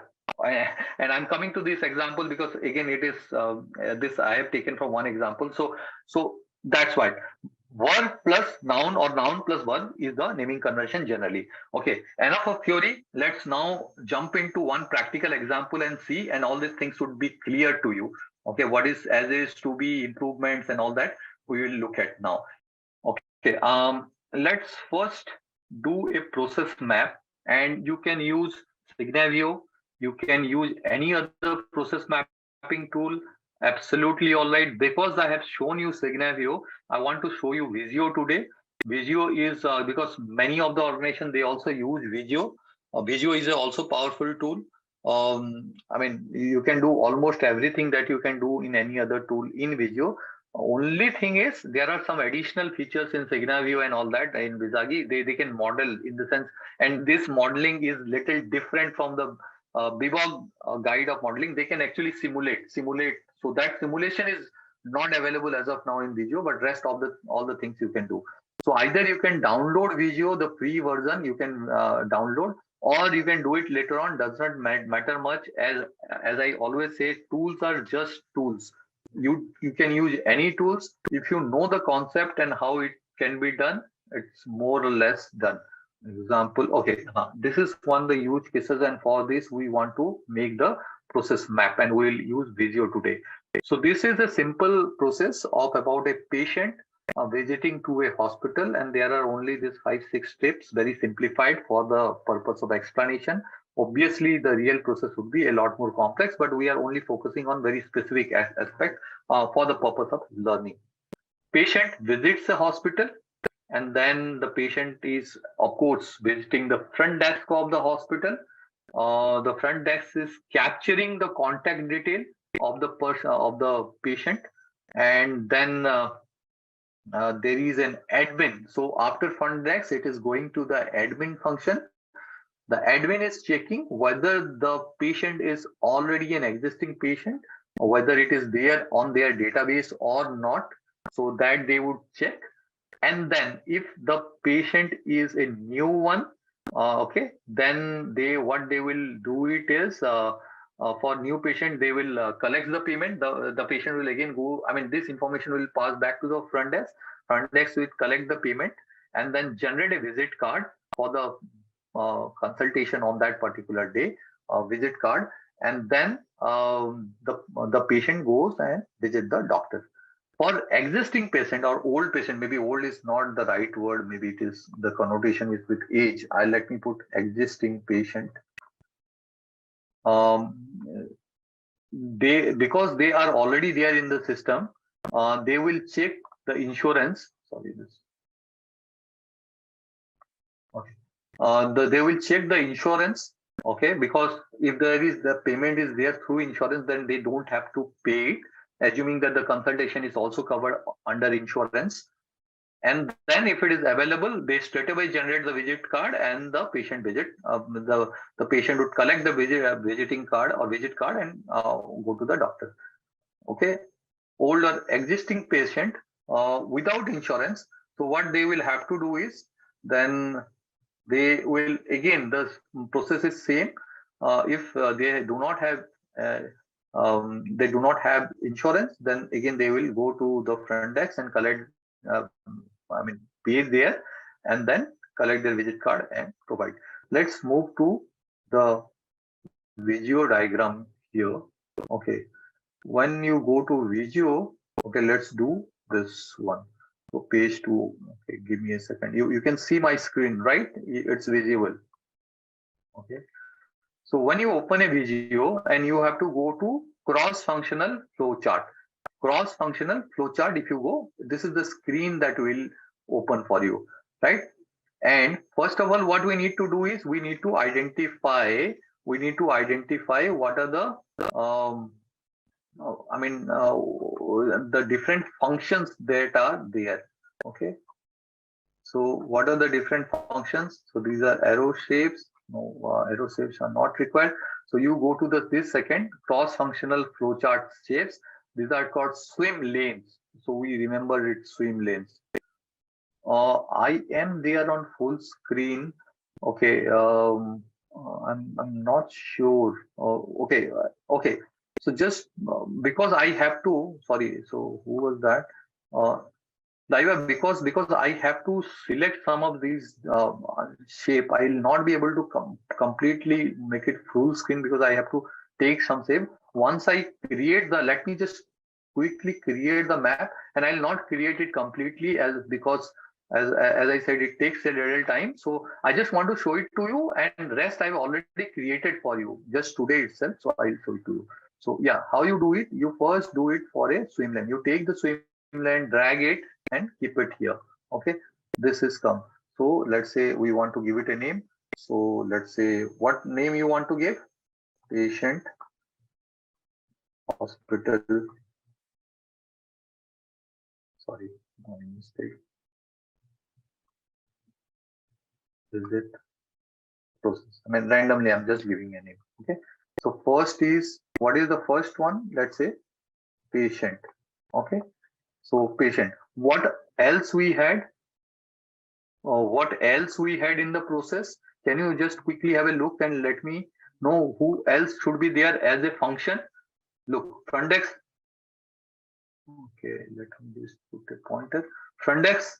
Okay, admin and insurance. So somebody is checking insurance. Okay, so let's go there. Let's go to our map, and from patient, I'm putting another dragging and dropping another swim lane here.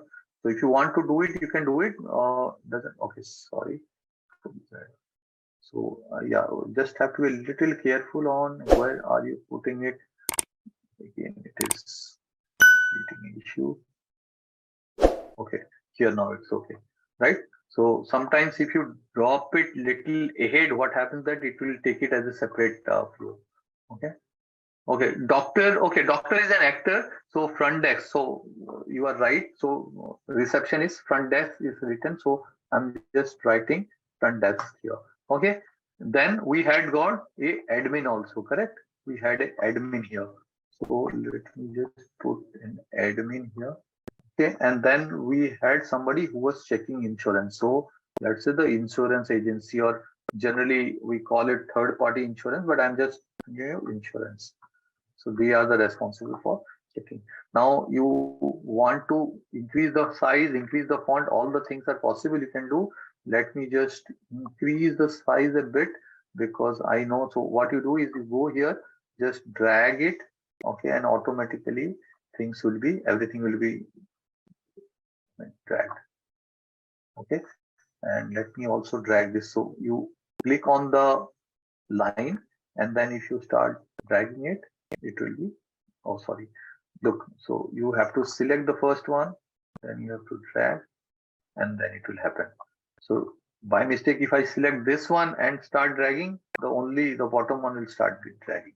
Okay, so that's what you have to be little careful. Okay, cool. So now what? We'll go to the shapes, basic flowchart shape. So it starts with this oval. So you remember, if you flowchart, it's start and end. So anything you start, you put it as start symbol here. After start symbol, what is happening? Patient is visiting the hospital. Let's say it's the step 1. So I'm putting it here.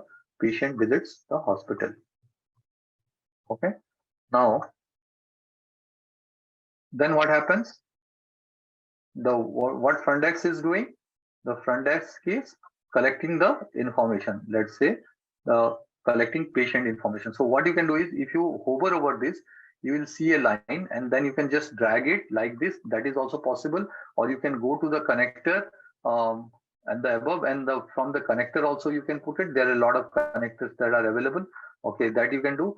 Or what you can also do is, if you look at here, and let's say I put another, I just take it and I just click in here. So automatically the arrow would be there. Okay, I collect patient information. Okay. Once you collect the information, it is going to admin to check whether this is a existing customer or not. So this is a decision box. Whether existing customer or non-existing, we can put a decision box. Okay, right? Because it's a decision. Whether the customer is existing or not, we are making a decision. So again, hover over this, go to this decision box. It's coming here. I will drag it down. Okay, here. So I will say existing customer. Okay. So existing customer.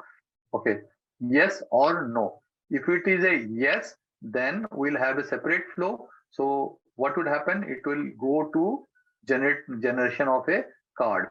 Okay, right? So what would happen? A visiting card would be generated. No, so they will also check insurance. Okay, yes or no. Then they will probably do another check. So the insurance will check whether it's a insurance is available. So how you do? Insurance available. So then what? Okay, insurance available, yes. So if it is yes, then what it is saying? Admin is, who is generating the visiting card? Let's say front desk is generating. I mean, okay, so you take it here, one box here, and we want to align it. Now we say that from here we will drag it to here. Okay, we'll drag it here. Okay, here we want to put it yes. If insurance is available as yes, we will say that create a visit card. Visit card. Okay, let's say. And if it is not, so let's say insurance is not available, then payment. So customer will make the payment, right? So we will, from here we'll create another. So let's say customer makes a payment. Okay. Okay, and from I'm just showing the actual process might look a little different, but that I already mapped for saving time. So here, I mean, I'm just showing you how you can make it. So you double click here, just write no. So if it is no, so you can also drag this no to here. Let's say you want, you don't want it to be too far away. You want to see it quickly, so you can drag. You click on that no and you can drag it, right? And then customer pays, visit the document. So this is just, I wanted to show it to you how it works.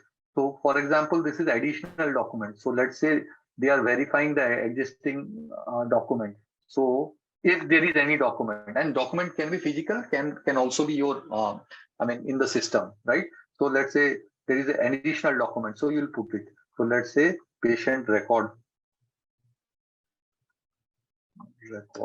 doc, you are checking just for an example. So this symbol is showing that you are also looking at an additional document here.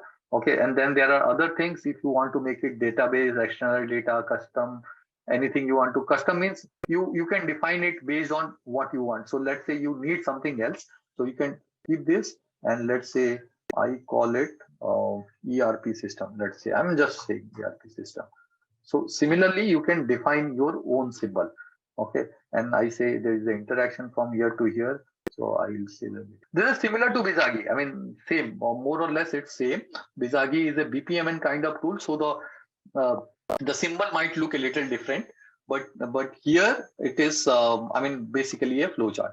Right. So this is what it is. So, I mean, this is how you create it. So let's look at this process very quickly. And right now, what I want you to do is, first of all, I want you to look at, and the edges map is already there. Looking at it, you will suggest me some improvement, how you can make this experience of customer better. Okay. And this is just one example. I'll also give you a case study today, which I hope you will work and come back tomorrow. Okay. So this is same. Customer visits hospital, captures personal details. Front desk is capturing personal details. Then admin is checking the detail in the database. Okay, if you want to create a separate database, okay, you can also create in the symbol itself. Let's say there is one database we can create here, and we can also put one symbol here, and we can put it one, and we say that this is a iteratively it is checking. Okay, you can actually change the shape. You can make it a dotted line. Let's say because you want to show that it is not a direct process flow, you want to show it that it is an internal thing that is happening, right? So you can make this, you can color this differently.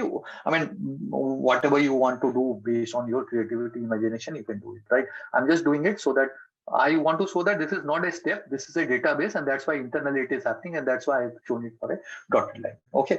Now, for existing or new patient, okay, so it's old means existing, okay, existing patient. So it's all existing patient, they are just updating the information. Okay, so because the patient is coming again with some new issue, so they are updating in the database, right? Then they are sending it to what? Insurance team. Insurance is taking insurance, they are checking the insurance, and the insurance is available, yes or no.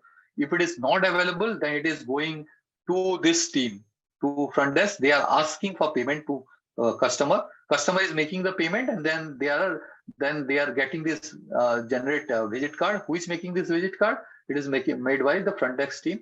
They are making this visit card, and then customer receive visit card, consult the doctor, and end.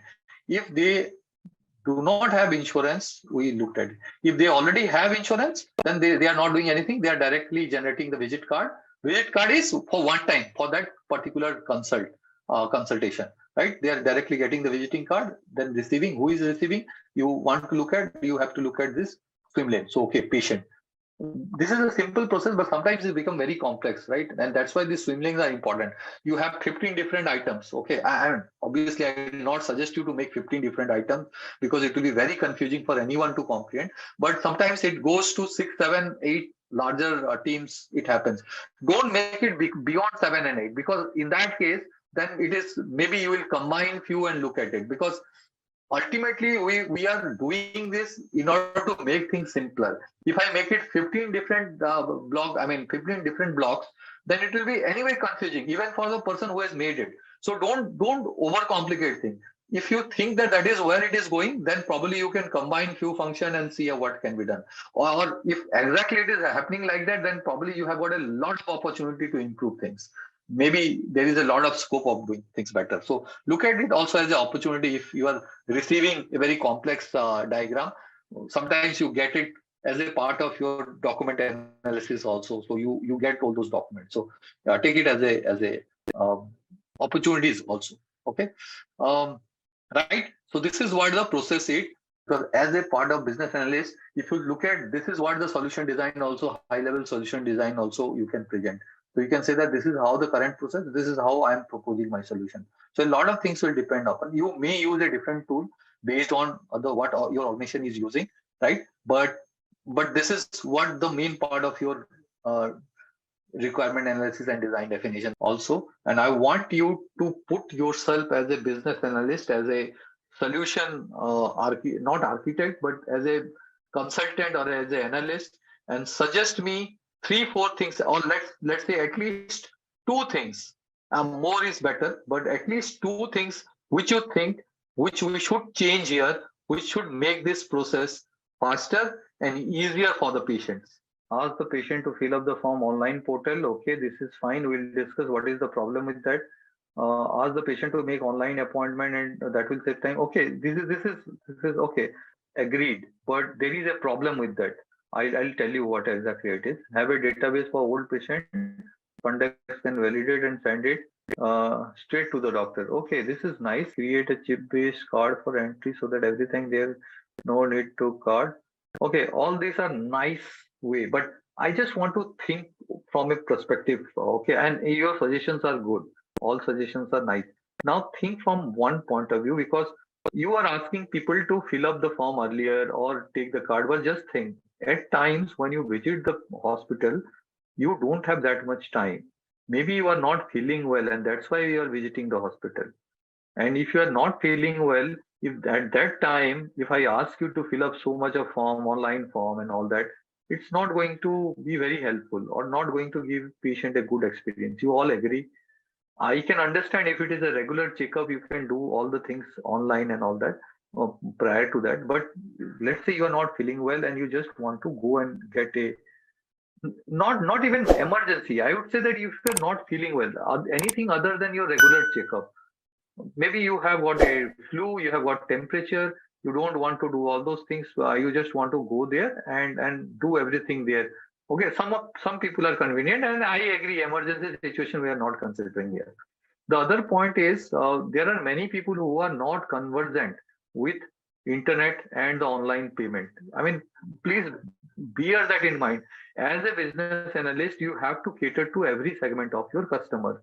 I know, I mean, we are actually the privileged class. We all are, and we have got those facilities. But think about many people, and I'm not just talking about India. I've seen people who are not very, I mean, tech friendly and all those things in Europe where I have worked also. So it's also there. So when a developed country is facing those problems, when you are designing this for, let's say, less developed country, think about the complications it will have. Right? There are many parts of the world where people are internet is not available, speed is not there, people are not very convergent. Even if it is there, people are not very comfortable. So though it's a good suggestion, I'm saying, but maybe that will cater to one segment of the customer where I absolutely agree that you automate the process, you ask them to pay in advance, and you can create automated solutions, and you can I mean, create that entire checkup process automated, and I agree to that.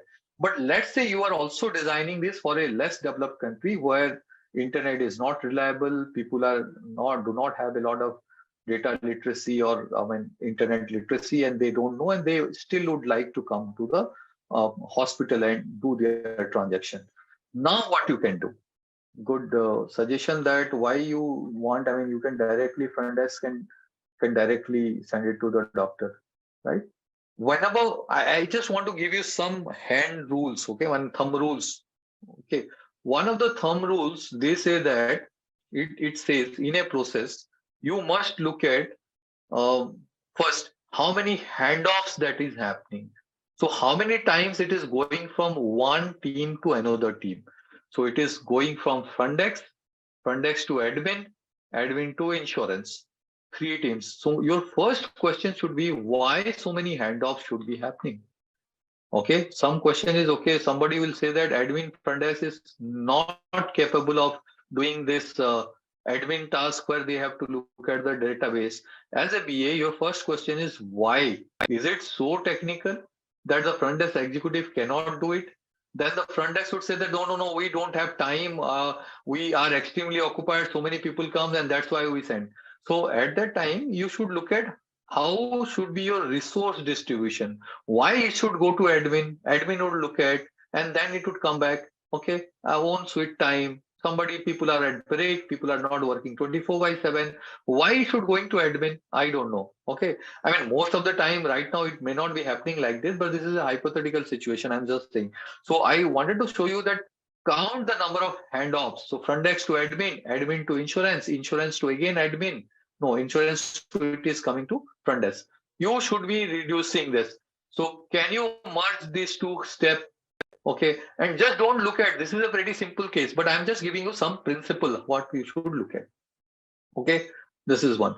Related to handoffs, we also have something called unnecessary movement of people, unnecessary movement of information, both the things. So how the information is moving from here to here, handoffs is happening within here also. Is the information, are people moving here? It does not seem people are moving, but sometimes you will see that in hospital also the doctor consultation room is one place, and the very, I mean, and if let's say after consultation most of the people are going for some physical some pathological test, and the test would be on 4th floor and the doctor is on 1st floor.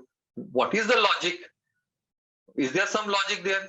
I mean, I'm not saying it happens like that. Nowadays, people might be take care, but I have seen hospitals like that, and you might have also seen. I mean, the layout is designed for historical reasons or for constrained space, whatever it is. The pathological department is on 4th floor. The patient, the poor patient will have to go there, and then we'll do some tests and maybe come back, right? and the medicine shop will be there somewhere else. So you design it in a way so that it minimizes the people and what you call the movement of people and processes, right? Handoffs and all that, right? Then in India, it cannot happen. They are value their money for treatment and more than patient consider. Okay, that's okay. We are not looking at specific hospital. We are just looking at generic how the things can happen. Okay, the I mean this is something I am introducing something from lean manufacturing, and if some of us are experienced in that, you also know there is a acronym. Either this called Tim Wood or something called downtime, and accordingly you can do it. I'll share one document in the in the shared folder in the LMS. Okay, so this abbreviation and how it works. So just let me give a quick example how you can look at. And I'm just looking from a process point of view today. We will look at other, but the principle remains same. Even if it is a software system, you must look at how the information is flowing. Somebody, let's say one front desk executive, somebody is putting, he has to or she has to open 5 different systems to get the information. That's the unnecessary movement of information, right? So the system should be that every system should be available at one place so that they can quickly do their job. They should not be able to. So sometimes they have to open one database for one particular system, another database for another system, and then they have to do maybe hospital. One such example, but in workplace, anyways, I have seen this multiple times because I have consulted customer support team. So there are customers usage it. In telecom, I'm talking about how many usage are there. That is one system. There is one billing, they have to go to the billing system. Nowadays, people have become smarter and integrating, but still you will find a lot of system where it is there, fragmented information, right? So the team would, what I was saying, T is transportation. So transportation means unnecessary movement should be minimized. Okay, T. And I, inventory. So inventory means wherever there is a stacking, wherever you are waiting, wherever you have got a lot of things to do. So for example, this admin is getting a lot of things to do and it is stacking one over another. So in manufacturing, it is a different. Manufacturing inventory means those things which are, either work in progress or waiting to be processed. So those are inventory which occupy space. But in software, it is about I would say that just the example which I gave. It's about stacking up of things or many things that are waiting for in process. So let's say you are a testing team. So you already have a lot of huge cases or test cases which are piling up. So that's the kind of inventory. And related to inventory, we'll also have wait. So, but I'll go get back there. So TIM, M stands for motion. So here unnecessary motion. So unnecessary motion of people. Transportation is unnecessary motion of goods or information. M is unnecessary motion of people. Okay. So if people are moving, you just keep that in mind. You should be reducing that. TIM, W is wait time. So people should not wait.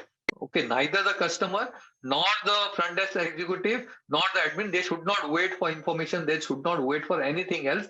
Things should be smooth. Things should be in a flow. One thing comes and it should happen, right? So that's what we are saying. You may not be able to completely eliminate, but you should be looking to minimize. So TIM, W I say wait, O, overproduction and overprocessing.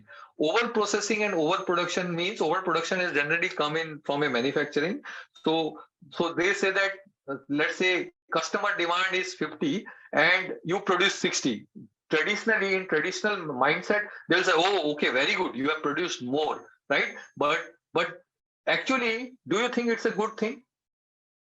Do you think it's a good thing producing more than what the demand is? Because obviously, what would happen? That will remain till the next customer comes. So it will remain. Okay, what you will do with that? Your capacity is utilized. Okay, your product is ready, but nobody is there to consume. In physical products, it's a bigger problem, but because you need warehouse to store them. Getting my point? So for warehouse also we pay. Here also, maybe warehouse is not there for software, but human effort is also there, right?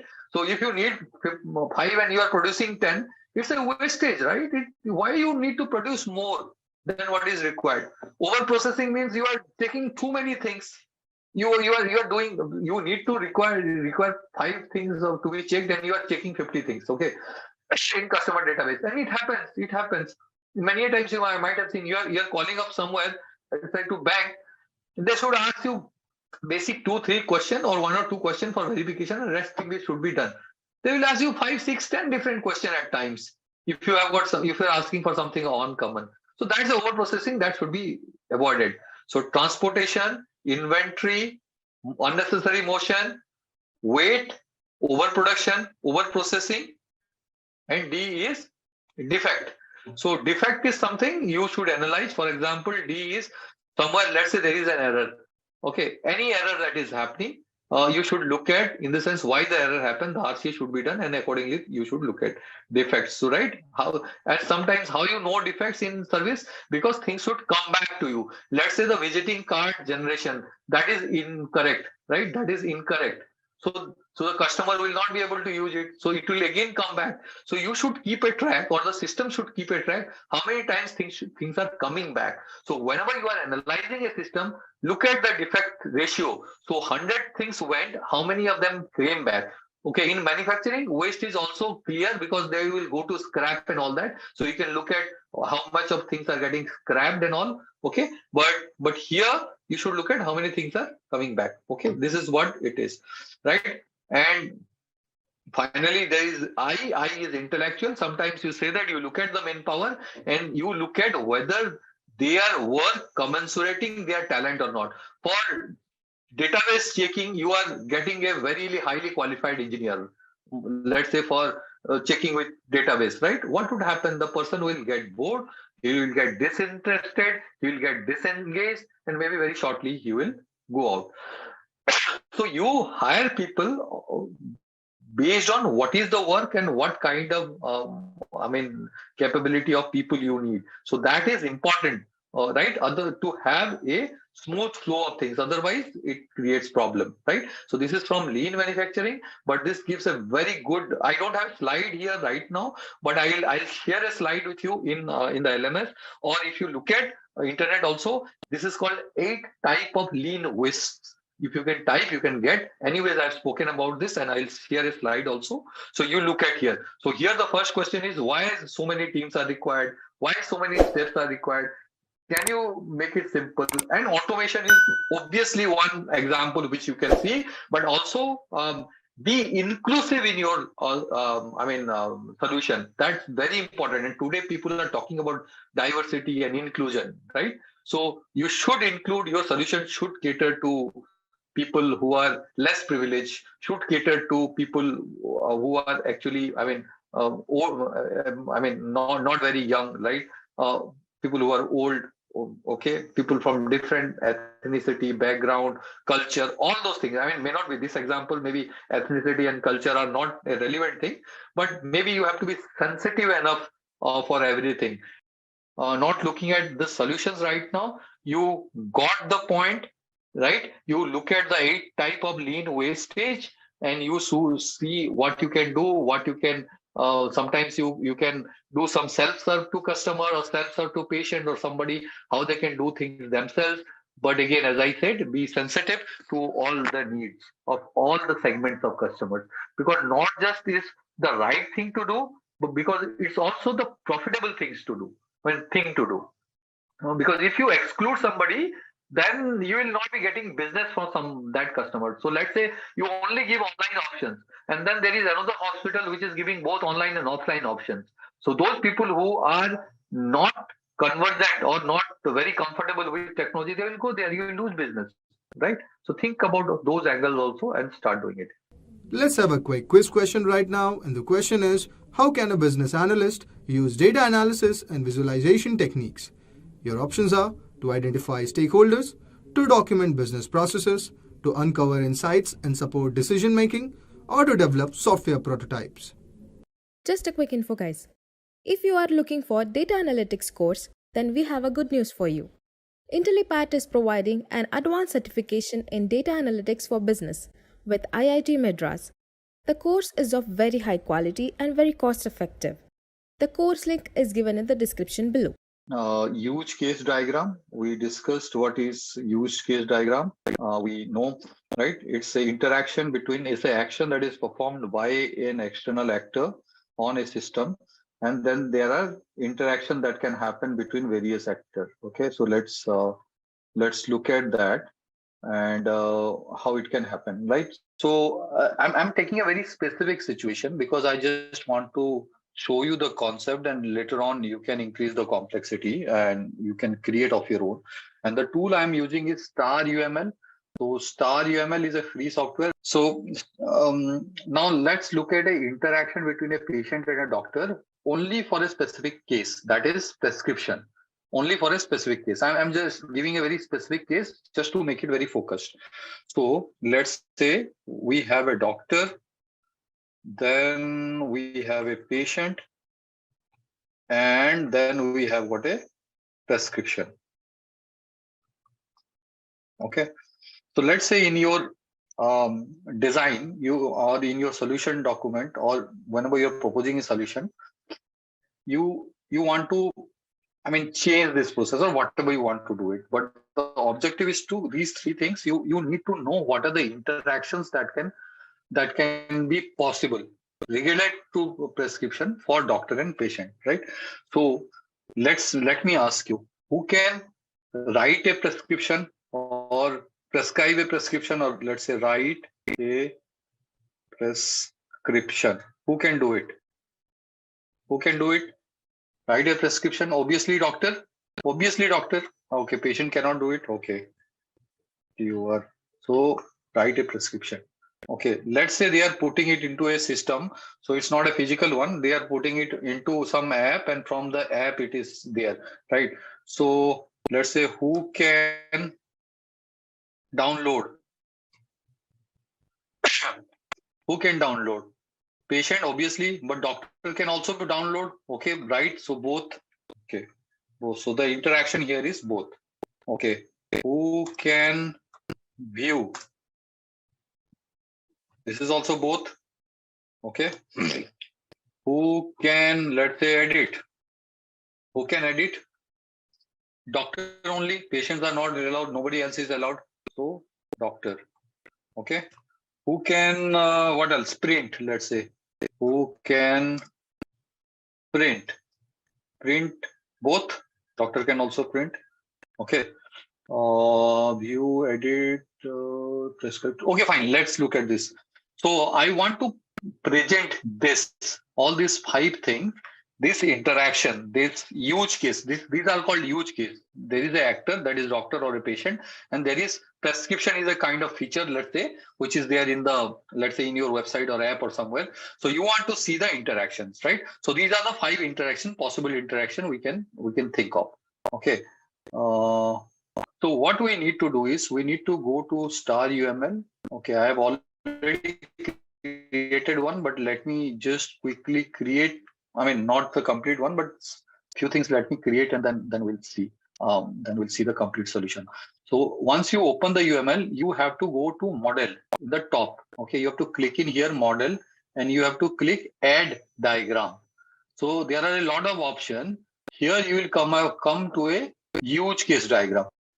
Okay, and you click on use case diagram, right? So then once you have got a use case diagram, you get all this kind of, the menu would have actor, frame, use cases and all that, right? So, okay, so here you will see this use case. So this use case, we have to click in here. Okay, if I have to, I can click in here, and then I can come here and do like this. So this is the use case. Okay, let me say write prescription, all those things so this is write prescription.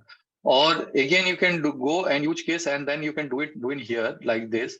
Or the other option is, so let's say what else we have written, write prescription, edit prescription. Okay, or you can also you can click and you can align it or whichever way you want. Okay, edit prescription. Then what you can also do is you can click in 2 times, then you will see a lock sign. So here now you can just click in here multiple times and you will get this use cases. Okay, clear, simple. Okay, again you click it, it's over. So I just remove this. Let's say write prescription. We say view prescription. Okay, and I want to align it. I mean, even if you don't align, that's fine. Here we say, let's say, print description or write, read, edit, view, print. What else can be there? Let me just see what else was there. View, print, delete. Okay, edit, create. Okay, delete. So yeah. Okay. So this is what the use cases would look like. Clear? Okay. Now we need two actors. So there can be multiple actors, but here there are only two actors. So we'll go and click in here actor. We'll put one actor. I mean, there is no hard and fast rule. Where you want to put it, it's up to you. So let me put it here, doctor, and here let me put it here, patient. Now we look at association. Association means who can do. So who can print prescription? You can just go to association, click in here. Okay, I'm double clicking it so that it's logged. So I'm just putting it from mid of here to inside the box. I'll get right. Again, I from here write prescription. Automatically it will align itself. Okay.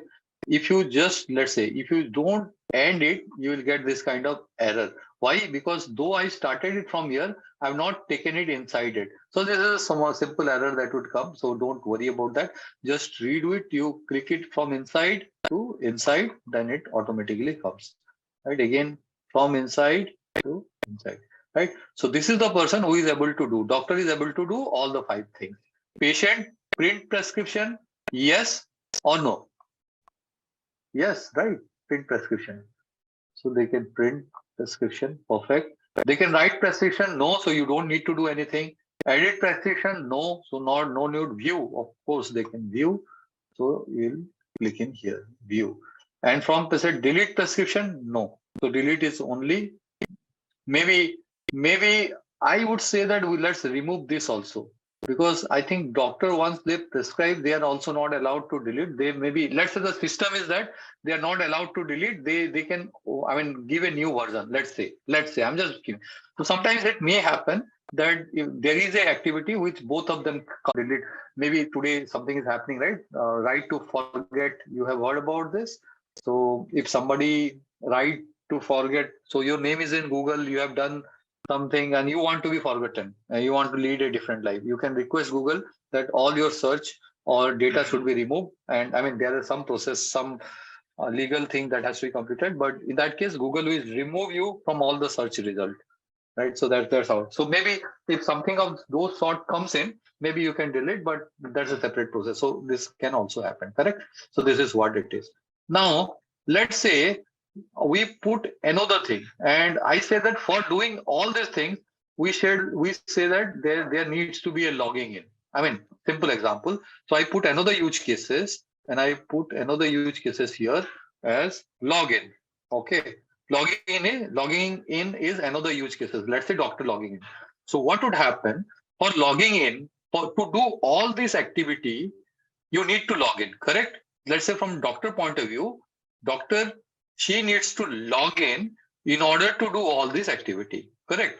Now, what we will do is we will put a association we have chosen here.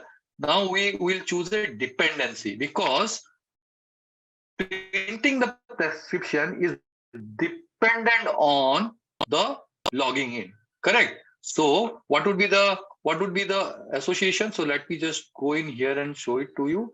So from here, what we'll do is we will connect logging in here. Okay, let's do it here also.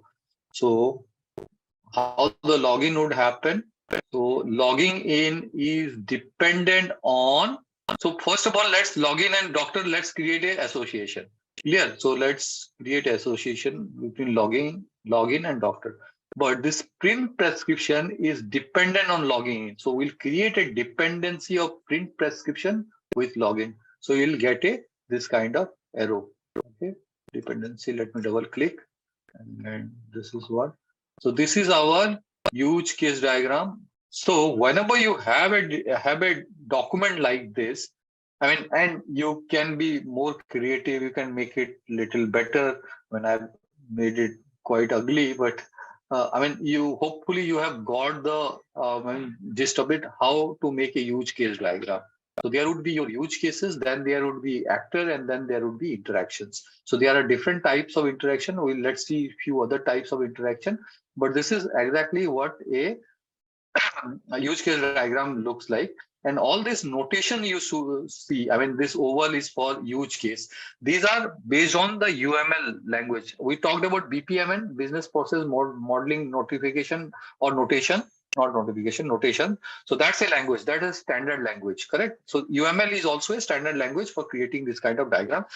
You can create different type of diagram. Use case diagram is just one of them. There are other things also you can do, but you may use any other tool. There are hundreds of tools, but more or less the concept remains same, and the notation also, to a large extent, it will remain same.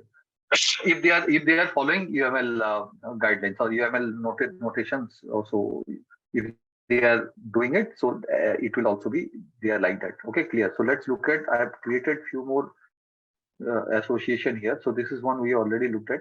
So there are other association like single arrow. So single arrow is, I mean, here this is not a double arrow. Okay, I mean, not a dotted line arrow. Dotted line is for dependency, which we looked at, right? So there is a directed association. Directed means, I mean, there is one central theme, let's say, and then we have got sub entities kind of thing. So in that case, you use direct case. So for example, here buyer and sellers are both are considered. Let's say there is a e-commerce portal, so both are considered as portal user. So both buyer and seller are part of portal user. They are not dependent. I cannot do dependency, and there is not a two-way diagram. I mean, there is no buyer is not interacting with portal user. Buyer itself is a portal user, correct? So in that case, you create this kind of direct association, correct? So buyer itself is a portal user, but I want to I want to depict portal user having two different actors. So that is buyer and seller. In this case, I'll use this. Clear? So this is one, the question of direct association. Okay. Right. If there is a general association, then there is one notification, and let's say one more is important, but let's see it here. Okay. So there is one include and exclude. Include you already saw, right? Include is your logging in. So your create prescription includes login. So it's a dependent case. Here, let's say banking example where you want to transfer money, right? So if you want to transfer money, then of course logging in is required. And let's say let me add money. So in order to transfer money, you have to add pay, correct? Add pay as a step, and you have to log in. That's dependent. For adding a pay also you have to log in. That's why we have got this dependency line. Clear? Now just think about this. For transferring of money, do you need to add pay every time? You don't, right? If you have already added the pay, and sometimes I struggle because my examples, my thought process is based on India, and I know people are from other sides. So let me just give you a background. So I don't know how the payment mode works in other countries, especially in US and all that, because I have not worked there. But in Europe and in other cases, you need to add. So you want to send somebody a money, then you have to add the detail, and the details would be you will be confirming those details. And once the details are confirmed, you can only send the money. Now, the important thing is that once you added somebody, you don't need to add the person every time. Once it is added, once the person is there in your payee list, in case you have added once, you can transfer multiple times without redoing it. Okay, guys, please pay attention here. What I'm saying is, in order to transfer money, okay, you need to add the payee once. You need to add the payee once. Okay, it's a specific case. Okay, if you have already added, then you don't need to add. But if it is a specific case, in the sense specific, if the customer, if the payee to whom you are transferring is new, in that case, you need to add the payee. Correct? Understood? So here what is happening is, it's a extend case. So transfer of money is dependent on adding payee, but I am considering new adding payee, right? So let's make it new, add payee new. Let me do it so that it's more clear. So adding new payee is optional in the sense if the payee is new, then only you have to do it. If payee is already existing, then you don't need to do it. So it's a conditional statement. It's an optional thing depending on the to whom are you paying. So in that case, we do this extend. We do this extend, correct? So extend means if you look at, you put it as extend, and then what would happen that you put your condition. If the payee is new, okay, then there is an extension, then you do it. Clear? So I mean, I tell you, it's a lot of people, even after doing so many of business analysts, if you ask them in a UML, what is the difference between include and extend, many of them will not be able to tell you, right? So it's a good thing if you are asked. Even I have seen interviewer asking the questions and they themselves are also not clear. Many a times, not all. So I'm just saying that these are small, minute nuances. If you can take care of all these things, I mean, your confidence and your way of presentation also improves. Your credibility as a BA also improves. So this is use case. This is your dependency, sorry, your directed association, and then include and exclude also. I showed it to you. So depending on your case, depending on how you are designing, this is one sort of design document also you can do it. Okay. Okay. So that's all right.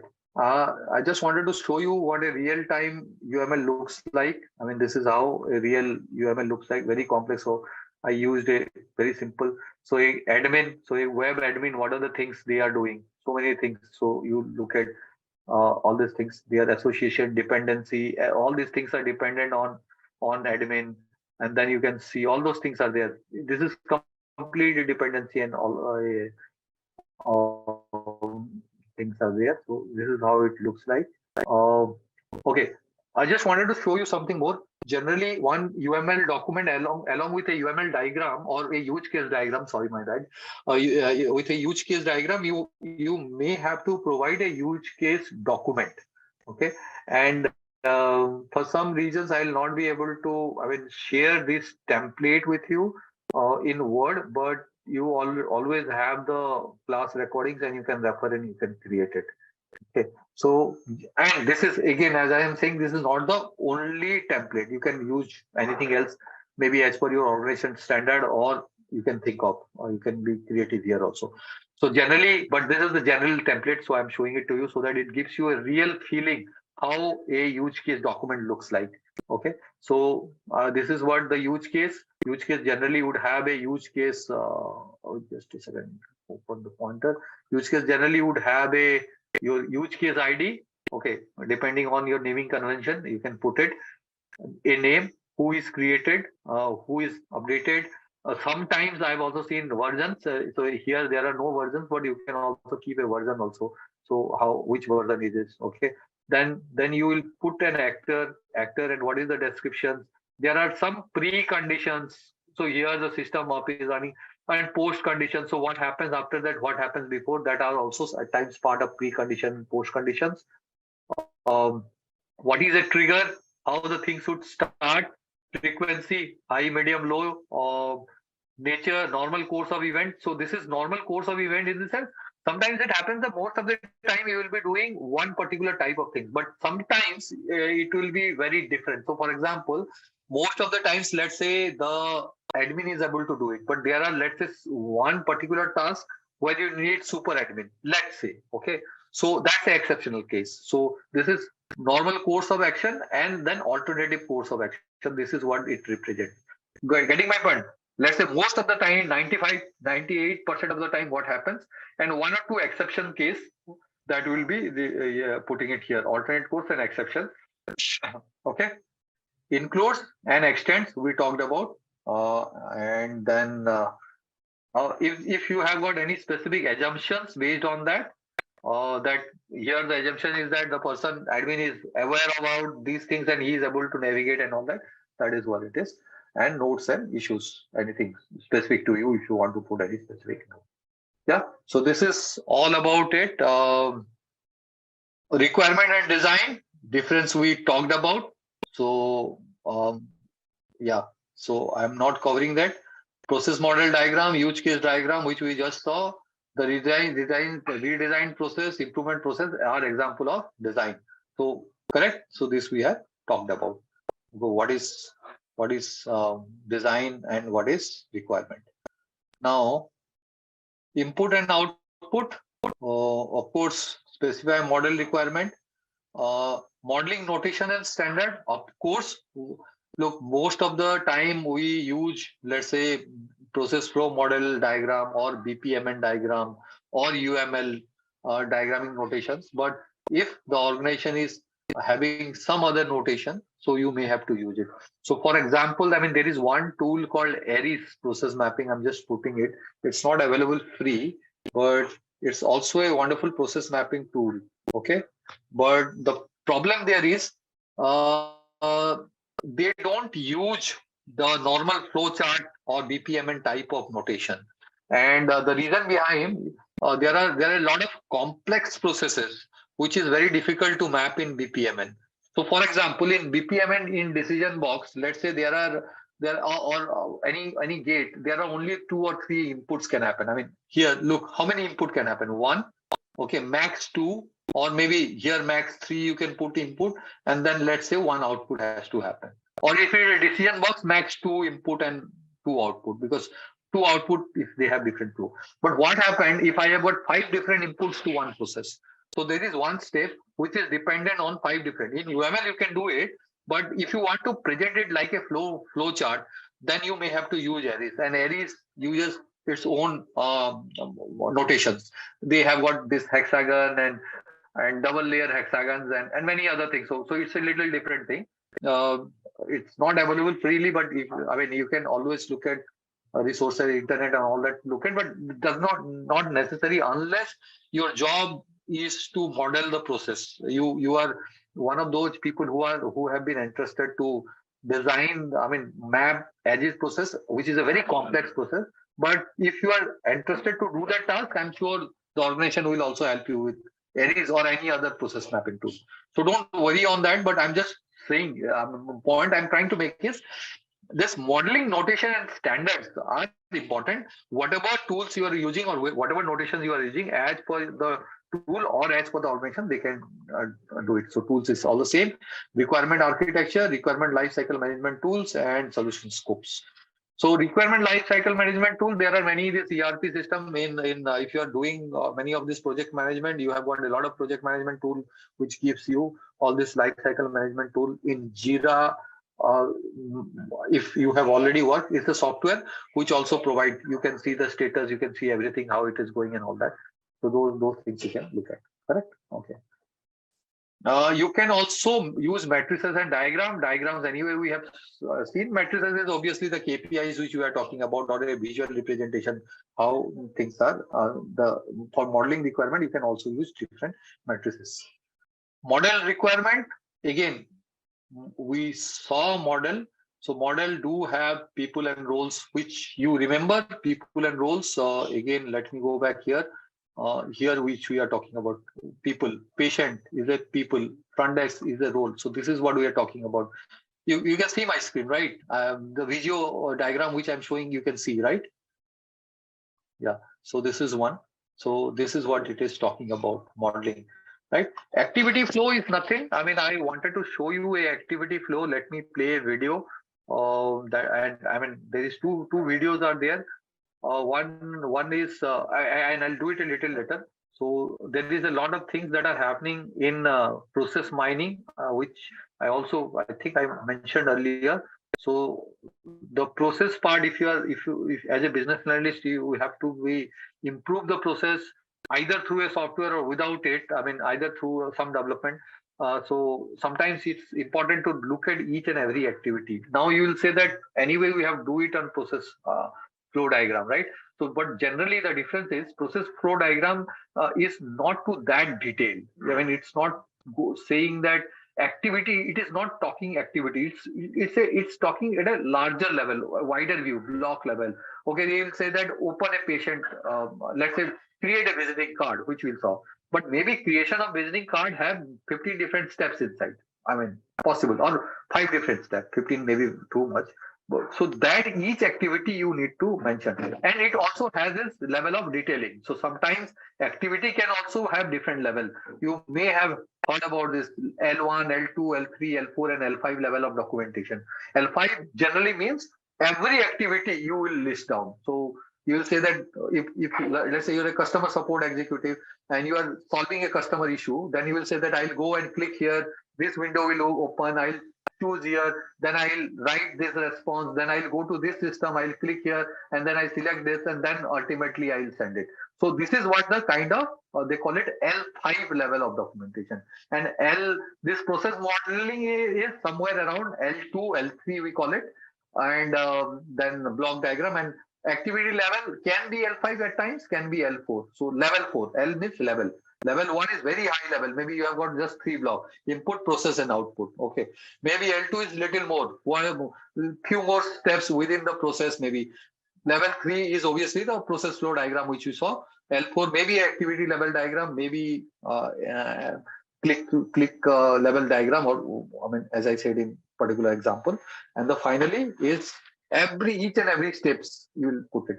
So for example, I mean, if you're operating a machine, you'll say that first I will click the red button, then I will switch this on, then I'll again click the red button twice, and finally I'll click the blue button. So that's how I'm talking about activity level diagram.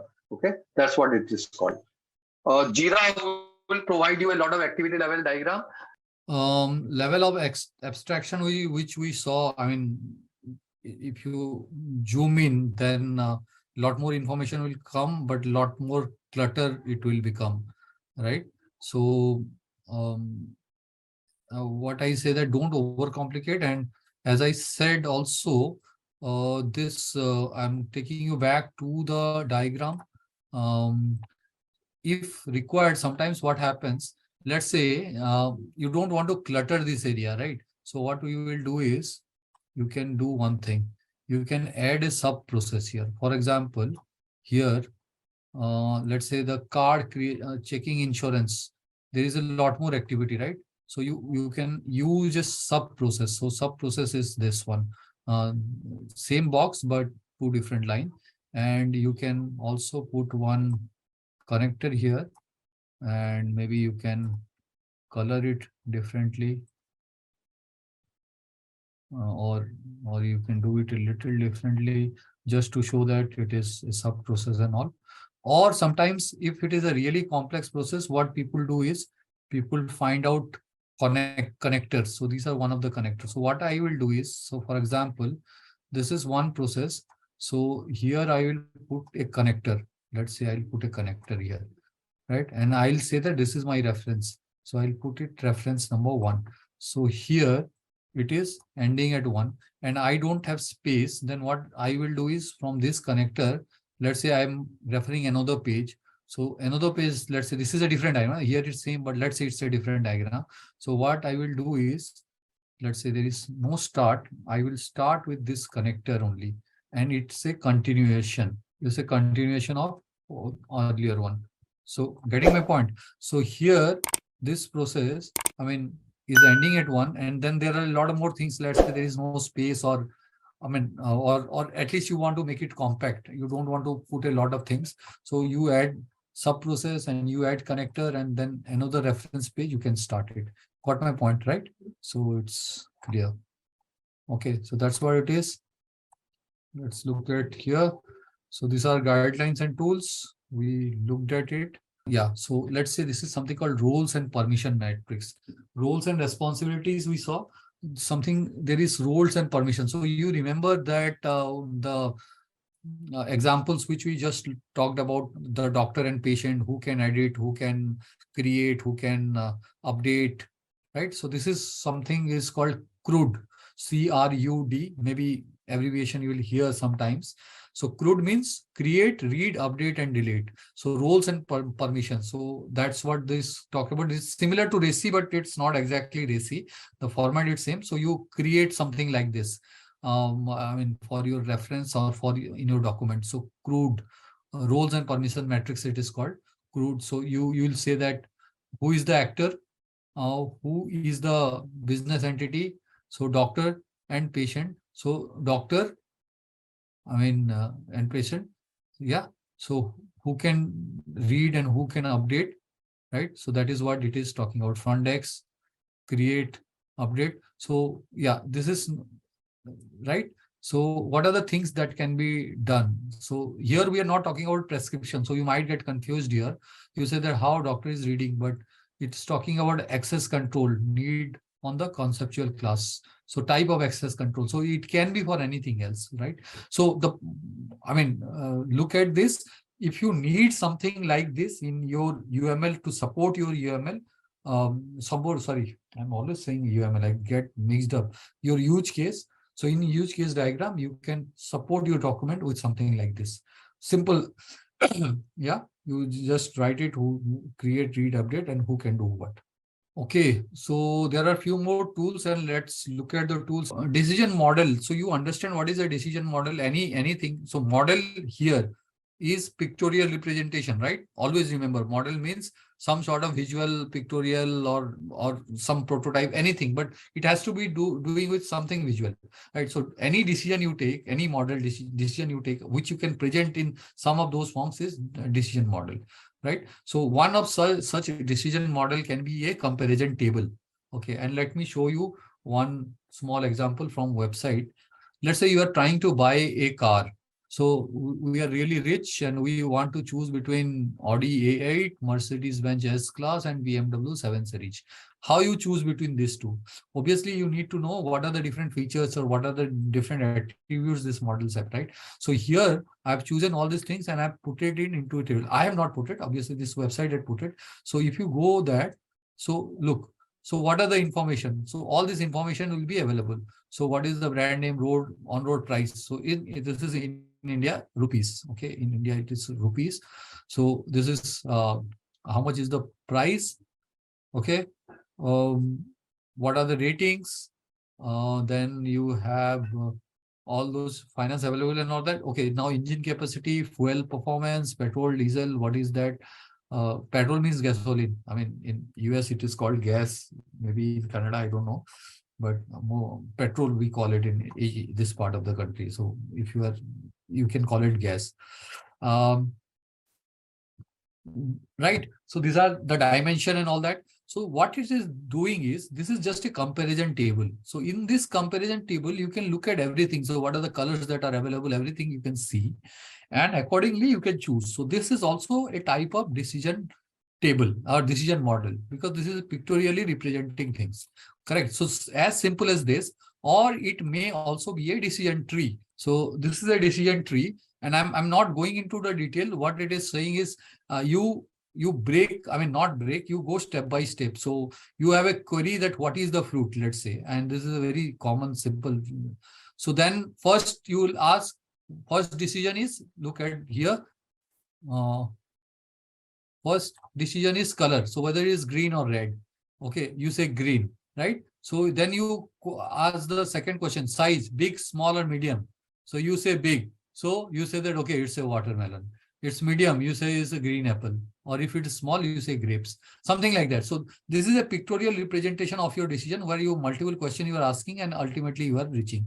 So it can be very complex. Decision trees are widely used for in many of the instances. For example, banks or credit card use it to see whether they should be giving it to the customer or not. So maybe your income, maybe your past credit score, maybe some other would be part of those decisions, and accordingly they will come yes or no, whether you should be given or not, right? So this is what it is, a decision tree. This is also a decision model, correct? Yeah, this is again activity flow diagram, which you saw. Activity flow diagram you can also see in Jira ticket flow, and this is what Celonis we saw.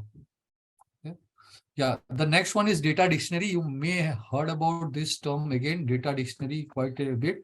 So data dictionary is nothing. It's just a description of different, different headlines or headers. So the current database are becoming so big. Each column will have a lot of data, but you also have got a lot of column. Okay, you also have got a lot of columns. So each column, how you know, if you have got 50, 100 columns, so you are also provided with one table which will talk about what is that column, field name, what are the data type, data format, size, and any other description or anything else they would give you, right? So this is what it is. It's a data dictionary. Don't confuse. There is no dictionary as such. It is dictionary because it helps you to understand what the entire data is talking about. I mean, just visualize you are getting a data of, let's say, 50 MB or 500,000 or million entries, or at times billion of transactions, and you have got 200 fields or 200 columns. How you know what is that, right? 200 you don't, I mean, sometimes the name would be very similar. So sometimes it will say, let's say, customer account number, and sometimes it will say billing account number kind of thing. Okay, so how you know what is the difference? So this is what it will talk about. So field name is license ID. It is data type is integer. This is the data format, numerical, or number, field size, description, and example. How this can help in development? In your solution development, let's say you are creating a software or something, anything, how this can help? Can you think of how it can help? Which columns to get? Okay, one example let me give you. Okay, one example let me give you. So some of the examples are, this I talked about is mistake proofing. So let's say you are creating a design and you want that, and in India I'm using Aadhaar number, or maybe it can be social security number also. I don't know in US social security number or in other countries whether you have got alphanumeric or only numeric.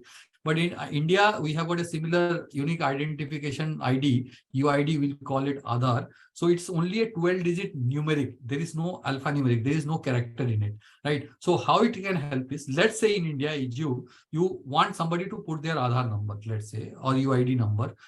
Then you can build a validation or build a verification, or actually validation. We use validation in that sense, but in BBOG it is a different meaning. But let's say we can build a mistake proofing that let's say that 12-digit numeric character numbers are there. If somebody puts a character, let's say instead of 1, 2, 3, 4, let's say 1, 2, in place of 3, person put B or A. Right? It can always throw an error saying that you are putting a character which is not allowed. So this data dictionary can help in terms of size, in terms of other things. It can help. In DOB, if you're not putting in DDMM YY format, it can throw an error. It can. So the user generated inputs, it can help. Your UI UX, it can help.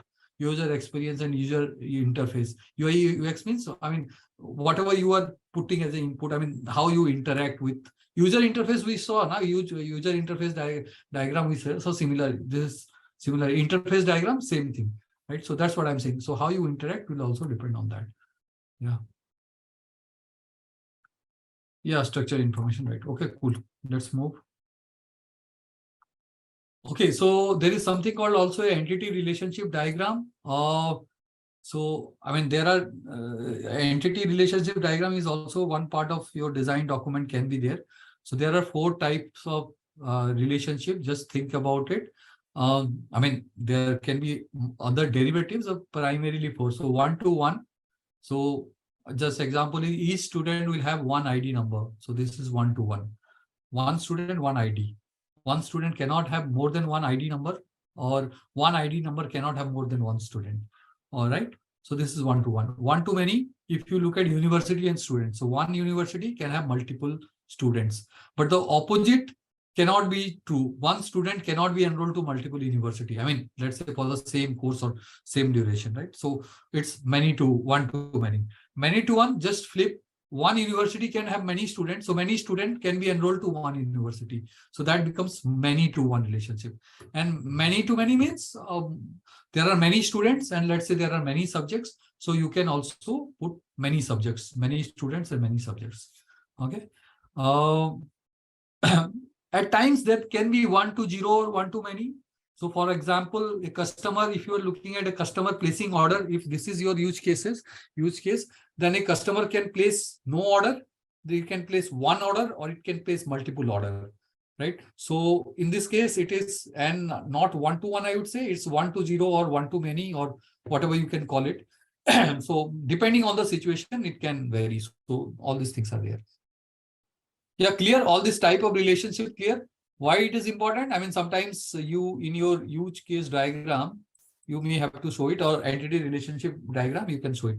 So this is one type of entity relationship diagram. It is showing one-to-one, one-to-many, and 0 or more different type. There is entity, there is action, and there is attributes.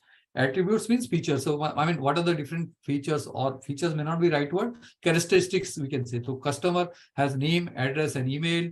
Okay, customer orders a item. So one customer can order one or more. That's why this symbol, just customer can put one or multiple items here. So this symbol, just remember, this is the another symbol. So this you can do it in UML also, or entity relationship diagram. You can use star UML also. I think it's there. I've not used it. I have used a different tool, but then just check it and let me know tomorrow if entity relationship diagram is available on star UML or not. But any case, so you order. So from order, you can put an item. Item can be many item. It can be there, right? So from item would contain a shipping cart. Shipping cart would create an order. Order would have an order number, attributes. Then it contains an item and all those things. Just look at. So each this is an entity relationship diagram, which shows what is the type of relationship between your different entities and how the things flows. So sometimes it can you can add this to your process flow diagram kind of thing. So if I remove all this action item and probably the only keep entity, probably it will also look like a relationship, your normal flow process flow diagram without maybe the decision boxes. Customer is item, ordering item, putting it or I mean it is in their shopping cart, then selecting an item, then shopping cart to order to it is going to e-commerce, then it is getting shipped. In the meantime, there is a payment, and then it is coming back to the customer, getting shipped and coming back to customer, right? So you can do that entity relationship. My only request is, if it is not required, then don't do it. If that is very critical in terms of how many different types of relationship it is, if it is defined, your design document is based on that, then you may have to. Otherwise, just avoid it, because it creates a lot of confusion, and I'm sure many of you might also be getting confused here, right? But just remember, this entity relationship diagram shows the relationship between entity and different actions and attributes, and then there are multiple types of relationship: one-to-one, one-to-many, and 1-0 or many. Anything it can happen. Okay. This is what the output is. Purpose, ensure requirements and design and specification meet quality standard. So let's take an example. So you created a document, okay, or you created a process map or a document. How you know that it is of good quality? Verification is about quality, right? So how you know that it's good quality? You created a process flow diagram or a BPMN diagram or a UML diagram, use case diagram. How you know that it is of good quality? What do you think? Let me tell you what exactly it is. Okay. First of all, you are using correct notation. So process, where is the decision box? You are not using a square, you are using a diamond kind of shape. So these are correct notification, correct symbols. Yeah, you have defined it correct relationship. You have made it clean and easy to understand. All these are your basic requirement, correct? Then what else? Explanation in your documents. What should be there? This is for diagram. In documents, it should be clear, consistent, concise, testable. It should have examples, okay, in case possible required, right? So that's what it is. So these are some document basic things, which basic hygiene, or based on your quality standard of the organization, it should be taken care of. That is what it is talking about. Verify requirement. Input and output. Obviously, when we are doing verification, input would be there. Atomic means what? It should be atomic. Atomic means each item should be able to understand of its own. You should not require other things. Additional information for that to be understood. So wherever you are writing a requirement or a design, you must ensure that if somebody reads that, it should be complete, in the sense, they should not need additional information. For background, fine, but for that particular requirement, it should be clear. It's called atomic and complete. Should be clearly understood. And this is clear, consistent, concise, feasible, and unambiguous. I mean, this is pure English. You all understand what do this mean. Yeah, testable, prioritized, and understandable. Testable means, I mean, sometimes you should not write something that we can't test. Okay. There are many assumptions that you can't test. I mean, for example, let's say somebody says that there are universes other than our universe. I mean, just a hypothesis I'm talking about. And there is another universe, but maybe two, maybe not. I don't know. Nobody knows because it is not testable. How you know that? There is no evidence, no test. So don't write requirement and design which cannot be tested. Okay. So something, whatever you are saying, and in all our cases, either it should be on prototype or more, I mean, or actual in software cases, we write those tests and all that, and we run that and we'll see that it's happening. Correct? So testable. Yeah, verification activity, checking compliance against organization performance standard. We talked about this and other things. If there is regulatory thing also that you can also needs to be taken into account. Yeah, checklists are also important. Checklists you understand. You have got, let's say you are creating a UML diagram. So there are 5-6 things, let's say you need to do. So you say that this oval shape is for use cases, this is for association, this is for include, this is for exclude, this is for dependency. So those things you must, I mean, let's say there is one thing. So you tick it, right? So there are 5 things. Maybe UML diagram is not a right example, but let's say you are responding to a customer in an email. So they say that first you address the customer, and there are 5 steps. Then you explain the problem, then you explain the solution, then you give some examples, then you give your details so that if customer has got any queries, they can come back. So these are the 5 steps. I put it into a sheet and I say that whenever you respond to customer, just check. So you say, okay, this is tick, this is tick. 5 things. Checklist you all understand. I don't need to, I don't think I need to explain, but yeah, in work also, many a times checklists are used. Starting with the first one, what is the difference between a data analyst and a business analyst? Now, starting with data analyst, the role requires more problem solving skills and data analysis skill, whereas it requires more of decision making and data visualization skills for a business analyst, as we are dealing with the real life business problems and a business analyst has to resolve it, has to find a solution for it by making a better decision. Now, it is more of an operational role in the organization for a data analyst, and for a business analyst, it is more of a strategic role in the organization.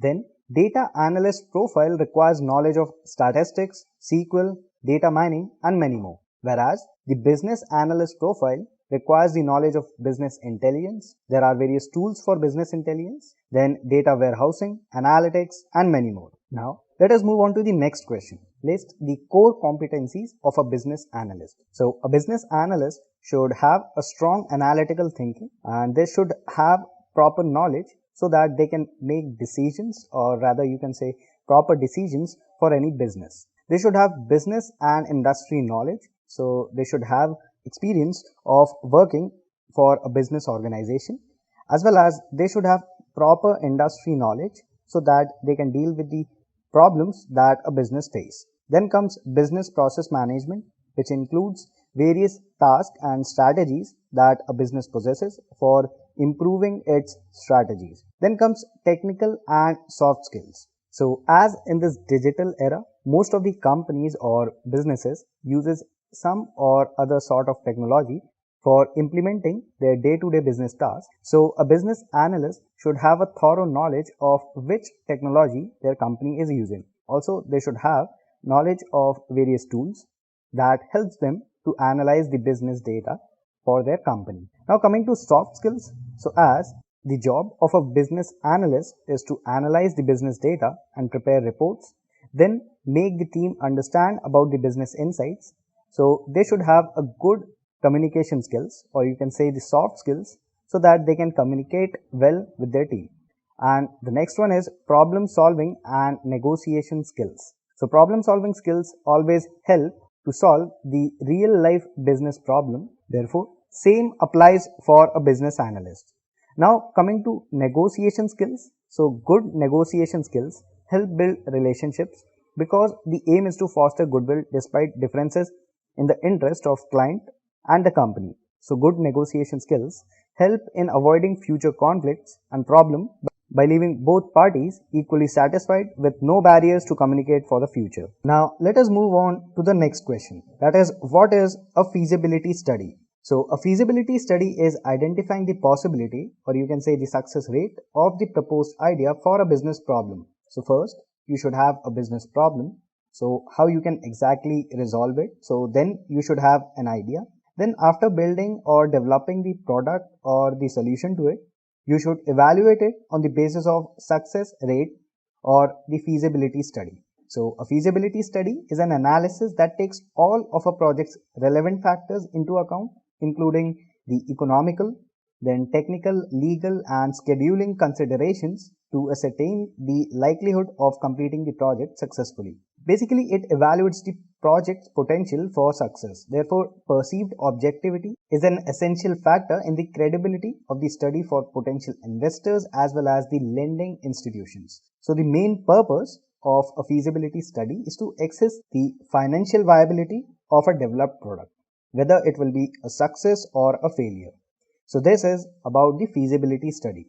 Now let us move on to the next question, which is what are the different tools used in business analytics? Starting with MS Office. So it is a set of computer applications that is mainly used for business or office purposes for storing the data. So MS Office helps simplify basic tasks and improve the work productivity, and each application in MS Office is designed to address specific tasks such as the word processing, the data management, making presentations and organizing emails. So it is a collection of various applications and each application has a unique purpose and it offers a specific service to the users. So it has Microsoft Word that is used to create documents, then Microsoft PowerPoint used to create presentations, then Microsoft Excel that is used to store the data in a structured way.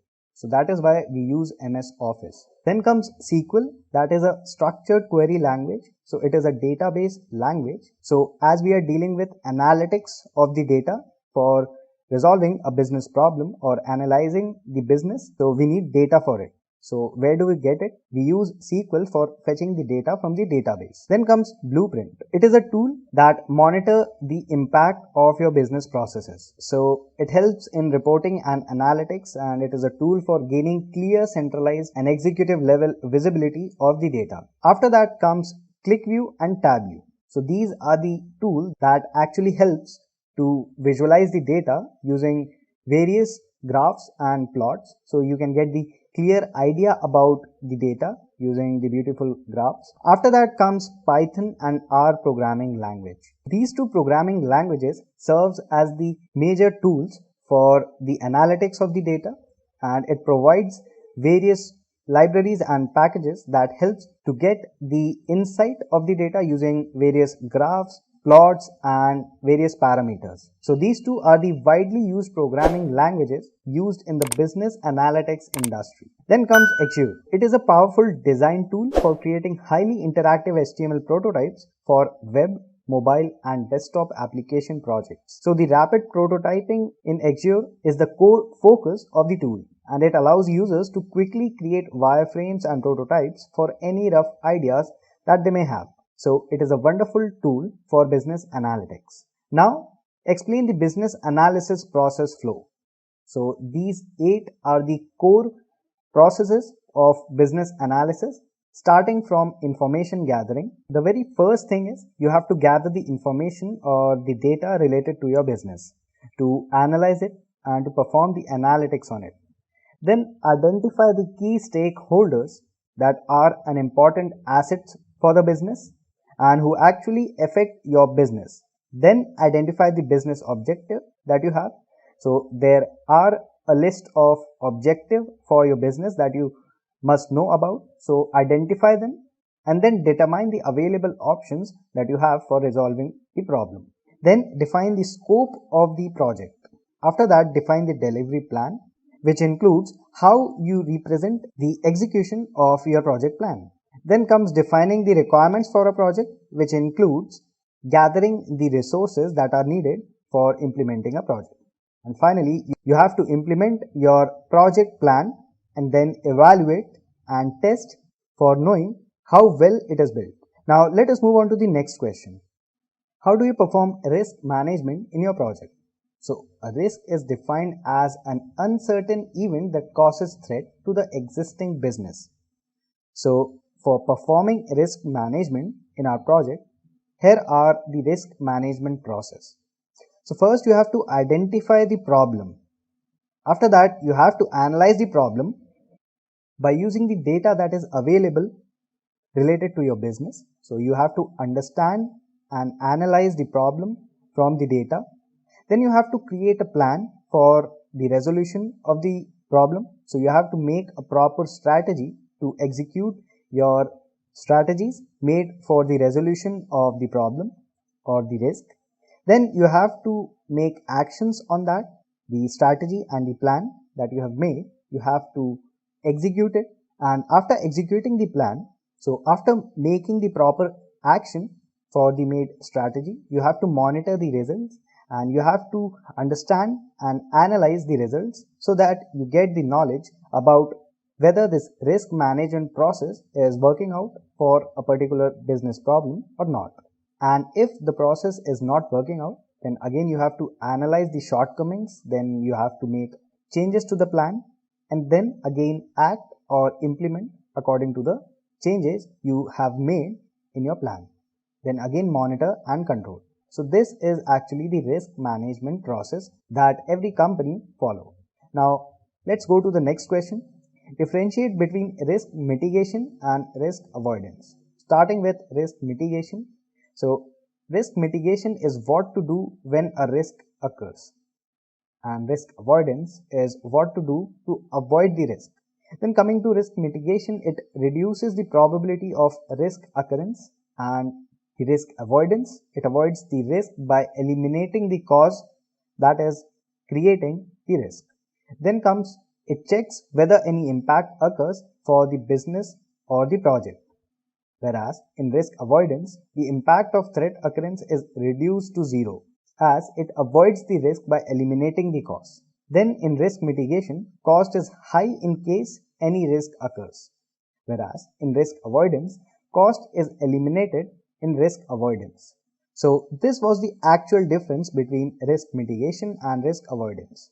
Now let's go to the next question. What are the different phases of an IT project? So there are 5 phases of an IT project, starting from project initiation, then project planning, execution, closure, and finally monitoring and control. So initiation is the very first process of the phases of an IT project. So first you should have an idea for the project, what you have to actually build. After that, you have to plan what all things actually your project requires. So you have to jot down the requirements and how you have to make your project, along with the resources that you need for developing this project. Then comes project execution.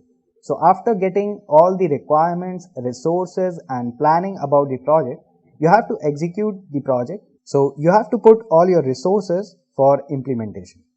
Then after the successful execution of the project comes the project closure step. So after the successful completion and the closure of the project, you have to monitor and control your project so that you can test it, you can evaluate its performance. So these are the phases of an IT project. Now let us move on to the next question, that is differentiate between a software development life cycle and project life cycle. So starting with SFDC, that is software development life cycle, it is used for developing particular software products, whereas project life cycle is used for developing a new product in the business. Then mostly involves, that is software development life cycle mostly involves single software across different phases, whereas project life cycle involves multiple software in a single customer scenario. After that, SDLC phases include requirement gathering, design, coding, documentation, operations, and maintenance, whereas project life cycle phases include idea generation, screening, research, development, testing, and analysis. So these are the basic differences between software development life cycle and project development life cycle. Now let us move on to the next question. What are the tasks and responsibilities of a project manager? So starting with defining scope, resource planning, budget estimation, risk analysis, and quality control. So these are the tasks and responsibilities of a project manager. So in defining scope, so it actually refers to the combined objectives and requirements needed to complete a project. And the term is often used in project management, and it is properly defining the scope of a project that actually allows manager to estimate costs and the time required to finish the project. So in simple words, it is all the work that needs to be done in order to achieve a project's objectives, and it actually involves the process of identifying and documenting specific project goals as well as outcomes, milestones, all the tasks, then cost and timelines, including dates specific to the project objectives. So this is actually defining scope. Then comes resource planning. So actually resource planning is a process of allocating tasks to humans as well as non-human resources so that they are maximized for efficiency. Also, it helps project managers manage resources and its utilization and track resource capacity to keep projects on budget. So in simple words, resource planning is a systematic process to achieve the optimum use of an organization's time and people. So using a confluence of project management skills and various techniques, we can maintain stability between projects, tasks, teams, time, and budget. Then comes budget estimation. So it is the process of estimating all the costs associated with completing a project within scope and according to its timeline. So it is actually forecasting the cost and other resources needed to complete a project, and it accounts for each element required for the project and calculates a total amount that determines a project budget. After that comes risk analysis. This is one of the most important factor in any project development task for a project manager. So risk analysis involves examining how project outcomes and objectives might change due to the impact of the risk event. Once the risks are identified, they are analyzed to identify the qualitative and quantitative impact of the risk on the project so that the appropriate steps for tackling the risk can be taken to mitigate them. After that comes quality control. So control quality involves activities that are used to evaluate whether the product or service meets quality requirements that are specified for the project. And this quality control is very crucial in any project for any project manager handling the task of business analytics, because it ensures that everything is within the scope of the project planning. So these are the tasks and responsibilities of a project manager. Now let us move on to the next question. What do you mean by critical path analysis? So critical path is the set of activities which includes the longest path in the whole project. So it is basically a technique that requires mapping out every key task that is necessary to complete a project, and it includes identifying the amount of time necessary to finish each activity and the dependencies of each activity on any others. So basically, it is also a sequence of project network activities which can add up to the longest overall duration, regardless of the longest duration of the project. Then it actually helps to identify the most important task in a project, and this provides a higher level of insight into your project's timeline and a correlation between tasks that gives you more understanding about which task durations you can modify and which must stay the same. So this is actually critical path analysis. So you can see this diagram. So here is the project start date, and it is categorized with the labels of A, B and C, starting from A1, that is 10 days, then A2 8 days, A3 9 days, and finally the project completion date. Then comes B1. So B1 has 2 days, B2 7 days, B3 3 days. Then coming to C1, C1 has 10 days, C2 has 8 days, and C3 has 12 days. So the longest duration is of category C, and the least duration is of category B. So you can analyze the timeline that is required for the completion of different tasks of a project. Now let us move on to the next question. List various components of a strategy analysis. So it starts from vision, then mission, then objective of the project, then strategy, and finally the action plan. So starting with the detail of vision. So what actually is the vision when talking about the strategy analysis for any project? So a vision is a description of the desired state or ultimate condition that should exist after the project has been completed, and then it is typically expressed in a vision statement, which is a clear and brief summary of what the project team members and their stakeholders expect to achieve. Then comes mission. So the mission statement is a summary of what the project is trying to achieve. However, if you ask many people involved in a project what is the mission statement, most of them will not know. So a team lead should remind the project members of the mission statement at regular intervals so that they can know in which direction they are heading towards. Now we'll talk about the objective. Now, project objective describes the desired results of a project, which often includes a tangible item. So an objective is specific and measurable and must meet time, budget as well as quality constraints. So a project may have one objective, many parallel objectives, or several objectives that must be achieved sequentially. Now coming to strategy for any project. So basically it identifies and implements the organization's long-term goals as well as the objectives of the project. So the project strategy is actually a direction in a project that contributes to the success of the project in its environment. Then comes action plan. So it is a list of tasks that you need to do to complete a simple project or objective. So to draw one up, simply list the tasks that you need to complete to deliver your project or objective in order that you need to complete them. So this is the component. So these are the list of various components of strategy analysis. Now let us move on to the next one. What is business modeling? So business modeling is identifying the value proposition for a business and then building a step-by-step approach for operating the business. So in business analytics, business process modeling is the activity of representing processes of an enterprise so that the current process may be analyzed, improved and automated. So the change in the management programs are typically involved to put any improved business processes into practice. So this is the use of business modeling. So these are the outliers, or you can say these are the outliers for business modeling, that is vision, options and plan. So vision consists of you have to map your target's ecosystem. Then in options, you have to create winning business model options so that you can stand unique in the market. Then you have to map your business model roadmap by making effective plans and strategies for your business. So this was about business modeling. Let's have a quick quiz question right now, and the question is, how does the role of a business analyst differ in agile project environments?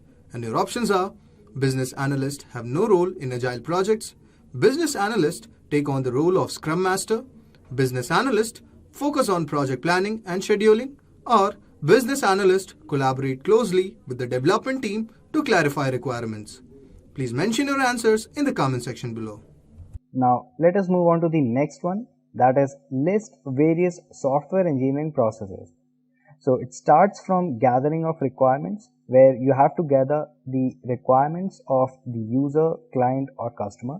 So what they actually need in the software, or any functionality or any specific function they need in the software. So first process and the first step is actually the gathering of the specific requirements, and that you have to collect directly from the customer or the client.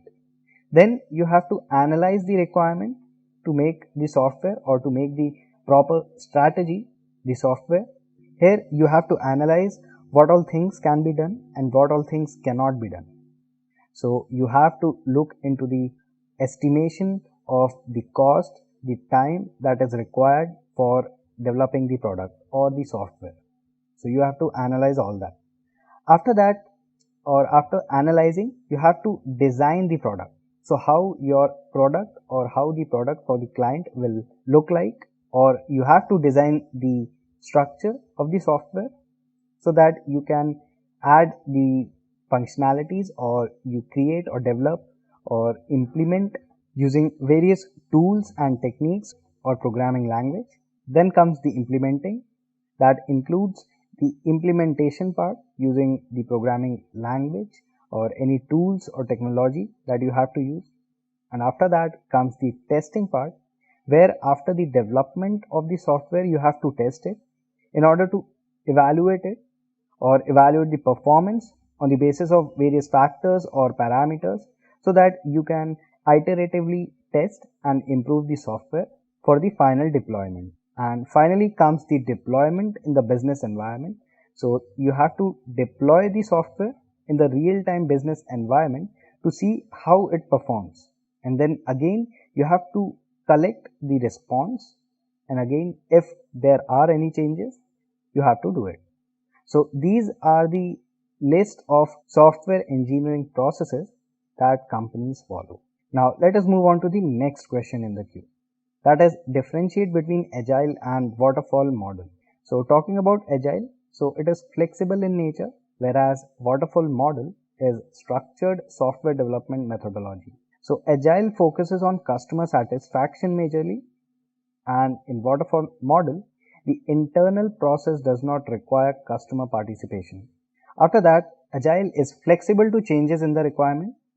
And talking about the waterfall model, so the requirements must be clearly defined and the changes are difficult to implement. So agile has an incremental approach, whereas the waterfall model has sequential design process. Finally, in agile, testing can be done in every phase, and in waterfall model, testing is performed only in the final phase. So these are the major differences between the agile and the waterfall model.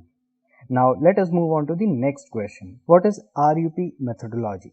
So RUP is an object-oriented approach that guarantees successful project management and top-notch software production. So the RUP development methodology provides a structured way for companies to envision, create software programs. Since it provides a specific plan for each setup of the development process, it helps prevent resources from being wasted and reduces unexpected development cost. Also, the main goal of RUP, or you can say the rational unified process, is to create high quality software with a predictable budget and time frame. So it is supported by a variety of tools supporting change and configuration management, as well as creating automated documentation with performance tracking and other tasks. So it actually helps in application improvement, software production and project management. Now let us move on to the next question, that is what is RAD methodology? So RAD stands for Rapid Application Development, and it is a form of agile software development methodology that prioritizes rapid prototype releases and iterations and user feedback over strict planning and requirement recording. So you can see the diagram. So first is the requirement planning, then comes the design where it collects or designs the prototype, then it tests the software, and after that improve over iterations by testing and finding the errors or bugs or any shortcomings in the software. After creating a successful prototype, it goes for the development, and finally it is delivered to the customer. So basically it is an iterative model, and in general RAD approach for the software development means putting lesser emphasis on planning task and more emphasis on the development and coming up with a prototype. So this is about the RAD methodology. Now let us move on to the next question in the queue. What are project deliverables? So project deliverables are a set of measurable goods and services that are delivered to the end customers at the completion of a project. So the term deliverables over here is a project management term that's traditionally used to describe the quantifiable goods or services that must be provided upon the completion of a project. So deliverables can be tangible or intangible in nature. So some of the examples of process deliverables can be statement of work, work breakdown structure, project scope statement, project governance plan, and there are the key deliverables of a project. There can be key deliverables of a project. So a project is only complete when the deliverable is accepted or signed off. So the key deliverables are the main goal, tangible or intangible, that has been accomplished, or the many key deliverables set in the timeline along the way. Now a question may arise, how do I find project deliverables? So there are certain steps or methods that you can follow to find the project deliverables. So here are few of the steps that I would discuss. So you should have a detailed and clear description for all team members involved in the project. Then specify the operations and functionalities that will be performed by the software. Also, you can ensure the alignment with all the requirements provided by the customers and clearly establish the client's expectations and secure the client's consent and acceptance. So these are few of the steps that you can follow to meet IT project deliverables. Now let us move on to the next question. List the components of requirements work plan. So these are the list of the components of the requirements work plan, that is project description, key issues, deliverables, goals and objectives, strategy, resources, budget and time. So in project description, you should have knowledge of what actually you are developing. So here you need to describe the details of the project, the features, the functionalities that are to be added in the project. After that comes the key issues. So you should be aware of the key issues you might face during the development or the planning of the project. So there can be various issues related to the resources or the technology that you have to use for developing the project. You need to create the prototype of your project in such a way that you may face during the development of the project. Then comes the deliverables. So you need to focus on the key deliverables. You should know about that. So we already discussed about the deliverables, what they are. So I'll move on to the next one, that is goals and objectives. So what is the goal and what is the objective of creating this project or developing this project? So you need to be clear about that. Then comes the strategy. So you have to make a proper strategy for creating the project. So proper strategy and planning is must for developing any project. Then comes resources. So you have to plan and you have to decide about the resources according to the requirement of the project or the requirement of the client or the customer. So you have to focus on the resources also, so that you have proper resources for developing the project. And then comes the budget and the time. After the proper analysis of the project, then key issues, goals and objectives, then strategy, then resources that are needed for developing the project, you can estimate about the budget and the time. So how much exact time is required for creating that project and what is the budget of the project. So these are the list of the components for the requirements work plan.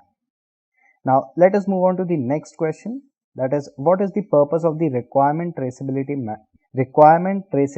matrix? So RTM, that is requirement traceability matrix, is used to record all the requirements given by a client. So the purpose of RTM is to ensure that all of the mentioned requirements are met. So it is actually a document that demonstrates the relationship between requirements and other artifacts. So it is used to prove that the requirements have been fulfilled, and it is typically documented that consists of the requirements, the test results and the issues. So this is the use of the requirement traceability matrix. So it is usually prepared by business analyst or the project architect, depending upon the organization or the type of business or the project structure. So they actually define the goal, gather the artifacts, create a traceability matrix, and then copy and paste the requirements from the requirement document and tells about the actual project requirements and present it in front of the project team.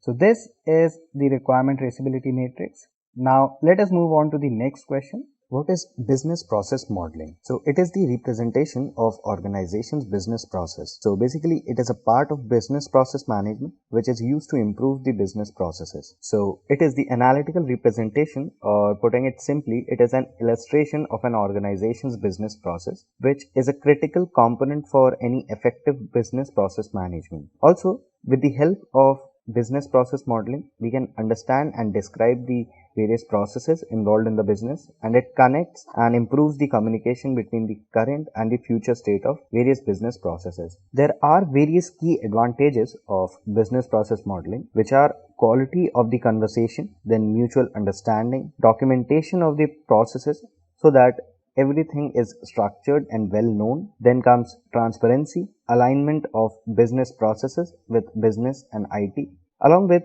business process improvement and agility, then standardization of best practices and business system requirements. So these are the key advantages of business process modeling. So here is an example or the diagram you can see for an operation team working for a company. So we are checking the status of the working group and we have to send the issue list. So what should be the process? So first we have to check the status. Then we have to check, is the working group active or not? If it is not, then we have to terminate the process. Otherwise, we have to send the current issue list to the working group. So this is a basic representation of the organization's business process related with the operations team that helps companies to systematically perform their day-to-day activities. Now let me go to the next question, which is list the benefits of business process modeling. So few of the benefits of business process modeling are: it is used to picture a clear understanding of the business processes. Then it provides consistency and control over the processes of the object. Also, it is used to identify and eliminate the errors and bottlenecks, and it gives a pathway for clear start and end for the process without hassles. Now these were the benefits. Now let us move on to the next question. What is the use of UML? So UML stands for Unified Modeling Language, and it is a general purpose developmental modeling language that provides a standard way to visualize the system. So it is a standardized modeling language that consists of an integrated set of diagrams developed to help systems and software developers for specifying, visualizing, constructing and documenting the artifacts of software systems, as well as for business modeling and other non-software systems.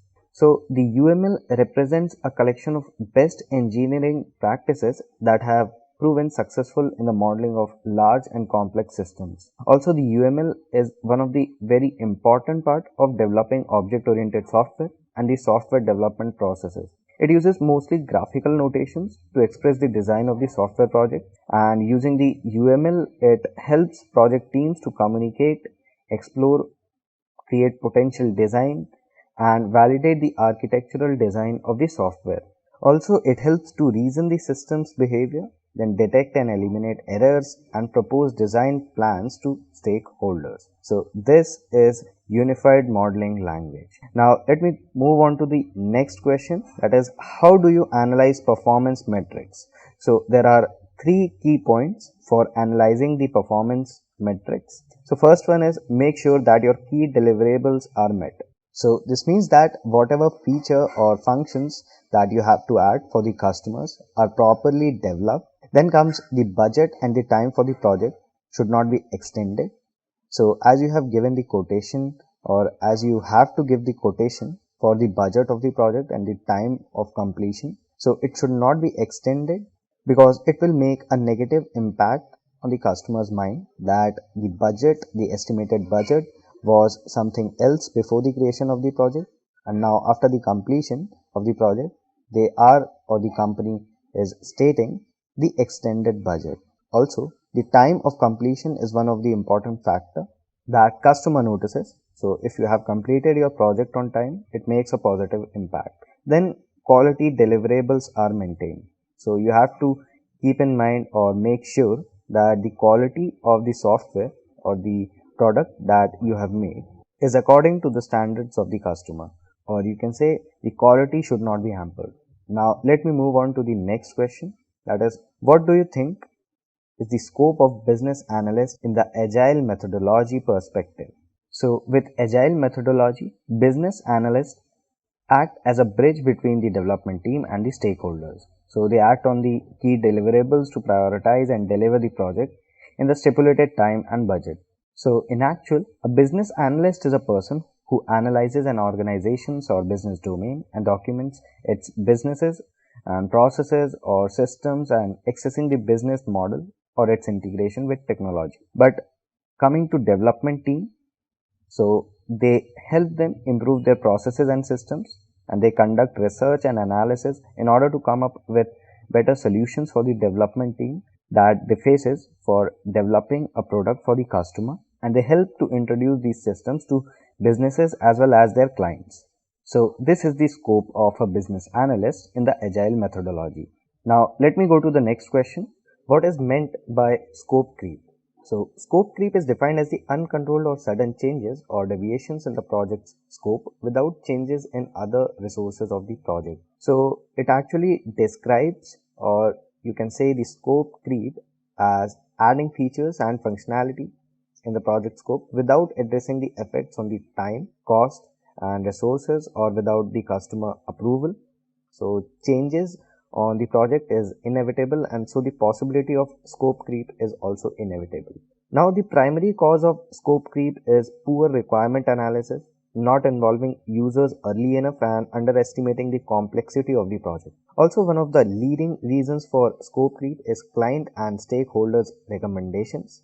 Often what happens is a client disrupts your progress when they make additional requests or change orders midway through a project. Also, you can prevent this by including them in your planning process so that they can tell the actual plan, the features, functions that they want in their or the project. So how do you identify scope creep? So in its simplest forms, scope creep occurs when a project's requirements, goals or vision changes beyond what was originally agreed upon. So when this happens, the project is no longer clearly defined and the borders of the responsibility, and ultimately the completion becomes very complex. So there comes scope creep. Now let me go to the next question. List the elicitation techniques in business analytics. So elicitation is a practice of collecting requirements from end customers and stakeholders. So it includes brainstorming, document analysis, focus group, interface analysis, interview, observation, prototyping, requirements workshop, reverse engineering and survey. So you need to perform brainstorming for solving the business problem. So you need to find the proper solution with the help of brainstorming. Then you need to analyze the document that you are having. Then you have to find the key factors of the business with the help of the analysis. Then you need to observe what all changes you need to make in your prototype, and after that you have to recheck the requirements, perform reverse engineering, and then the survey of the product, whether it is properly built or not. Now let me go to the next question. What are the initial steps involved in the product development? It includes market analysis, SWOT analysis, personas, competitor analysis, then identifying the strategic vision. So in market analysis, you need to analyze the market trends, what all products are trending in the market, and who all are the companies or the people who are developing the product, who are actually your competitors, including the cost of the product for which they provide the product to the customers. Then comes SWOT analysis. So it stands for strengths, weaknesses, opportunities and threats. And so a SWOT analysis is a technique for assessing these four aspects of your business. So you can use SWOT analysis to make the most of what you have got to your organization's best advantage. So example of this can be, it includes who is on your team, your patents and intellectual property, then your location, your assets, your resources, and the shortcomings of your business. So it is basically a planning framework that a business can use to identify a strategic endeavors, including the strength, weakness, opportunities and threats. So how do we actually perform SWOT analysis? So first we have to determine the objective, decide on a key project or strategy, to analyze and place it at the top of the page, then create a grid, draw a large square and then divide it into 4 smaller squares, then label each box. Then we have to add strength, weaknesses, opportunities, and threats. Then we have to draw conclusion on the basis of various parameters, factors, and the data available. And in this way, we perform SWOT analysis. A persona in user-centered design and marketing is a fictional character created to represent a user type that might use a site, brand, or product in a similar way. So it is like a dummy product.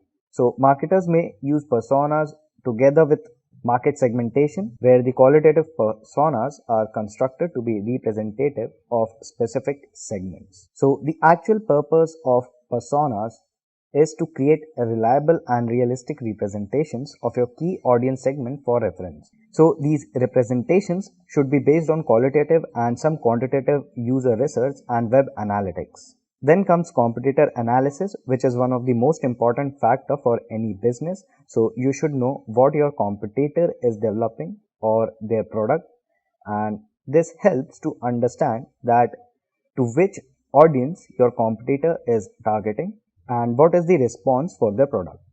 Then identifying the strategic vision. So you should identify the vision for your product or for your business. So these are the initial steps involved in product development. Now let us look into the next question, that is, what is BPMN gateway and what are its elements? So BPMN gateway is used for controlling the sequence of processes and flow of interaction, which is in a way a processing modeling component. So you can see in this diagram there is a task, then there are certain conditions, and there are corresponding tasks for the condition, and after that, according to the fulfillment of the condition, the output is generated. So it is actually controlling the sequence of processes and the flow of interaction. So that is why we use BPMN gateway. So it actually structures the flow of execution of various processes that we involve in our business activities. Now let us look into its elements. So here are the elements of the BPMN gateway, that is flow objects, data connection objects, swim lanes, and artifacts. Now finally, we'll move on to the last question of this business analyst interview questions tutorial, that is, what is requirement prioritization in business analysis? So it is a structured process that is used to allocate the requirements based on the urgency. So there are scenarios where customer demands or requests for some other features or functions or tells you about some requirements while developing the product. So the customer is not wrong on his part, but the business analyst needs to understand the needs of the business to prioritize the requirements. So actually the prioritization means the order of importance. Now, how do we actually prioritize our requirements or the requirements of the customer or the business? So first we have to understand the purpose and strategy for prioritization. Then we have to list the needs of the customer, then the list of the requirements. Then we have to facilitate the rating of the need or the requirement interrelationships, then determine the technical or the development factors, and then determine the priority rating. So after that, there are some factors that influence the requirement prioritization, and they are project phase, delivery schedule, and cost capping. So in the project phase, so we have to look into which phase the project is going on. So it may be in its end phase, so it becomes a hectic task for the developers to make the changes. Also, the delivery schedule may get affected due to this, and the cost capping as well. So maybe the cost will be increased, the date on which the product has to be delivered, it can be extended. So these are the factors that influence the requirement prioritization. So this was about the requirement prioritization. Just a quick info, guys. If you are looking for data analytics course, then we have a good news for you. Intellipaat is providing an advanced certification in data analytics for business with IIT Madras. The course is of very high quality and very cost effective. The course link is given in the description below.